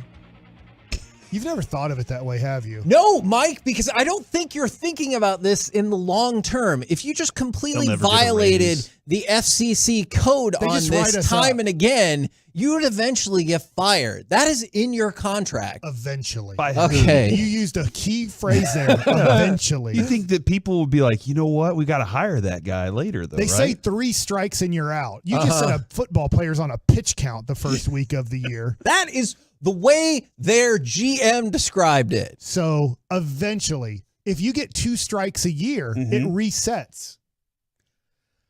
Really? I think so. That's kind No, if I think that is factually accurate or I like not. the idea, though. All right. So, my goodness. It is National Burn Ends Day. All right. So, for the combo platter, you give us a sports opinion, and then you could choose. You could do both. What's your favorite barbecue spot, or what is your favorite barbecue item? And don't be like, oh, I like ribs and I like the brisket. You get to pick one. Why? Because those are the constraints of this segment. That's stupid. I can get a plate with 3 different. You know what? We don't have to go to you, Reggie, What? I'm going to tell you this. Chris Arnold was really right about this. I didn't know how right he was when I heard him decades ago talk about this. But how many times do you watch television shows? It doesn't even have to be cooking shows, but sometimes even cooking shows on Food Network that they'll say they're barbecuing and then they'll make hot dogs and burgers and chicken. Yeah. That's not barbecuing. Yeah. What world do you live in? You need to live in the great country of Texas to understand that barbecuing is brisket lifestyle. and ribs and maybe a pulled pork. Like, you're not barbecuing when you put meat, just like, hey, I'm putting ground beef on here and That's making a a cookout, burger. right? Yeah, that's just a cookout. It's grilling. That's not barbecuing. Totally and Chris different. Arnold has educated people for decades on this, and yet He is the doesn't seem to foremost be- authority, yeah. He doesn't seem to be educating Hollywood. I've never, every time I go to a state that is known for barbecue, I call Chris or text him first and say, hey, what place should I try out while I'm there? And he usually gives me a response within 15 seconds. And then every place that I've gone to that he suggested, nailed it. So I've been very thankful that I got that dude on my side. Okay. Excellent. Would you like me to go first? Yes. Because I feel like I'm the person that is going to be like, but I love this and I love that. But here we go. Sports opinion. Defensive Luka is in for it this year, baby. My God. Did you see that weak side swat he had I mean, against he's Australia? going to be defensive against refs? Is that No. Well, I mean, he's still going to do Okay, that. yeah. But against his own teammate, Josh Green, he swatted one almost into the 15th row before another tall person caught it and then handed it back to him. He loves. Yeah, it was really awesome. Okay. He swatted it, dude. I think Luka realizes this year, in order for him to be great and for this team to be great, he's got to be a decent defender. You know what's frustrating? Sad. I do love what you're saying. Is that you see, now it was against a Maverick that he did it. You know, he could have given Josh Green a little bit more confidence around the rim. But it is interesting to watch Luka and know. I think that's the frustrating thing when you, like, this morning on NBA TV, they had a 2005 conference finals, Phoenix Suns and San Antonio Spurs. Steve Nash can't guard Tony Parker. Now, he can't guard him. God did not create Steve Nash to guard Tony Parker's. He can't do it. He's trying his best, and Tony Parker is abusing him. The thing about Luka is you watch him and you know that he's physically gifted enough not to be defensive player of the year. But be in the way. On any all-defensive team, but he is gifted enough. His brain is smart enough and his body is physically gifted enough to be an average, at worst, defender in the NBA. He just refuses to do it. And really, that's all they need is for him to be average instead of be give up on most nights. So, Kevin, based on the fact that in this tournament that he cares a lot about, it almost Okay. seems like he cares more about this than the NBA season. In this, I saw a glimmer of what I believe is the future of Luka being a decent defender in the NBA. And my favorite barbecue bite, because I just can't choose all the other places. Like, there's so many good barbecue places around here. I will choose my favorite thing to make and then eat is beef short ribs. Okay. I love them. From the 903, oh man, some of these are tough. Tony Pollard gets hurt mid-season, and Deuce Vaughn gets the starting position, and pork belly is their favorite barbecue item. Pork belly. You ever had pork belly, Kevin? I'm sure. Good pork belly is really good. Isn't this just super? I mean, I know that it's not this, but like, to explain it better, isn't that super thick bacon? Isn't that before they pretty much slice? Yeah, I could see that. Until they Cube slice it. bacon up. Yeah, they're cubing Yeah. what you'd be considering the bacon part instead of slicing it to make it into bacon. There's a place around the corner from me that makes good pork belly burn-ins, and I order them, and they're reasonably priced, and I'm always just very happy with the product. From the 469, the Cowboys curse won't be broken until Jimmy is in the Ring of Honor. I know a lot of people who feel that way. And Cadillac Barbecue is the best. I like the name Cadillac's of that fantastic. restaurant. Cadillac is That fantastic, is dude. fantastic. What location is it? Like, what city? Since you... It's in this DFW area. Thanks a lot. From the 901. I'll just drive around the loop. I'll just take the loop and see if I run into Cadillac Barbecue. From the 901. It's in Dallas. It's off of Gamma. Thank you. Okay. So does that help? Gamma. Yeah, it used to be off of Alpha. They had to change it up. For the 901, an SEC team not named Greek Georgia. Well, thank you, Mike. Nailed An SEC team not named Georgia will win the national championship. Which one? Georgia lost to Germany today. That is a totally different thing. And then they said Memphis barbecue is better than Texas barbecue. Thanks for texting in, Tony Pollard. Oh, Hey, I'm glad Tony Pollard is part of the show. You know, I really appreciate that. I believe I've been in Memphis playing AAA baseball, which unfortunately I did a lot of. I went to, I believe it's called Rendezvous. Yes, Rendezvous which is great. kind of in downtown Memphis, very close to where the Memphis, whatever their team's called in baseball, plays. Memphis St. Louis Cardinals is what I call them. It was really good. They don't use sauce, though. That's the only thing. I do love barbecue sauce. So if I have ribs, I like them wet, or They like them dry. or Yeah. I like dipping them in sauce. Okay. And Yeah. so that's the only thing about it. It's great seasoning, great flavor. Really enjoyed it. But I do like that Texas is more saucy. Yeah, Kevin, in Memphis, it's more about pork and pulled pork and pork ribs. Like, that's what Memphis is really most known for. And then Rendezvous is one of the 3 places CA suggested whenever I went, and I loved it. AAA Memphis is the Memphis Redbirds. Oh, that's right.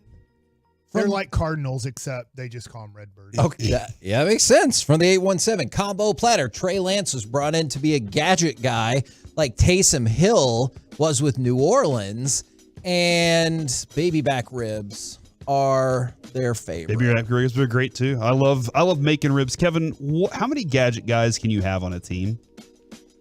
3. Because at this point, the Cowboys have 3, I believe. So you're counting Deuce? Until further, Is Turpin a gadget guy? Huh? Turpin is a gadget guy. Okay. Who's the third one? If they're going to say Trey Lance, and that's the third one. Okay, Like, gotcha. I believe that Deuce Vaughn can do more, and it's just going to take him some time for them to say, "Hey, we trust you enough." But so you say you can have 3 on a team? Okay, I think so, and that's not even factoring in if you count defensive gadget guys. I actually think we have a couple. I think we have a number of those as well. The defensive gadget guys. From obviously Micah is one of them. I think he can be a gadget guy for sure. We might have to dive back into that at another point. From the 254, Cowboys go 11-6, but make it to the NFC Championship game. And they say smoked turkey breast is an underrated barbecue. Do you not approve of this? I'm perfectly fine, dude. Everything people are saying, I'm happy about. Okay, It's making. I want barbecue right now. Sure. Dry? Because I mean, that's one of the things that can happen very often if you cook turkey breast in general. Yes, but there are ways to make sure that it's moist and wet. All right. You didn't have to do the second one. The first one made sense. The second one was you doing wet's too going much. to be if you put barbecue sauce on it. You jerk. Or like apple cider vinegar, you spray it on it to Yes, keep it wet. that's how you keep it moist.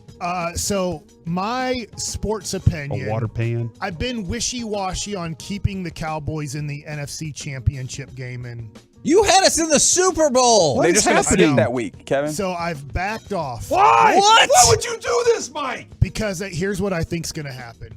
The Cowboys are going to play the 49ers in San Francisco in the NFC Championship game. And the Okay. Cowboys are going to look like they have a great chance of winning. And DeMarcus Lawrence is going to be flushing Brock Purdy out of the pocket. And then there's going to be probably, let's just say, another defensive end like Sam Williams kind of in front of Brock Purdy. And he's going to put his hands up to make it tough for the angle. And Brock Purdy's going to be rolling out to his right, getting flushed out, and he's going to throw off of his back foot, fading towards the sideline. And he's going to throw the ball up in the air, and we're going to feel like it's going to be incomplete. Oh, my God. And there's going to be Trayvon Diggs in the back of the end zone. And then George Kittle's going to jump up and snatch the ball out of the air. Is he describing the catch? And hit Yes, the back of the end he zone is. line inbounds for the second catch. And the San Francisco 49ers will defeat the Dallas Cowboys in the NFC Championship game. And we're going to say, what a great season. Hey, at least we made But it. this I'm guilty of time- that, too. But this time, when Trey Lance comes into the game for Dak Prescott because of injury, Trey Lance hits CD Lamb in the middle of the field, and they horse collar him. But now it's not legal to horse collar. It's illegal. And we get the ball down to the 30-yard line, but time is running out. And then we give the ball to Slow-Mo Glickstein to kick the field goal to win. Is that and Brandon then Aubrey? then we regret. We super regret that we went without a field goal kicker Damn it, all Mike. year, and we missed the field goal. I hate you so much. And for we this. don't make it to the Super Bowl, all because we didn't have a field goal kicker. What do Okay. you think of that? That was intense. It's a very specific It was. sports opinion. San Francisco versus Dallas in the NFC Championship game. Brock Purdy throws the second catch, becomes the next Joe Montana because we don't have a field goal kicker. Okay. And then Jerry Jones comes on 105.3 The Fan postgame with Brian Broaddus and Zach Wolchuk. This is still going? he Just tell me says- what your favorite barbecue place And is. you know what he says? He says, well, field goal kickers don't matter. We should have been up by 6 or scored a touchdown. It's not his fault. I will refuse to ever invest in field goal kickers. And then Zach asked him another question about field goal kickers. Man. Yeah, and then Zach asked if Nate Evaldi will be ready for September baseball. What is your favorite barbecue item or place? That has to be a combo platter record for the What longest. if after all of that he goes, hamburgers? Oh my God. I'm going to throw this chair. No, I love great burgers, but I do love great barbecue too. I will say what's tough is my wife doesn't really care too much for barbecue. Same. She thinks it's okay. She's not against barbecue, and if we're at like some sort of function and they have barbecue as the spread, she's fine with it. She'll get her plate of barbecue and be like, oh, that was solid. But she doesn't like, if I'm like, hey, let's go out tomorrow night and let's go have barbecue, she's going to be like, that's the last thing on her kind of items of things she wants to go out and have. Yeah, same. Maybe it's because she wants to make out with me later and she wants her breath to smell good. I don't know. Yeah, she didn't want it to be all Maybe smoky. barbecue's Yeah. too heavy. You Yeah, know what I'm I can see saying? that. But I will say I do really like Hurtado's barbecue. Yes. Okay. And maybe it's because in the last, I don't know, let's say 3 years, I've been introduced to Hurtado's barbecue. There's a lot of great places. I'll tell you a place that I do miss in Fort Worth is Railhead. I do really like Railhead barbecue off of Montgomery and 30. I lived half a mile away from there when we lived in Fort Worth for Still 4 there. years. It's great. It's awesome. I don't want to say it's special. I just think it's consistent and good. And you're just like, after you leave Hurtado's, after you leave Railhead, you're kind of like, you know what? Let's go over to TCU and watch a football game. Okay. Or watch the football game there. And they have good cold beer. From the What do you think? It's not bad. From the 214. About the You're disappointed that I've put the Cowboys in the NFC Championship game and you they had have a us in field the goal? Super Bowl all this time. The Rangers. I've never been right on predicting the Cowboys. Okay, so maybe this means we'll get They it. will probably not make the playoffs this year based on my prediction. From the 214, the Rangers will turn things around in September and make the playoffs. They love the dino ribs from Tender Smokehouse. And I do like this one. It's not a sports opinion, but I went to a barbecue place in Virginia. They only had pulled pork with no barbecue sauce and only coleslaw. So I walked out and went somewhere else. It's different up there, and they probably had cherry wine as their like soda drink. From the 601, CD goes for 1,500 yards this year, and Burnt Ends is their favorite on National Burnt Ends Day. Have you ever had burnt ends? Yes, they're fantastic. Okay, is that in your? I tried burnt ends that one day. I went on a date with a girl who told me that she was a witch at the end of the date. And so you haven't had any since? No, I have, but that's how I'll always remember that day and that place. You're a barbecue fan, right? I like barbecue very much. You know, you like barbecue sauce. So the one sauce that you kind of can have with barbecue, I like barbecue you enjoy sauce. that barbecue sauce. For sure. If you were to rank real quick your top 3, not barbecue places, but barbecue foods. And what I mean by that is like brisket, burnt ends. And you just named it. To me, do you count sausage in that? Yes, too? I love sausage. Okay, because sausage is going to be my top 3 then. At barbecue restaurants. Grow up. Gosh. Well, as soon as I said It's not you, I it's love Corey. Oh. You see Corey's face right now. that, it was like, oh, he said he loves sausage. Oh my God, dude. Reggie has a very difficult job, I'll tell you that.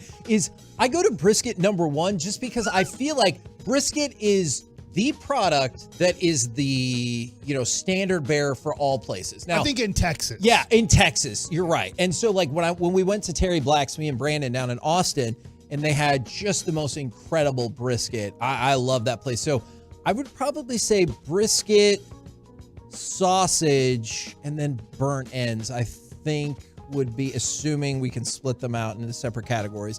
That would be the order I would go in. Yeah, I'll probably, brisket and then ribs. I could see that. I love some pork ribs. Ribs are excellent. The thing I like about Hurtado ribs, like their seasoning's different. It's like a Tex-Mex kind of vibe to it, and the Texaque is what they call it, right? And so that's where I was like, well, hold on, we can do this, and that changed my whole idea on making ribs. Like sometimes I can make them spicy, sometimes I can make them sweet. Dawson showed me how to make this really like candy recipe that was really good. So, man, yeah. And then probably sausage. Yeah, sausage is fantastic. By the way, Dawson kept saying when he is making his magic sauce, Orange Magic, he kept saying I'm using maple syrup, and I'm like, but he was using like, I forget. I'm sorry, regular. Yeah, he was using syrup. like, I know it's not Aunt Jemima now. Is it country something or? I'm not sure. That's what syrup he was using, but he was calling it maple syrup at the time. I'm like, no, you're not really using like Pearl Milling Company. Thank you. But I was just like, there's a difference because I'm not crazy about maple syrup. I would rather use the processed non-syrup as my pancake or waffle stuff than maple syrup's fine. I don't mind it, but I guess I grew up on just the sugary made-up syrup that I like sugary made-up syrup better. I don't know if you count this as a sports opinion because it's self-serving. We will. From the 214, you guys are the very best part of my day, and their favorite barbecue spot is Smoke Sessions in Royce City. If they think we're great now, wait till we get to Mike Likes It. All right. Do you want to let Reggie have a go, or do you want to jump? Reggie, you need to go. Nope, I don't want to go. Okay. I want to get to Mike Likes It. I want to see the devastation that Mike can wreak on this segment. I just want to warn everybody, this is going to be a shocking part of the day. Mike Likes It, brought to you by nobody right now, but if you'd like to sell more of your company, let me sponsor you. If you like your business failing and probably going into debt and having your kids go into debt because you don't have enough money to pay for their college, keep not sponsoring my segment. All right. Mike Likes It. I'm thinking about catfishing my daughter. Hey, yo! What? I tried what to warn What? you. Mike? I tried to warn all of you that this was going to happen. This is a great idea. I already knew he was going to say Fathers, that. Hold on. Are you having problems with your college daughter not texting you or calling you back? Well, Hold on. This I told you This goes was from going to happen. You Why asked you might get Kevin on a watch earlier list? if he had talked to Brandon, and yes, he has. That's, yeah. And so I said, feel proud and lucky that your son is like calling you and texting you. Your son's coming home this weekend. Yes. Did he tell you because he just needs like free food and I clothing? mean, probably, and hopefully he wants to see us a Okay. little bit, but probably. All right. So here's why I want to catfish my daughter. every time he Stop saying it. I don't know. Because she won't respond to me the way that I want her to respond to me. And what I mean by that is I wish you would explain- phrase that or if it differently, explains please, it better. I God. need her. When I text her, I just want to text back every once in a while. She Okay, does. That's fair. Just enough to make sure that I know that she's alive and doing well. But she said that she was going to call me last night. So at 10 o'clock at night, she hasn't called me. So I called her. I know that she saw. I know it. And she didn't answer her phone, and she never called me back. And so asleep? here's what I'm thinking. She wasn't I don't know if she was asleep or not, but I'm just Oh my assuming God. she wasn't. Okay. So here's why. I think that she will find out that she loves talking to her father and that she appreciates our text back and forth. And then I will then rip her heart out. All right. When we get to the end of the semester and I say, see how much you like talking to your dad? I was that guy. Here's all the I just gotta get another phone because you're talking about getting a burner phone. Yeah, burner phone. So I would get a new phone that she wouldn't know it was me. And so when I start texting as just a UT student and she's texting me 40 times a day, which I know she does, I can't have the voice. I don't know how to make a voice that's not my voice. So I would just be really texting her back and forth. I don't know how it worked with, I forgot the Manti Te'o thing, like everything. But obviously it wasn't. You shouldn't aspire to that, though, right, Mike? It wasn't his own mom. Yeah, like a cousin. Catfishing. Yeah, it so was I don't cousin know or how I'm something, gonna yeah. have. Cousin's friend. I don't know how I'm gonna have FaceTime, or I don't know how I'm gonna have real. Just come up with excuses. But at Just least always we would like, be texting hey. back and forth. And then I will, on my own phone, be texting her around the same time that I am catfish texting her, just to show her later in December or January, do you see how much you were texting? I know this because I was that guy. But you But would you're never not text me texting back. me, your own father, when you're texting at the same time. This is Why awful. can't you send back the same is text awful. that Not you just are awful. sending? This is insane. And the wildest part is that you can tell it comes from like a sweet place, but it is insane, Mike. He's like, all I want is my daughter's attention. Mike, Okay. can I just make an alternate suggestion? I'll hear you, but I'm listening, but He's made up his mind. But I just feel like I need some attention from my Connection. daughter. First just of all, trying to not even connect, dealing Kevin. with all the fallout from once your plan is revealed. Okay. I think it's not going to go the way you think it's going to go after that. Do you think you could consider texting your daughter and being like, hey, I know you're super busy. I just want to let you know I miss you and I miss talking with you and I hope we can talk more. Would you consider that as an alternative plan? You know, that's a decent idea. Okay, thanks, Mike. But not as fun as the other one. Yeah. The other one, at least he can. Think you're Dude, really he can find out lots of emotional things really about her. making a limited view of fun in this instance. Mike, do you Also- miss her? Very much. See, don't you want him to connect with Wait, her? hold Kevin? on. Let's think this through. This is what I did at 8:21 yesterday. I texted my daughter, "Have a great Thursday!" ! I love you and I'm thinking about you. She did text back a few minutes later. There you go. I love you too. Oh, I'll call you later about the car. She never called me later. the car was working. No, the car's not working. Oh, yeah, that's it's right. here. The name is. So here's our issue with her car. Her car has been somewhat fixed, but we've decided that she doesn't have a car in Austin. It's here at our house. And she doesn't really want that car when she's done with her freshman year of college. She would like to get another car. So we want to sell it. But here's the issue. The car is in her name. So we called up CarMax, I believe it is, because you can kind of take it to them and it just won't be a hassle. I don't think you get the best value for it, but at least there's no hassle. We get the money done with. CarMax can do whatever they want with it. But when I called up CarMax, I said, here's the issue. The insurance, like her name's on our insurance, everything. You can see the car that it's insured by mom and dad. Can we sell the car? She's in Austin. If she just gives you a call or sends you guys some sort of text or fax or something that just says, hey, my mom and dad obviously have the same last name. There's a lot of things that we have in common. And they said, you have to go through such a process. She has to go to one of the 2 locations in Austin. She has to get a piece of paper. She has to sign that piece of paper. She has to get it notarized. Then she has to mail it back to us. And as this lady's telling me all this information, I'm like, we're never selling this car. That's right. And so that's where I was like, she doesn't know all this information because she won't talk to me. So anyways, we kind of need to sell her car.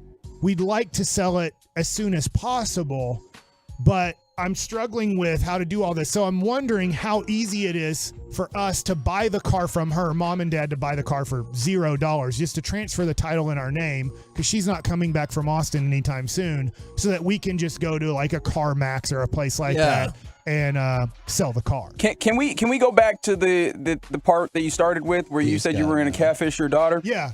Yeah, this is the intro. This is where I need more information. I would like to game this out for you. Let's game this out. Assuming that it all goes to your plan. Yeah, by the way, evil, whatever, Viking, you're right. My wife messed up tremendously. Do not put a car in an 18-year-old or /16-year-old's name. The insurance we paid double the insurance because my wife wanted to get a car that wasn't that reliable and that she would have total control over, because that's how her parents did it, just to make sure that we paid double the insurance. And I was like, next time we have 2 other kids, Sue, I get that you got one of the cars that when they show, hey, this is what happens when you get in a wreck and die. They showed her crappy Subaru all the time, or whatever she had that her parents got her. And I'm like, we do have enough money to get maybe not a nice car, but a reliable car.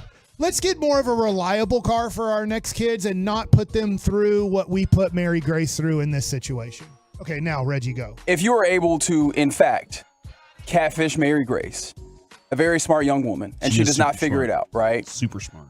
And then you were able to confront her. See, I saw that you were texting, and you were actually texting your dad.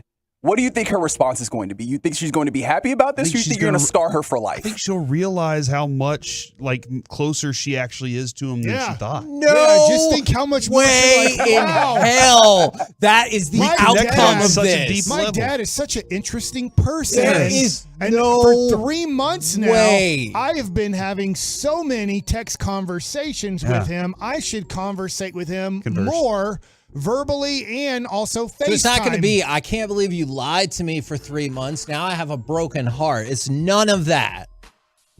I don't think so. I don't know. I mean, she only rolls her eyes at me like once a day when we saw. Even the last time I saw her, like, face to face, she gave me an eye roll because I had a few questions on certain things, and it was like, God, Dad, I can't believe you're asking these questions. And that's, I think, one of the other things you can do, Mike, is when she has problems, you can just be helpful. Like if she's like, hey, I don't know how to do this. Say, hey, you can do this. And she'll realize how helpful you are. Hey, have you talked to your father? No. Yes. Because people. Yes. No. See how I'm manipulating her to actually talk to me? No. Kevin. People on the fan text are suggesting that exact same thing. That at some point she's going to be like, my dad's crazy. And then you're going to be like, you know what? Maybe your dad's misunderstood. No. All of this will end poorly. He'll have a better understanding of the way she thinks about it.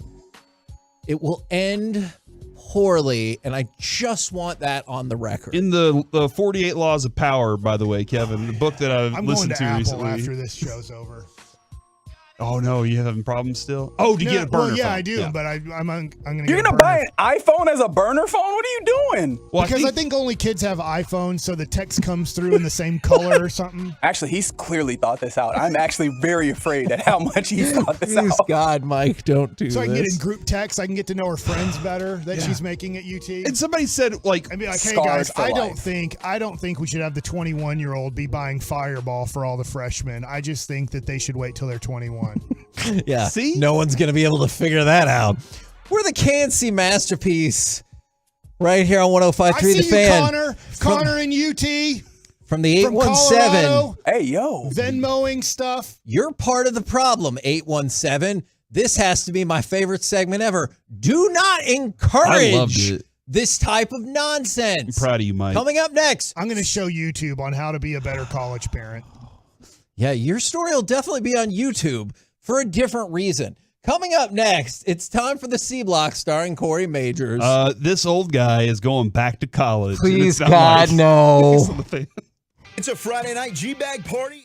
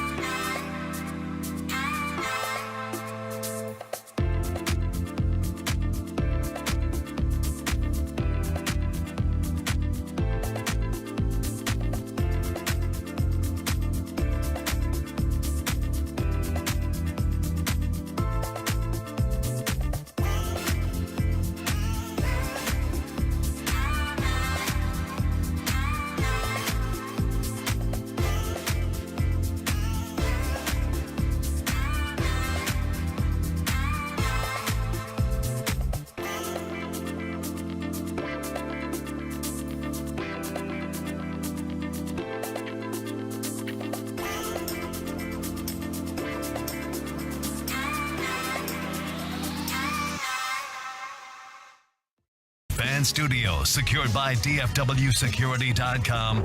It's the KNC Masterpiece on 105.3 The Fan. KNC Masterpiece right here on 105.3 The Fan. It is also a shout-out Friday. I'm going to do a couple of potentially more serious ones, and I know they are self-serving, but I definitely want to shout these people out from the 214.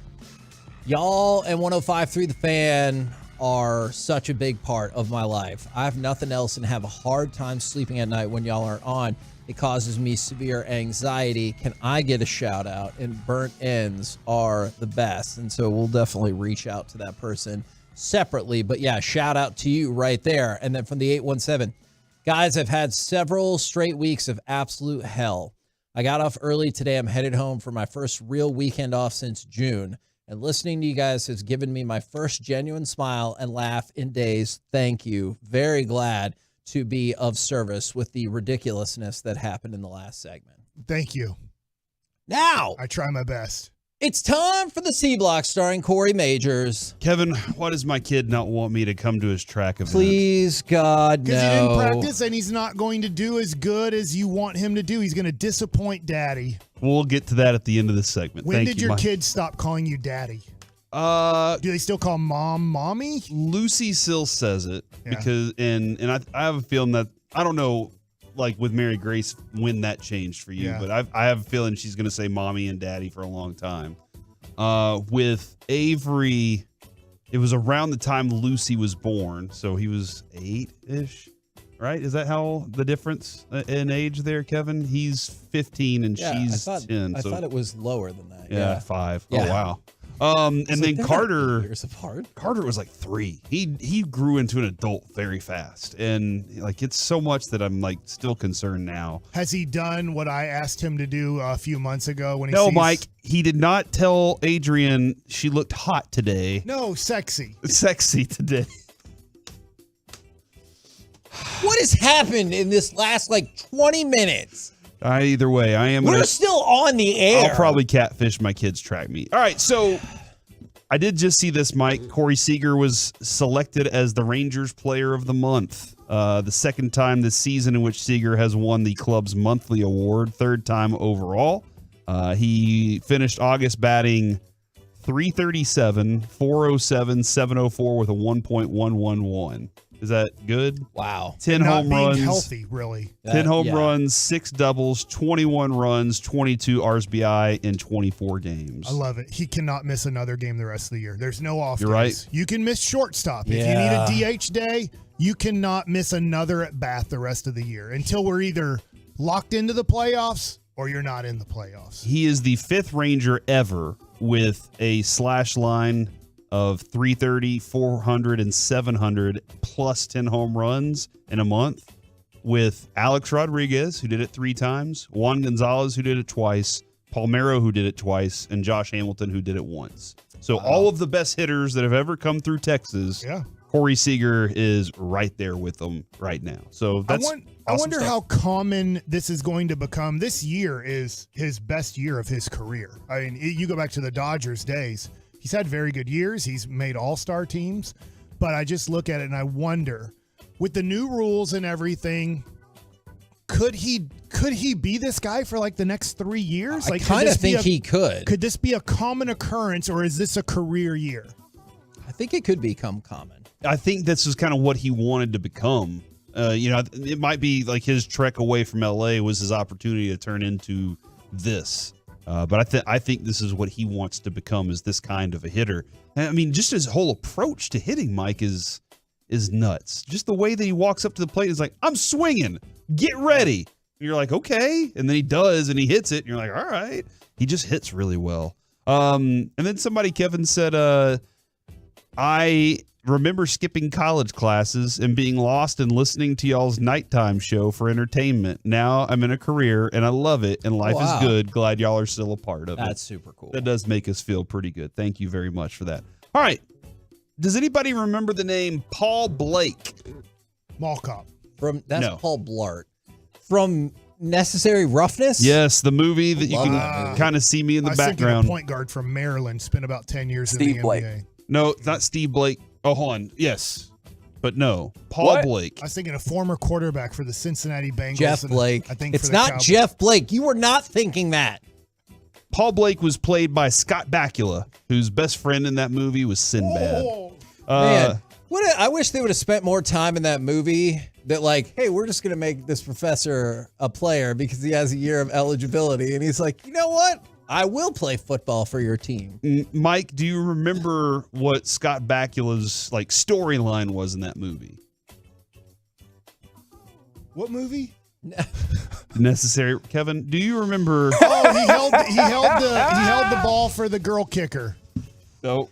So in Necessary Roughness, he was an amazing, dominant high school quarterback. And then his dad died, and he went back to the farm to take over there, and life just kind of got away from him.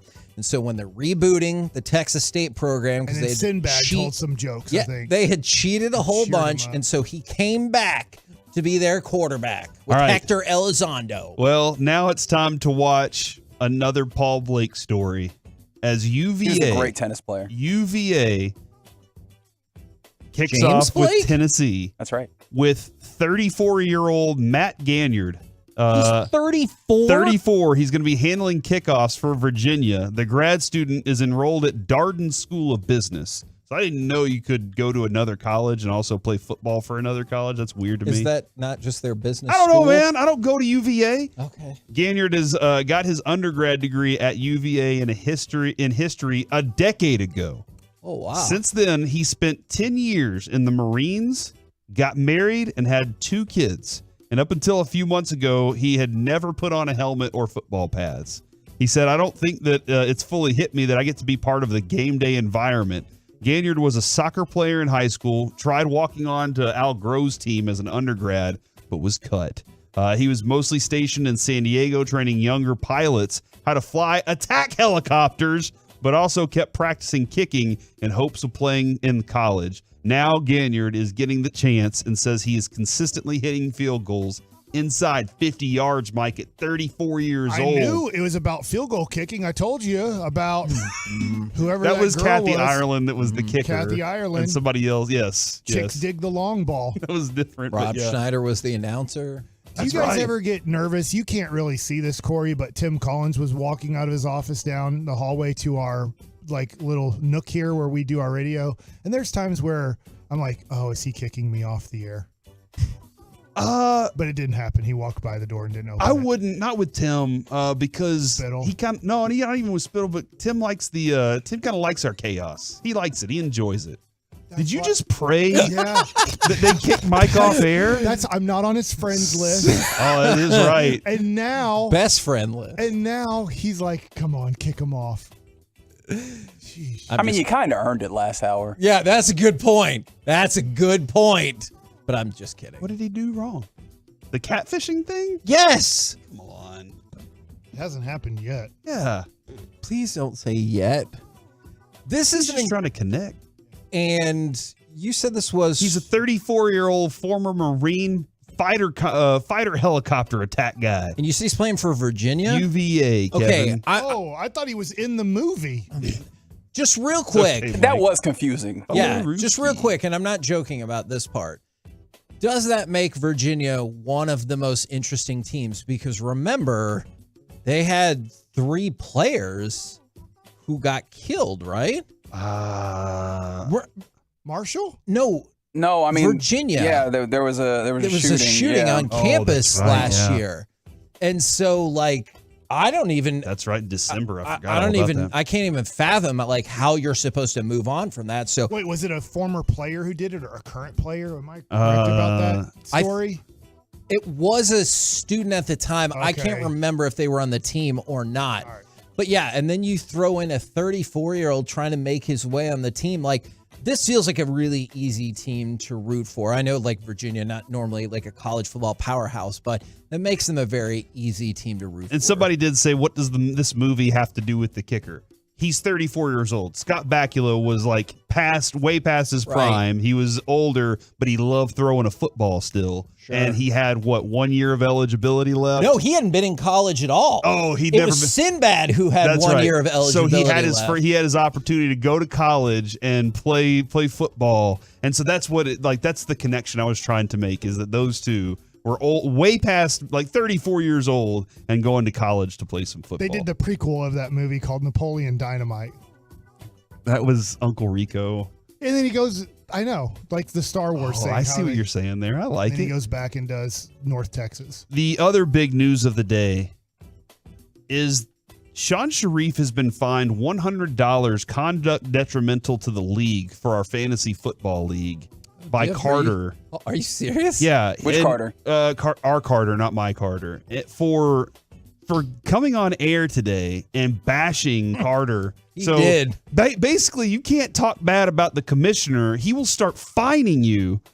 And that's a huge, listen, man, $100? Maybe to Sean, it's not that much. To me, it's a lot. I gotta go read the code of conduct. I didn't know our fantasy football league was this serious. Do you think he ever complains to Samir about Nick and Sam's? Yes. No. Yes. Do you? Do you think he's ever like, oh, I went to Nick and Sam's and my steak was cooked medium instead of medium rare? That's it. I think he would say it to Samir, but I don't think he would say it to anybody else. But everything at Nick and Sam's is always fantastic. So I don't know how you. I haven't been to Nick and Sam's in a while. You know what? And they have great food. I miss that rainbow cake. Mm-hmm. Yeah. I don't even know what's special about it except it has all the colors. That cake is gigantic. You know what I'm saying? Like, I don't know. Is the icing that great? Is the cake that great? It's the presentation of it is so beautiful. And it's like, and then you're just like, this tastes so good. But I'm just wondering if all the layers of the cake were just white or yellow, wouldn't be the same. Yeah, it wouldn't be the same. You're right. You're right. And now again, Kevin, I got to read the code of conduct for the fantasy league because I don't know what I can and can't say about Carter now. And it seems like if I say anything bad, he'll just fine me. It's interesting because when we did our fantasy segment earlier, people were saying that there's fines for if you put it on auto draft and all this. I had no idea people were getting fined up in here. I'll always remember that we had fines when I was on the Buffalo Bisons and we were doing a fantasy football draft. And this is around 2000 because we're getting close to the end of it. And there was this guy on the team called Dave Roberts. People probably don't know who he is. Manager of the Dodgers. He's the manager of the Dodgers now. And Dave's like, hey, who should I draft? We're late in the stuff. And I'm just like, hey, man, I think this Terrell Owens dude might break out for the 49ers. Well, he takes T.O. He does great for Dave Roberts. It's his breakout year for the 49ers. But we had a rule that if your cell phone rings, and this is beginning of cell phones, at least for people, of our status, making, big time money, $2,000 a month for 5 months. We're making $10,000 playing baseball. Mm-hmm. My dang cell phone rings. Oh. And I just take my cell phone and I pick it up and I go, dang it. And I throw it as hard as I can across the room and it explodes. And they're like, because you threw your cell phone across the room and exploded it and everybody's dying laughing, you don't get fined. So if you ever want to get out of a fine, take your cell phone and just throw it across the room and maybe you'll get out of the fine. Well, Mike, that was fantastic. That's a good story for us to have and learn from you. Yeah. Thanks, Mike. Luckily, cell phones didn't cost that much to replace, but at the same time, we were so poor. We're the KNC Masterpiece right here on 105.3 The Fan. Coming up next, what do you think the Rangers' record will be for this 9-game homestand as we start September? Plus, Masterpiece of the Week. It is the fastest segment in all of radio. And guess what? Good news for you. It's up next right here on The Fan.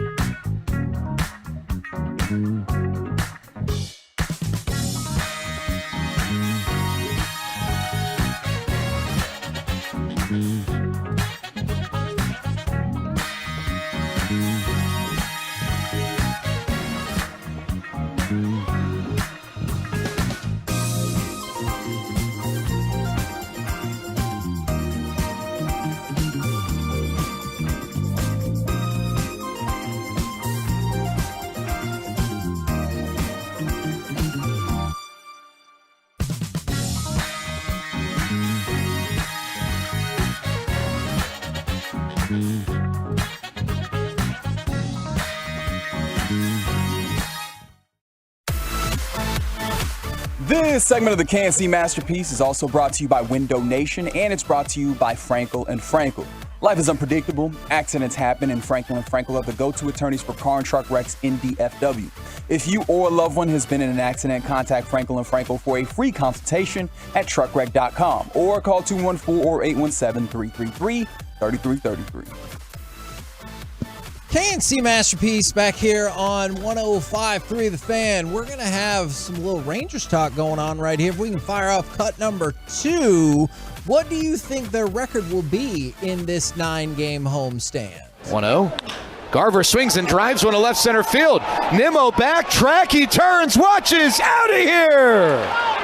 Mitch Garver, another home run here in the month of August. This one breaks a scoreless ball game and gives the Rangers a 1-0 lead in the top of the 7th. So the Rangers only have 15 home games left. 9 of them are consecutive in this homestand, and This they is start it. today. This is their second to last homestand. Yeah. I know they have a day off during it, but you get what I'm saying. In this homestand, 9 home games. So you've got Minnesota, Houston, and Oakland. So this feels very important in terms of what the playoff futures of this team will be. I'm curious, how do you think this will turn out? Like, if you got to predict right now, which you do, what will their record be over the next 9 games? Because at one point, 9-0. Corey, before you say 9-0, all right. Oops, didn't get that sentence out. Wednesday, I don't know if it's sold out or not. It probably is close to. Right now, Evaldi could be coming back and could possibly change this. But right now, Scherzer pitches tonight. If everything goes as planned, it will be Verlander versus Scherzer Wednesday night here. So the two guys that were traded from the Mets that were obviously teammates there, teammates Detroit, 2 guys that are for sure Hall of Famers. Wednesday night could be, with a lot on the line, obviously. The last time the Astros and Rangers play each other could be Scherzer versus Verlander. At least it's scheduled for that now. So now, besides 9-0, Corey, if you can't predict perfection, which we just went over, the Rangers seem to not love sweeping teams. They seem to 7 straight losses in that last series game.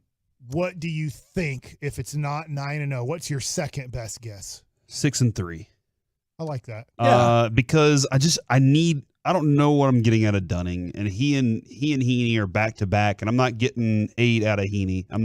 I don't know what I'm getting out of Dunning. So I think that Houston, they're both short starters, if that makes sense. Like, they're not going to go probably past the 6th inning. In fact, if you get 5 from them, and like we talked about, maybe for Dunning, maybe the best thing is to keep him short and to have Perez follow him for 2 to 3 innings. If the other team loads up left-handed hitters, it kind of sets up well for Perez to be a really good long/middle reliever. I'm intrigued by that concept, and obviously, because some people are giving more specific predictions than others, is it depends on what the makeup of the 6-3 looks like. Because if you sweep Minnesota, sweep Oakland, and they get swept by Houston, that's probably going to feel devastating, right?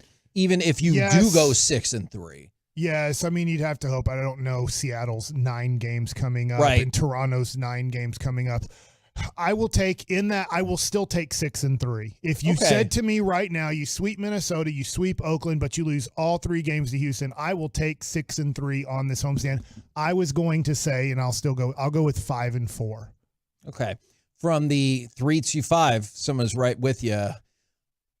4-5, actually. Minnesota and Oakland both win 2 of 3, and then they get swept by Houston, and it's going to sting.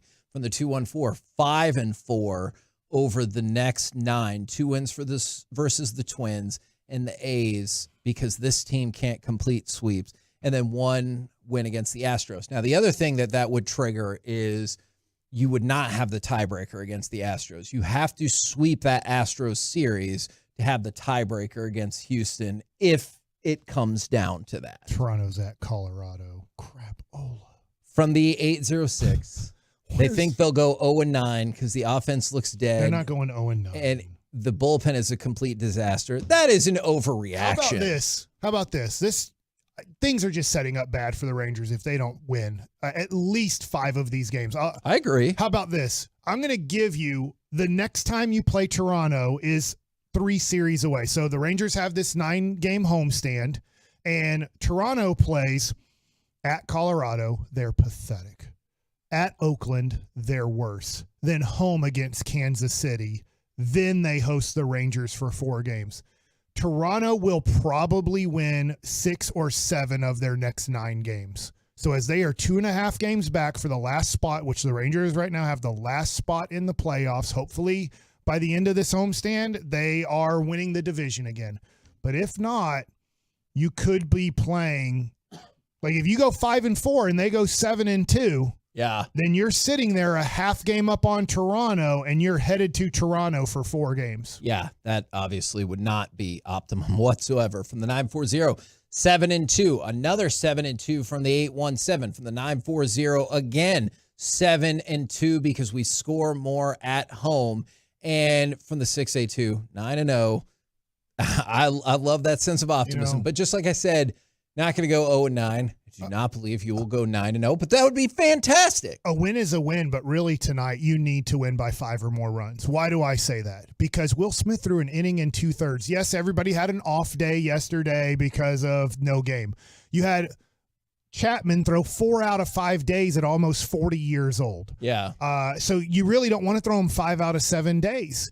So in a way, if somehow Scherzer can give you 7 strong innings, and after 7, let's just say you're up 6-1 or 7-2, you can kind of maybe go, hey, we need this win. We're not going to fart around here. And maybe, throw nothing against Glenn Otto, but you'd still might not go, hey, because of a 5-run lead, let's throw Glenn Otto the 8th and 9th inning. I'd love for that to happen, him throw 2 shutout innings, and then you move on the next day. But, man, it would be really nice if the offense crushed the ball tonight. Out of all nights, if they could crush the ball tonight to give Will Smith and Aroldis Chapman and maybe even Leclerc another night off, so that they have 2 days off without pitching. And then just a reminder, Friday, September 22nd, we will be at the Rangers game taking over Section 133. If the Tolos, Twolos, YouTubers want to join us, go to rangers.com/133. We'll be out there Friday, September 22nd. Now, it's time for some Masterpiece of the Week. She said, list this. What's happening, gentlemen? Hey, Reggie. Let's do this. Hello, Reginald. I have a headache, gentlemen. And You it's need from some Advil? No. Screaming for Tylenol? Excedrin. Aspirin? I'll take care of it when I get home. Nuprin? But it came from laughing at you guys so much on this Friday. Oh. And hopefully that continues as Masterpiece of the Week is on. Masterpiece of the Week is a segment that we do every week in which we revisit some of the funny, stupid, or odd things that have been said on this program. And if you've been listening today, you get it. You just get it. KNC Masterpiece. So funny, it'll give you a headache. Ooh, that's not a good one. Okay. Oh, man. All right. That's what we're doing That's what we're doing next week. We're going to do a series of KNC Masterpiece. They're so funny, you'll crap your pants. Like, we don't want them to do that at work. But if they're at home, it's fair game. Can you imagine that story, though, Mike? Your pants a lot easier at home. Yeah. Dude, he hasn't even played a clip yet. Speaking of pants. Save your best stuff, y'all. Thanks for stepping on my segue. Speaking of pants, they come up in this conversation. You know what I found out about wet eggs, Reggie? What is They're that? actually healthier for you than regular Get eggs. outta here. Because of the process of drying takes the cholesterol out of them. So unless that sounds fake, but unless they are kinda dried believe with a sugar enhancer also, they are healthier for you than regular eggs. That's what I saw it on Google. So Someone in the responses asked how much for her socks. And then someone put, and I quote, I probably shouldn't quote, oh my God, Miss Met has a fatty. Come on, dude. Whoa, that's a lot. Was I out that day? No, you were sitting and watching all of that happen. Mike's like, how was I not involved in You're this? smart enough to just step back. Well, they would wanted a Miss wet egg Met's socks? be uncooked? Are you talking just about the yolk? The yolk needs to be No, soft? the eggs that we get at the Holiday Inn. Oh, yeah. Those are like healthier because they don't have the cholesterol. Still don't believe it. No. Through the drying process, Right? it takes the cholesterol out. Google it.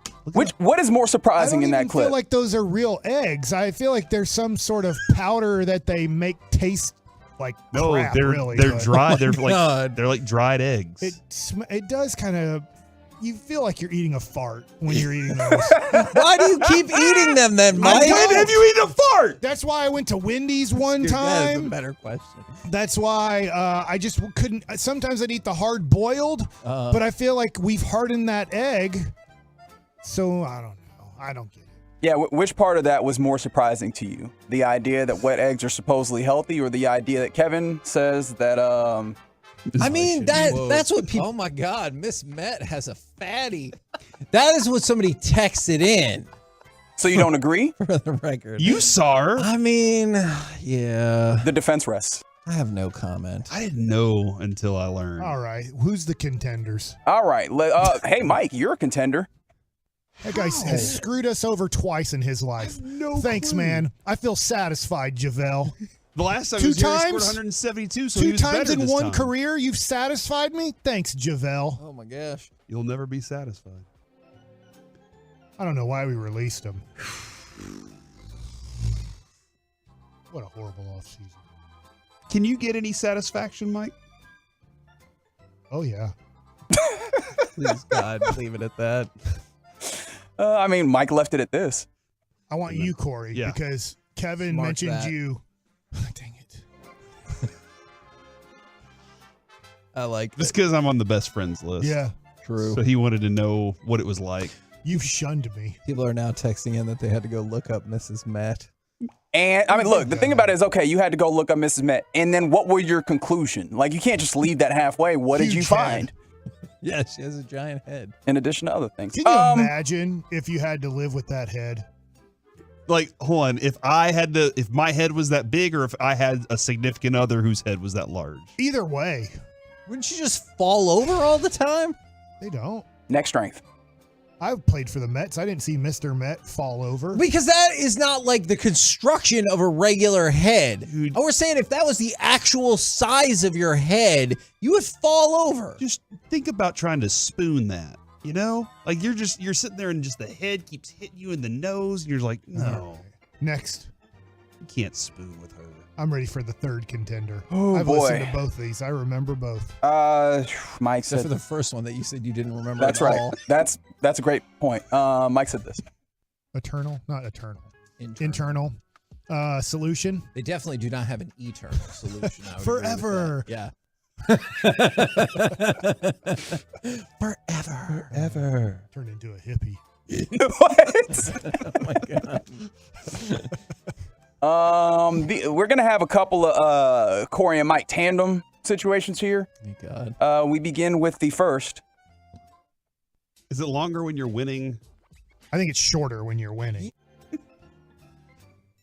What was that pertaining to, gentlemen? I think you're saying it pertains to sex, but I don't think I you're didn't say talking a damn about that. thing, Mike. It's shorter when you're winning. Is it longer when you're winning? Is it shorter? I think I know the answer now. It has What to is do the with answer? baseball, but I The can't length of the season. The season feels longer when you're winning, or when you're. Yeah, it does feel shorter when you're winning a season. You're like, wow, we already played 162. Let's play more. Yeah. When you're losing, you're like, this season's never. Feels like it feels like an eternal. It's like watching the Mavericks last year in this damn thing. Luckily, it was only Christian Wood who made us lose. I heard Mark Cuban with Pat Beverly. It was only Christian Wood. Everything's fixed. And I guess JaVale McGee. Oh, before I get to the other Corey and Mike, I said some stuff. What? Speed is like a value proposition because you're basically getting 3 movies in one. By the way, I want you to go back and listen to what you just said and mark that for Masterpiece of the Week about it being a value proposition. It is. Because speed also is other things. So, Narcotics, yes, we get it. Thank you. Got that Reggie. yeah. I just learned what that Reggie was on, like, I think that day too. So I was really excited to What kind use of that. example are you setting for the kids? Yeah, man. Reggie. A great one, a thrifty one. For drugs. Good value if you're going to do it. What were you about to say? No, it's Okay. okay. I was going to bury myself again, but I didn't want to. Don't worry, you did that in the past. Corey and Mike say this.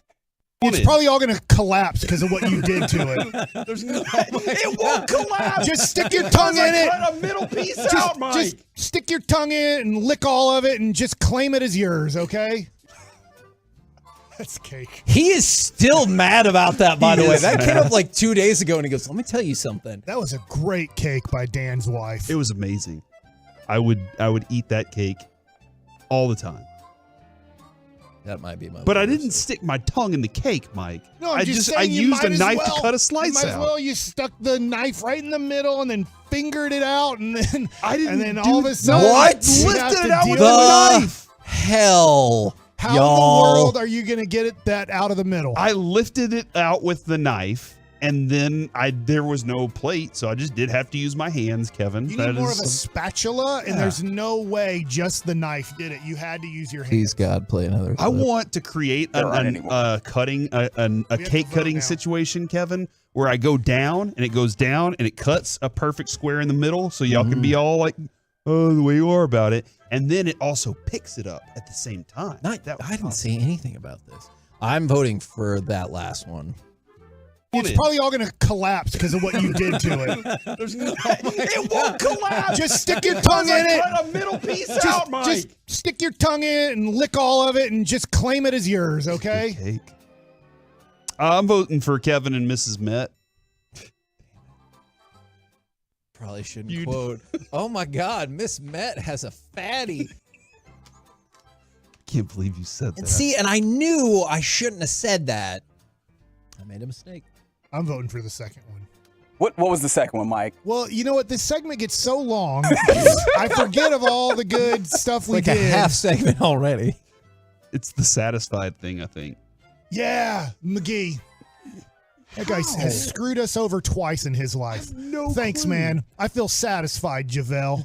The last time he scored 172, so he two was times better in this one time. career, you've satisfied me. Thanks, Javel. Oh my gosh. You'll never be satisfied. Somehow, I feel like Mark Cuban's going to screw us over a third time in our lives and sign that fart knocker back to a Mavericks contract, just so I can put him on the immaculate grid of, we signed that moron one more time. Oh my God. We're the KNC Masterpiece right here on 105.3 The Fan. Coming up next. Let's forever.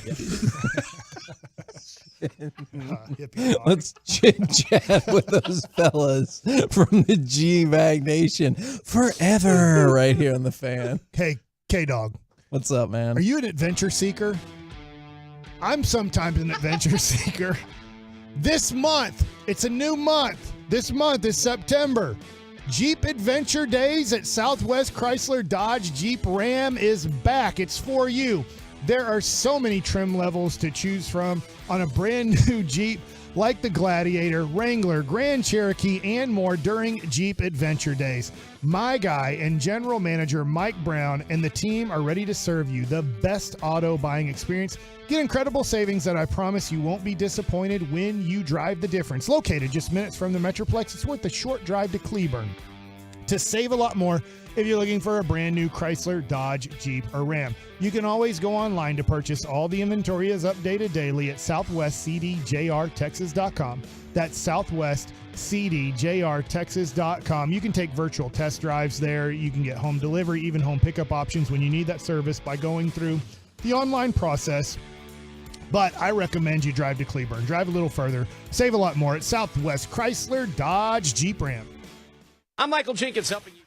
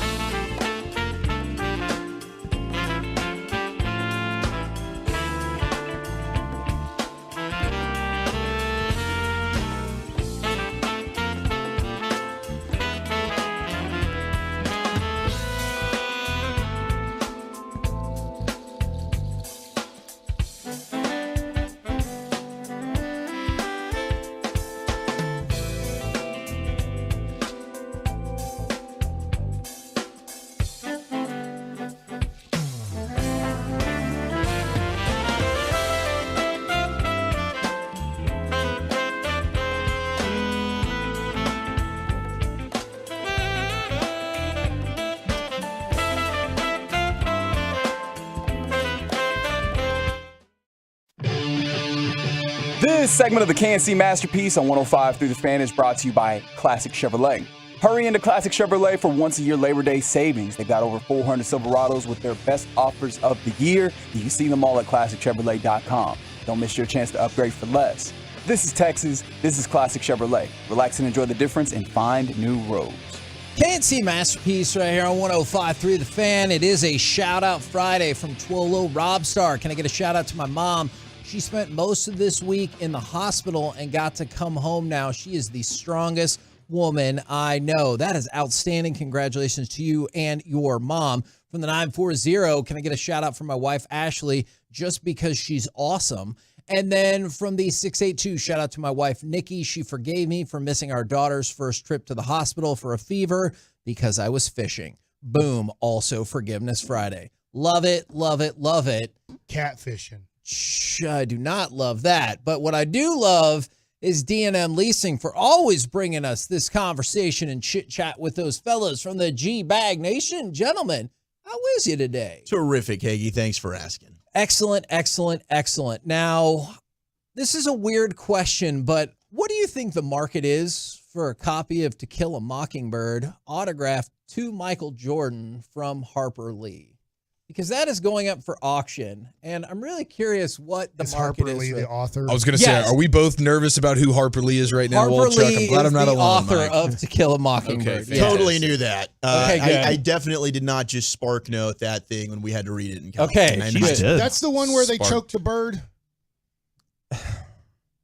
Yeah, among other things. It got pretty... Lenny? No, There's a lot of torture that's of involved Mice and there. Men. Mice and Men, yeah. Oh, that's a Harper. I can see why you might guess. Those are like high school reading things. Beowulf. That's another one you could throw in there. Oh, yeah. Beowulf's great. I love Beowulf. Big So fan. Harper Lee autographed it to Michael Jordan, best wishes, and then signed her name. And what's the book about? With Atticus Finch, and they have the trial. And He's a everything. lawyer. You don't remember that? Is that with Matthew McConaughey? He No, should. that was We Are That was Marshall. The Time to Kill. That was Gregory Peck. That was We Are Marshall. That's The Time to To Kill. Kill a With Mockingbird, Samuel I believe, Peck. was Gregory Peck. Failure to launch. Yes, that is Is correct. that an old movie? Would I? Yeah, Yes. it's black and white. It is Yeah. black. I don't Yeah. think maybe I watched it for one night from Blockbuster to try to pass the test on the book. So the estimate is that it's I worth did. about $24,000. What? 24,000? Yeah. 24? Who's buying this? Michael Jordan. Yeah, Michael Jordan should buy What? it. Michael But B. don't Jordan. you think His he got autograph. rid of it? Michael Or he's B. auctioning it off? This was his hand-me-down, so he doesn't want to buy Lost it. a golf event. And he needed to sell. Thank you. So this is the actual quick buck. Michael Jordan in the basketball player. No, then. yes. Okay. Not a Michael Jordan, the actual Michael Jordan that you know for playing basketball and saving the universe from the aliens. It's not Michael B. Jordan. No. But if he Although, got it, there like, should wouldn't be he a want market to buy for it? that too. Yes, there would be. Was this just like as a gift from her to him kind of a thing? I think it was part of a larger bride scheme. Why would he want to pass this along or get rid of it? That is a great. Interesting. Good question. So Answer. Harper Lee apparently mailed a small number of these autographed special edition copies to celebrities she was connected with. Now, I don't know if that means they had like a conversation or she was a Bulls fan or whatever, but apparently she mailed some of these out there. And My next question is, did she go to school at North Carolina or is she from Chicago? ooh, that's a good question. It gets even more intriguing. Or is she from North Carolina? She's just a diehard MJ fan who was like, She please was read my born book. and died in Alabama, Okay. Monroeville, Alabama. But the person auctioning it is not Michael Jordan. It Oh. is Michael Jordan's ex-wife who got the book as part of the divorce settlement. There we go. That was Now probably we a know. hotly contested item of who gets that. Okay. Can you imagine that is back and forth? Crazy. Okay, if I'm Michael Jordan, I think I'm going after the book.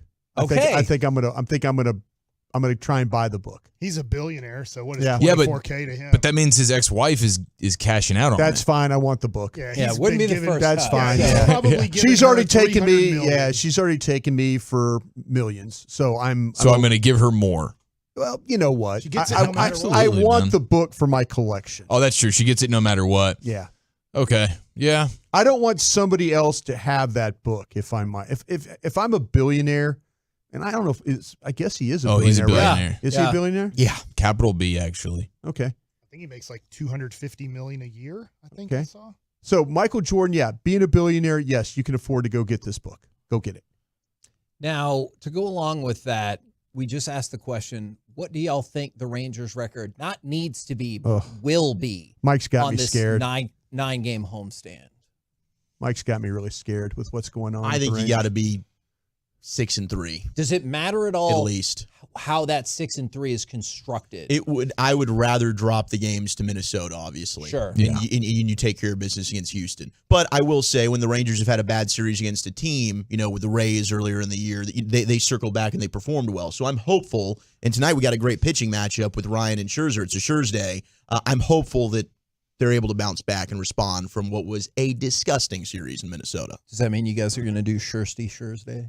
Oh, yeah, I think we have to. Yeah. Well, we're definitely going to be doing it tonight at Backyard in Fort Worth. Eric and I are going to be over there after the show. Come on out, West 7th, 8 p.m. We're going to be partying with you. Thank you, Revolver, and all your delicious beers. I'll tell you the kid to watch. I said it before. I'll say it again. Royce Lewis is really changing the lineup for the Minnesota Twins. He was the #1 overall pick in the whole draft in 2017 out of high school.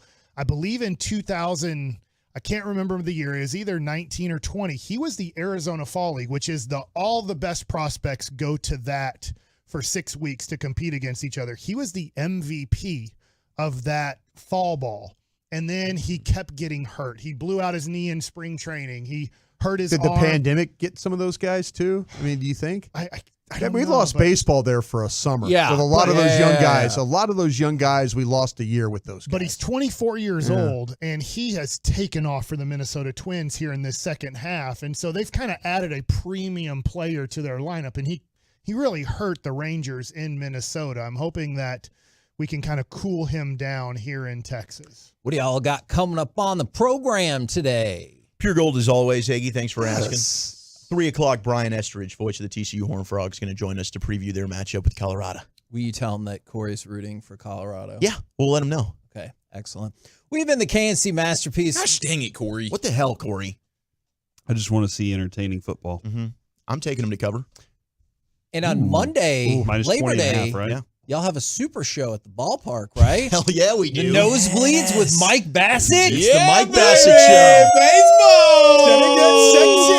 Did we I'm get going to be replaced? at the ballpark from about 9 a.m. till 6 p.m. Are you doing post? Yeah, I'm doing pre and post on television. So you have to leave the show early? 30 minutes. Like you'll have hell? the Jared Sandler He's quitting on us, man. segment. Deal and with you'll it. have Yeah. a 10-minute other. You All get right, used to that's it. fine. I'll be there from Make 10 sure to you 2. make sure you walk by and yell at Mike while he's on set. Yeah, we He will. loves when you do We that. got to set an over-under on Mike's Hurtado breakfast tacos Is there any way for you that guys day are if doing he's the there that show long. Wednesday 5. from the ballpark? I Hey, haven't that's heard an that. off-air Yeah, conversation. we'll Roll be back home on with the on G-Bag Tuesday. Nation. Get us out of here, Heggy. What are right you doing here over there? on Later, guys. 105.3 The Corey, Fan. Say goodnight, Kevin. You are dialed in.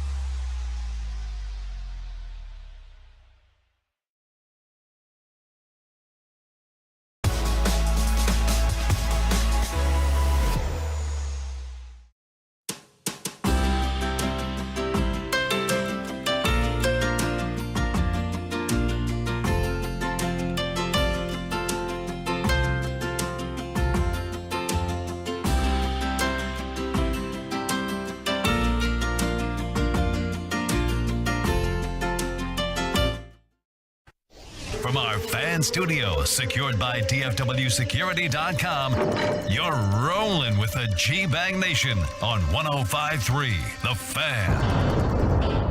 Football Friday, hour number 1 of the G-Bag Nation. Oh, we had college football on last night. We're getting into a great college football Saturday tomorrow. We'll talk with the voice of the Horned Frogs, Brian Estridge, coming up in an hour. Get you set for TCU and Colorado. We got a lot of headlines to get to as well. Of course, we'll have What You Drinking, What You Thinking, LA Live coming up in the 5 o'clock hour during the Expressway. And tonight, oh, it's going down at Backyard, Eric. Me and you, we're going to be out there with the Tolos, 8 p.m. tonight, Backyard in Fort Worth with Revolver Brewing. Tailgate starting early. I got a feeling it's going to get popping out there with TCU. Probably a lot of Colorado folks coming in town as well for the Biggin. I mean, this is basically just a table setter for tomorrow's football extravaganza. It's going to be beautiful. It's going to be amazing. Love being in Fort Worth, my neck of the woods, Walchuk, West 7th, Backyard, Revolver Beer, and all the Tolos. And there was a lot of them out there yesterday at Fat Daddy's at Mansfield, getting turned up, having themselves a great time. And we got some fantasy football, and we're going to be doing tonight as well, so we can get some assistance from these fine folks. I had some Tolos hooking me up with some great info last night. Got some big-time ringers, throwing some big-time money down on fantasy. Oh, here's 5 Gibos. I'm in a 5 Gibo league. I'm like, what? What? You win a 5 grand? You win a 5 Gibo, and hey, only one person wins. There's first place, and that's it. You win that, you win 100 grand. There's 20 people in this league. Damn. I'm like, okay, you guys aren't messing around. Let me get some insider tricks here while I'm on the clock. I think the most the thing that I enjoyed most about the fantasy football from what I've seen so far, and I'm not a guy that plays nor gives advice. Or gives a damn. Yeah, I don't really give a damn. You're right about that. How many Twitter questions or X questions do you get? It about used to be fantasy far football? more, but people know now just not to ask. I don't want to ruin your fantasy team. I really don't. I don't want to cause you to lose a game because I tell you to play somebody and you don't or whatever. No, trust me, they'll hold it against you. But I think the most entertaining thing I've seen so far on Twitter was that there was one group that determined their order of how they were going to draft by running a 40-yard dash. I love it. And the time. So whatever. And one dude came rolling in there about almost an 8 flat. And he was last. He was last in the order. Yeah. Was it me?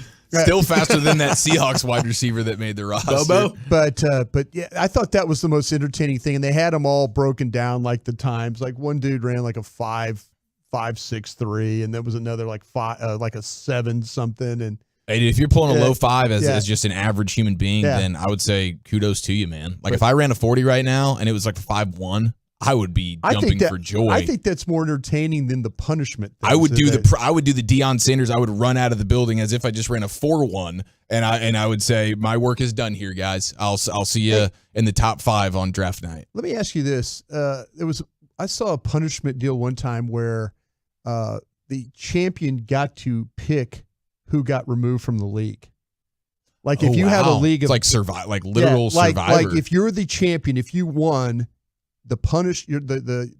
for winning the championship, you got to remove one player from the league.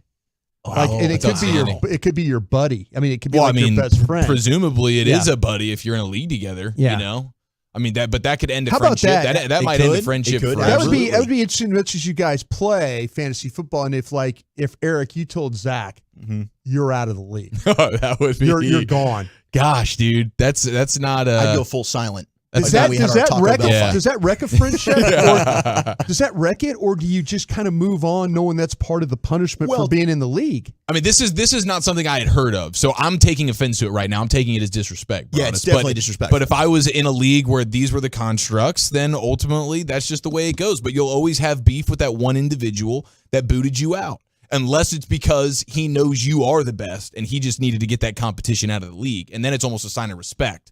Hey, you're too dominant. I'm trying to play on easy mode. When you're in here, it's Hall of Fame mode. I need you out of my league. And at that point, it's kind of tip of the cap, and you move on, and you go crush in another league. And as we've always discussed, and KMC talked about it as well, this is the time to do your fantasy drafts, Labor Day weekend. You wait till after the preseason's done. You don't have to worry about the injuries. You know who's going to be playing, who made the team, who didn't make the team. This is the weekend to do it. We had our fan draft last night. And I can't wait to finish last again. And shout out to Carter Freeman for running that thing. He's already given Sean Sharif the first fine of the season. $100 fine, conduct detrimental to the league. Yeah, comments detrimental to the league. I like that. I like the swift justice here on this, though. Yeah, I do. I really do. And Sean needs to pay up. Yeah, he does. But he will. Yeah, he's good for it. He doesn't need to buy crab cake fixins this week. He needs to he can crab cake fixin anytime he wants. No, but he needs to pay his fines. If I was the commish, if I was Carter in this instance, I would actually prefer him pay me in those delicious crab cakes, Sean, as opposed to that $100. Recommended, Carter. I'll just take those Krabbies. Absolutely. Shout out to Lucius Alexander. He's partying with us at the Pim Cup. Of course, Zach Wolchuk, Eric Chiafalo, Brian Broaddus, the general out today, hanging out with the Familia. We did get news, though. Today, SMU, they're officially joining the ACC. Stanford and Cal also. So now you got Oregon State, Washington State. They're the lone members of the Pac-12. Oh, my gosh. Just standing in the middle of the living room while there's no furniture, looking around like, what are we still doing What here? are we doing? I guess it's Fresh just Prince you of and me Bel-Air now. style. Do we get married? Do we fall in love? Or do we just go our separate ways? You're one-man banding this thing forever. You got to figure out a way. They'll probably end up in the Mountain West or something like that. They'll find a way. Mountain West.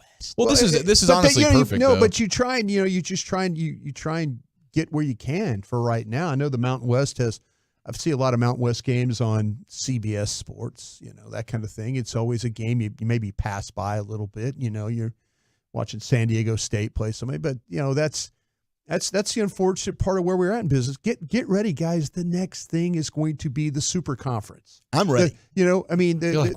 The 40. It's kind of like super conferences now. Yeah, by next season's gonna feel that. But there's going to be they're going to let these things go for maybe a couple of years, and then they're all going to get together and they're going to talk about let's get 40 teams together And maybe there'll be some relegation involved. Maybe what we see at the EPL, the English Premier League. Well, I just hope where if your team's 38, we get relegation? 39 and 40, you're out. Somebody else comes in to take your spot. I love relegation. I dude. think that would be just cause chaos, and I'm here for I it. mean, that's real life fantasy war where we're booting you out of the league. Yeah, if you're last place, you're out. And this is not out of respect. It's because you suck. Yeah, we need better out of you. If you're not good enough to be one of the 40 teams that gets in the rotation of television, then you're out, and you can work your way back in, but you're out right now.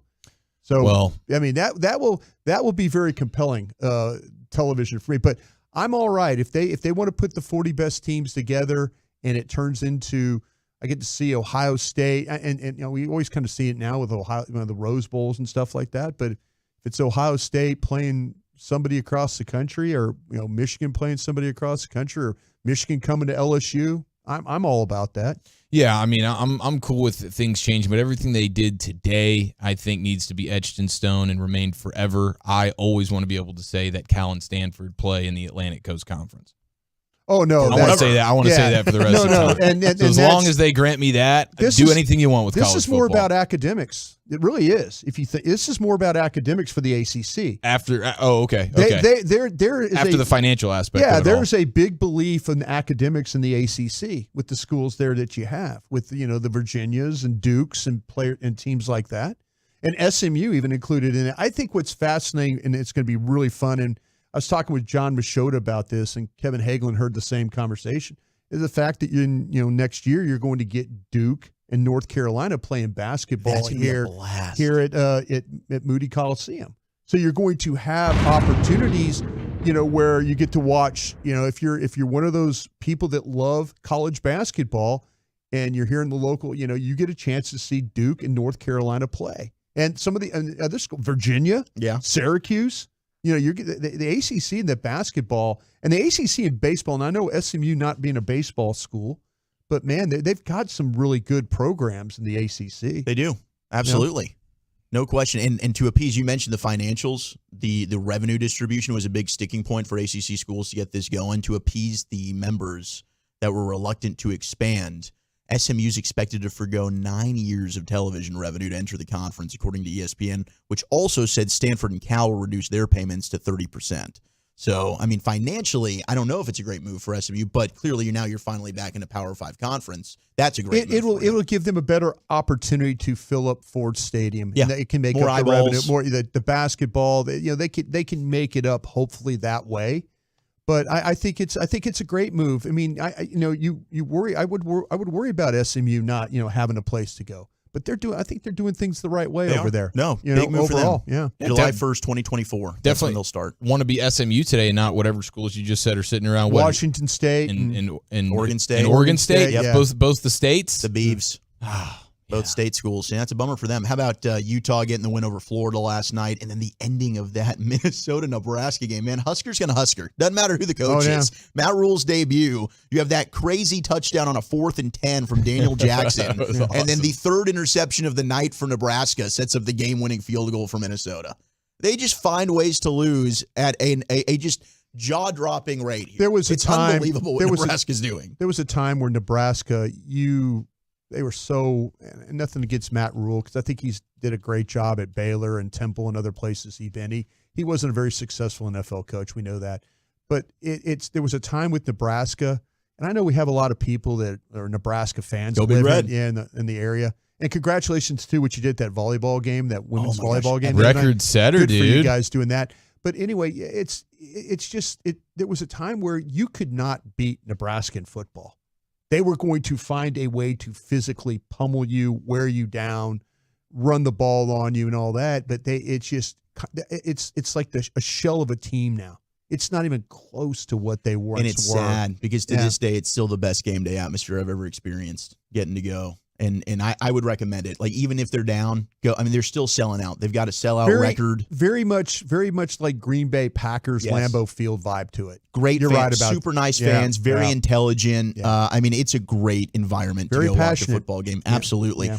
Big Ranger game tonight. Happy Scherz Day as we got Max Scherzer on the bump. Twins in town. Rangers looking for revenge after what was a terrible series in Minnesota last week. And coming into play today, your standings in the American League West. Rangers 1 game back of the Mariners and the Astros. Of course, we'll get the Astros Labor Day. On Monday, Eric and I are going to be out with Baskey at the Globe from 10 to 2:30 leading into the matinee game. That'll be fun, but a big week with this 9-game homestand for the Rangers. How nervous and just baseball anxious are you right now, Brian? Every night. My gosh, well, dude. yesterday, This is aging. This is not good. I seriously am concerned, Broadus. I've been sending you texts on these game nights every night saying, like, I'm just checking in. Yeah. Is everything okay? He's schwitzing. I know mentally you're not there, but like physically, are you okay in this moment? Can I do anything for you? Your doctor keeps telling you to turn the TV off, turn the radio off, and you just refuse to do it. You're sick in the head.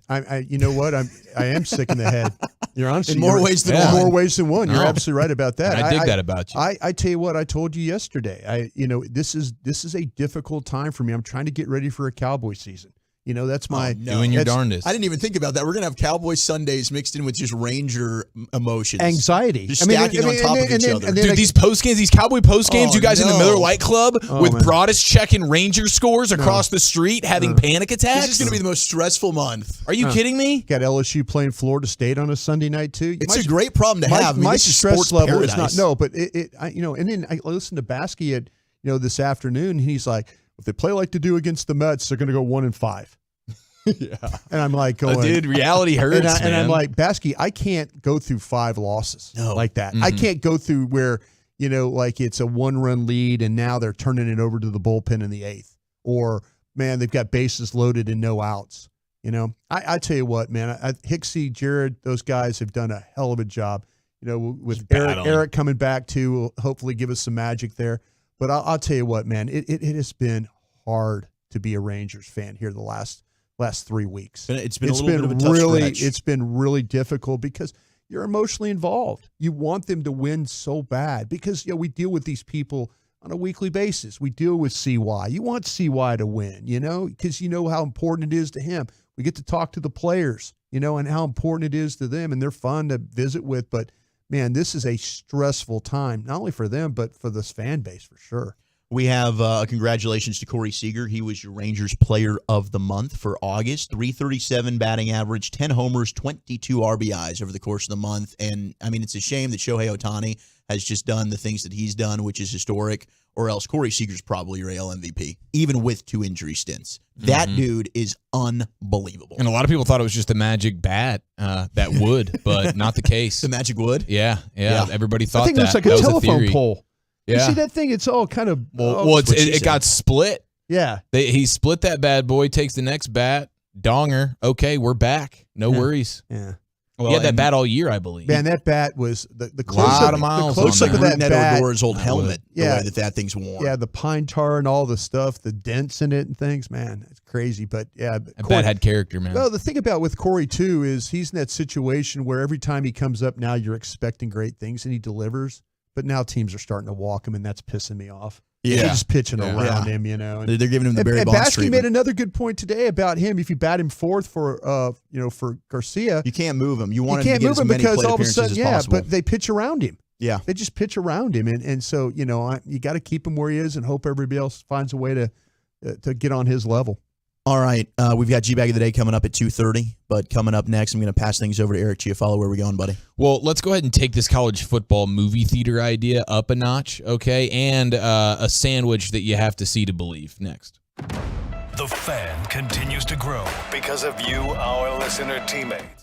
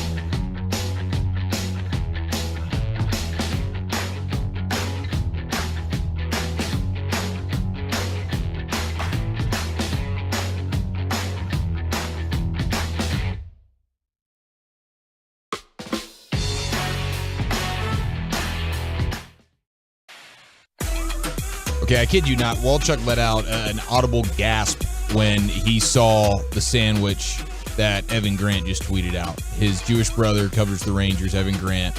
He's got a sandwich on Twitter right now, and Twitch and YouTube. We're going to throw this up as well so you can see this. I believe this is the most processed meat per capita in all of the world right there on his plate. And then there's just two nice little triangle slices of bread that are bookending it. And it is just all the meat that you've ever seen. And the Rangers are in town. This is a sandwich that is probably the biggest sandwich in the world, and it's within striking distance. Did he not list where he's partaking in the sandwich? I don't see anything. Maybe somebody, Carter's going to throw that up there in a moment. So Twitch and YouTube, you guys can take a look at it. This is, is that? It's got a Cat's Deli vibe to it from New York. Deli News and Cindy's locally are two places that will do sandwiches like that. I love eating giant cheeseburgers and stuff. Yeah. I don't know how you're getting your mouth on that. Okay, Evan. this might. I want to see this. With him being in New York, or had been in New York, this might be an old picture of Cat's Deli, is what this might Looks be. delicious. You feel like this is too big, too much deli meat to be a DFW sandwich. It's just got a Cat's Deli vibe to it. That's when you look at their corned beefs and their pastrami. Is that what that is? Is this a corned beef situation? That looks corned beef. This is the rest of the corned beef that the world has left. It's not a fossil fuel. We're done now. I feel bad. Okay, Evan just housed the remaining corned beef, and there was a lot left, and he bogarted it. I feel bad because we are doing radio, and there's folks that can't see this, but it looks like he's got rye bread working on it as well, not marbled rye bread. Imagine your fist, and then stack your other fist on top of it, and that's how much. That's the height. Yeah, if it was the density of that is insane, dude. If it was pastrami, it would be a little bit. It would probably cut in strips like we would do brisket. Yeah, and it would probably have a little bit more fat to it. A little darker, more fat. Yeah, more fat. Okay, yeah. All right. Very fatty. 877-881-1053. You heard about the college football movie theater experience. We're about to take it up a notch thanks to our guy Patrick Carney here in just a second. Amazing. And then we'll get to the G-Bag of the day. Segment's brought to you by the Frankels, though life is unpredictable. Accidents do happen. And Frankel and Frankel are the go-to attorneys for car and truck wrecks in DFW. If you or a loved one has been in an accident, contact Frankel and Frankel for a free consultation at truckwreck.com or call 214-333-3333. Let's pray to God those reads get a little bit better throughout the program. Oh, they will. My dear God, that was felt like I was getting into a verbal accident at one point there, and I saw Broadus sort of peek over. He twitched at me. He twitched. Yeah, he's looking at you. Well, that's a mouthful, man. Then again, I'm a guy not doing reads. Yeah. So it's a little bit different. But when like Wolchuk was doing that read the other day at the stadium. Lord. And he thought he was doing he was blockchain. He fumble farted blockchain and Jack Black. He mixed them together. It was just Black an Jack absolute and bleep show. Yeah, what it really was. It really was. Hopefully those reads get better. If they don't, I'll do the old baton passing as well. We'll get Broadus to fire off a Frankel for us. What about Nathan Evaldi? You guys have an update? Yeah, we're still working on that one, I swear. Now, we know that ESPN, ACC, we're going to get some regular season games and some New Year's Six bowl games in movie theaters across the country. We all looked around and said that's a pretty good idea. In fact, Lucius has watched a Super Bowl, I believe, in a movie theater. So he's a guy who's experienced. Two of them. 2 Super Bowls. Yeah. And I'm going to get back to editing this stuff. Bye. No, I'm gonna want your thoughts here in a second, Lucius, because our fantastic total. Can't you see I'm in here working? Patrick Carney, I know he's grinding away in there. We're 2.5 minutes away from G-Bag of the Day, but Patrick Carney, he said, all right, we got the movie theater thing. What if we turn this into a drive-in theater situation and we make this a tailgate grill out viewing experience like you've never seen before? Even better. It's idea. incredible. Yes, I love this idea. Calling it Tailgaters. Yes. And I mean, it's a DFW drive-in sports experience. Yes. And you're tailgating. Yes. It's like, that sounds pretty special. Absolutely. I love the drive-in. Yes. I know you love the drive-in. You bring your own booze. This is going to be amazing. Your own chairs, you know? Yep. Maybe Choppy could steal Brad Shams again and go sit in a very comfy rocking chair. That made everybody really uncomfortable, but no, we probably don't want to do that again. But yeah. I'm thinking about, by the way, getting one of the Sham chairs, putting it in my trunk for any remote we go on. And just watching you guys. That's not. You know, like by you the guys way, looking at me. Fat Daddy's in had envy. ideal chairs yesterday. They did. Ideal chairs. They brought it strong. I loved their chairs. And shout out to Twin Peaks as well. With Twin some Peaks was comfy, nice. with some comfy. Yeah. But otherwise, I'm thinking about pulling the Brad Sham. So we're in on this. We're 100% in on this. Hell yeah. Lucius, I imagine from the Pim Cup, a thumbs up. We're drive-in sports experience. Yeah, I'm kind of down for that. Basketball would you know what? Yeah, I would like that vibe. Open up during the day, though. Like a lot of college football happens during the day. You can't see those drive-ins the way you want to, so you only have to like the evening and the night game. No, this is why we need the brains. You know what I'm saying? Like actually the executor. We come here with an idea, and Lucius is like, okay, well, logistically, you have a window of opportunity, and that's only when the sun is down. We can only do Monday night and Sunday night football. Now, can we Saturday evolve? night? Maybe this puts Saturday pressure night on for sure. Definitely Saturday night, Friday night, Thursday night, Monday night. I mean, listen, there's still a place for this, even if it is only a sundown opportunity. But maybe this puts the pressure on the drive-in screen makers to take their game up a notch. Let's you know figure what out I'm a way saying? to do this in the daylight. Yeah. Why are we going to be handcuffed by the sun here? Well, all I think that in that situation, that's when the tailgating takes over. That's when you start to just like you can just you're cruise in, you're pre-gaming it. You're pre-gaming it to the big game. Okay. I'm not interested in the old everybody's Oak and got their Bucket little. game. Everybody brings their own little screens like they do at the AT&T Stadium, and you could be watching your rando games. But we got the headliner game tonight, prime time. You're tailgating it to the point of the headliner game. Yeah, 817. We can do fights there as well. Oh yeah, we can do fights. Absolutely. We can Why do. didn't we think of this? Why? Shout out to Patrick Carney. It's a great idea. Big time Tolo. All right, let's head into the Pimp Cup with Lucius Alexander for today's G-Bag of the Day. Damn. Ran out of time. I'll be damned. I had some more smoke for you, but I'll get these three off real quick. Hold on here. All right. Open them up. I'm opening up the folder here, folks. And boom, there we go. Vacated title, Mr. Wooly Bully is the champion, the first champion of the year for G-Bag of the Day. How do you feel, sir? Honor and privilege. All right. How about that Nathan Evaldi? How do you feel about let's him? go, Nate. Yeah, it's kind of a little uncomfortable every time you hear it because you know you're actually really messing up on there. No. Okay. I'm glad we don't have to hear it anymore. Yeah. All right. Rapper Plies. He was ready for the college football weekend. And Spectrum wasn't, apparently. Spectrum's having the same problems that Broadus was having earlier. He paid for it, but couldn't get the games. Yep. A lot of bleeps right here because my man is upset. You know what I'm saying? You know, you prep for the game. You do. You go get all your side stuff you want. You might get your little your drinks. You know what I'm saying? You call your friends over. You got the big TV. You done cleaned everything up. Air fryer's plugged in. Air fryer. Everything's good to go, man. And then there's no football. Plaza's upset. Went to the internet.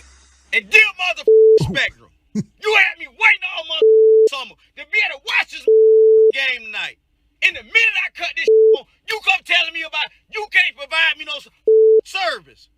You and your business partners could fuck your business partners. And just so you know, I ain't paying you no more. Cut it off. Cut it out. Cause I ain't paying you no more. Yeah. First out of real college football, and I can't watch no game. You come telling me, watch it on YouTube. Oh. whole night up. Poor guy. Yeah. That He's not is- wrong. dude. Yeah, because I mean, at that point, what's your move? Do you just go to the sports bar at that point, even though you probably got a nice little, kickoff You college probably did football spread in everything, front man. of you? Yeah, you done hit the liquor store. You done got the whole case or something. You hit up the neighbor. You hope you got a cool neighbor or You something. know what I mean? You got the steaks on the grill. You feeling good. And Box then you of can't turn it on. cigars. And then you're embarrassed because you got company. You're like, I can't. Hold on. Let me see if I can. And then somebody's like, let me use my login. You're like, oh, man, I'm trying to hot side me in my house, bro. That's got to be one of the most uncomfortable feelings in all of the world. Hosting the house party or the watch party that is having technical difficulties and trying to figure that out. Scott It's a Sandler nightmare. last night, he was texting me scrambling. Like, dude, you have the ESPN Plus login. It's not working. It's all blacked out. I can't watch the games. Yeah. Hooked him up. We're good. They put the remote on the mantle. He couldn't reach it. Come on, man. He's jumping up and down. Just jokes.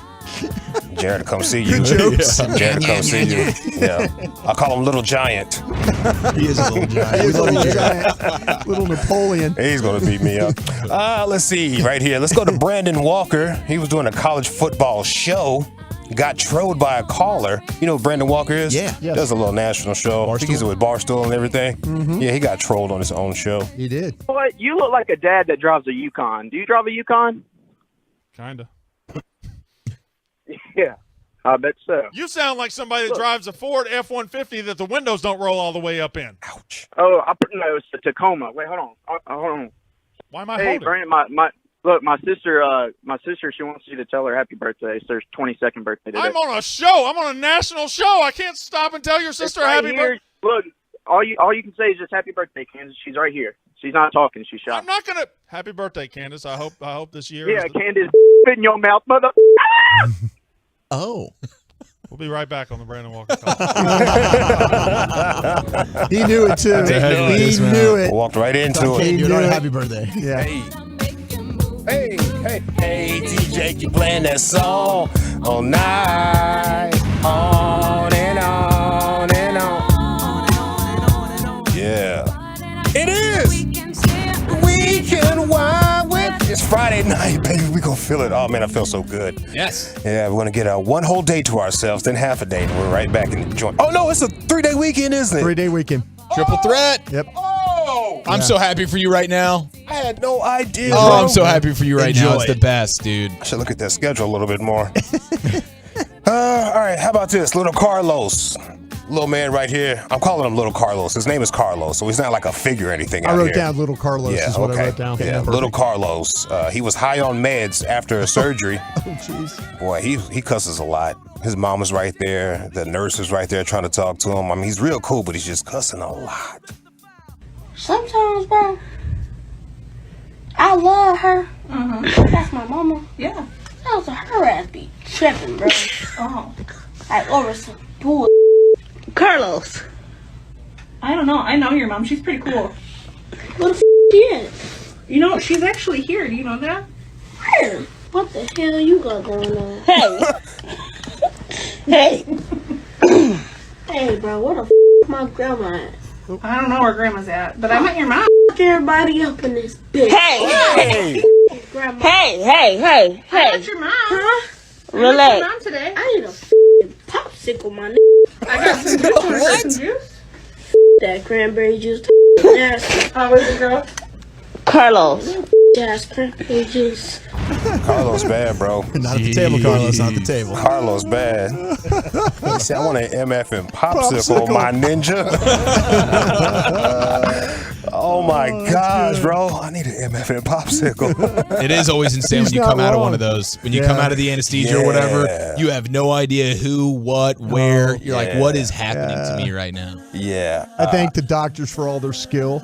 Man. I did. My mom goes, you thanked every doctor for Oh, all their I bet skill. you did. Do you? Oh, yeah. When under surgery, you come up like being thankful and everything? Yeah, I go, hey. Good for you, bro. I go, Doc, thanks for all your skill. He goes, hey, no problem. I'm like, yeah, really, man. I really appreciate the skill you showed today. No, I really give me a hug. Bring it in here. What a great job you did. I put the knuckles up. I just put the fist up. Nice little fist bump. Good for you, man. Yeah, usually like people say too much. Yeah. I was told I was fighting a little bit with the guys. Oh, no. I'm a man that carries a lot of stress. You just can't wake me up like that. Just can't do that. What you doing? It's your fault, bro. One more. After that little bad kid, how about a good little sweet kid? Something nice and sweet to NG bag of the day. There's a little baby girl struggling with the word avocado. Ooh. Did you eat your avocado? Avocado. Avocado. Yeah, say avocado. Yeah, avocado. Gobble, gobble, gobble. Oh, cute as can be. Yeah. I know that feeling. Figure out how to balance that out with little Carlos right there. Love that. Love that. Thank you, Lucius. All right, it's time for voting. We got a vacant championship opportunity here, which is very, very exciting. Is it the avocado struggle? Little Carlos talking that talk. We got Brandon Walker with a side of Candace. And Plies upset at Spectrum. They pulled the Ballies. Baby. They pulled the Ballies on them. My gosh. I think I'm actually going to go with Plies. I feel for him in that moment. Lucius? I like when my man says, that's the way it goes, I guess. Baby, you said I guess. He was hurt, bro. He was. That's the way it goes, I guess. I'm going with little Carlos, high on the meds. All right, we're tied at 1 here, Walchuk.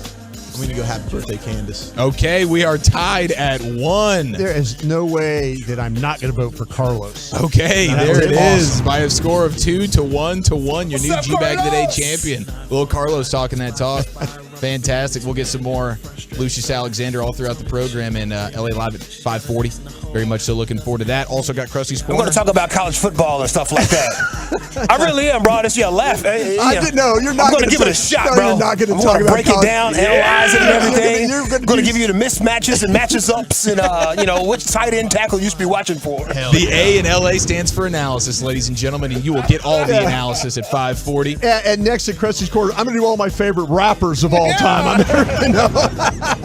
No, we got some football for you next. Coming up Tuesday.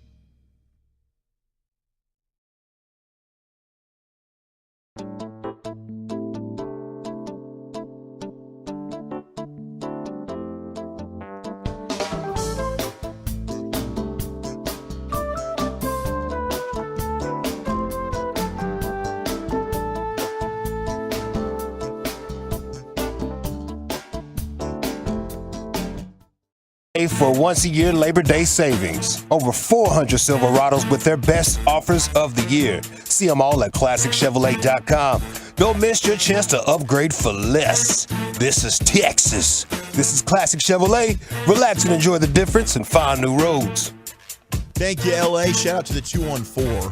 They've been a Tolo for a long time. Moved to Austin. Still listen every day like they're in Dallas. And shout out to their son who made the 7th grade A team, starting right tackle Andy Enns. Nice, dude. And Great player. Our guy Tom from the 817 started back to church for the first time since he lost his wife 52 years and 18 months ago. Thanks to everything we do. And I think that's our guy Tom that we've gotten to meet several times at these Fan Phenom events. Yep. Repping his Tolo Keep It Sick shirt. He's a sweetheart, man. Tom's the man. What a legend. Really is. G-Bag Nation.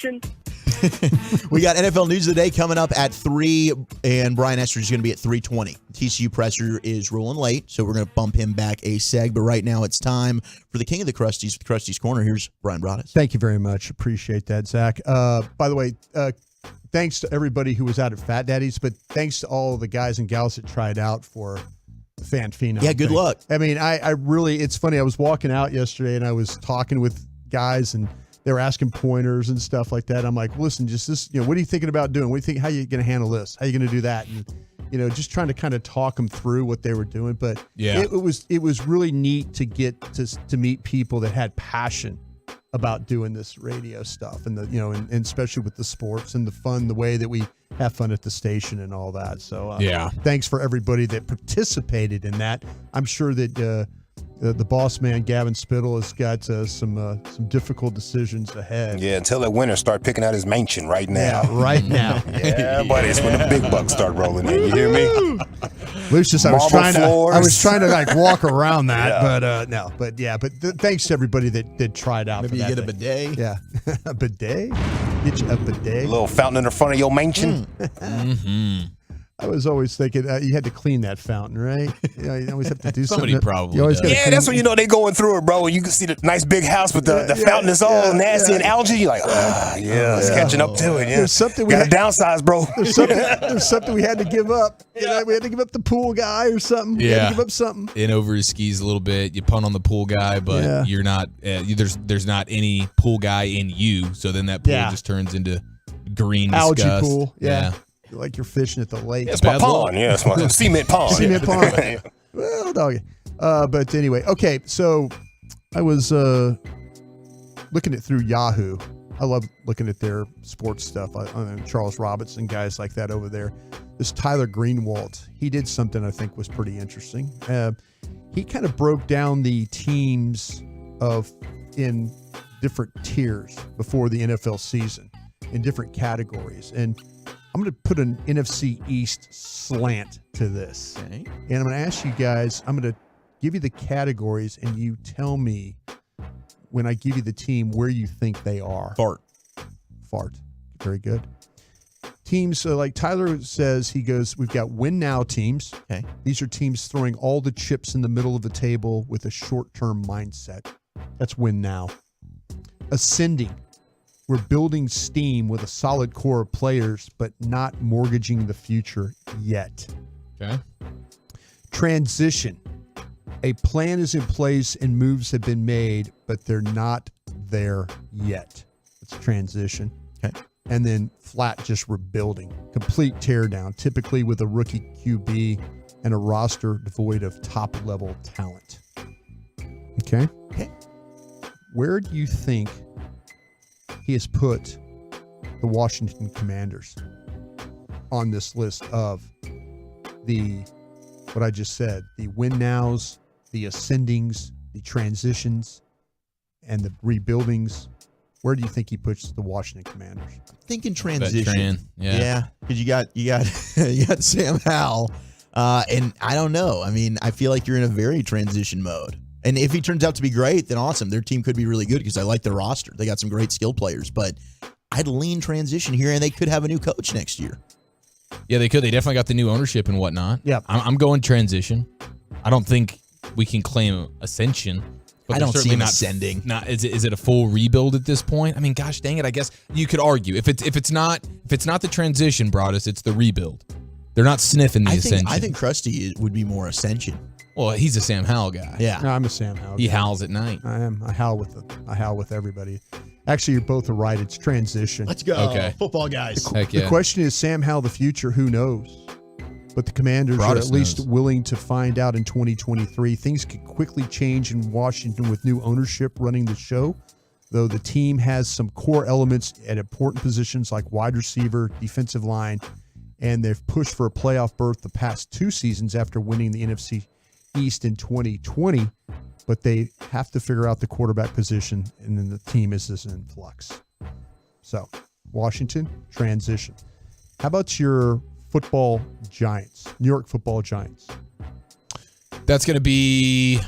I think they're going to go ascension. I think ascending, and it's really their staff. I love their coaching staff. I think Dayball's the real deal. I love Kafka. Wink Martindale's a solid defensive coordinator. Daniel Jones might hold them back, potentially, but I'd lean ascending there with the Giants. Agreed. Ascending? I would say ascending, yeah. You guys are football guys. It's an ascending football team. The Giants handed. Sounds surprised. I do very much. I'm kind of regretting this segment now because you guys are actually getting these. Because things we're right. good at Get it. it out of the Let's park, go. dude. I don't want you to get these things right. All to right, be all right. honest I'll with you. dumb it down. I wish Dawson was here because he'd miss every one of these. But okay, He's pretty good at these games. He actually is good. The New York handed Daniel Jones a sizable bag of confidence this offseason and found a way to retain Saquon Barkley. That's enough to keep the Giants on the right path in 2023, so long as they replicate their 2022 success. Darren Waller trade is as close to an all-in move as a general manager Joe Shane. I think it's how you say it. Is it Shane or Shine? Shane. I think it's Shane. It's spelled like Shane. Shane. Yeah, it's Shane. Will likely get, since it only cost them a third. I don't know the guy. That's why I messed up his name. It only cost them a third-round pick to add quality tight end. The low-risk additions of Isaiah Simmons and Boogie Basham on the defense are intriguing as well. Ascending team. Yeah, for sure. I mean, they're sort of they're more than just a quarterback away, but they're kind of one of those just a quarterback away teams. The Philadelphia Eagles. Where do you find them on the category of win now, ascending, transition, and rebuilding? That's a win now. They're a win now. It's a win now organization. They're about us. They're feeling like they could go to the Super Bowl again. Are they? Do you think like every year they're a win now organization? Will they ever be a transition team or anything like that? I think they will skip the. I mean, every once in a while you find yourself off a rebuild and maybe in some transition, but for the most part, this is a win now team or a rebuilding team. I think that's how one or either the other. Yeah, I think they're sort of the all in, all out. They haven't been so much like heavy handed about it like the Rams probably have. But they're at near the top of the list of teams when you talk about, okay, they're ready to go all in. They'll throw the money around, whatever it is. And then when it's time to pull back, okay, we'll eat Carson Wentz's money. We'll kind of punt on a season. We'll restock here. And then, boom, we're back to crushing. Yeah, I mean, I think that they might have had a transition year the first Hurt season, and they still made the playoffs and then lost, I think, to Tampa Bay. So that would be the one maybe transition type of year. And then they've kind of been ascending ever since. Now they're a win now. How about your Dallas Cowboys? They've got to be in win now. Yeah, that's a win. It's a win now team. They don't always conduct themselves like a super all in win now team, but that's absolutely where they are. Yeah, they are a win now team. The Cowboys are in a position right now and possibly sit at a precipice of either their continued rise or their eventual downfall. Dallas is loaded with expensive talent that they can move on from if the season goes sideways, and Jerry Jones wants to refresh the team. They also need to pay linebacker Micah Parsons and receiver CeeDee Lamb and maybe running back Tony Pollard too. The Cowboys need to strike in 2023 while the iron is still hot with Dak Prescott. Absolutely. So those are your different tier teams according to Yahoo. 2 win now teams, your Dallas Cowboys and Philadelphia Eagles. And then your other teams, your ascending would be the New York Giants, and then a team in transition is the Washington Commanders. Oh, beautiful. I love Tier Talk on a Football Friday. Love a good Tier Talk. It's back. Thank you so much, Krusty. Krusty's Corner every day at 2:40 here in the G-Bag Nation. We'll have Brian Estridge, voice of the TCU Horned Frogs, coming up at 3:20. Up next, NFL news of the day. Travis Kelce's plea to Chris Jones. We got some New York beef, and does this coach deserve to be getting trolled? That's next. DFW.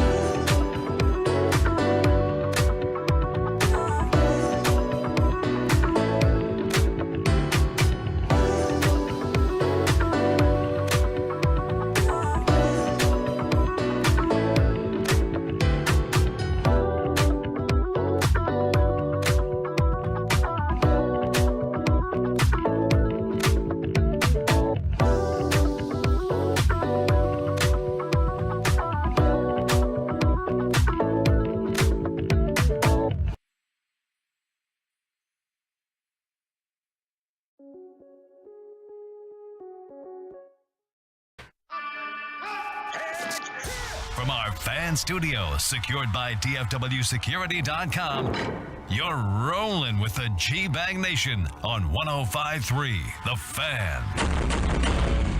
Oh, we're getting closer and closer to that first NFL Sunday. Of course, Cowboys, Giants. You'll have it. Smell it right here. 105.3 The Fan. You're darn right it is, LA. Loud. Hour number 2 of the G-Bag Nation. Wolchuk, Chiafalo, Broadus, Lucius Alexander, and you, Artolos, are Turn It On, Leave It On listeners. We love you so much. 877-881-1053. Make sure you come on out. Fort Worth tonight, West 7th, backyard, 8 p.m. Eric and me, we're going to be out there. We're going to party with you, tailgating, getting ready for college football action. We'll talk with Brian Estridge coming up on the other side, but let's do some NFL news of the day. And could this be the final year of Mike Evans in Tampa Bay? His agent has given the Bucs a deadline. His representative said in a release Friday that the wide receiver wants the next phase of his career to be with an organization who wants him and wants to help win a Super Bowl, which is why they've informed the Bucs organization that they will discontinue contract discussions as of September 9th, 2023. And if they're not able to reach a new deal, I think Mike Evans wants to take his talents elsewhere. Don't blame him. You know, this is a team when we just did the the ascending and the transition and all that. Tampa was a team that was in the rebuild. Well, we were talking with Baskey during the break earlier. We were talking about Caleb Williams. Like, what's a team that you'd like to see Caleb Williams go to? Yeah. And and we were thinking, well, who could be the two worst teams in football? Arizona and Tampa Bay. Yeah. They might very well be 1-2 this year in the draft. Yeah, absolutely. Those are. I think those are probably would be my pick, other than maybe Houston, obviously. Well, but Houston doesn't even have their pick because Arizona has it. Oh, that's right. So we're going to be force-fed Cardinals throughout draft season because they're going to be the worst, and then they're going to have another team who's probably going to be a top 5 team. They're terrible. So yeah, if I'm Mike Evans, I mean, listen, if I'm the Buccaneers, I'm probably not giving him big money because they're in that rebuilding, like they're having to start from scratch. Year I'm 10. not throwing a bunch of money. Yeah. Doesn't make sense to do that. I understand. Even though, Mike Evans has been a 1,000-yard receiver every single year, super productive. But yes, I mean, they're kind of transitioning to a rebuild, no doubt. And I don't think Mike Evans' future is going to be in Tampa Bay. So we might see the last season of him in a Bucs uniform. He was a fantasy stay away for me, by the way. Let me ask you this, though, real quick. If Tampa does finish as the second team in this, Arizona's, say, the worst. But Tampa has a chance to get Hartman or maybe Caleb Williams, maybe somebody May. Or May. Yeah, but wouldn't you consider staying if you were? Yes, I think you would consider Evans. Yeah, if you're Evans and you knew one of those. If it's Caleb Williams, sure. But man, the Notre Dame. I mean, I'm just saying that kid at Notre Dame can spin it. Yeah, he can, and he's big. I mean, he's your prototypical quarterback size. This is the crusty comment about scouting going forward. There's going to be a team or two that falls in love with him over Caleb Williams because he just fits what you think of with a quarterback. The size, the look, the arm strength. Exactly. It's going to be like it's that he looks like an NFL. He does. But with Caleb, you watch him and it is kind of like a Pat Mahomes type of a vibe. But sometimes physically it's all there. But sometimes when you watch him move around with his feet and stuff like that, it's not like what you would say, okay, that you can get away with that. Mahomes gets away with a lot of things just because of his ability to move. And there's some things with Caleb Williams when you watch him throw that, like, man, his feet don't look set there. It doesn't look right. But that's what scouts, they'll overthink that whole thing. Right. But I wouldn't be surprised. But if I'm the Buccaneers, I kind of feel like if you're the second team in this drafting order, you might still be okay with that quarterback. And maybe that's where I would, if I was a wide receiver, I would think, okay, sign an extension. Maybe this guy's going to come in and light this thing up. Yeah. For sure. Like to say, there's 3 quarterbacks you could think of off the jump. Now, and maybe somebody else jumps up. But you're right. I mean, that's why you had a Mitchell Trubisky get taken over a Pat Mahomes. Yeah. Because that's exactly the scout's eye there. They're drawn to, this is what we're used to. See, this is the thing about when you watch Mahomes play, that every game he was in, he had to score 60 points in the game for them to have a chance to win. You know, you It's appreciate like a shortstop playing Yeah, quarterback. I mean, they got in that game against Oklahoma where it was a, it went back and all-timer. forth, back and forth. It's backyard football. Baker Mayfield, got the win. But that was the whole thing with watching Mahomes play. It's like he does everything but win. Super talented, played a little wild, but yeah, the defense did him no favors. That's what I'm saying. And so people are like, well, how many games is this guy winning? I mean, he puts up great numbers. I think they were 5-7. Yeah. I mean, there was a lot of that time where you're and like, yet Cliff got an NFL job. It's crazy, man. That's the Cardinals for you. And speaking of the Cardinals, they might have another one and done type of coach this year. Jonathan Gannon is getting trolled by the NFL community because the Cardinals posted a video on their YouTube channel of him in the locker room giving a speech. And if you watch the video, and you can find it, as I mentioned, on YouTube, even the players are kind of looking at themselves like, what the hell is this guy talking about right now? Here's Jonathan Gannon. Welcome back. Who drove over here? Quick, let me see your hands. Who took the bus? Did you have fire in your gut? Did you? We're here for a reason. Don't get that twisted. Okay, we're here for a reason to win games. So if you didn't have that fire in your gut, you better light the fire pretty fast. Be who you are. Just understand, I'm looking for killers. I'm looking for killers. My gosh, bro. Yeah, we were not a fan of the Jonathan Gannon hire. I mean, Philadelphia hated him as a defensive Mr. coordinator. Unlimited. Yeah, it is. It's Russell Wilson-esque right there, Yeah. 100% Be LA. a great well, quarterback. that was a great get, head Lucius. coach. You knew, yeah, very. That is hilarious, dude. And the Cardinals are putting this out.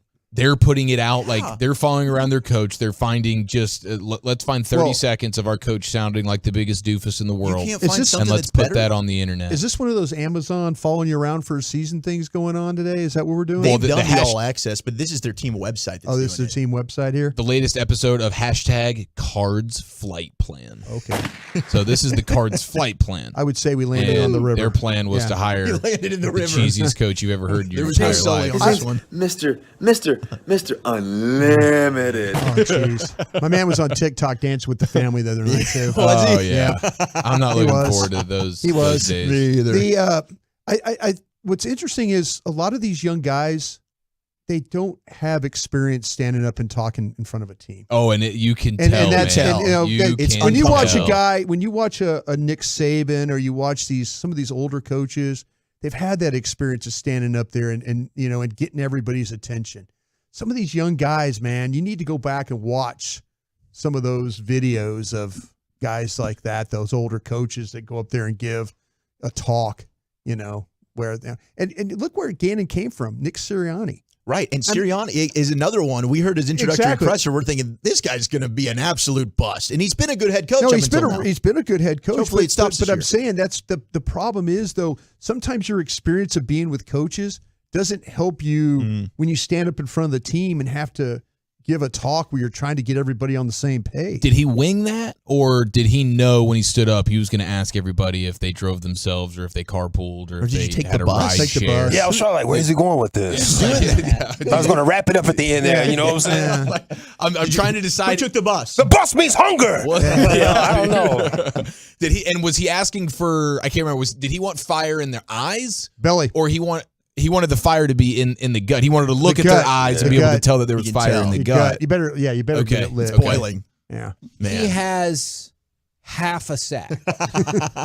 We'll see if the other one drops at some Well, point. you during know the what's season. amazing is that's the teaser for what is supposed to be a full episode of #Cards Flight shame Plan. on the Cardinals. So, I mean, generally they take what is supposed to be maybe the best 30 seconds of that upcoming episode, and that's what they decided. So we could be looking at one of the single worst episodes of anything ever created. We're on a writer's strike right now, and these are the type of things we're starting to really feel the effects of. Oh, man, we really Jonathan are. Gannon needed a team of writers Yes. to help him there. Damn right. And he, of course, did not get that. You think he should Left have to run his it- own devices. You think he should have run it by somebody? I'm thinking about doing this fire in the belly speech. What do you think? I'm thinking about doing this like whole like ride share bus like drop off carpool thing, and then we're gonna get to the fire in the What gut. if you're one of those guys that raised your hand that you rode the bus?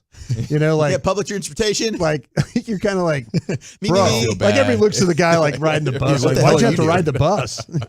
Just a weird, Wife took the weird car. He's got to be one and done. Yeah, I think he's gonna be. That's gonna be a dumpster. They fire can't there do that in Arizona. again, can they? They that's all they've done. Look, they is gave, one and done over they there. gave Cliff a while. Yeah, they gave Bro Yeah, like but 3 or 4 before him, years. before Steve him- Wilkes. Yes. Yeah, they did do him dirty. Yes. Well, and now they got the burner phone situation going on. Oh, they do. Yeah. Steve Wilkes is like, yeah, whenever I was the head coach of the Cardinals, Terry you know, McDonough's suing him for some Yeah, stuff it's too. just not good our general stuff. manager got suspended by the league, and so we all had burner phones so we could still communicate on our way to a Steve, losing we were still season. talking. We were but still talking it about didn't help. It probably would have been better if how you bad our didn't team was. communicate. Chiefs tight end Travis Kelce, along with Eagles center Jason Kelce, they do their New Heights podcast. It started their new season, and they never go away, do they? They don't. They don't took take they don't take time They took off. a do they? little bit of a Did break during training camp. Okay. And then now they're back. So Travis Kelce, These guys need to start focusing on football, man. I- Starting to get, you know what I'm distracting, saying? no doubt. Yeah, no distractions. Well, Jason's asking him about Chris Jones. In that situation, Travis has a passionate plea to get Chris Jones back. Is there any updates on Chris Jones? How he's handling this situation? Do you want to talk about it? Oh man, Chris, can you please come back? You're really scaring me, man. I don't get it. You must know something that I don't know, because I just don't get it. I really want to get another Super Bowl ring with you, brother. This is me bargaining you to just come back and play football for the Chiefs. Please, we need you. Well, I just We hope need you he. bad. And I Yeah, don't know think what he- the situation is. Obviously, Well, the I'd stay situation out of is you guys aren't all- paying him enough, and I think you should hold off as long as possible. Especially past, what do we play? Jason, Week 10? you. I'm trying Chris. to get him back in the office. Chris, I need you. Listen, don't let them do this to you, Chris. We played You you need week to 10. He hold said he strong, was my man. For all the other D tackles in the NFL, you cannot take this injustice. You must stay through at least the Eagles game. Then you can come back. I think that's the appropriate time. And it's He's just a the best coincidence. defensive player in the league right now, It's pretty and good. he's deserving of all the money in the world. Chris, I love you. Please come back now. They're going to need him. I mean, that defense it's night and day when he's not on the field. They did make a trade with the Raiders to add a defensive tackle during the cut day, but it's going to be interesting to see how that defense looks without Chris Jones in the middle, because the past few years it has not looked good, and I wonder how long he does hold out for. And I hope he comes back specifically for that Eagles game, so he gets to play Jason Kelce and gives the Eagles the L. That would be a heck of a story. A heck of a story. We're dealing with this and Nick Bosa in San Francisco. Yeah. And Which is really not being talked about a ton. more than anything. He needs to hold out, too. He needs Yeah. to keep that Yeah, holdout just going all year long, right? And then when he steps on the field, you know, he walks right into a soft tissue situation because Whoa, he's whoa, been who? out Don't for do a that. while. Don't do that. Don't do that. Yeah, don't. Don't do No, that. I'm just Don't do saying that. what is No, usually happens. Brian's being dead serious I'm not right wishing now. for it to happen. This guy's a hell of. Don't do Just that, being bro. objective is a hell of a Trust player. me, I had the whole state of California and all of Niner Nation. No, don't go there. Yeah, God seriously. forbid you say that, but you can just go shank Raider fans, Don't. you Yeah, know? we do not. We do not. We do That's a not. good thing, bro. You expanding the brand right there. Yeah. You know what I'm saying? Content over everything. Now they know right. who brought us Amen. in. Yeah, Amen. Get sent the G-Bag Nation viral for a couple of days. Oh no, we were there. We were there. Yeah, Yeah, you don't just want to go don't there. be D's, man. Don't go there. Don't Hey, be D's. Chris Jones is like 9th on the list in terms of now highest paid on a per year basis at the position. And he's if he's not the best, he's the second best. Yeah, he's disrespected. So, and at that position, like he's looking at Travis Kelce going like, come back. It's like, dude, all I do is just run into other 300-pounders. I'm getting triple teamed all the time.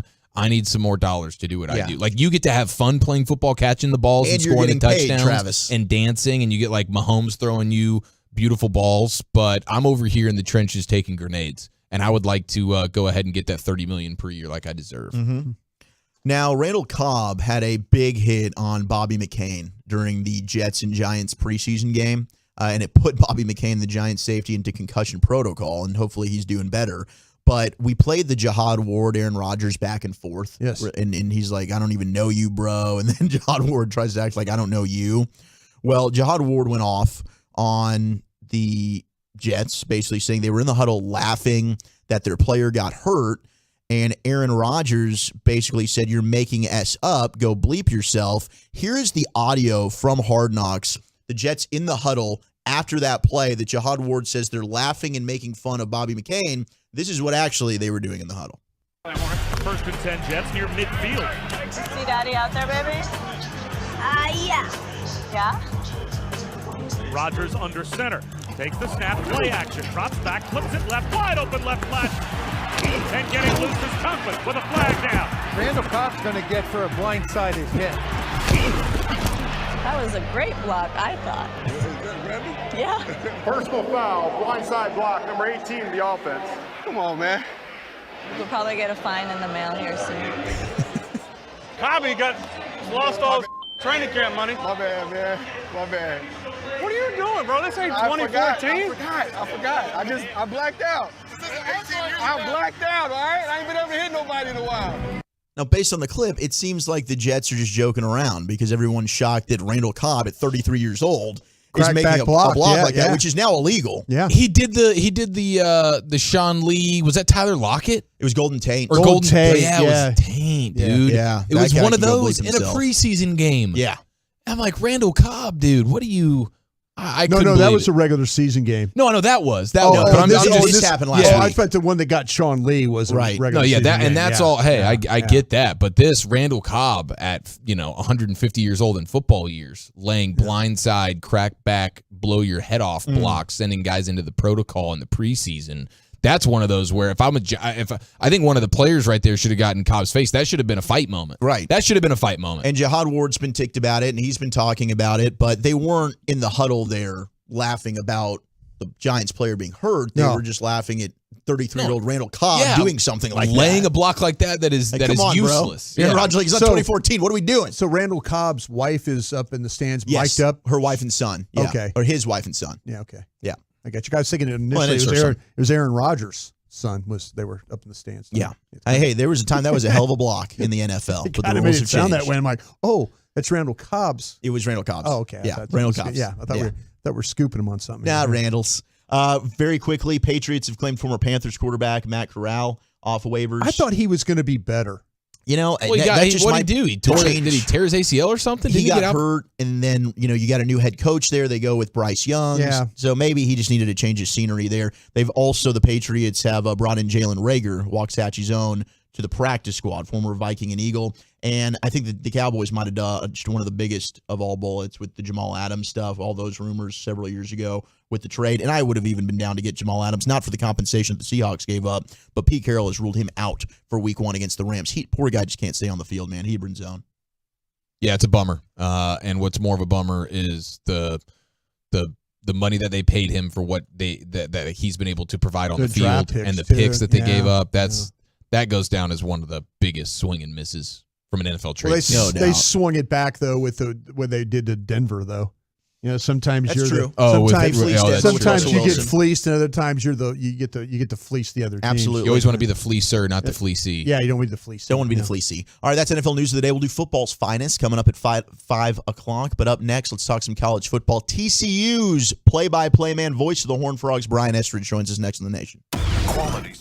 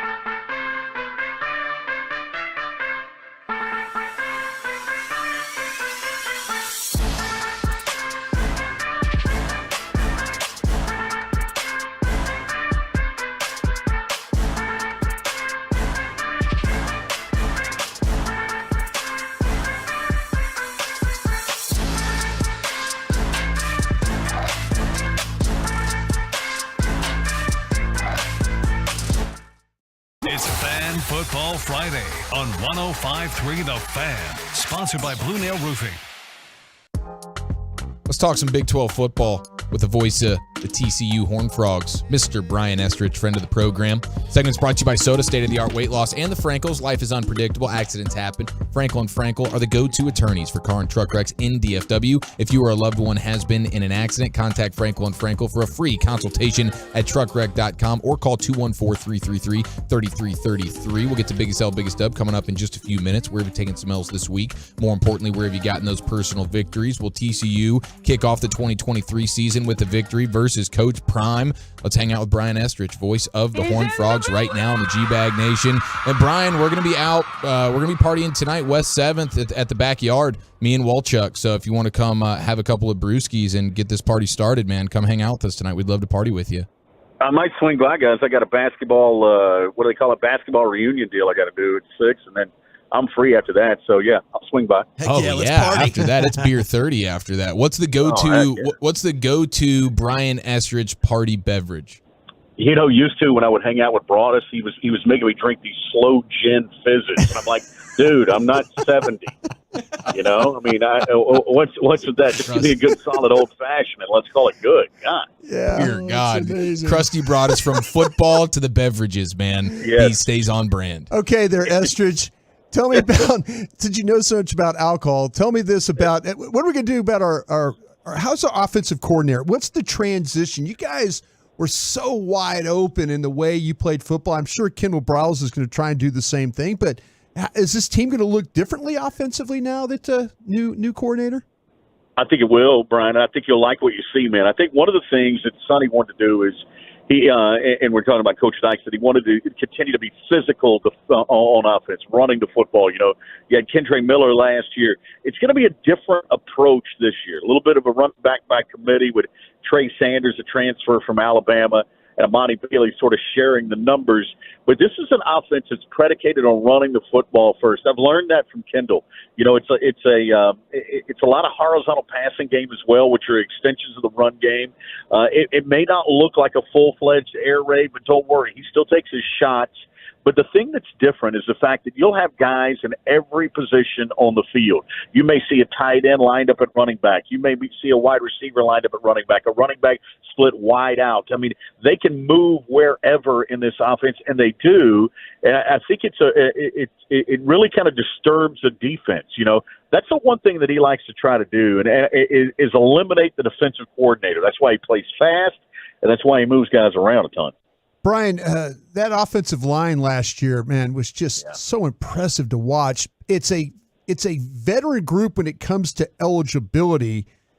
A lot of playing time there, or is that kind of where the crux is for you guys? That's a great question. You got three guys who do have a lot of playing time, and Coker, Coleman, and Lance. Sounds like a really bad law firm out of Euless, doesn't it? Yeah. But it's actually three guys that are pretty good. That will probably play at the next level. At least two of the three will. So you got those guys returning. You're going to see them matched up on the same side of the ball predominantly. You're going to see them on the left side of the ball a lot at tackle, guard, and center. What you don't have is on the right-hand side a lot of experience there. Mike Nichols has come on, a guy at tackle who they think is really athletic, who's going to be good, but you just don't have the numbers there. You got a couple of guys that are in NFL camps that played a ton of snaps last year, which, and so that's a real – if you're looking for areas of concern, I think you're sniffing on something there, Broadus, and that offensive line and the defensive line, strictly based on experience, are the two areas where I think you got to go, I don't know yet. Brian, when you look at TCU, 17th ranked in the country, coming in the AP, the season they had last year was unbelievable. You have Chandler Morris taking over from Max Duggan, won the job a year ago. Is TCU feeling a little disrespected with the outlook coming into the year and nobody's picking them to win the Big 12 at all?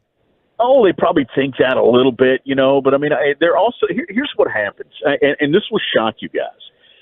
The media don't do their homework, and I'm as guilty as anybody. In that you see these headliners leave. Quentin Johnston, Max Duncan, Kendre Miller, Steve Avila, D. Winters, Trey Hodges-Tomlinson. These guys are gone. Tay Barber. These are Darius Davis. These are guys in NFL camps right now, and you say, dadgummit, man, they're going to have to reload. They're going to have some struggles this year. And I bought into that, guys. I'll be honest with you. And then I showed up at spring ball, and I looked around and went, man, there's a lot of faces here that I still know that played a lot of snaps last year for TCU. And then you go out in the portal, and you get plug-and-play guys at wide receiver and at other spots from Alabama and from Florida State and from Arkansas. And then all of a sudden you go, okay, well, maybe this works. And so I think because of that, we have to really dive in and do our homework and say, yeah, there will be some new faces, but all of a sudden you got 6 or 7 guys in that wide receiver room from Oklahoma State, from LSU, that you go, oh, there's some players here. There might be something to this.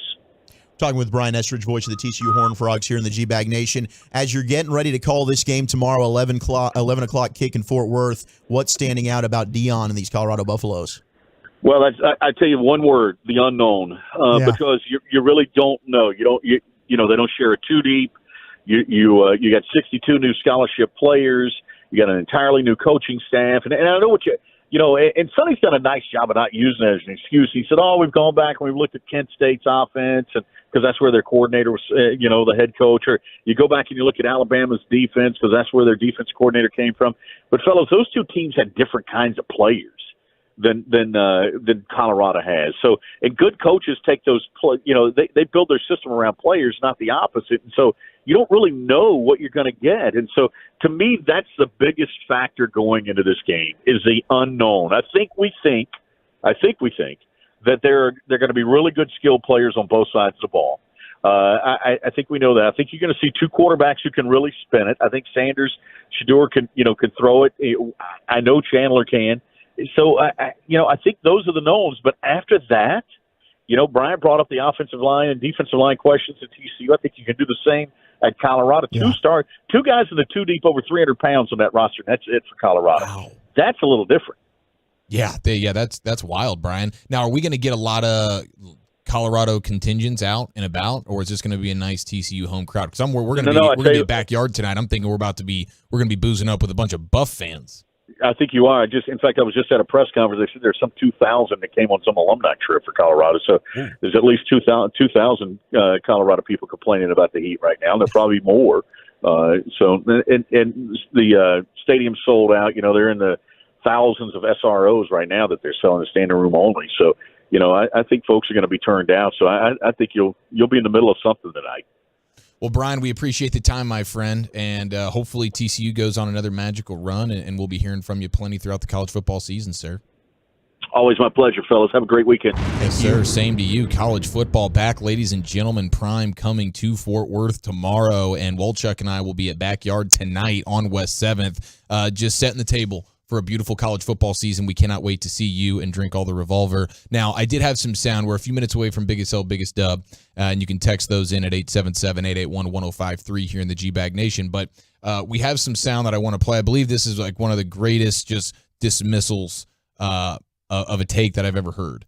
It's wonderful. This is the Gilbert Arenas podcast, Agent Zero, and he's got. I mean, there's awesome clips going around. Great content almost every day. Oh yes. Yeah. He's sitting down on his couch talking to former North Carolina Tar Heel Rashad McCants, who did a lot of his professional basketball playing overseas, and then Kenyon Martin as well. They're all three having a conversation, and we just had a USA sprinter claim that the NBA is not world champions. They're not beating teams from around the world. They can't claim the title world champions the same way he, a U.S. sprinter, can when he wins different track meets and whatnot.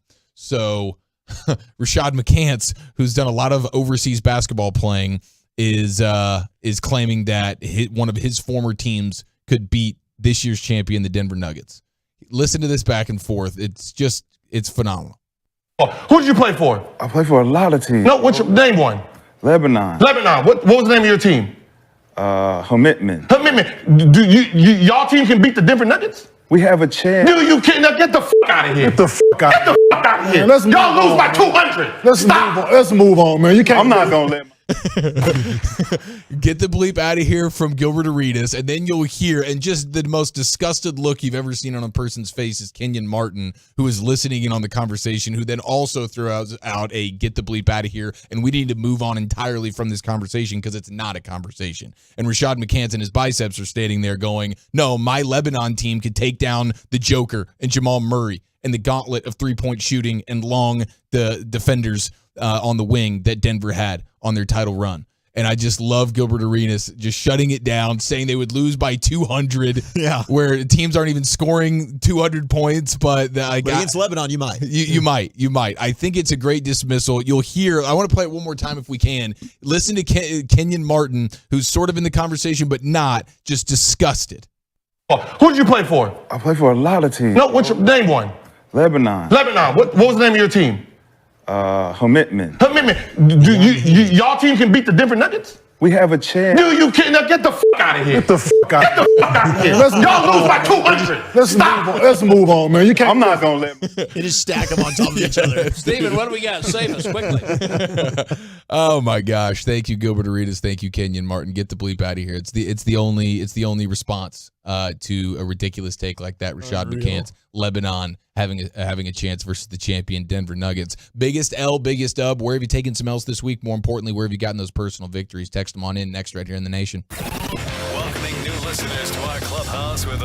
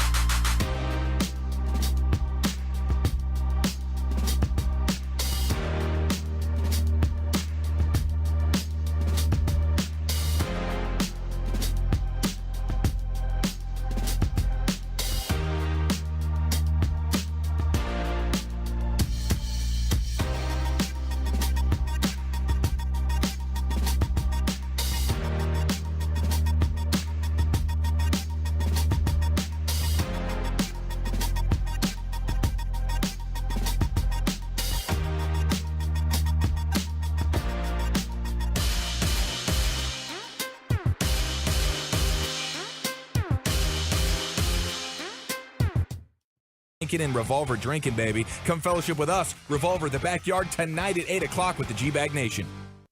Hey. Hurry into Classic Chevrolet for once-a-year Labor Day savings. Over 400 Silverados with the best year-end offers. See them all at ClassicChevrolet.com. Don't miss your chance to upgrade for less. This is Texas. This is Classic Chevrolet. Relax and enjoy the difference and find new roads, yo. Thank you very much, LA. Of course, we got LA Live coming up at 5:40 as we hit the expressway, and it's a Friday. You know what that means. 5:20, we got What You Thinking and What You Drinking. But right now, it's time for our staple, Biggest L, Biggest Dub. Take it away, Cheech. Oh, yeah. Now listen here. It's time to toss things over to that silly twit, Eric Chiafalo, to give us this week's L takers and dub makers. On and off the field, no one is safe from this imbecile's tongue.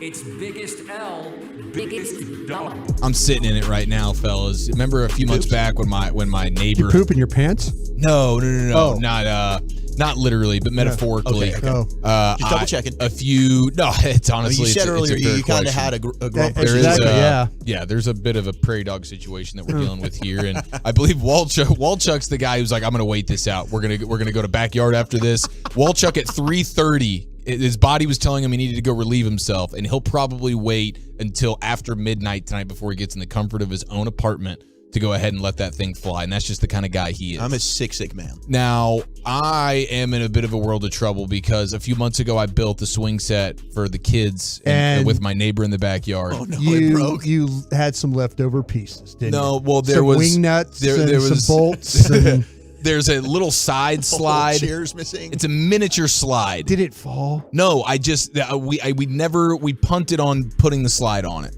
for the time being. Because you were fearful of like falling off the side. We built it. No, it was just like it had been a long day. The thing was ready to go. It was usable, but there was a little side slide that was going to be. You half-assed it? And so we've been waiting. I've been looking at this slide in my garage, this plastic yellow slide, for a couple of months now. And you ran into it in the car. My wife keeps mentioning it. I just got a text of a photo of the slide on the swing set.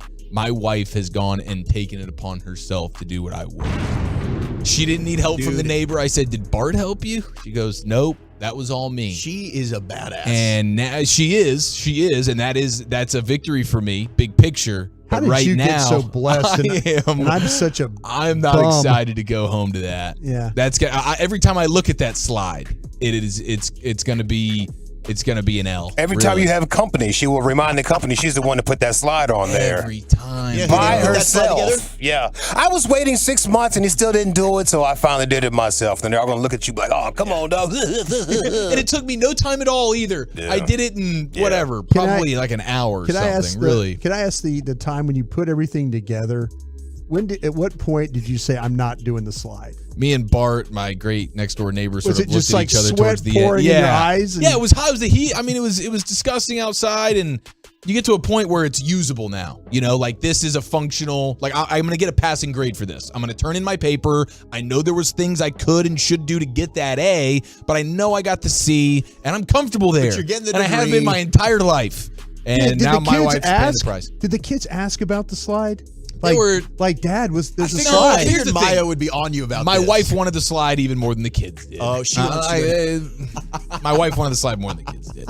So You sound like you're blaming her. I don't. No. I'm not You're the blaming lazy, her. you're the projecting lazy on me, SOB that wouldn't like, oh, hey, Bart, I'm sorry. You ready for a shot of vodka here? I don't think I can handle the rest of this. 469 with a great idea. Remove the slide and reinstall it yourself. If then I you can say you did it. If I was that stubborn and like willing to have to put the work in order to do that, maybe. But nah. If you I'm go just out gonna there, let if that you one go out sit. there and criticize how the slide looks, that's actually not a bad idea. no, either. I no, like you that do idea. that. You can't do that. Wow, this janky yeah. ass slide. Oh, geez, dear, what were you I don't thinking here? I don't trust the. I don't think this works. I don't You think. think- You you feel think comfortable putting our kids on that with the way you put it together? Hell no. You got money for stitches? Look at this. See this sharp edge right here? Look at As this. soon as one of these kids gets hurt on there, I'm not going to be happy about it, but there will be a silver lining. God forbid one of our kids get hurt, but how about the neighbor kids that come over and play? By the way, having a neighbor named Bart is incredible. Thank you. Everybody should have Bart the neighbor. Oh my gosh, everybody should have a Bart. We have not had our neighbor conversation that we need to get into because Bart's been a game changer for me personally. Love but Bart. I think we've evolved over He's time. everything you want to be in a man. I want to be Bart when I grow up. I do, man. Bart, I I need you, man. A toilet, bro. I need you. Dude, what you doing, bro? Bart's always there. I got a for six me. pack, man. Always. Bart's the guy, dude. Bart, there's Bart's a the bird guy. with his head cut off. Bart, what you know about filters? You know about air filters, Bart? My guy, bro. Bart, you ever changed an engine? Sprinkler's broken, Bart. Did you get my text? And Bart's an overnight shift worker, blue collar guy, and I still see him during the day getting crap done around the house and in his yard. I'm like, you're rubbing it in your face. He's the bar. playing with you now. Is he Really making you raising look the that bar. bad? I mean, it's unintentional because he really is just a sweet, sweet man. But he is doing a little bit too much. And now Is I'm that the getting talk graded. you're going to have with him? Now I'm getting graded. I don't think I'm going to. Are you going to tell him, dude, you're doing too much? I'm saying there's a chance that we could get to that point, bro. Bart, slow it down, damn it. If my wife keeps looking over at Bart's lawn and wishing that like she can literally She's see looking at Bart. That's the the question. problem is she can literally see the grass is greener on that other side, and she sees that every gosh darn day. So at some point, the chicken's gonna come home to roost. Wow. I think you did a good job. You set the standard. Just do it yourself, honey. Did I nail the chicken and the roost thing, or did I botch that? No, I think it you're sounded good. good to I me. think- yeah. Okay, Sean Sharif took an L this week. He literally missed a game on the injury report. It said out bubble guts. He missed a show because of bubble guts. Like Walchuk had that the other day. He's prancing around during the breaks, going, "I'm nervous about what." Yeah, what'd you have? You had a bad zucchini, right? It was a bad zucchini. I think I had a bad zucchini. He had a bad zucchini, but he still showed up for work. You know, because the run of the mill bubble guts, you're still clocking in that day. There was one You're night- not giving all the effort as usual, but Oh. you're there. But, Yes. Sean was dealing with the level of bubble guts that had him missing the game. I just feel like, bro, that's an L, and Godspeed too. He said it was some chili-related cheese thing. I think that it's a Awful. situation where he probably didn't want to use the men's room here. You just See, in the morning You at think that about time- it. Think about it. No, Yeah. I think that's the I have cleanest thought it about is. it a lot. Well, and you just blatantly say, "I'm going into the ladies' room." today." Yeah, I do. Yeah. Well, trust me, nobody's using it in there, and I feel very safe. It smells great. They've got lotion in there. It's much You should nicer than feel ours. safe. Oh, they're using that again. Pandemic's over, bro. It's cracking. Yeah. Nancy gonna catch you in there, bro. That's what I said. I don't think That's what I Nancy said, uses- Lucius. No, they That's use what I that. said. Yeah. I said, you can't go in there, bro. We got Nancy down the hall. I wait until late afternoon. She's gone. Yeah, you don't know that. I was caught slipping I at about peed. 5:15 one time. So Oh, were you? yeah, I've never been Yeah. caught. when a pink sneaker about size 6.5 walked in there and I could see it, I was like, oh my gosh. Just lift So now I've pushed it raise to the legs. now I don't go in there unless it's after at least 6 o'clock. Yeah, I don't go in there at all. I got caught coming out while the cleaning lady was coming in at the same time. Tore that place up too, bro. I was like, oh yeah, man, I don't know. We were out of paper towels. Yeah, ours. I don't know. There's always a way around That it, wasn't boys. me. Whatever you were about to walk into is not my fault. You will not shame me. I will be grumping in the women's bathroom forever. Go ahead and save that. I would like to save that for the rest of the time. Big dub to the ex-UFC star, the female, Paige Van Zant. Oh gosh, stunning. Apparently this week, she's claiming that she made more money in 24 hours on her OnlyFans than she did her entire fighting career. I believe it. She was a very good fighter. With the UFC, okay. Thank you. I appreciate that analysis, actually, because I was trying to get some context here. Was she making a bunch of money in UFC and still just crushing that hard on OnlyFans, or was she just getting chump change in the fighting game? Now she made, in 24 hours, she made 20 grand and she feels incredible. She Either became way, a it's a big name. victory for her. Yeah, so no kudos. doubt. I mean, she did some like co-main eventing, but overall she never became a champion or anything. So I mean, she made more than probably your average UFC fighter. But not surprising that the OnlyFans is crushing for her. But you're on record saying her OnlyFans work is more impressive than her ring work. I haven't checked it out yet. Yeah, Yet. it's just you and me right now, Chuck. Well, I haven't looked at it yet, Eric. L for The Exorcism, or The Exorcist movie that's supposed to be coming out. The original one was the best. Where she's back bending down the Yeah, stairs oh, yeah. and her She's head's all over spinning. it. Yeah. It's awful. You should see the original I don't watch one. these movies. Go see the No, original one. I refuse. Yeah. But if you Open were your planning eyes. on seeing The Exorcist when it was supposed to come out on October 13th, you're going to actually get it a week early. Because Taylor Swift announced that she's dropping one of her concert tour movie on the same day that The Exorcist was planning to drop. Oh, wow. And they said, you know what, we don't want a competition here. We know we're gonna get smoked. anything Taylor Swift is going to win that weekend. And so if we want to do the box office things that we want to do as The Exorcist, we cannot go toe-to-toe with Taylor Swift. I never thought we'd come to a day where it was Exorcist versus Taylor Swift, and The Exorcist is like, the demon is like, I want no part of this thing. This Taylor Swift thing is ridiculous. What made her so popular? She's a talented singer. Is she really? She's got good songs. Carter Freeman, our guy, who's a very masculine individual, was That's what made it famous. Was brought All to time. yeah. Really? Oh, you're good right. point. Yeah, the Kanye deal. Beyonce at the Grammys. That did take her up another level, 100%. Oh, okay. Yeah, good call on that, LA. Big L to fantasy drafts with only 30 seconds to draft. That was just something where I got auto-picked at one point. 30 seconds there's just no margin for error. And so I took some L's in our draft last night just because, you get on the clock, things get tense. All of a sudden, you're drafting a guy you've never heard of. And so you get frustrated with yourself. 60 seconds forever, maybe 45 seconds if there's an opportunity for that. Biggest dub of the week, though, is there's going to be a chance that around the world, if this initial kickoff at one single Taco Bell location goes well, we could all be getting a Baja Blast gelato from Taco Bell in the somewhat near future. Yeah, sign me up. I'm going to go ahead and mark that as the biggest dub of the week. Potential dub, but, and of course, college football's back officially. So, hoorah for that, boys. Hoorah. All right. Thank you very much, Eric. Biggest L, biggest dub every Friday at 3:40 here in the G-Bag Nation. Let's do a little C-Note. Cowboys news of the afternoon. Could this player be in for a bigger role? And we got some Micah Parsons sound you don't want to miss. That's next. Get you that victory at Platinum Ford, though, ladies and gentlemen. Shout out to Gilchrist Automotive. Proud to announce the all-new Platinum Ford store in Terrell between I-20 and Highway 80. It's located just minutes from the Metroplex, and by gosh, ladies and gentlemen, it is worth the short drive to Terrell to save a lot more if you're looking for a brand new Ford at Platinum Ford.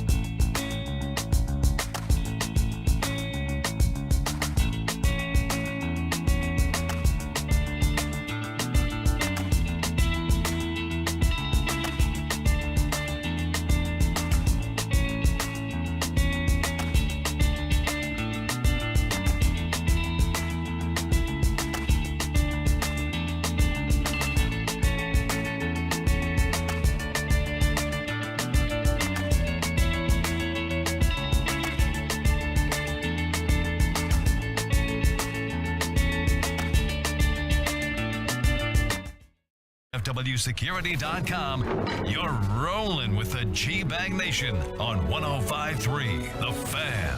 Welcome to the Nation.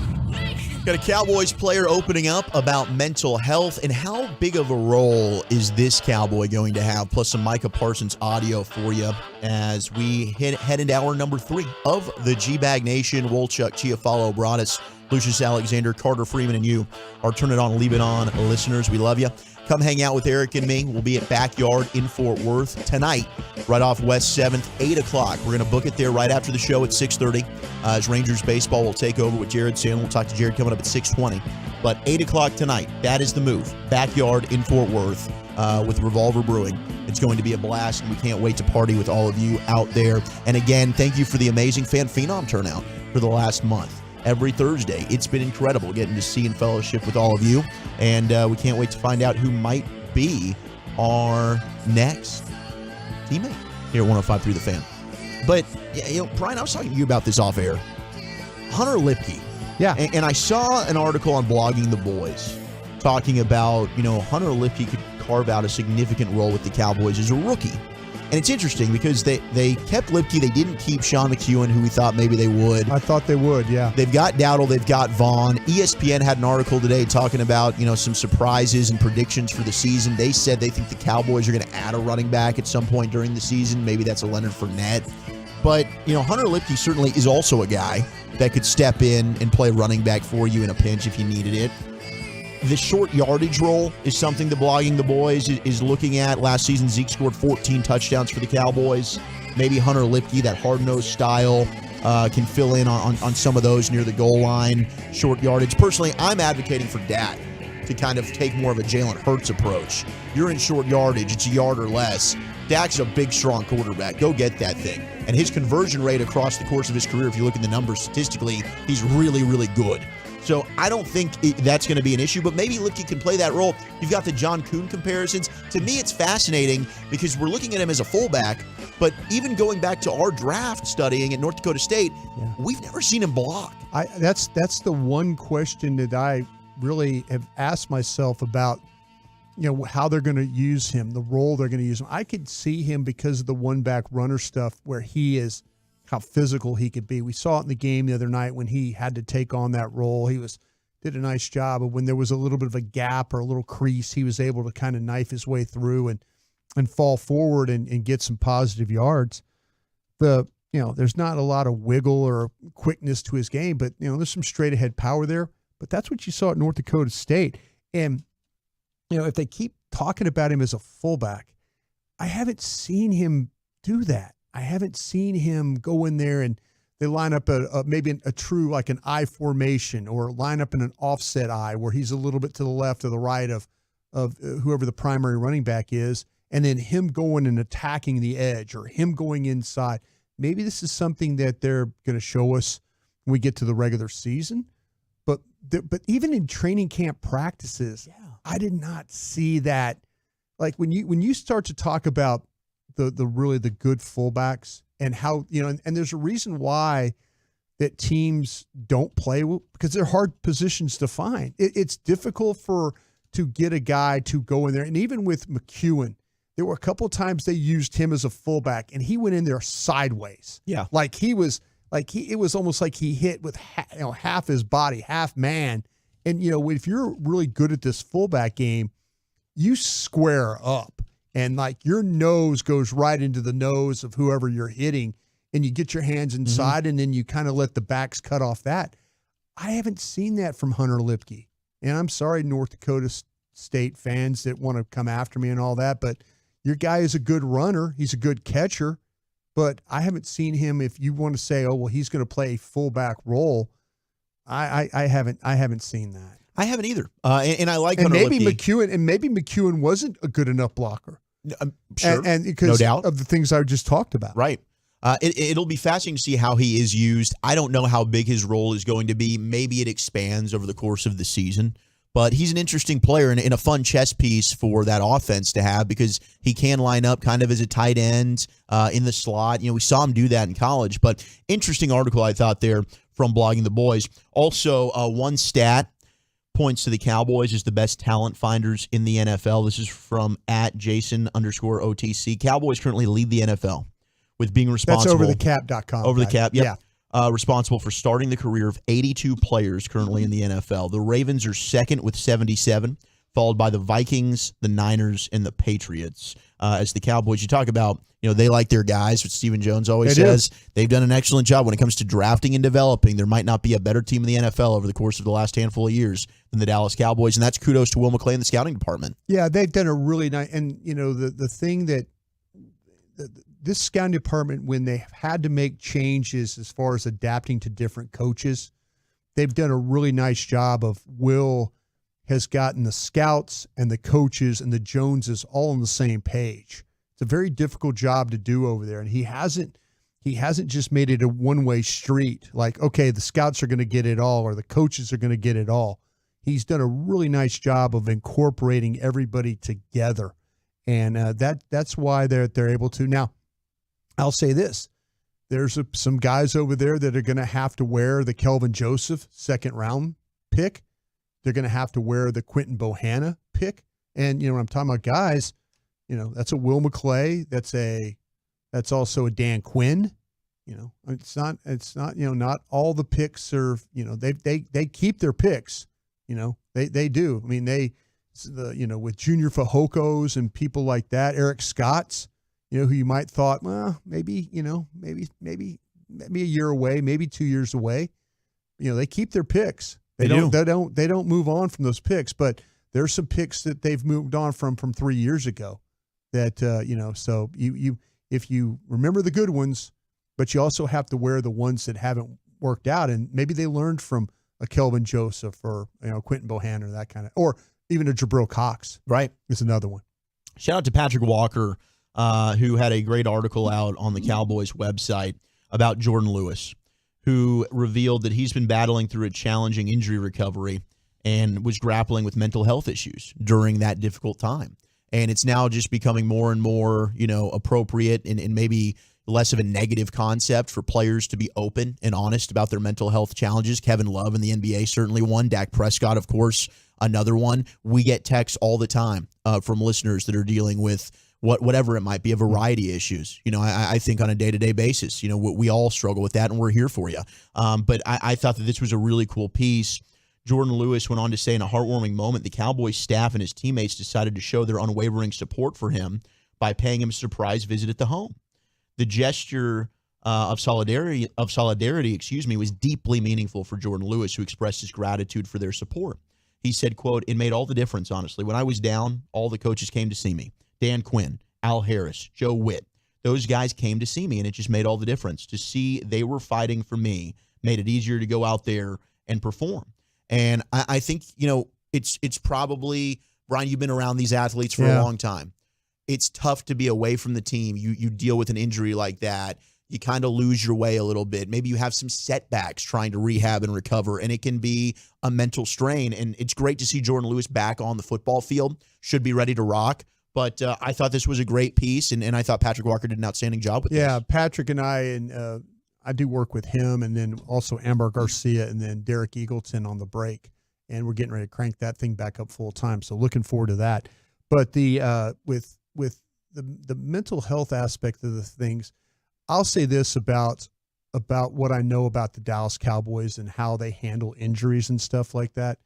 With a guy like Jim Mauer's the primary trainer, but with what Britt Brown does, Britt will not let you feel alone here.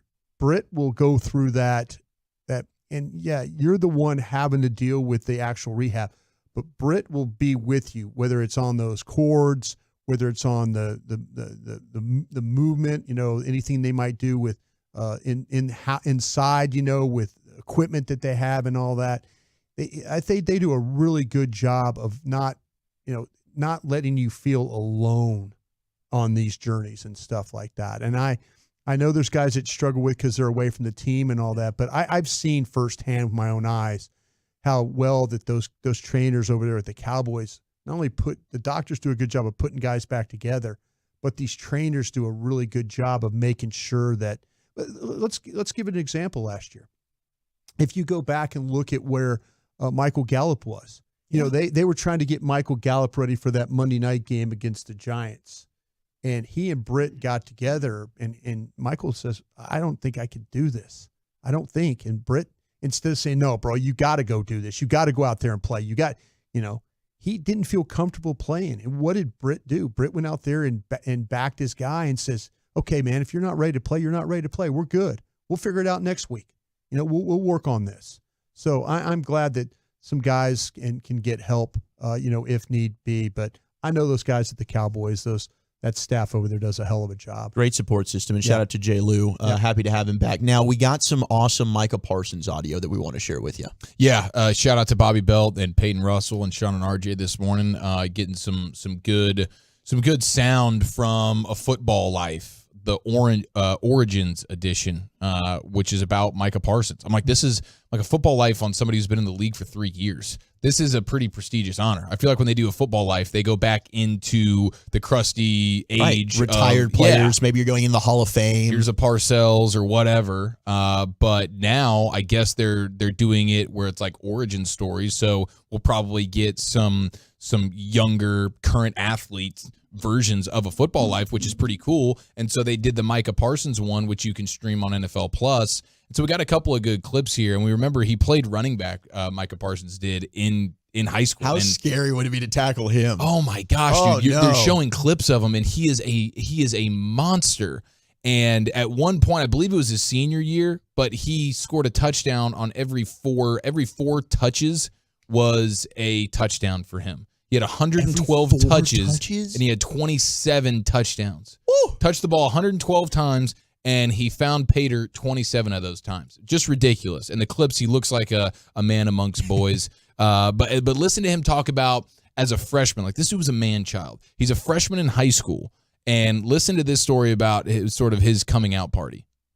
I was a running back. They kind of already had their running back. And it was like, you could either play JV running back or you could play varsity and, play defensive end. I was like, man, I'll play JV running back. Like, I was just betting on myself. It just got to the point there was like, no way we're letting you play JV running back. And so I was forced to play rusher. So I remember the very first game when he was on varsity, on the varsity team, they had him as the backup. We were losing. Guy rolled his ankle like in the first quarter. Man, I went out there and I put on the show.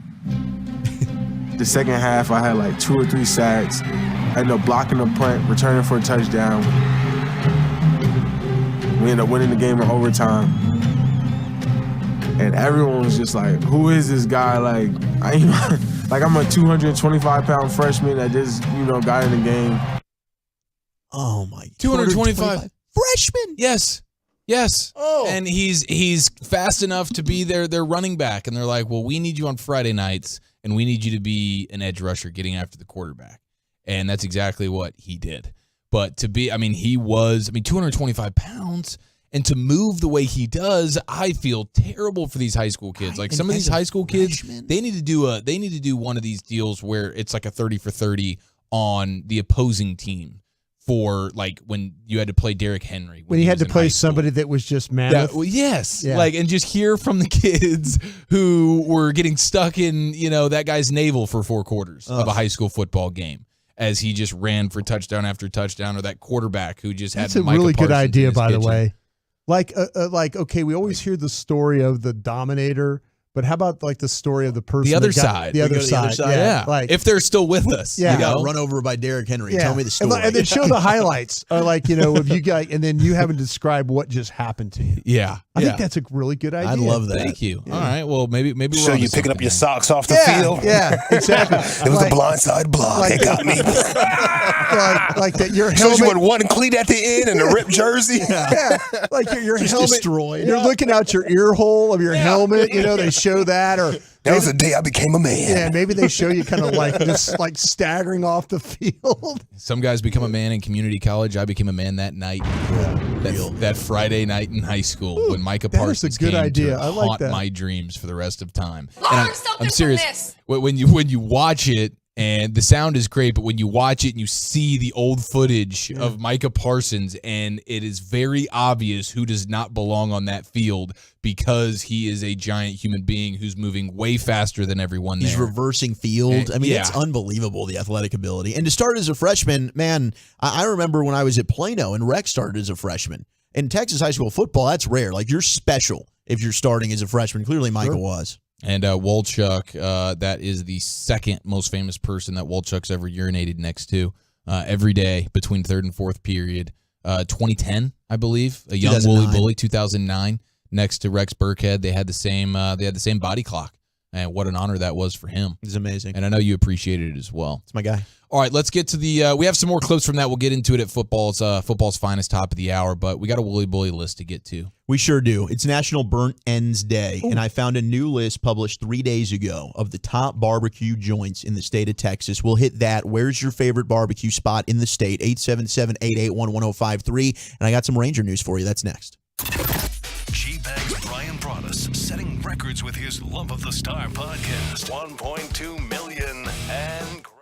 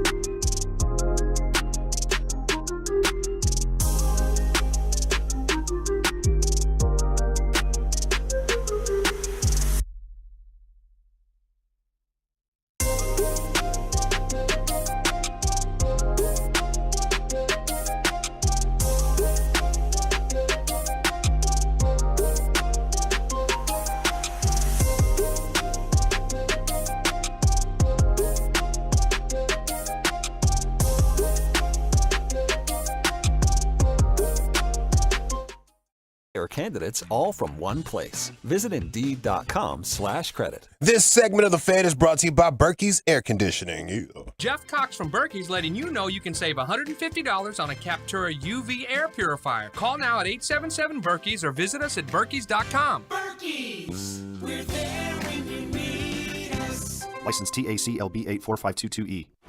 It's Fan Football Friday on 105.3 The Fan. Sponsored by Blue Nail Roofing. If you're looking for a beat-up old 1995, I believe, Chevy van that is an engine away from being almost usable for the small price of $2,000, you can holler at the General. Gavin Dawson, as Broadus just informed me. Is it on Facebook Marketplace or something? Yeah, the Scooby-Doo van is officially for sale. It's $19.99, and I'm like, that thing still got a pulse? Yeah, it's the great thing not only about Lucius posts questions on Facebook, but the stuff you can learn about people's birthdays. So I was making sure I had everybody's birthday for September 1st kind of lined up. Look at you, man. And then the Scooby-Doo van just popped up. Yeah. And I'm like, oh, okay. So yeah. Here's an opportunity to make one of the worst financial decisions in the history of mankind. You are one click away from taking away this giant problem off of the General's hands. I think the General should be offering up $2,000 for someone to take it off his hands. Yeah, I think that's the that should be the real sale. Hey, bud, I give you $2,000 for it. Just get it on out of here, bud. Yeah, shoot you. Shoot yeah, boy. Shoot yeah. What do you think, huh? Yeah. You're my guy, though. You're my guy. Yeah, you're my guy. Yeah. You're my guy, though. Shoot yeah, boy. This thing had a good run, man. I'm telling you. Just an engine, 4 tires, and maybe a brake system. A couple of prayers. You might get a couple miles in this thing. I remember he used to come down through the garage. Oh, you could hear him before you could see him. You would just hope he wouldn't lose control and it would go into your car. Half the time he's trying to fix that thing away from my car. Get it jumped. He is not driving. The thing's driving itself.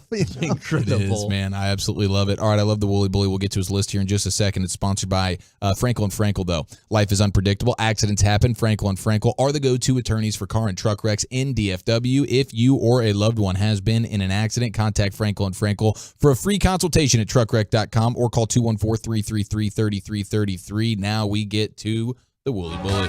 Thank you very much. Happy National Burnt Ends Day. Oh, thank you, man. And it's a great day. Burnt ends, delicious.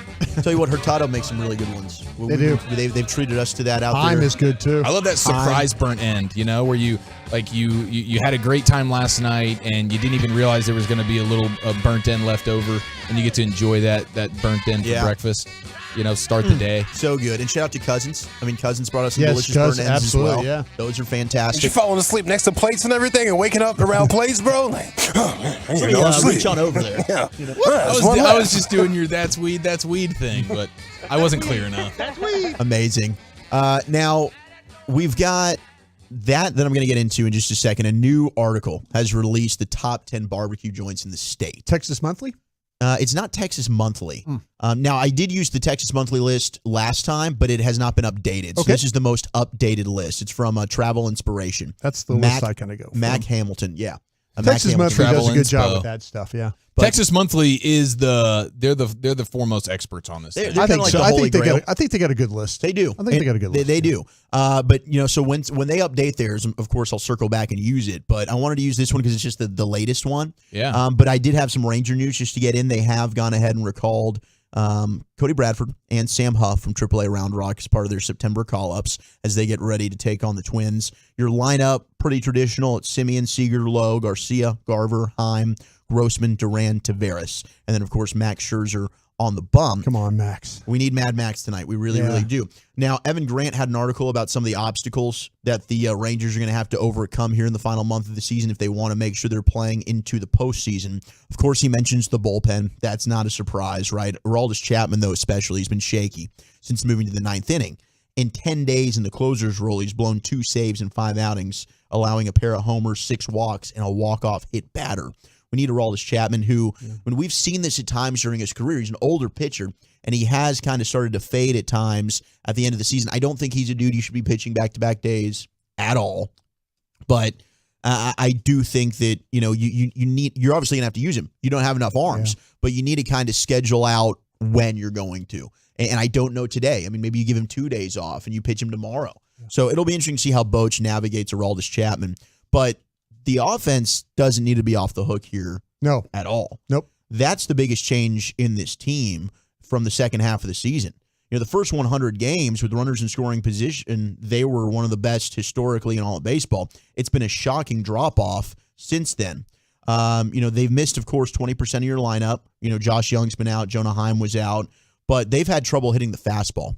Since that 100-game mark, the Rangers are getting more four-seam fastballs and simply haven't adjusted. In some situations, it can be more explainable, but Adolis Garcia is the guy who's seen his average in WOBA. His statistics have dropped immensely in that category. He's really, really struggling with the fastball there. They're going to have to get better on the road. Their road record's 33-34. They went 10-17 on the road last month. So, you know, they need to improve away from home. They've been one of the best home teams for all the season, but those are some of the things that the Rangers are going to need to correct in this final month of the season as they compete in the American League West. Yeah, man, it's time. This is the September moment. I think we're going to need to get an Evan Carter bat up in here to save the bottom of this lineup at some point. I know getting Josh Young back is going to be huge, but I think that's one of the biggest keys of getting this thing turned back around. Is the bottom of this lineup's got to get themselves together, dude. Man, I hear what you're saying. I think it's more about Garcia. He continues to hit in that 4-hole, and you kind of feel like that it's really feast or famine with him. You know, it's like, oh, he connects, or it's why'd he swing at those 3 pitches? The chase rate. No doubt. You know, it seems like that he drew a walk the other night that showed really good patience. And I was like, oh, thank God, you know, finally. But I think, you know, he just, in that 4-hole, it hasn't been what it was. And again, the number, what 32, 33 homers, something like that, 90-something RBIs. But it just seemed like that all his really quality work was done even before the All-Star break, you know? No doubt. So that's the one. I mean, if you could find a way to get him going, because I think everybody's doing a pretty good job. Mitch Garver coming in. I mean, there's some guys. Yeah, thank God for Gronkowski. I mean, sauce. there's been some guys that have actually stepped up. But if you look at what's going on in that 4-hole right now, it hasn't been as in the last 3 weeks. I know it's been a little bit of a struggle. Yeah, it has been. And it's 10-17 on the road since July. I know they won 7. Was not happy about that because they didn't even play 27 games last month. But yes, you're right. Since July, 10-17, and appreciate all the corrections. Now, let's get into the top 10 here, shall we? That was a very insincere thing. It was very sincere, it's very genuine, and I love you. What happened? What were people getting on you about? Just for I was listening, but I wasn't listening. You know the numbers stuff. I'm just not good with it. I said 10-17 last month. It's since July. They're 10-17 on the road. Walchuk, very, very right. He hasn't been himself, and he won't be himself until he officially gets that update on Evaldi. I need the update on Evaldi, and I really, really just wish that CY would please tell us what's up. Yeah. They're playing hardball with us, man. What the hell? How about a little bit longer explanation of what's going on with that? What's the update on Evaldi? We don't need too much Josh Young and too little Evaldi. I needed more Evaldi. Still do, honestly. Yeah, I tell you I can't wait to open up. I got a fever. Yeah. Open up Monday and just say, hey, what's the latest on Nathan Evaldi? Honestly, and then Gavin doubles up. Honestly, I think you should double up on that. Just do it back to back. I was thinking we should use the Evaldi update question as a drop, like the pork chop. Oh, I and we love should just that. be getting people. Yes. And they're going to be like, Evaldi, what? I'm here to talk about the Cowboys. or whatever. Talking about the Giants and the Cowboys game. And then What? we just say, thanks for everything. What are we See you doing? later. This is bizarre. Okay, what's your favorite barbecue spot in the state of Texas? Not a Dallas-specific list, but we've got so many good joints in our own backyard. Of course, Cousins, Hurtado, Heim. We got Terry Black's in Deep Ellum, also an Austin staple. Pecan Lodge. Crosstalk barbecue is pretty good, too. I mean, we're spoiled. We really, Cross really buck. are. Old Sean's cross buck. Cross buck. Got the a cross lot of buck. good texts. The burn ends. It's National Burn Ends Day. It is. He's posting some pics. Shout out to Kenny and Quinlan. He said, my favorite barbecue place, Hard 8, Roanoke. That food was smoking hot, rocking and rolling. I love you, Kenny. Kenny always goes hard. Heim Barbecue. By the way, yesterday, Kenny pulled me aside in the bathroom. Okay. Wait, what? Consensually. But he showed me not one, but 2 hip scars from his hip surgery. Oh, he just pulled his pants down? He pulled his pants down. I got a face full of Kenny's cheeks. Interesting. But I'm telling you, it's like a 12-inch incision Oh, on is both it? of his hips. From the ground? From the ground. Yeah. That's it was. He's not that tall of a guy. No. No, he's tiny. No. He's all downstairs. But he is built. Heim Barbecue and Stanley's Barbecue in Tyler. Best 2 in the state. David Tolo from Hazlitt. Got some love for Goldie's coming in here as well. Goldie's good too. No yeah. doubt. So let me know where your favorite place is to go get barbecue. LA, do you have a go-to barbecue spot? Yeah, shout out to Grand Prairie. Zavala's in Grand Zavala's Prairie. is Stand good. up. Yeah. And then you already mentioned Terry Black's and Pecan Lodge, which are on the same damn street. Right. Some of the best barbecue on the planet is on the same street. We are spoiled, bro. We really are. And Terry Honestly- Black's brisket, oh my God. Oh, here we go. Here we go. Shoot back. What's up?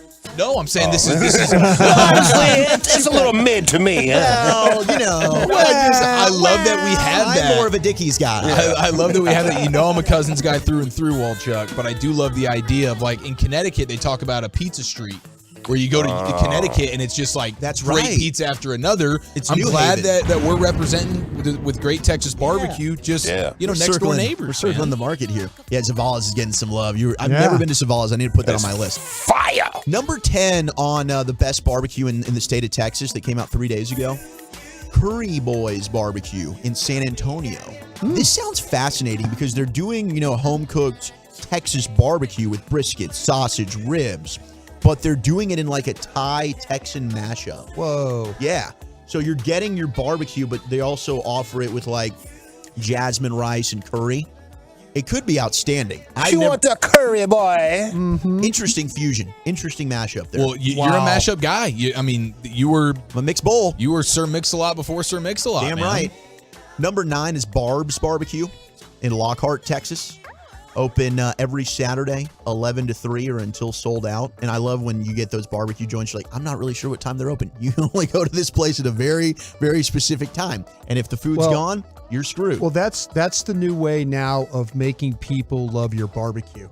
Because if what happens is if you're open all the time, or you like my Uncle Sonny did the same thing at Sonny Bryan's Barbecue here in Dallas. he cooked just so much, but he made the people want it more by not being open as long. Yeah. And so I think that's a good tactic. Like they do with tennis shoes. Yeah, exactly. Yeah. Like listen, 1 of 50. Yeah, exactly. They only go for so long, and then they run out, and then everybody's like, well, wait, we're going to dinner. Let's go to Sunny. Well, no, we can't. They're not open. You know, and now you're we got to get there tomorrow.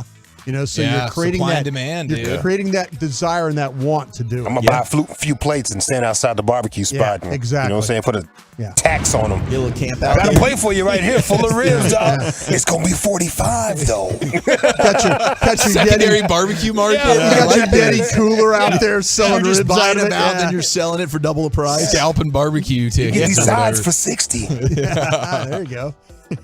Number 8 is Brick Vault Brewery and Barbecue. Number 7, we've got Blood Bros Barbecue, which is in Bel Air, off Bel Air Boulevard there. It's in Houston? In Houston. Yeah.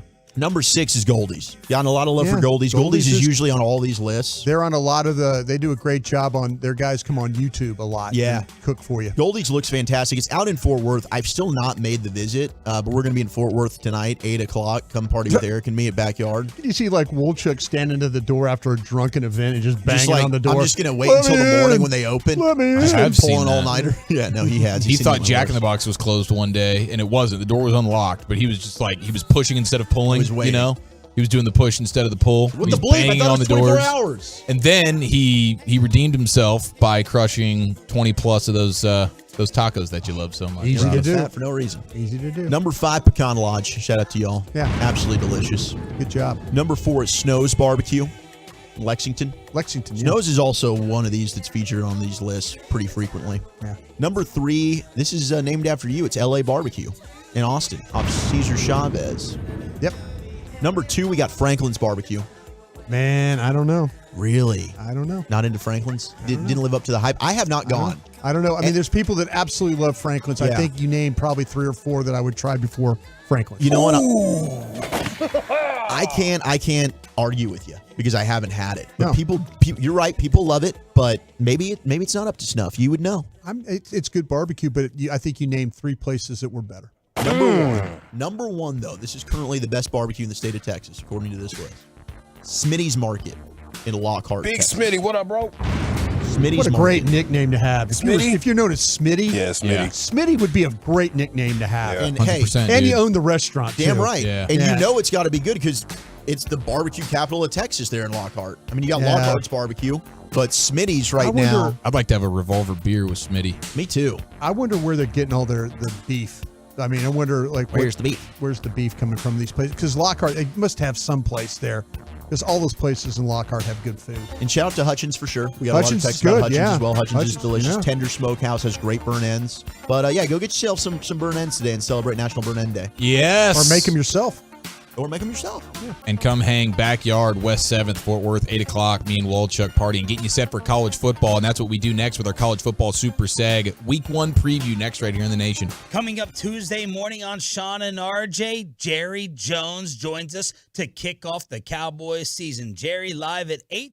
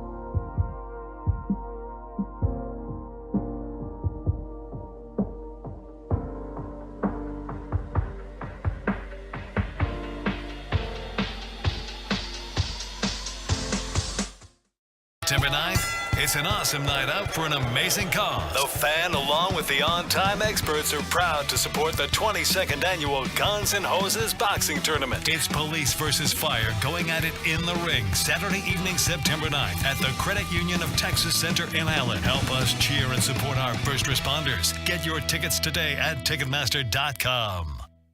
Yeah.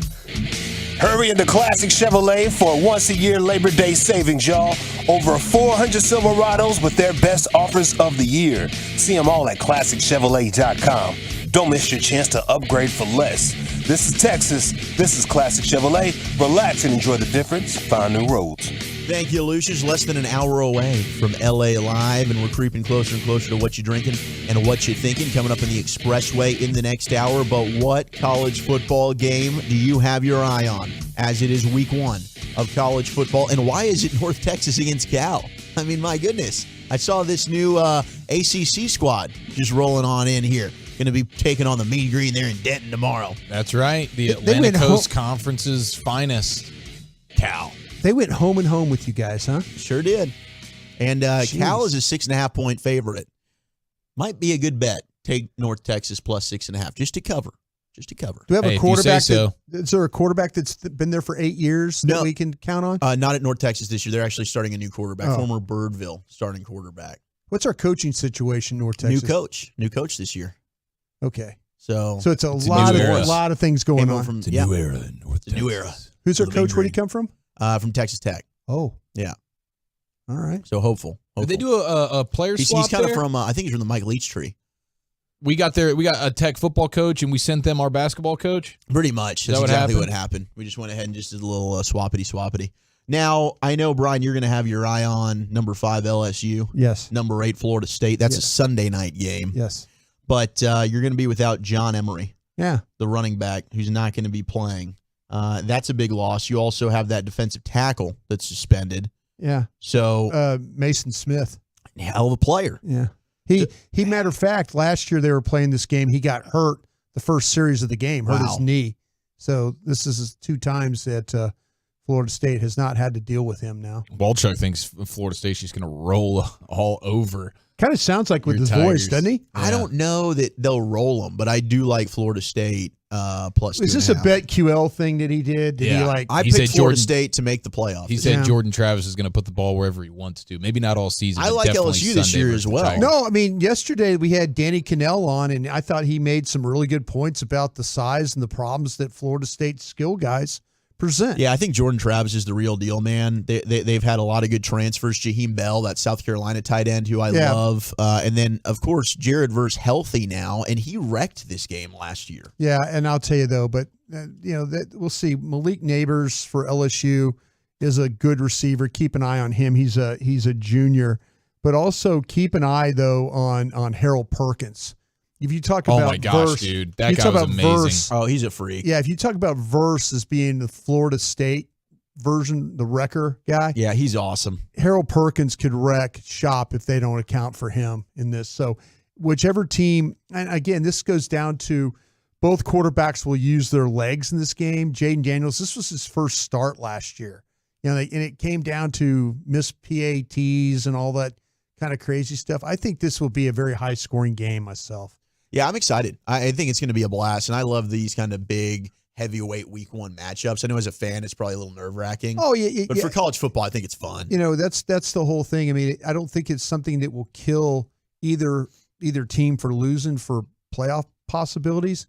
But, man, I'll tell you what, you just don't want to start the season off 0-1.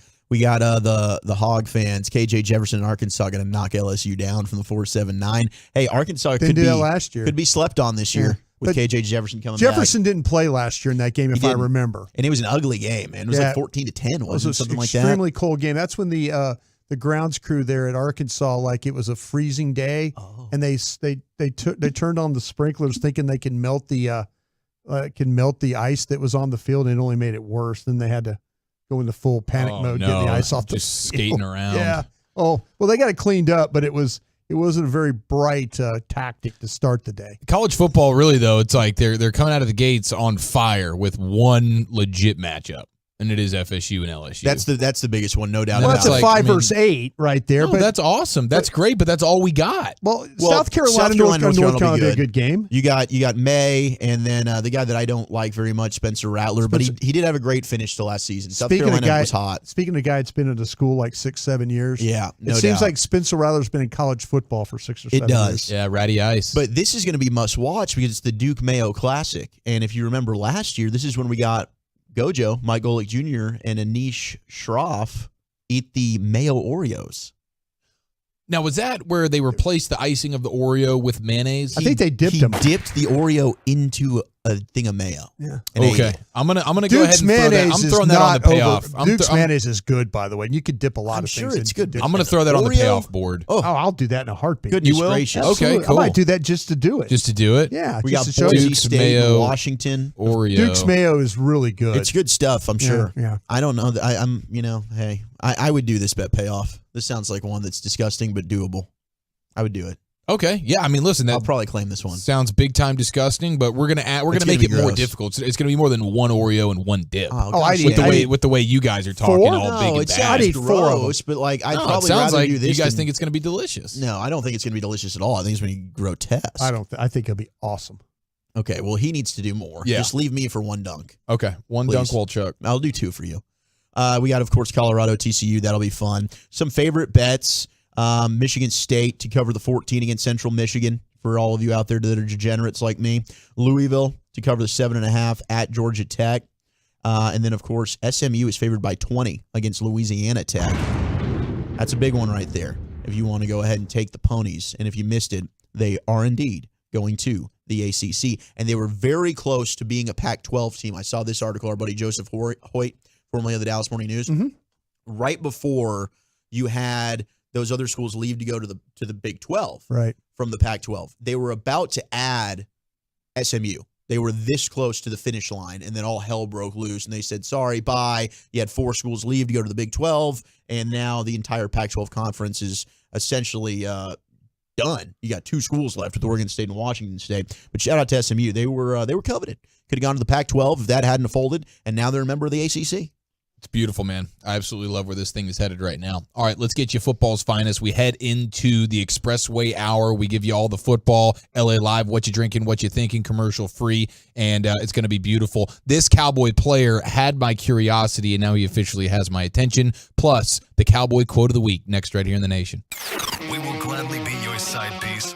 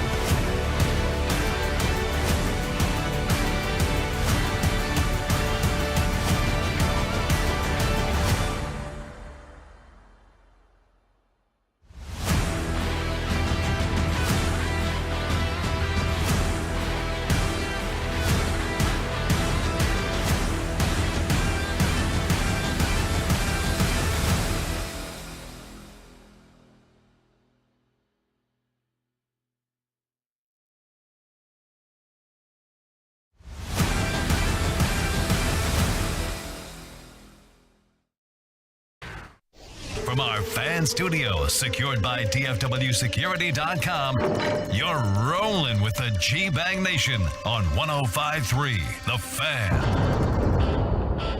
Hour number 4 of the G-Bag Nation. How about Corey Seager? 58 homers since he's joined the Rangers prior to 2022. That's the most among Major League Baseball shortstops during that time. He got 58 homers for Corey Seager, 52 for Willie Adames, and then Francisco Lindor with 50 over that span. And congratulations, Corey Seager is your Texas Rangers Player of the Month. Absolute stud as the Rangers look to get a big win tonight to open up a series against the Twins. We'll talk with Jared Sandler coming up a little over an hour from now, pregame at 6:30, and it's a Thursday. Happy Thursday here on your home of Texas Rangers baseball. About to do some football's finest with Eric Chiafalo. It's Wolchuk, Chiafalo, Broadus, Lucius Alexander, Carter Freeman, and you. Appreciate you rocking with us. Come party, backyard in Fort Worth, West 7th, featuring Revolver Brewing. It's going to be myself and Eric Chiafalo and you, our Turn It On, Leave It On listeners, the Twolos, the Tubers. Get on out there, 8 p.m. tonight, backyard in Fort Worth. Chi, before you take over football's finest, I had a stat of the day that I found for you. You're kidding. I do. I got one. Walchuk with a stat of the day. Yeah, stat of the day. Do you think we're ready for it? I don't know. You tell me. Is your body ready for it? My body is not ready for much right now. What about your mind? I've been clenching for about 90 minutes. You still got to go? But my mind is ready. It's The football ladies' season, restrooms. dude. Inundate me with the goodies. All right. How about this nugget? Jason Kelsey and Jake Matthews are the only players in the NFL to have started every game since 2015. Iron Men. Jason Kelsey and Jake Matthews, the only ones to play every game since 2015. Now, crazy stat. Is Jake Matthews still with the Falcons? Yeah. Yeah. Okay. Good for him. He's quite I don't know that he's ever lived up to the expectation. Been super steady, but just very good. Yeah. Not an all pro kind of Nope. guy, and he was taken in the top 10, but just a very good player. Yeah. So I just wanted to give that to you. A little nugget. I appreciate you giving me There's that. some Walchuk. times where I think that Kelsey, he had ankle injuries along the way and I stuff know, like that. And you're I like, thought oh, I don't Jason think he's Kelsey going to missed play a game. this week. And Yeah. next thing you know, he shows up. He's fought through some ailments to continue this streak on. And one last college football nugget, Jalen Milroe, he's going to be the starting quarterback for Alabama in their opener against Middle Tennessee. So a former Katy Tiger won the job. Why was there such a secret about that? Because none of them are good, and I don't think they really like any of them. And that might end up being why Alabama doesn't make the playoffs. Everybody's talking about this as the year to get Alabama. I kind of felt like last year was the year to get Alabama. Yeah, it They seemed were in like it some was. tough games. Lost to Tennessee, lost to LSU. It was pretty much Bryce Young and Jahmyr Gibbs. I mean, that offense, they lacked the firepower that they typically have had. But let's do some football's finest, shall we? Yeah, man. We got plenty to get into here. I did see the video of Dak Prescott and Tyron Smith surprising Zach Martin with his 99 overall chain from Madden. I don't know if you guys saw that, but that actually happened at the Ford Center last week during some camp practices. So they but give the you a video's chain? just surfacing. Yeah, I didn't realize it, but Madden, if you're 99, if you're in the 99 club, you get a 99 club chain. It's a very small medallion on a gold chain, but I guess I imagine it just says 99 on it, maybe the player's name. But congratulations to Zach Martin going up, and I presume he's got a man cave with all sorts of wonderful awards in there, and he's got an empty spot waiting for that Lombardi, and he's now going to place that 99 club chain somewhere in that room. So now we also have some sound from our guy Mark Schlereth. He's talking on his Stinkin' Truth podcast. Stinkin' Truth. Stinkin' Truth. He's talking about our Dallas Cowboys. He's talking about Jerry Jones. And I believe the way he dismounts this at the end is the quote of the week.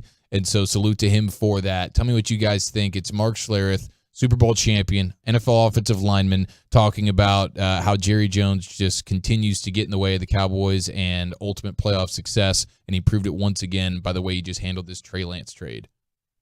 This is why the Cowboys will never win because Jerry Jones can't help himself. I said it. It's there. You think about Jerry Jones.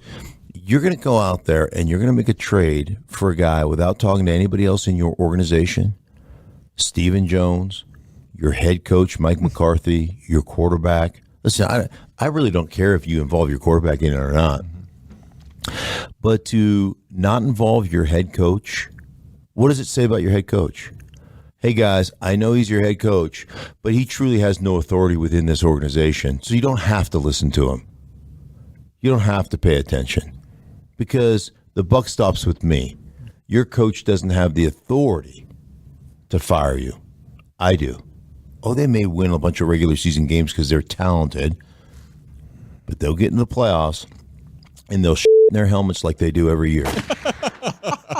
That's a great line. They'll bleep in their helmets. They'll get in the playoffs, and at that point, they will elect to just bleep in their helmets like they do every single year. He's not wrong, though. I mean, this is a sentiment of a lot of fans and has been for 20-plus years that Jerry undermines the head coach, and he's the one that people actually need to fear, and he basically neuters the head coach because they're not the one that actually gets to make the decisions. That is a sentiment that a lot of people have thought. I kind of feel like and again, I love I've never heard that before. Broadus, have you line. heard that in all your years in football? Have you ever heard a team just S-ing into their helmets? No, I've not heard that one. I've heard a lot of things. In a do or die situation. Some teams will S the bed. Well, and keep in mind, he did pee himself frequently during games. That's true. That's true. He was a pants peer. He might have crapped in his helmet before. Yeah. But he put it back on, and he went and won a dang Super Bowl. It's a true football and guy. that's what he was looking for the Cowboys to do, man. I just feel like, though, that, Mike was part of the evaluation of Trey Lance. And it was only, 2 years ago? Yes. 3 years ago? And he said that when he was asked about it. Yeah. And so to me, and I think Mike is one of those guys that's okay about this with the whole thing with, because like if it makes it look like, you don't really have any say in what's going on. Mike probably likes it that way, where he doesn't get blamed for stuff. He didn't in Green Bay, but that's not talked about. Yeah, Ted Thompson never asked his opinion about, I shouldn't say never, but as far as drafting and all that stuff, Mike even admitted that. Mike even admitted that the coaches didn't have much of a say in Green Bay. So he should be comfortable. And why all of a sudden he's got more say now than he did ever as a head coach. So the thing with Jerry Jones, I don't think he has to.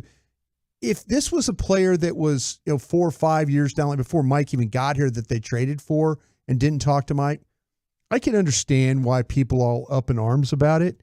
But Mike was part of putting that grade on that guy. If you walk in there, you walk in there to Mike in his office and say, "Hey, Mike, we just traded for Trey Lance." Mike's like, "Well, what did we give up? A 4th round pick." "Oh, man, all right.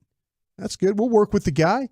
But, he was responsible for putting a 2nd round grade on that guy. High 2 is what they put on that guy. So, if I don't see any reason why you would have to ask or tell him what you're doing as a general manager. And we've talked about this. Maybe the 49ers put a little bit of a time limit on this thing. If you don't tell me that we're going to do this in the next 10, 15 minutes or 20 minutes, I'm going to go talk to the Lions or anybody else who was involved with this or potentially could have been involved.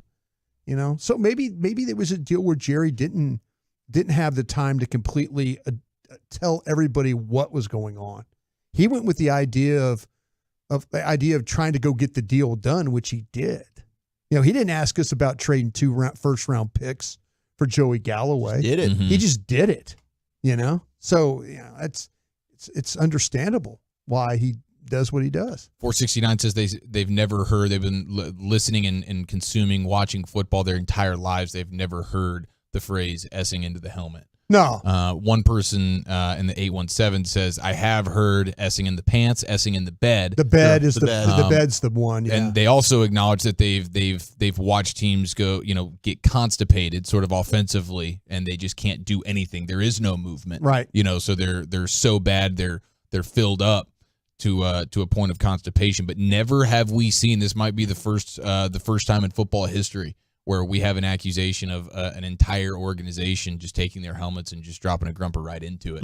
Yeah. So at least, the Cowboys are always at the forefront of cool and innovative things. I wonder. So we'll just add this one to the list. Was Stink involved in any negative comments about what the Broncos did last year? Did we have any where he said they were S-ing in the bed or S-ing in their helmets or anything like that? No, I think the Cowboys trying to find out if he kept that same energy. Yeah, I'm kind of like thinking like Stink. You do radio there. He has really good salsa, by the way. He's a good salsa guy. It's that Hatch Green chili, dude. That's a secret. Yeah, no, he's got that game word. changer. Yeah, You know, so 100%. I will give him credit for it, but the energy that you use to talk about this team, I've never heard him say anything about Essen in their helmets with the Denver Broncos. Yeah. Mm-hmm. You know, Go bleep yourself, Stink. or another team he played for, the Washington Commanders. You know, Let him know. Well, that's a team that doesn't S in their helmets. They just they S on you when you're sitting in the crowd. Yeah, yeah, They're yeah. FedEx Field will just I urinate just right showered on in poo. Some of these guys and gals that do this analyst stuff, you know, they need to remember where they came from, and they need to be a little bit more across lines. You know, when you're kind of going after one team and one team's owner or general manager. How about the S show that you're working with there in Denver, bro? Yeah. That was a laughing stock last year. 100% it was. That whole thing. 100% it was. 214 says Stink did kill the Broncos last year, but Did he? Good. I don't listen to Stink all I that don't either. much. And he might have. I think Stink's No, but pretty- when he's spitting gold like Essing in the helmets like this, He I mean didn't say that's that. we no, gotta I think he bring should. that to the forefront. I think he should have used Essing in his helmets for the Broncos too. Yeah. You know, and maybe that's we would have learned about that before he would have talked to us about Essing in the I like helmets. it. Clap back, Brian. Let's go. I do think we learned something in the final preseason game for the Cowboys. We have a little clip here. Wanye Thomas is a guy who's caught all of our curiosities over the preseason and training camp as a safety who is a stud. He's made a great impression. He makes the team, and he is the one that was tasked with the pregame huddle up speech. And I know you were denigrating our guy, Jameis Winston, earlier in the week, Walchuk, for the way he goes about his pregame speeches. Let's grade this speech. I think we go from having curiosity about Wanye Thomas to now he's got our full and undivided attention. Take it away, pregame speech style, Wanye Thomas. Bro, like I tell you, boys, I got blood in my eyes, bro. I got blood in my eyes. I'm ready to hit somebody, bro. Y'all don't understand, bro. Y'all do your job. Do your job. Fuck somebody up, they get back up. Fuck them up again, they get back up. Fuck them up again, they get back up. Fuck them up again. Bring it up, dog. Cowboys on 3. 1, 2, 3. Cowboys. There you go, Wanye Thomas. That's how you get the people going. Blood in his eyes. He's alleging he has blood in his eyes in that very moment. He is seeing red, and for a preseason game, he's ready to go take some heads off. And Well, then, that's an important preseason game for him. He's trying to make the team, and he did. He was, yeah. No, for sure. Heck yeah, it was important for him. And he made that be known. If you've got blood in your eyes, sir, I want you on my team. Damn right. I need not know anything else about you or your history or your football acumen. You've got blood in your eyes. You're on my defense. And that's exactly what the Cowboys said. You're on the 53-man roster. That's awesome. I love seeing a guy who is kind of out of the nowhere, and he's stepping up like, yeah, put me in the center of this team right now and watch me get everybody hyped. Look at this blood in my eyes, and let's go take some heads off. Bleep him up, get up, do it again. He also heard that Tom Brady told the Raiders to go F up the Cowboys. Yeah, go F them so up. he was kind of That did playing. happen. Yeah, he was playing off that. I like that the Cowboys did this, though. They gave some of the young guys a chance to break the team down. Like Overshown, I remember doing it in the first preseason game. They let players even coach. They did. The Dak stuff was fun, man. I'd like to see Micah call defenses that day. I think that would have been fun too. Ooh, dang it, dude. You're 100% right about that, bro. Yeah. We should have called that out on the pregame show. Yeah. Gosh darn it. Yeah. That's a brilliant idea by you. Hey, if Dak's getting the offensive run, I want to see. Let's put the headset on Micah and watch him dial it up. Yeah, I'd like to see Micah dial it up. How many blitzes do you think he calls? Oh, he'd F him up. all of them. He'd F Chuck. him up for sure. He would. He'd F him up. He's got blood in his eyes. He would have blood in his eyes. And speaking of Micah, let's play one more clip here. He has fallen in love with the city of Dallas, and long before he even became a Cowboy, Micah knew he wanted to be a man with a star on his helmet, and it's a football life. You can see it on NFL Plus, the story about Micah Parsons. It's worth your while, believe me, but here he is talking about falling in love with Dallas. I knew this was like the game of the year. I was talking all week. I was like, yo, I hope everybody just relax. I'm winning MVP this week. And I text my group chat. I was like, yo, it's raining in Texas right now. There's about to be a storm here today. Then after the game, he got the MVP. He was so excited. He's like, oh my God. He's like, I want to live in Dallas. I want to be a Cowboy. And he just kept saying that ever since then. Since I was a kid, I was like, man, I always wanted to be in Texas. Like, because I'll be on Facebook and I'll see these Texas homes. And I'm like, these houses are so beautiful. Like, this is where I got to be. And then once I played in that combo, I was like, man, this is crazy. I got to play here. Amazing. I'm just give me all the Micah content right now. The draft gods were smiling on you that day. Sure were. Not the rest of that draft, but that day. No, that day. The rest of the weekend, That the day. gods. That day, the draft gods were they were smiling frowning on you. Yeah, they were smiling on you that And day. they did the equivalent of Essing in their helmet the rest of that draft, other than Yeah. Osa, I guess. We'll give him the Osa. But they were like, listen, dude. Oh, we're no, gonna- there was some essing going on. I will take Micah Parsons for if the rest of that draft becomes nothing. I'm fine because we got Micah. I love it. All right, there's football finest most days around 5 o'clock-ish here in the G-Bag Nation. It is a Friday, though. It's quitting time, baby. It's time for a little What You Drinking and What You Thinking. 877-881-1053. Get those calls in now. That's next on The Fan. More G-Bag Nation, less commercials. We go commercial free.